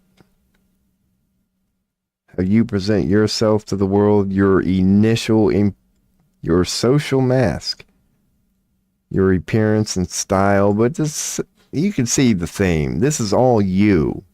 This is how you look, how you are, your innate public navigational skills, how you carry yourself.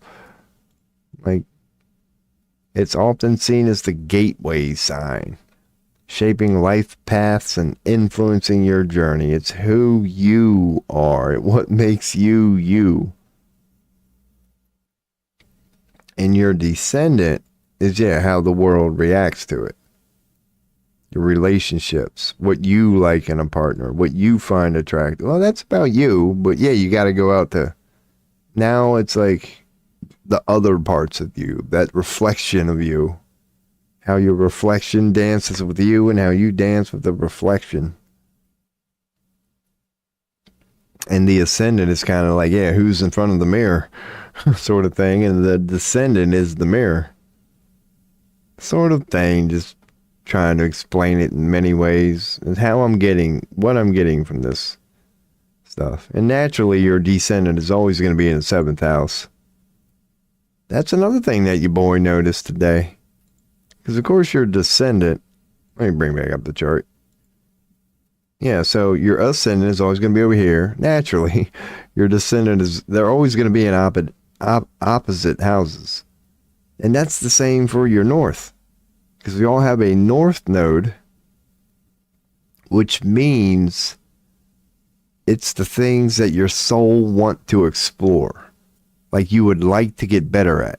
That nobody's perfect, whatever. It's like, it's not that it's things you're bad at, but it's what your soul wants to explore to get quote unquote better. So it's going to be, things you're quote unquote weak at, not the best at.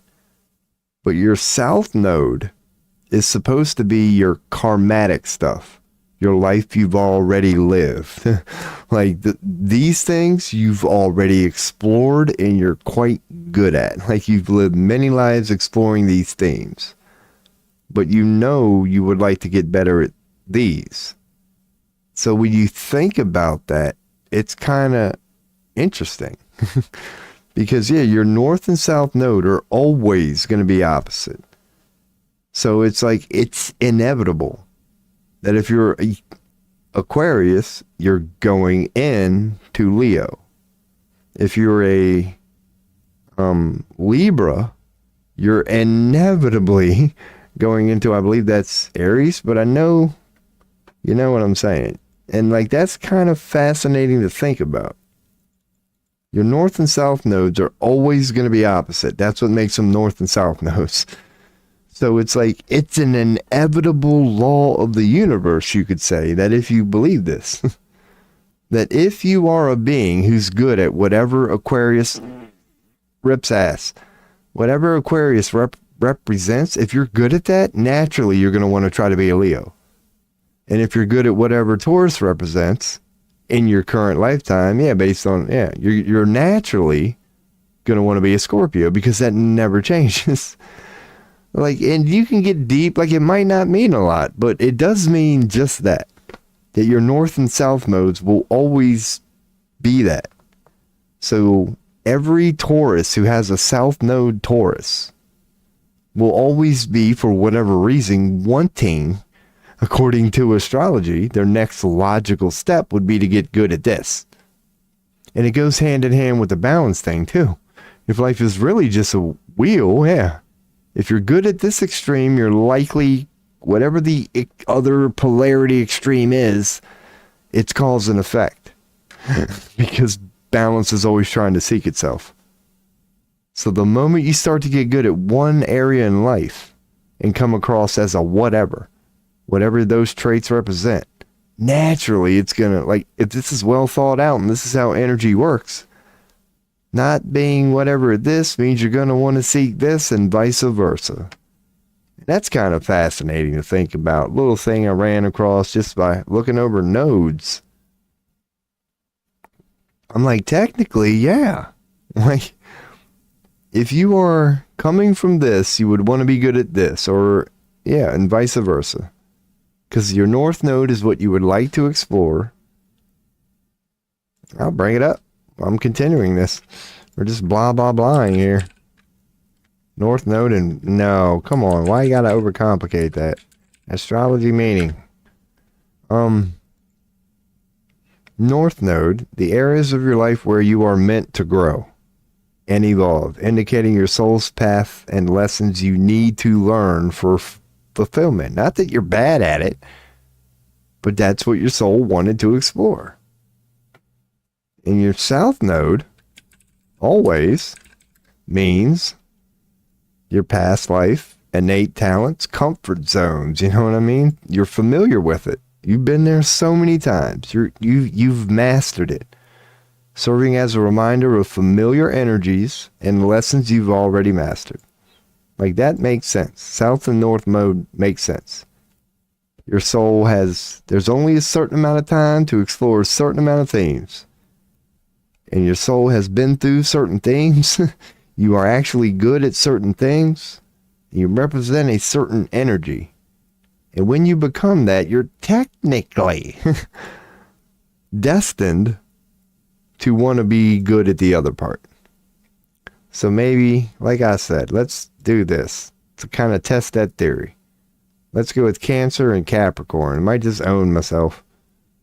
But it's like, so could we make sense of that by bringing up Cancer and then bringing up Capricorn, which are opposing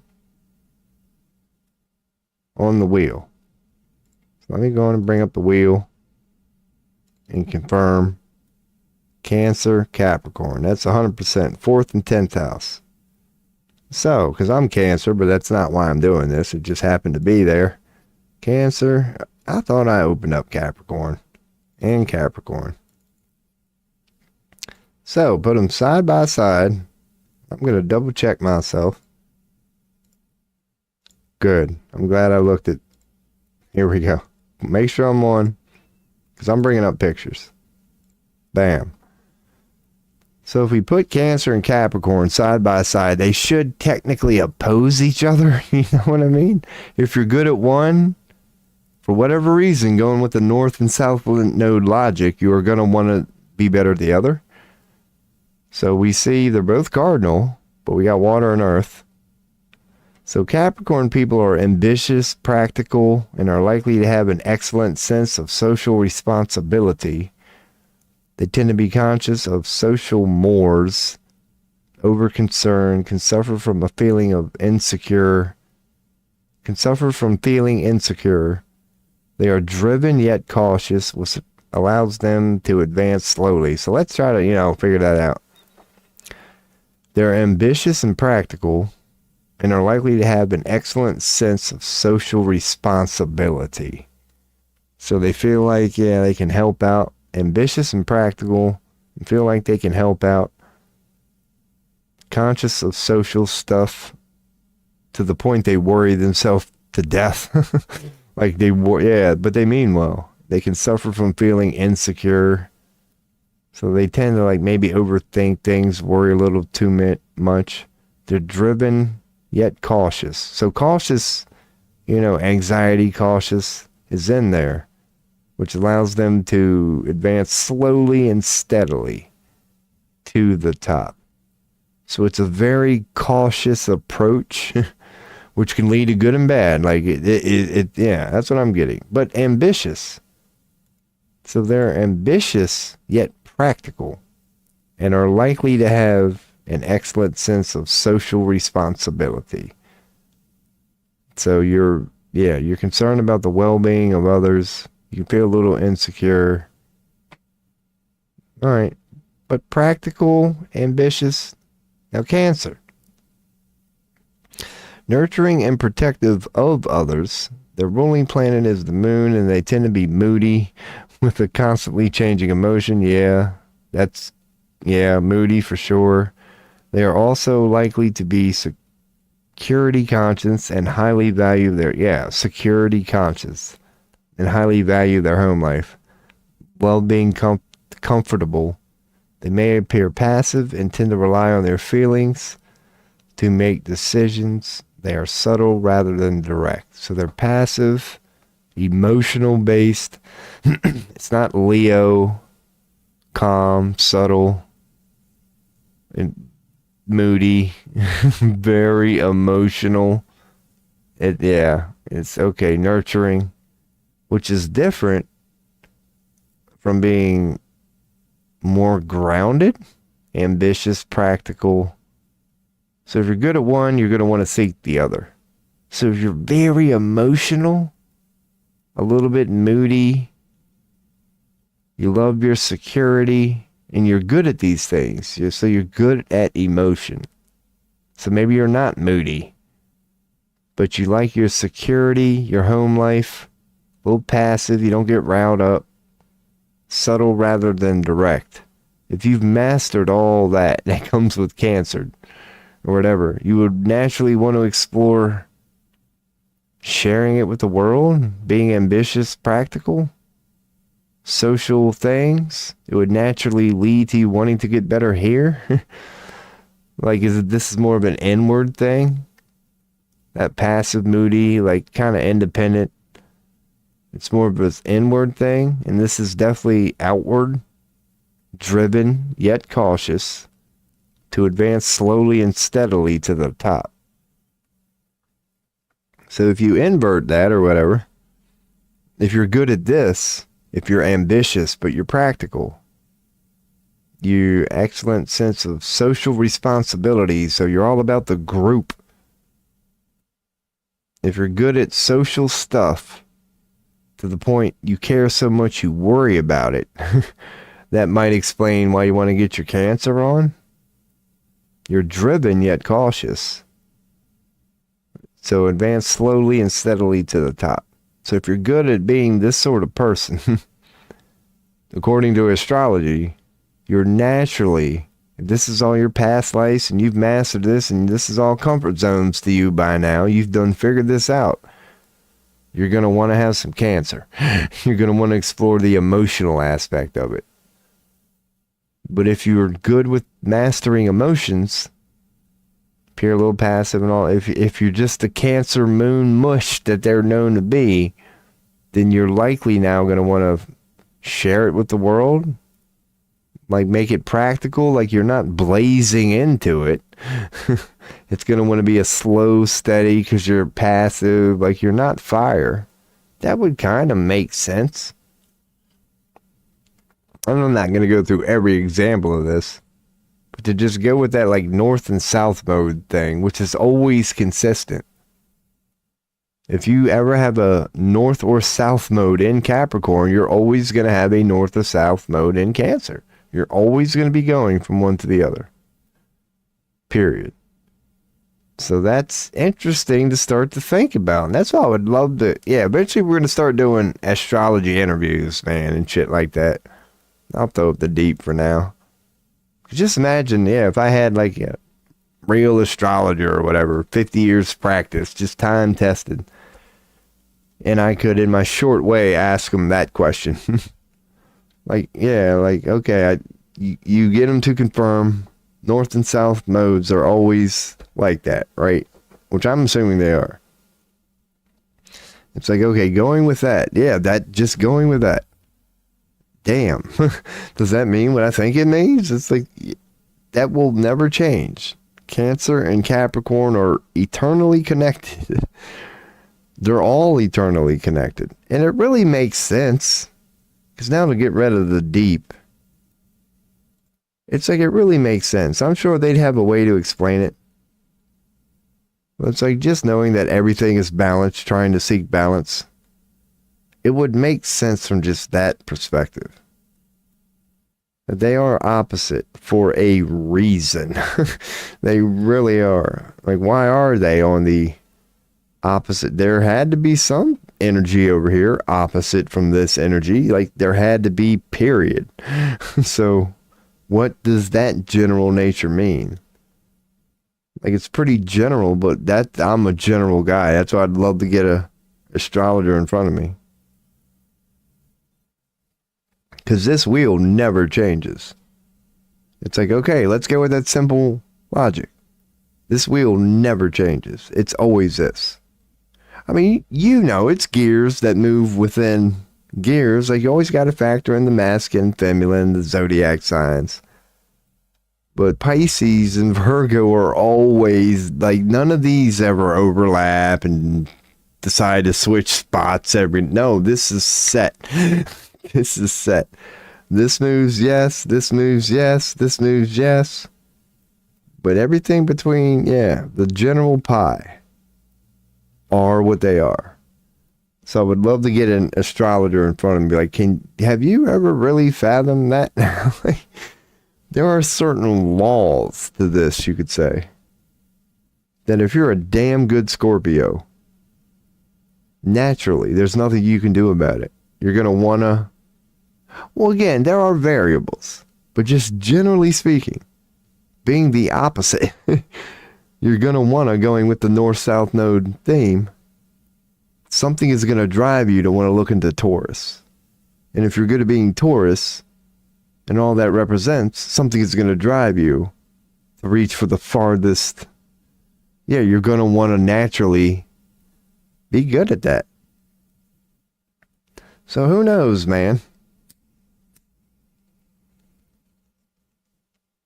Because being a very general picture type person, then I would ask a well-researched astrologer, going with that damn theory, you would assume Capricorn and Aquarius and Sagittarius aren't really terribly different. They should be a lot of similarities as they transition into whatever the other one's supposed to represent. But maybe we'll get there one day, man. 'Cause you know me, I will in my own way. I love looking at the big picture and the way that just shit just connects. Sort of thing. We'll start to understand them better here, man. But that part I found fascinating as I'm like learning about astrology. Your north and south mode are always like opposite of each other. So I'm like, okay, what the fuck do north and south mode mean? And then I'm like, dude, do you know what that implies? This will never change.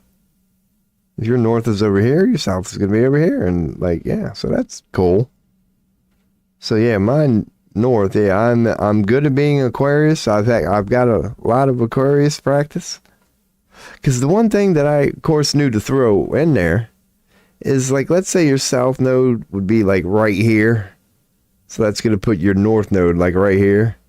At that point, you're going to want to look into the other one. Because you're basically, granted, you're Leo, but your Virgo is right here. So go on and look up Virgo too. Because even though you're in the Leo, you're almost Virgo at this point, dude. It's like, so you're going to be still mainly Leo, but with very heavy Virgo traits. But when you look at like one like mine, if you're pretty much, mine's kind of over here. But if you do hit dead center, then that means you are pretty much 100% Aquarius. You are hardly being influenced by any of these at all. So that's the sort of shit you got to factor in when taking in these readings. Like if your line or if whatever you're adding up happens to fall like in these sort of areas, then you might as well look into both of them because you're being affected by both. But yeah, to each its own. From the 50% point on, you're being influenced more and more, less and less by the two surrounding it. That's what I mean, man. Maybe we can develop our own opinion of this by then. It's like, because wouldn't you naturally assume that would be like kind of true? Well, maybe Aries, we might not want to start from the first. Let's just start, like once again, let's go with Cancer. If I pulled up Cancer here, then we could pull up the Gemini, which would come before it. And then we could pull up the Leo, which would come after it. And then let me make sure I'm on main. Cool. Might as well kill my cam, because this will be 3 pictures. We can keep that up, get that up, get that up, and get that up. So Cancer would have been in the middle. Gemini is going to be over here. And what the hell is the other one? Put this one over here. And try to get Cancer there in the back. So if you're a Gemini, logical thought, air. So we got air, water, fire. They're naturally, air, water, fire. And they go from mutable, cardinal, fixed. So because that's what affects them too. So I guess that's what you have to factor in. Because this being mutable is going to add a variable. This being cardinal is going to add a variable. But let's just go with it. So Gemini is, communication, logical thought. I've kind of been over this. You're damn intelligent, but it's more big picture. It's more big picture. Aryan, intellectual, glib of tongue, curious about life, and you got a curiosity. You can experience 2 sides of things at the same time, and they may tend to be flighty. It's like smart as shit, but big picture is what I get from Gemini. It's like it's intellect, logical thought based on duality, big picture. You can see both sides of the story. Duality's in there. The conscious mind. Yeah, you're not as focused. You're more big picture. You can see both sides of the story, but it's still about intellect. And they throw the tongue in there. You're well spoken. Key word is communicate. You can articulate like broad concepts. A Gemini would be able to do that well. So a person who could do that, next one would be Cancer. And then we already know Cancer. It's the emotional blah, blah, blah. And then you got to factor in a bunch of shit. So a Gemini goes into a Cancer. So you would mold into this. You would be, logical thought, intellect driven, but a big picture type of guy, person. And then Cancer is emotional and looking within. It's all about emotional inward. And then from that, you would naturally want to be a Leo? Or unfold into a Leo? I heard the chime. Where now it's everything about Leo. Because they are known about passive. Right here, Cancer says passive. And that's one of their known traits. They may appear passive. And Leo is just associated with bold. So there's a little bit into that. I'll check the chime before I don't know what this means. You're exploring intellect, but your big picture, and then you go to being emotional and intuitive, and then out of nowhere you want to be loud, bold, opinionated. Who knows, man? At least we're learning shit about what these things are supposed to mean. Because we are getting there. How about Pisces? What's up with old Pisces? Yeah, good question. Let me try to think. I haven't looked into them a lot. I don't think I've touched upon Pisces a lot. I really don't know, man. I'm just going to look into them. Yeah, good question. But before I read the explanation, I'll do what I kind of been doing here. Here's how we'll do it. Before I read the explanation, let's bring up Pisces. And not even look at this shit down here. You know, it's kind of like you're playing Xbox with your friend. I gotta just trust it ain't nobody looking right now. But before we even read the explanation, let's see. It's two fish. It's a water element. Mutable is about, the persistent grounding part of it. So we're gonna probably deal with emotions here. We got some water. So I'm guessing we're gonna see some emotions. Mutable, it's going to be very persistent. It's not going to stray and bounce around a lot. It's going to be grounded. It's going to be linear. It's going to be persistent. And Neptune, man, what the fuck? That's the mystical son of a bitches, I think. You're creative. You're mystical. Let's bring up Neptune for a hot second. I did hear the chime. Neptune is creative, guidance, vision. Psychic energy, that's kind of that one. Let's go to the other ones. Oh yeah, that brought us to the old. That was that interesting one. The planet of imagination, dreams, and mysticism. Dreams, intuition, mysticism, imagination, delusions. It's a mysterious planet dealing with shit like that. Dreaming self. So I'll put in a... So we're looking up Pisces. We don't need Leo anymore. Let me clean this up before I check the chat. So now we know that's what Neptune is. And we're looking up Pisces. If it's ruled by Neptune, it's a water element. Very mystical. Let me check chat. House 12. Yeah, that is the last one. It is House 12, I believe. Oh, where am I at? Yeah, it's the breakdown one. It's the age we just left, Pisces. We're still in it, you could say, but we're going into Aquarius. Yeah, Pisces is the 12th house, the last one.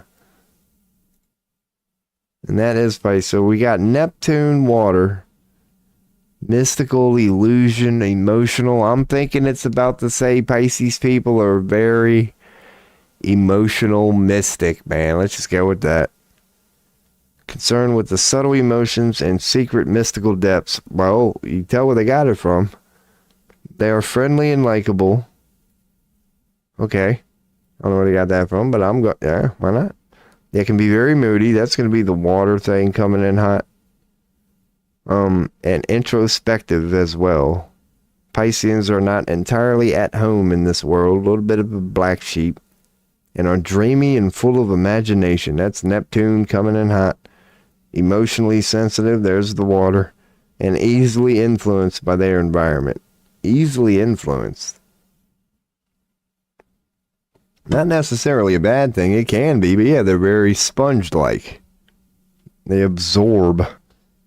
So they're influenced by their environments, they're very emotionally sensitive.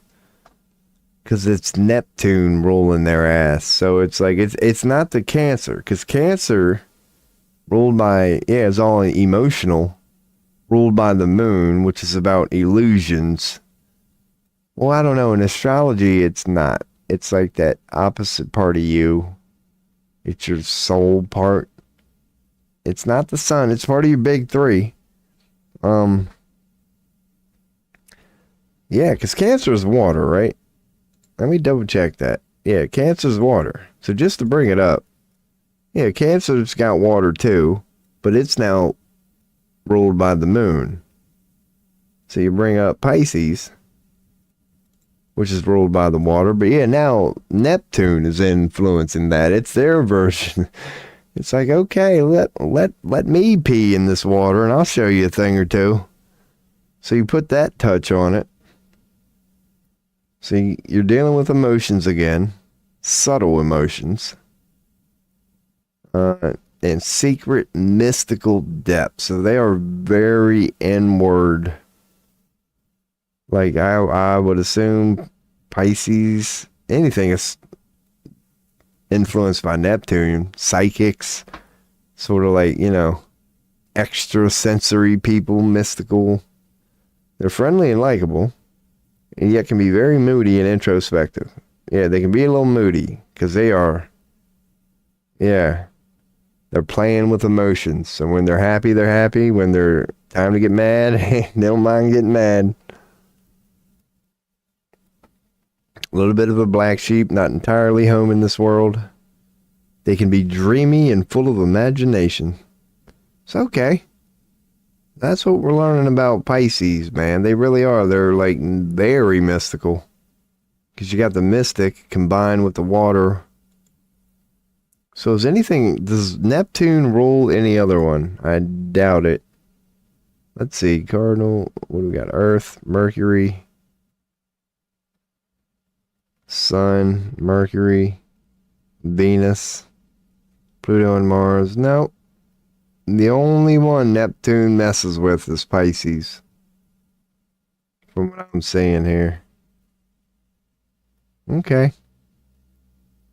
So yeah, they are some mystic son of a bitches. So Pisces is the only one that gets the touch of Neptune, which is a pretty cool planet or whatever. Like it's the one that's about dreams and illusions and the dreaming self. Farthest one, other than Pluto, farthest one from the sun. So you could say they're a little out there, man. Literally, they're a little out there. So that's cool. Hell yeah. Rules Pisces. That's it. Cool. So now we're learning about Neptune and Pisces. So where's my Pisces? So the symbol for Pisces is the outward fish. It looks like Gemini, but it's not. So this is Pisces. Let's bring it up. Show everybody what I mean. Yeah, man, I fucked it up earlier. Gemini is the Roman numeral 2. Pisces is more like the pattern you see on a tennis ball. They just put them, yeah. It looks so similar, but it's not. So my outward, dooby-doo. I don't even forget what we're looking for. Pisces. So that is my Pisces. So my Pisces is here. Dude, that might mean something. There we go. Look at that, man. That explains a lot right there. My ascendant is pretty much spot on, right in the middle of fucking Pisces. Here's my ascendant one. This one right here. Part of my big 3. So, dude, I'm Pisces as fuck. Like, I'm pretty much 50 right on. There's not even any point. If anything, I'm slightly, ever so slightly closer to Cancer. But my ascendant is right on. My feminine is there. Because what the hell? I brought that up earlier. Where's that symbols one? The feminine symbol is very close to one of the planets. I don't freaking know. Earth? That could also be Earth. Earth is a circle with a cross upright. So what the hell? Where's that other thing? No, those cardinal fixed mutable. I'd have to rename these a little better. They might have been in houses. Aspects. I think I got some symbols. Who freaking knows? I don't know where I keep these things. So let's bring up the one that says symbols. Which one am I looking for? To remind myself. Okay. Because here we go. Let's bring up this one. The feminine is just the circle with the cross. The feminine is just the circle with the cross,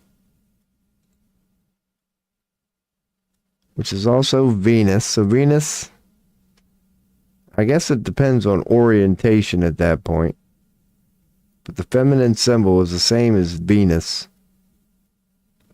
But Mercury, okay, that's where it's right in front of me. So Mercury is Venus except with horns. I told myself that earlier and I forgot it. See, my ascendant is right on Pisces. And my Venus is right there. So that's got to mean a lot. So there's my masculine sign there. So the only feminine sign I'm seeing is that. So it's got to mean Venus. So yeah, man, who knows what that means? My Venus was almost spot on again. It's a couple degrees off.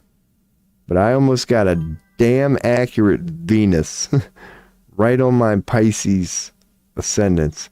So what did we say ascendants was? It was more about you. The you standing in front of the mirror. So as far as ascendants or whatever that may mean, yeah, I am Pisces as hell. It's right on my ascendant. And I am Pisces as hell. So this should be my theme in life. I'm guessing? Because that is Pisces. No, that's Gemini. I did it again, I'm pretty sure. Yep. Nope. We're lying. Because that's all I was saying. Yeah. Alright, I was like, didn't I go over this before? Why? What the hell? Where did I get Pisces from? No, my ascendant's right on Gemini. So this is my quote-unquote theme. So yeah. Anyway, I'll check chat in a second. Regarding Pisces, where I started, because you said to bring it up. Dude, your boy ain't got shit to do with Pisces. Like, honestly, look, I got nothing up here. I've got no Pisces. Because that's what's kind of, like, unique about mine. You know, I got nothing going on up here. I ain't got shit to do with nothing Pisces. So, all that mystical crap, yeah, everything I was just saying, dude, that's not my theme. Penis? Oh, you could write, yeah, Pisces and Uranus. There you go. Man, I got a Pisces my Pisces is rising into Uranus. I love it. Right there. We are just out here. Man, wouldn't that suck? What does it mean when your Pisces is rising? Dude with no teeth, cottonmouth, trying to say this, into Uranus. I'll tell you what that means right now. You're going to have kids. Well, I don't know. We're talking about Uranus. So, let's just say you're going to have a great weekend. One of you is, at least. At least one of you is going to have a great weekend. The other person, maybe not. Oh, man. So what if Uranus is falling on your Pisces? Yeah, man. If your Uranus is descending on your Pisces. That sounds either like a midlife crisis, god dang it, or, again, a very good weekend. However you want to look at it. I love that shit, man. But, dude, you can tell I'm new as hell. That's the second time today I did that. I cautioned before I did that. I was like, oh, you can get these confused real fucking quick. Oh, your boy done did it again, man. Learn. Okay, Pisces is tennis ball. Pisces is tennis ball. Gemini is about, dude, that's why they're standing together, man. Just picture two Romans, okay? Just picture two Romans. It looks like a Roman numeral. So I just gave Geminis a bad name because apparently this is my life theme. And I did cover it earlier. That my life, dude, my ascendant is pretty much dead center in my Gemini. So my theme is all about, I've been over conscious mind, airy and intellectual. We've covered it. It's being very good at the broad picture. Like you're aware of the duality sort of thing. You're intellectual as fuck. But they could experience two sides of things, but may tend to be flighty. Glib of tongue. I can't even get, so cancel this. Curious about life and other people. So yeah, because what the hell was the other one? Just bringing shit up here. Might as well kill the cam, man. The other air one, besides Aquarius, because this one was, yeah, when you bring Venus to the party, you bring some class. When you go to Libra, which is also air, or whatever, Aquarius, which is also air, it's similar to Gemini. It's like, you know, they're air, but they go on and say it's about forward thinking and being innovative. They are scientifically minded and logical. So you can see what they're saying here. Like when you talk about Gemini, the other air sign, yeah, they're broader minded. They're intelligent. This is the comparison I did earlier. Come on now. They're both blue. They're both air signs. Jesus, I didn't want to do that. Could you just, there we go. But Gemini, you know, logical thought. So we're conscious mind, intellectual, but they can experience two sides of things. And then you go back to the duality. So there's pointing to bigger picture. You're good with duality and hearing out two sides of the story and being able to, you know, big picture. You go to Aquarius, they are forward thinking and innovative, scientifically minded and logical, and confident in manner. They can appear to be emotionally detached, but they really do value social contact and spirit and humanity. They're rebellious. Eccentric is that word that means you're a little strange, you're a black sheep. So spontaneous and original, but forward thinking and innovative. Scientifically minded and logical. There's no hint at like duality. In my poor description, this is saying like they're very good at a certain thing. Like what they do, God, are they smart at it and they do it. But they don't have this like general picture in here. Is what I kind of get from that. And to each their own. This is why I do bring it up this way. So everybody can see what Astrograph said. And it's like Gemini is a little more broad. But Aquarius is water. So that's where you get into the innovative thing. Well, not water, the water bearer is what I was trying to say. Because that is confusing. I touched upon, I'm like, dude, why wouldn't Aquarius be water? Like, dude, your symbol is the water bearer. Your fucking symbol up here is literally water. But you're telling me your element is air? Like, why the fuck, dude? You just could have made it simple. But then again, it's like, no, you really can't force that on it. You just wonder why they called it Aquarius.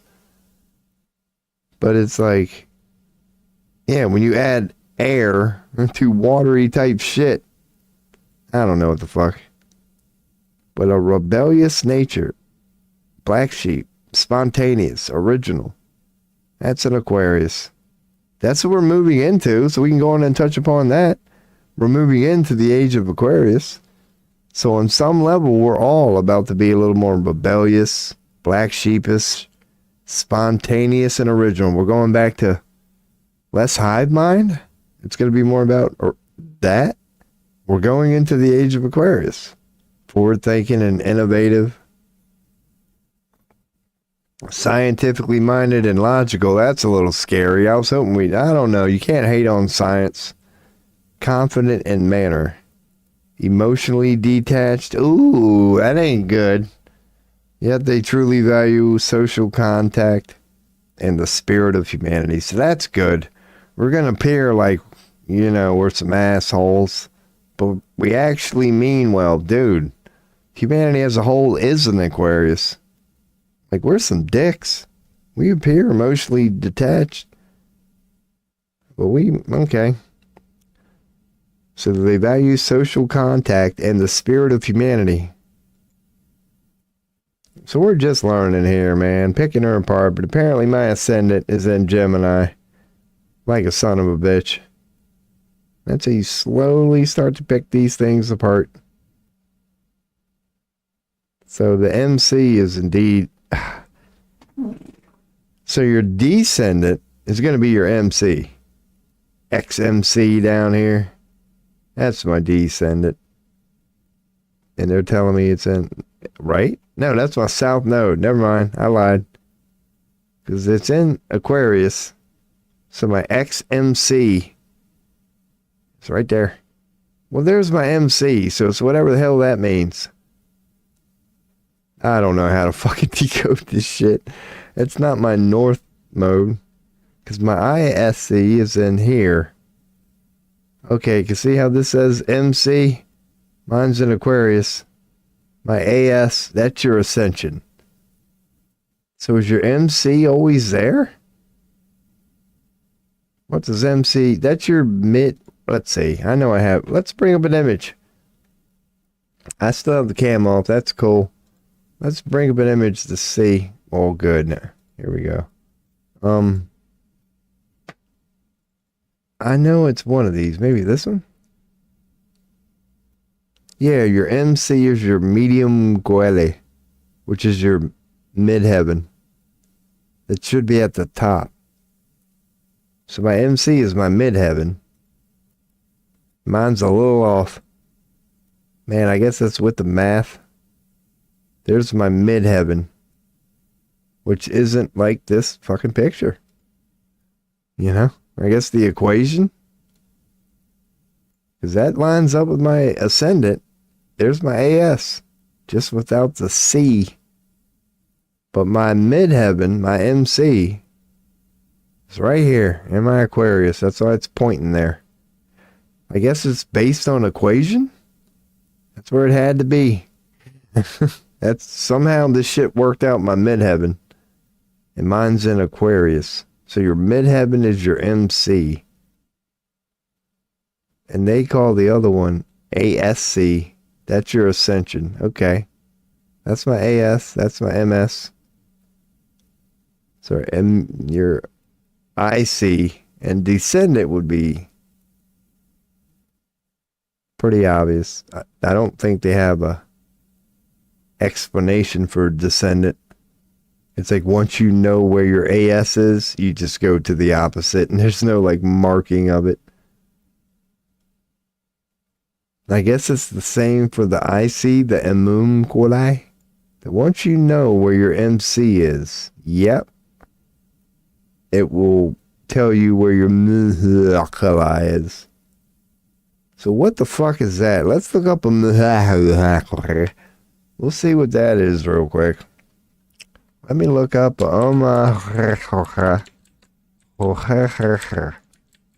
man, you can tell whoever did the first astrology thing was not American, man. Dude. Alright, fine. Don't say it. I'm trying to close it. I don't know what I'm doing. So this is Astrology. Oh, I'm throwing her in there, man. Bottom of the sky. Your ancestral roots, home, family, and emotional foundation. So it's opposite of your midheaven. It's considered important. It's your personal roots, early life experiences. Okay. So that's going to be your early life experiences. What they're likely to be based on, who knows? Personal roots, more hidden. They can represent those things that are private or kept secret, both to the native and to others. reveal information about a person's emotional foundation, their ability to nurture and be nurtured. The cusp of the fourth house. So, okay, the IC is the cusp of the fourth house.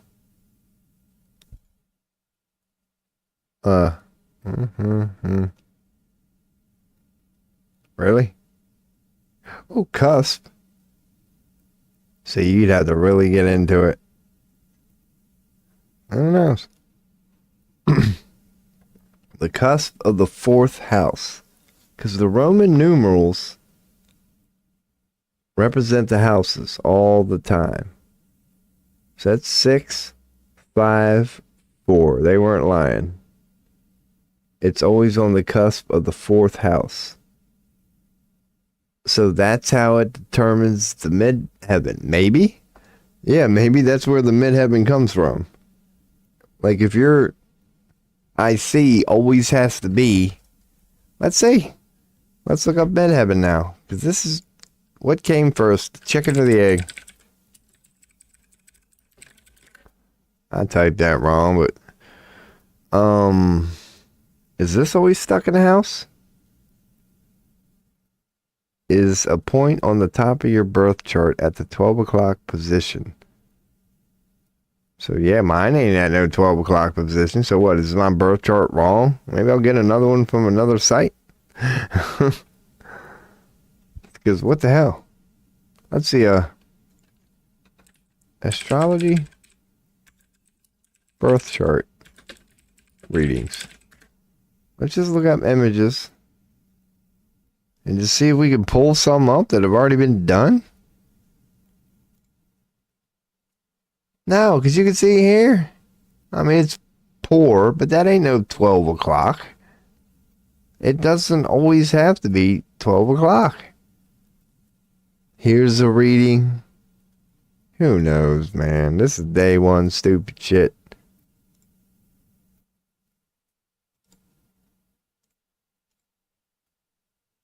Yeah, see how their MC's a little off, but there's ascendant right there. So that's not consistent at all.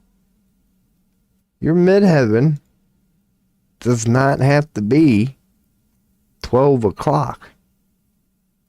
I mean, it's going to be up there. Let's keep going. What it represents, whatever. You can find your midheaven by using your... No shit.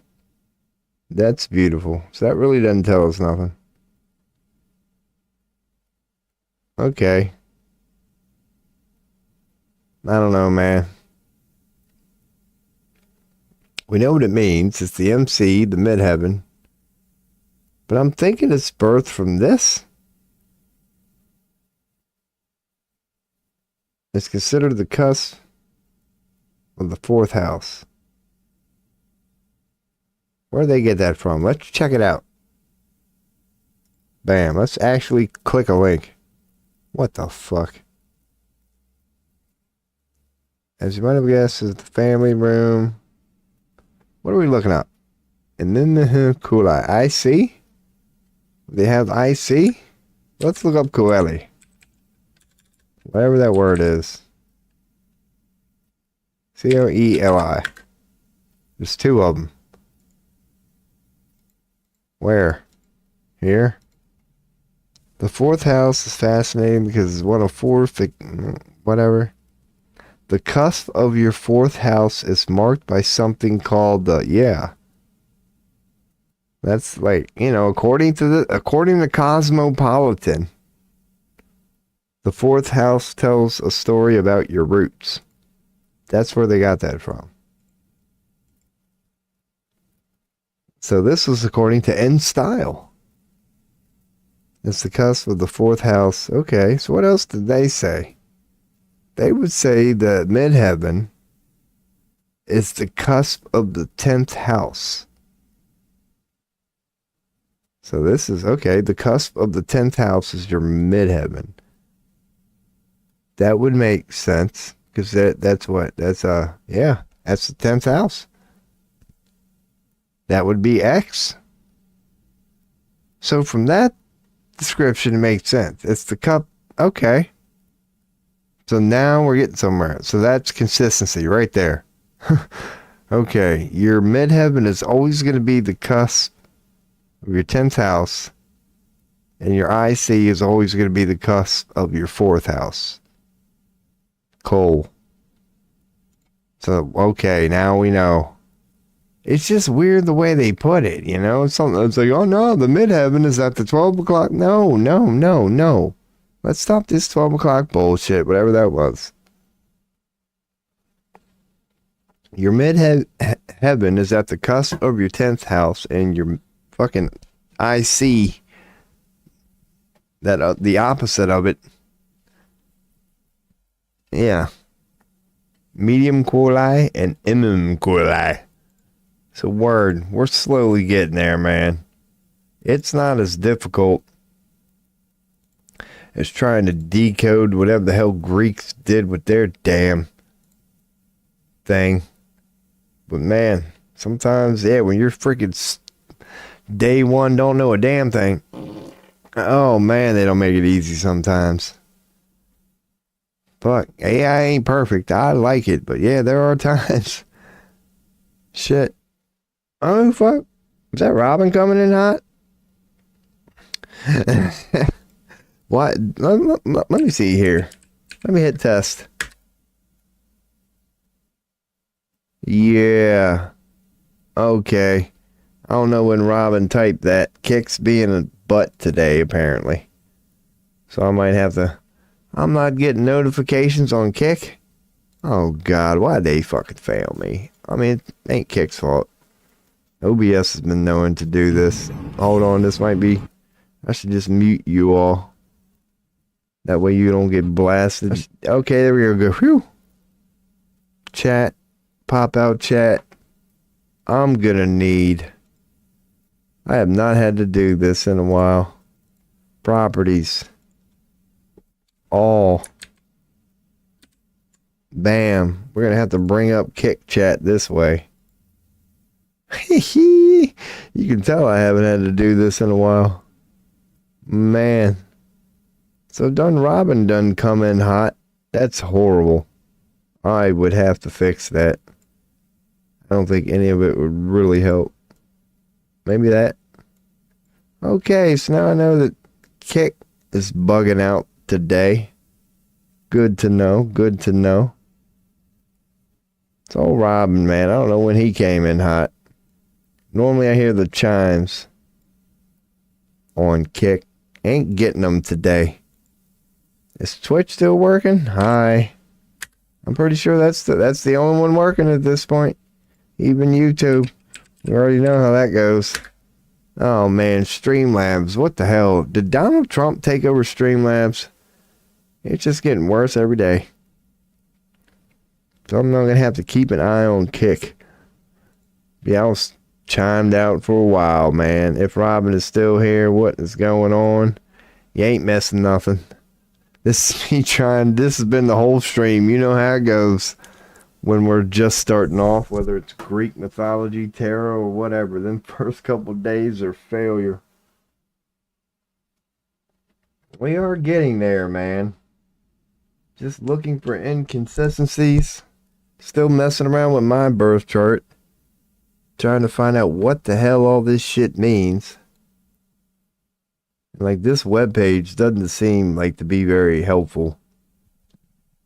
As far as, like, what it tells you. The sun in Cancers have... It's very, like, vague.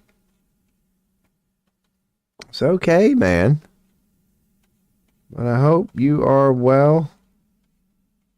I really don't know what I'm learning out of any of this shit. Other than how to read a damn birth chart. Because, dude, yeah, god dang it. Then you got to learn how to do sextiles, squares, and they're not good. Let's look at mine. How many? Let's see. Okay, so this is going to address where I have my squares. 1, 2, 3, 4, 5, 6. Dude, I got so many squares. That's not good. I do got a lot of squares. You don't want to see them. You'd rather see sextiles and trines. At least I've only got 3 oppositions. So, yeah, we'll get it. My sun opposing my moon. That's fucking funny as hell. Venus is opposing my Neptune. We've already been over that. That's that mysterious one. So my divine feminine cannot really get along with, the dreamy, imaginative, mystic part of me. And I got an opposition where, God, my Neptune is not getting along. It's opposing what we just went over. The bottom quali that's always in your 4th house. The part that's not the mid-heaven. I already forgot what it fucking meant. It's the part of you, your ancestral roots. Home, familia, emotional foundation, private life, sense of belonging. So my Neptune, my mystical part, has a little opposition. It's not terrible, but it's not really getting along with my roots, man. Yeah, you don't want to see your roots. Okay, got a little positivity there. My past life's getting along there. Childhood shit, whatever it means. Ancestral roots. They're not getting along with my Neptune. They're not. I got a square with my Saturn. I got a square with my Mars. Every time I run across ancestral roots, there we go. I got a nice conjunction with Venus. So Venus is coming in hot to make my ancestral roots not too bad. Otherwise, my childhood was dog shit, according to this. Like my ancestral roots. Opposition. Not terrible. I got one little positive. I got a trine with a Pluto, too. Old Pluto take. Now, what the hell does that recommend? Let's touch upon it here, man. All right, I had to check back in. I might have even been on Just Chatting that whole damn time. But that's all I was looking at was this shit. But we are now going to check an image. Because Pluto, my ancestral roots, ain't getting along too bad with Pluto. And what the hell does Pluto represent? I'm not going to remember. It's transformation, power, death, rebirth, evolution. It should empowered self.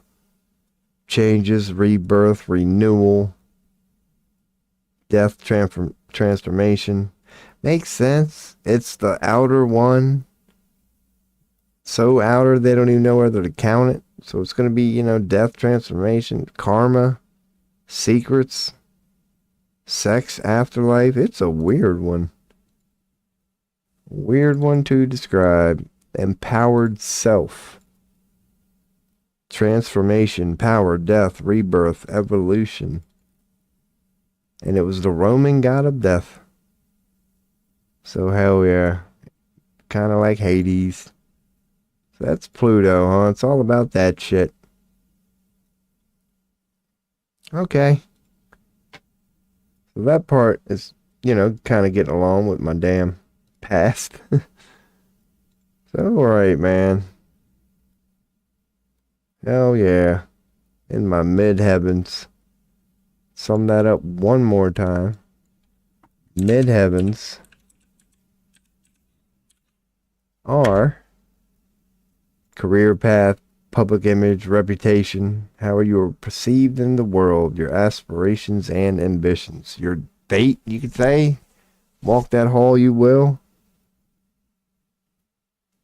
So just to touch upon it, mid-heavens, I got a negative 19. Fucking Uranus.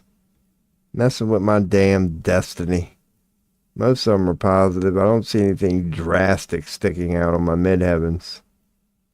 Okay. So we're slowly learning here, man. I really don't have a lot of drastic whatever. My Saturn in sextile with Uranus, that's kind of notable. My Uranus is getting along. My Uranus has 2 very high values here. Venus in conjunction with my IC is pretty damn high. I'm glad. Because I need that to, a negative 256 there is not good. So hell yeah, man. I'm going to throw this on browsing. So I can just, that way it ain't all white. Oh my goodness. So Kick is being goofy too, huh? Alright, that's what I get for not testing shit before I go live. Sometimes I'll type tests, but I've never had to. Because it worked earlier. Oh, that's because he followed my ass. Yeah, that bot followed me, and that's what made me look at chat, I believe. He followed before he even said something. I was like, wait a second, yeah, that's not the first Kick chatter today. First one was a bot. Alrighty, man. While I'm on browsing, check it X. Any questions, comments regarding astrology? White Lives Matter? Why is that? Why is White Lives Matter trending? What? Oh, here they go again. Divide and conquer at its finest. Come on now. Come on. That's probably both AI right there. They asked AI, if you put two pictures side by side claiming murder, what would piss people off? Think this goes hand to hand with Kanye recently saying he's a member of the Ku Klux Klan? White Lives Matter. Was arrested after shooting. Okay, so along with the race or the religious war that they're heavily promoting, now they want you to hate people based on race too. So that's coming back. Hell yeah, let's bring back good old-fashioned cross burnings. Why not? Let's just divide and conquer everything. Hell, Trump's crazy enough to do it. That'll be part of the Make America Great Again thing. Who was a known member of the fucking Ku Klux Klan? I think it was like Kerry? No, not John Kerry. But there have been people in government that they say, you know, later they were like, no, he was a Klan member, dude. And like, you could fucking prove it. It's like, how did a Klan member get that high up in damn government, man? Especially in the United States. So here we go again. It might just be the Kool-Aid for the day, you know, much ado about nothing. But apparently White Lives Matters is trending. We thought we had learned from that. Like, no. More divide and conquer to go along with the race or the religious war, which is unfolding more and more every day. We touched upon it here. So yeah, that's all I'm really seeing trending. Maybe we could do a glance of news and just sit here. So any questions, comments, requests on tarot readings, anything like that, we can do it. But let's see if the world blew up yet. No, they'd have done told us. They'd be trending right now. When the only thing trending is White Lives Matter. Not the only thing, but you know it's pretty slow. When White Lives Matter is trending. So China urges America to immediately... Dude, how is that news? It's cool, we're not missing nothing. The only big news, yeah, is Netanyahu today, man. Netanyahu today. There's no point in negotiating about Palestine anymore. This dude is just proceeding. He's not going to wait for the EU and nope. So get ready for Trump Gaza. Call it a hunch. But your boy, like, will probably end up wrapping up this stream soon. Damn, it is 9.5 hours. But yeah, man. Questions, comments, chiming in. Your boy's wrapping her up, man. Just get ready for Trump Gaza. Get ready for Trump Gaza. It appears to me, based on what Netanyahu's doing now, that his next step to the world is like, you know, all you've been fighting for the last couple months, world, what to do with Palestine. Fuck it. It's his. He's taking it. Within a month, I got a feeling, you know, the cleanup process will be underway. The rubble will, you're going to start to see Trump Gaza. I don't know if they're going to get away with it. It's not going to be easy keeping all those people out. They're going to continue to want to come back. But it appears to me that Netanyahu is now telling the rest of the world, fuck it, it's mine. I'm not going to sit around and wait. I'm going to give Trump what he wanted, Trump Gaza.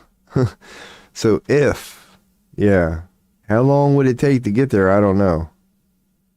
But if regarding this Gaza story and what Netanyahu is doing with it today, if you start seeing beachside hotels go up, if you start seeing things that look like Trump Gaza go up, you know that's just Netanyahu doing his boy a favor. It's like, Trump, they didn't like your idea of Trump Gaza. If you leave it up to them, it's going to get rejected. But since my reputation is already in the shitter, I'm just going to proceed with it. Because he's already wanted for life. So let's just add another lifetime fucking defiance. And again, it could be just be all part of some master plan.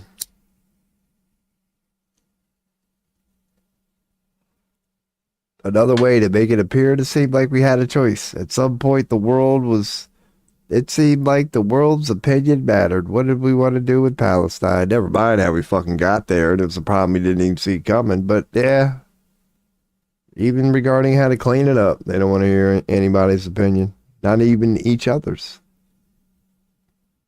So just those would be the two things I'd say to look out for moving forward. I'll probably be back as early as tomorrow, and it won't unfold by tomorrow.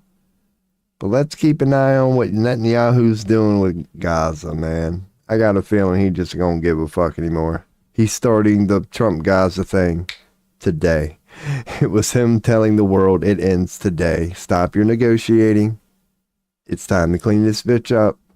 And if I'm right, yeah, watch Hamas start to disappear. Because they can't seem to get them away. The reason they can't bring the Palestinians back is because Hamas just won't seem to go away, and they continuously bomb the area. When it comes time to rebuild, call it a hunch. But I bet they'll just go, poof. Won't be no problem anymore out of nowhere. But we'll see. We'll see. This is all really just speculation, man. We will see. I got a feeling that's what we're headed into, man. We'll keep reporting on it every day. Tariff, trades, war, the economy's fucked. So hell yeah, man. 3 p.m. Been going for damn near 12 hours, man. Might get ready to wrap her up here. Get restream and all that crap cocked and loaded. And then waste my day away, if I'm being honest. I got a little bit of motivation today. I might do something, but I highly doubt it. I'm probably just going to disappoint myself. See, Kick is bugging anyway. And there's been no activity in Rumble. So Rumble and Kick. Holla at your boy. Bam, done there. Rumble and Kick, they done. Any last second requests on tarot, whatever, let your boy know. It normally takes me a long time to shut them down. I can stop, restream. BitChute, you're next. You better come in hot. Questions, comments, otherwise I'll see you later. I'm done with restream. Boom. BitChute, that's never said hi yet. Watch me check BitChute later. And I got like 10 messages and there's just some weird bug. I highly doubt it. But anyway, BitChute, peace. So we're down to YouTube and Twitch, the famous last two. Spirit Oyster, Mono, Robin's already gone. Kick fucked up today. Anybody who may still be hanging around. See y'all later. YouTube, Twitch, like and subscribe.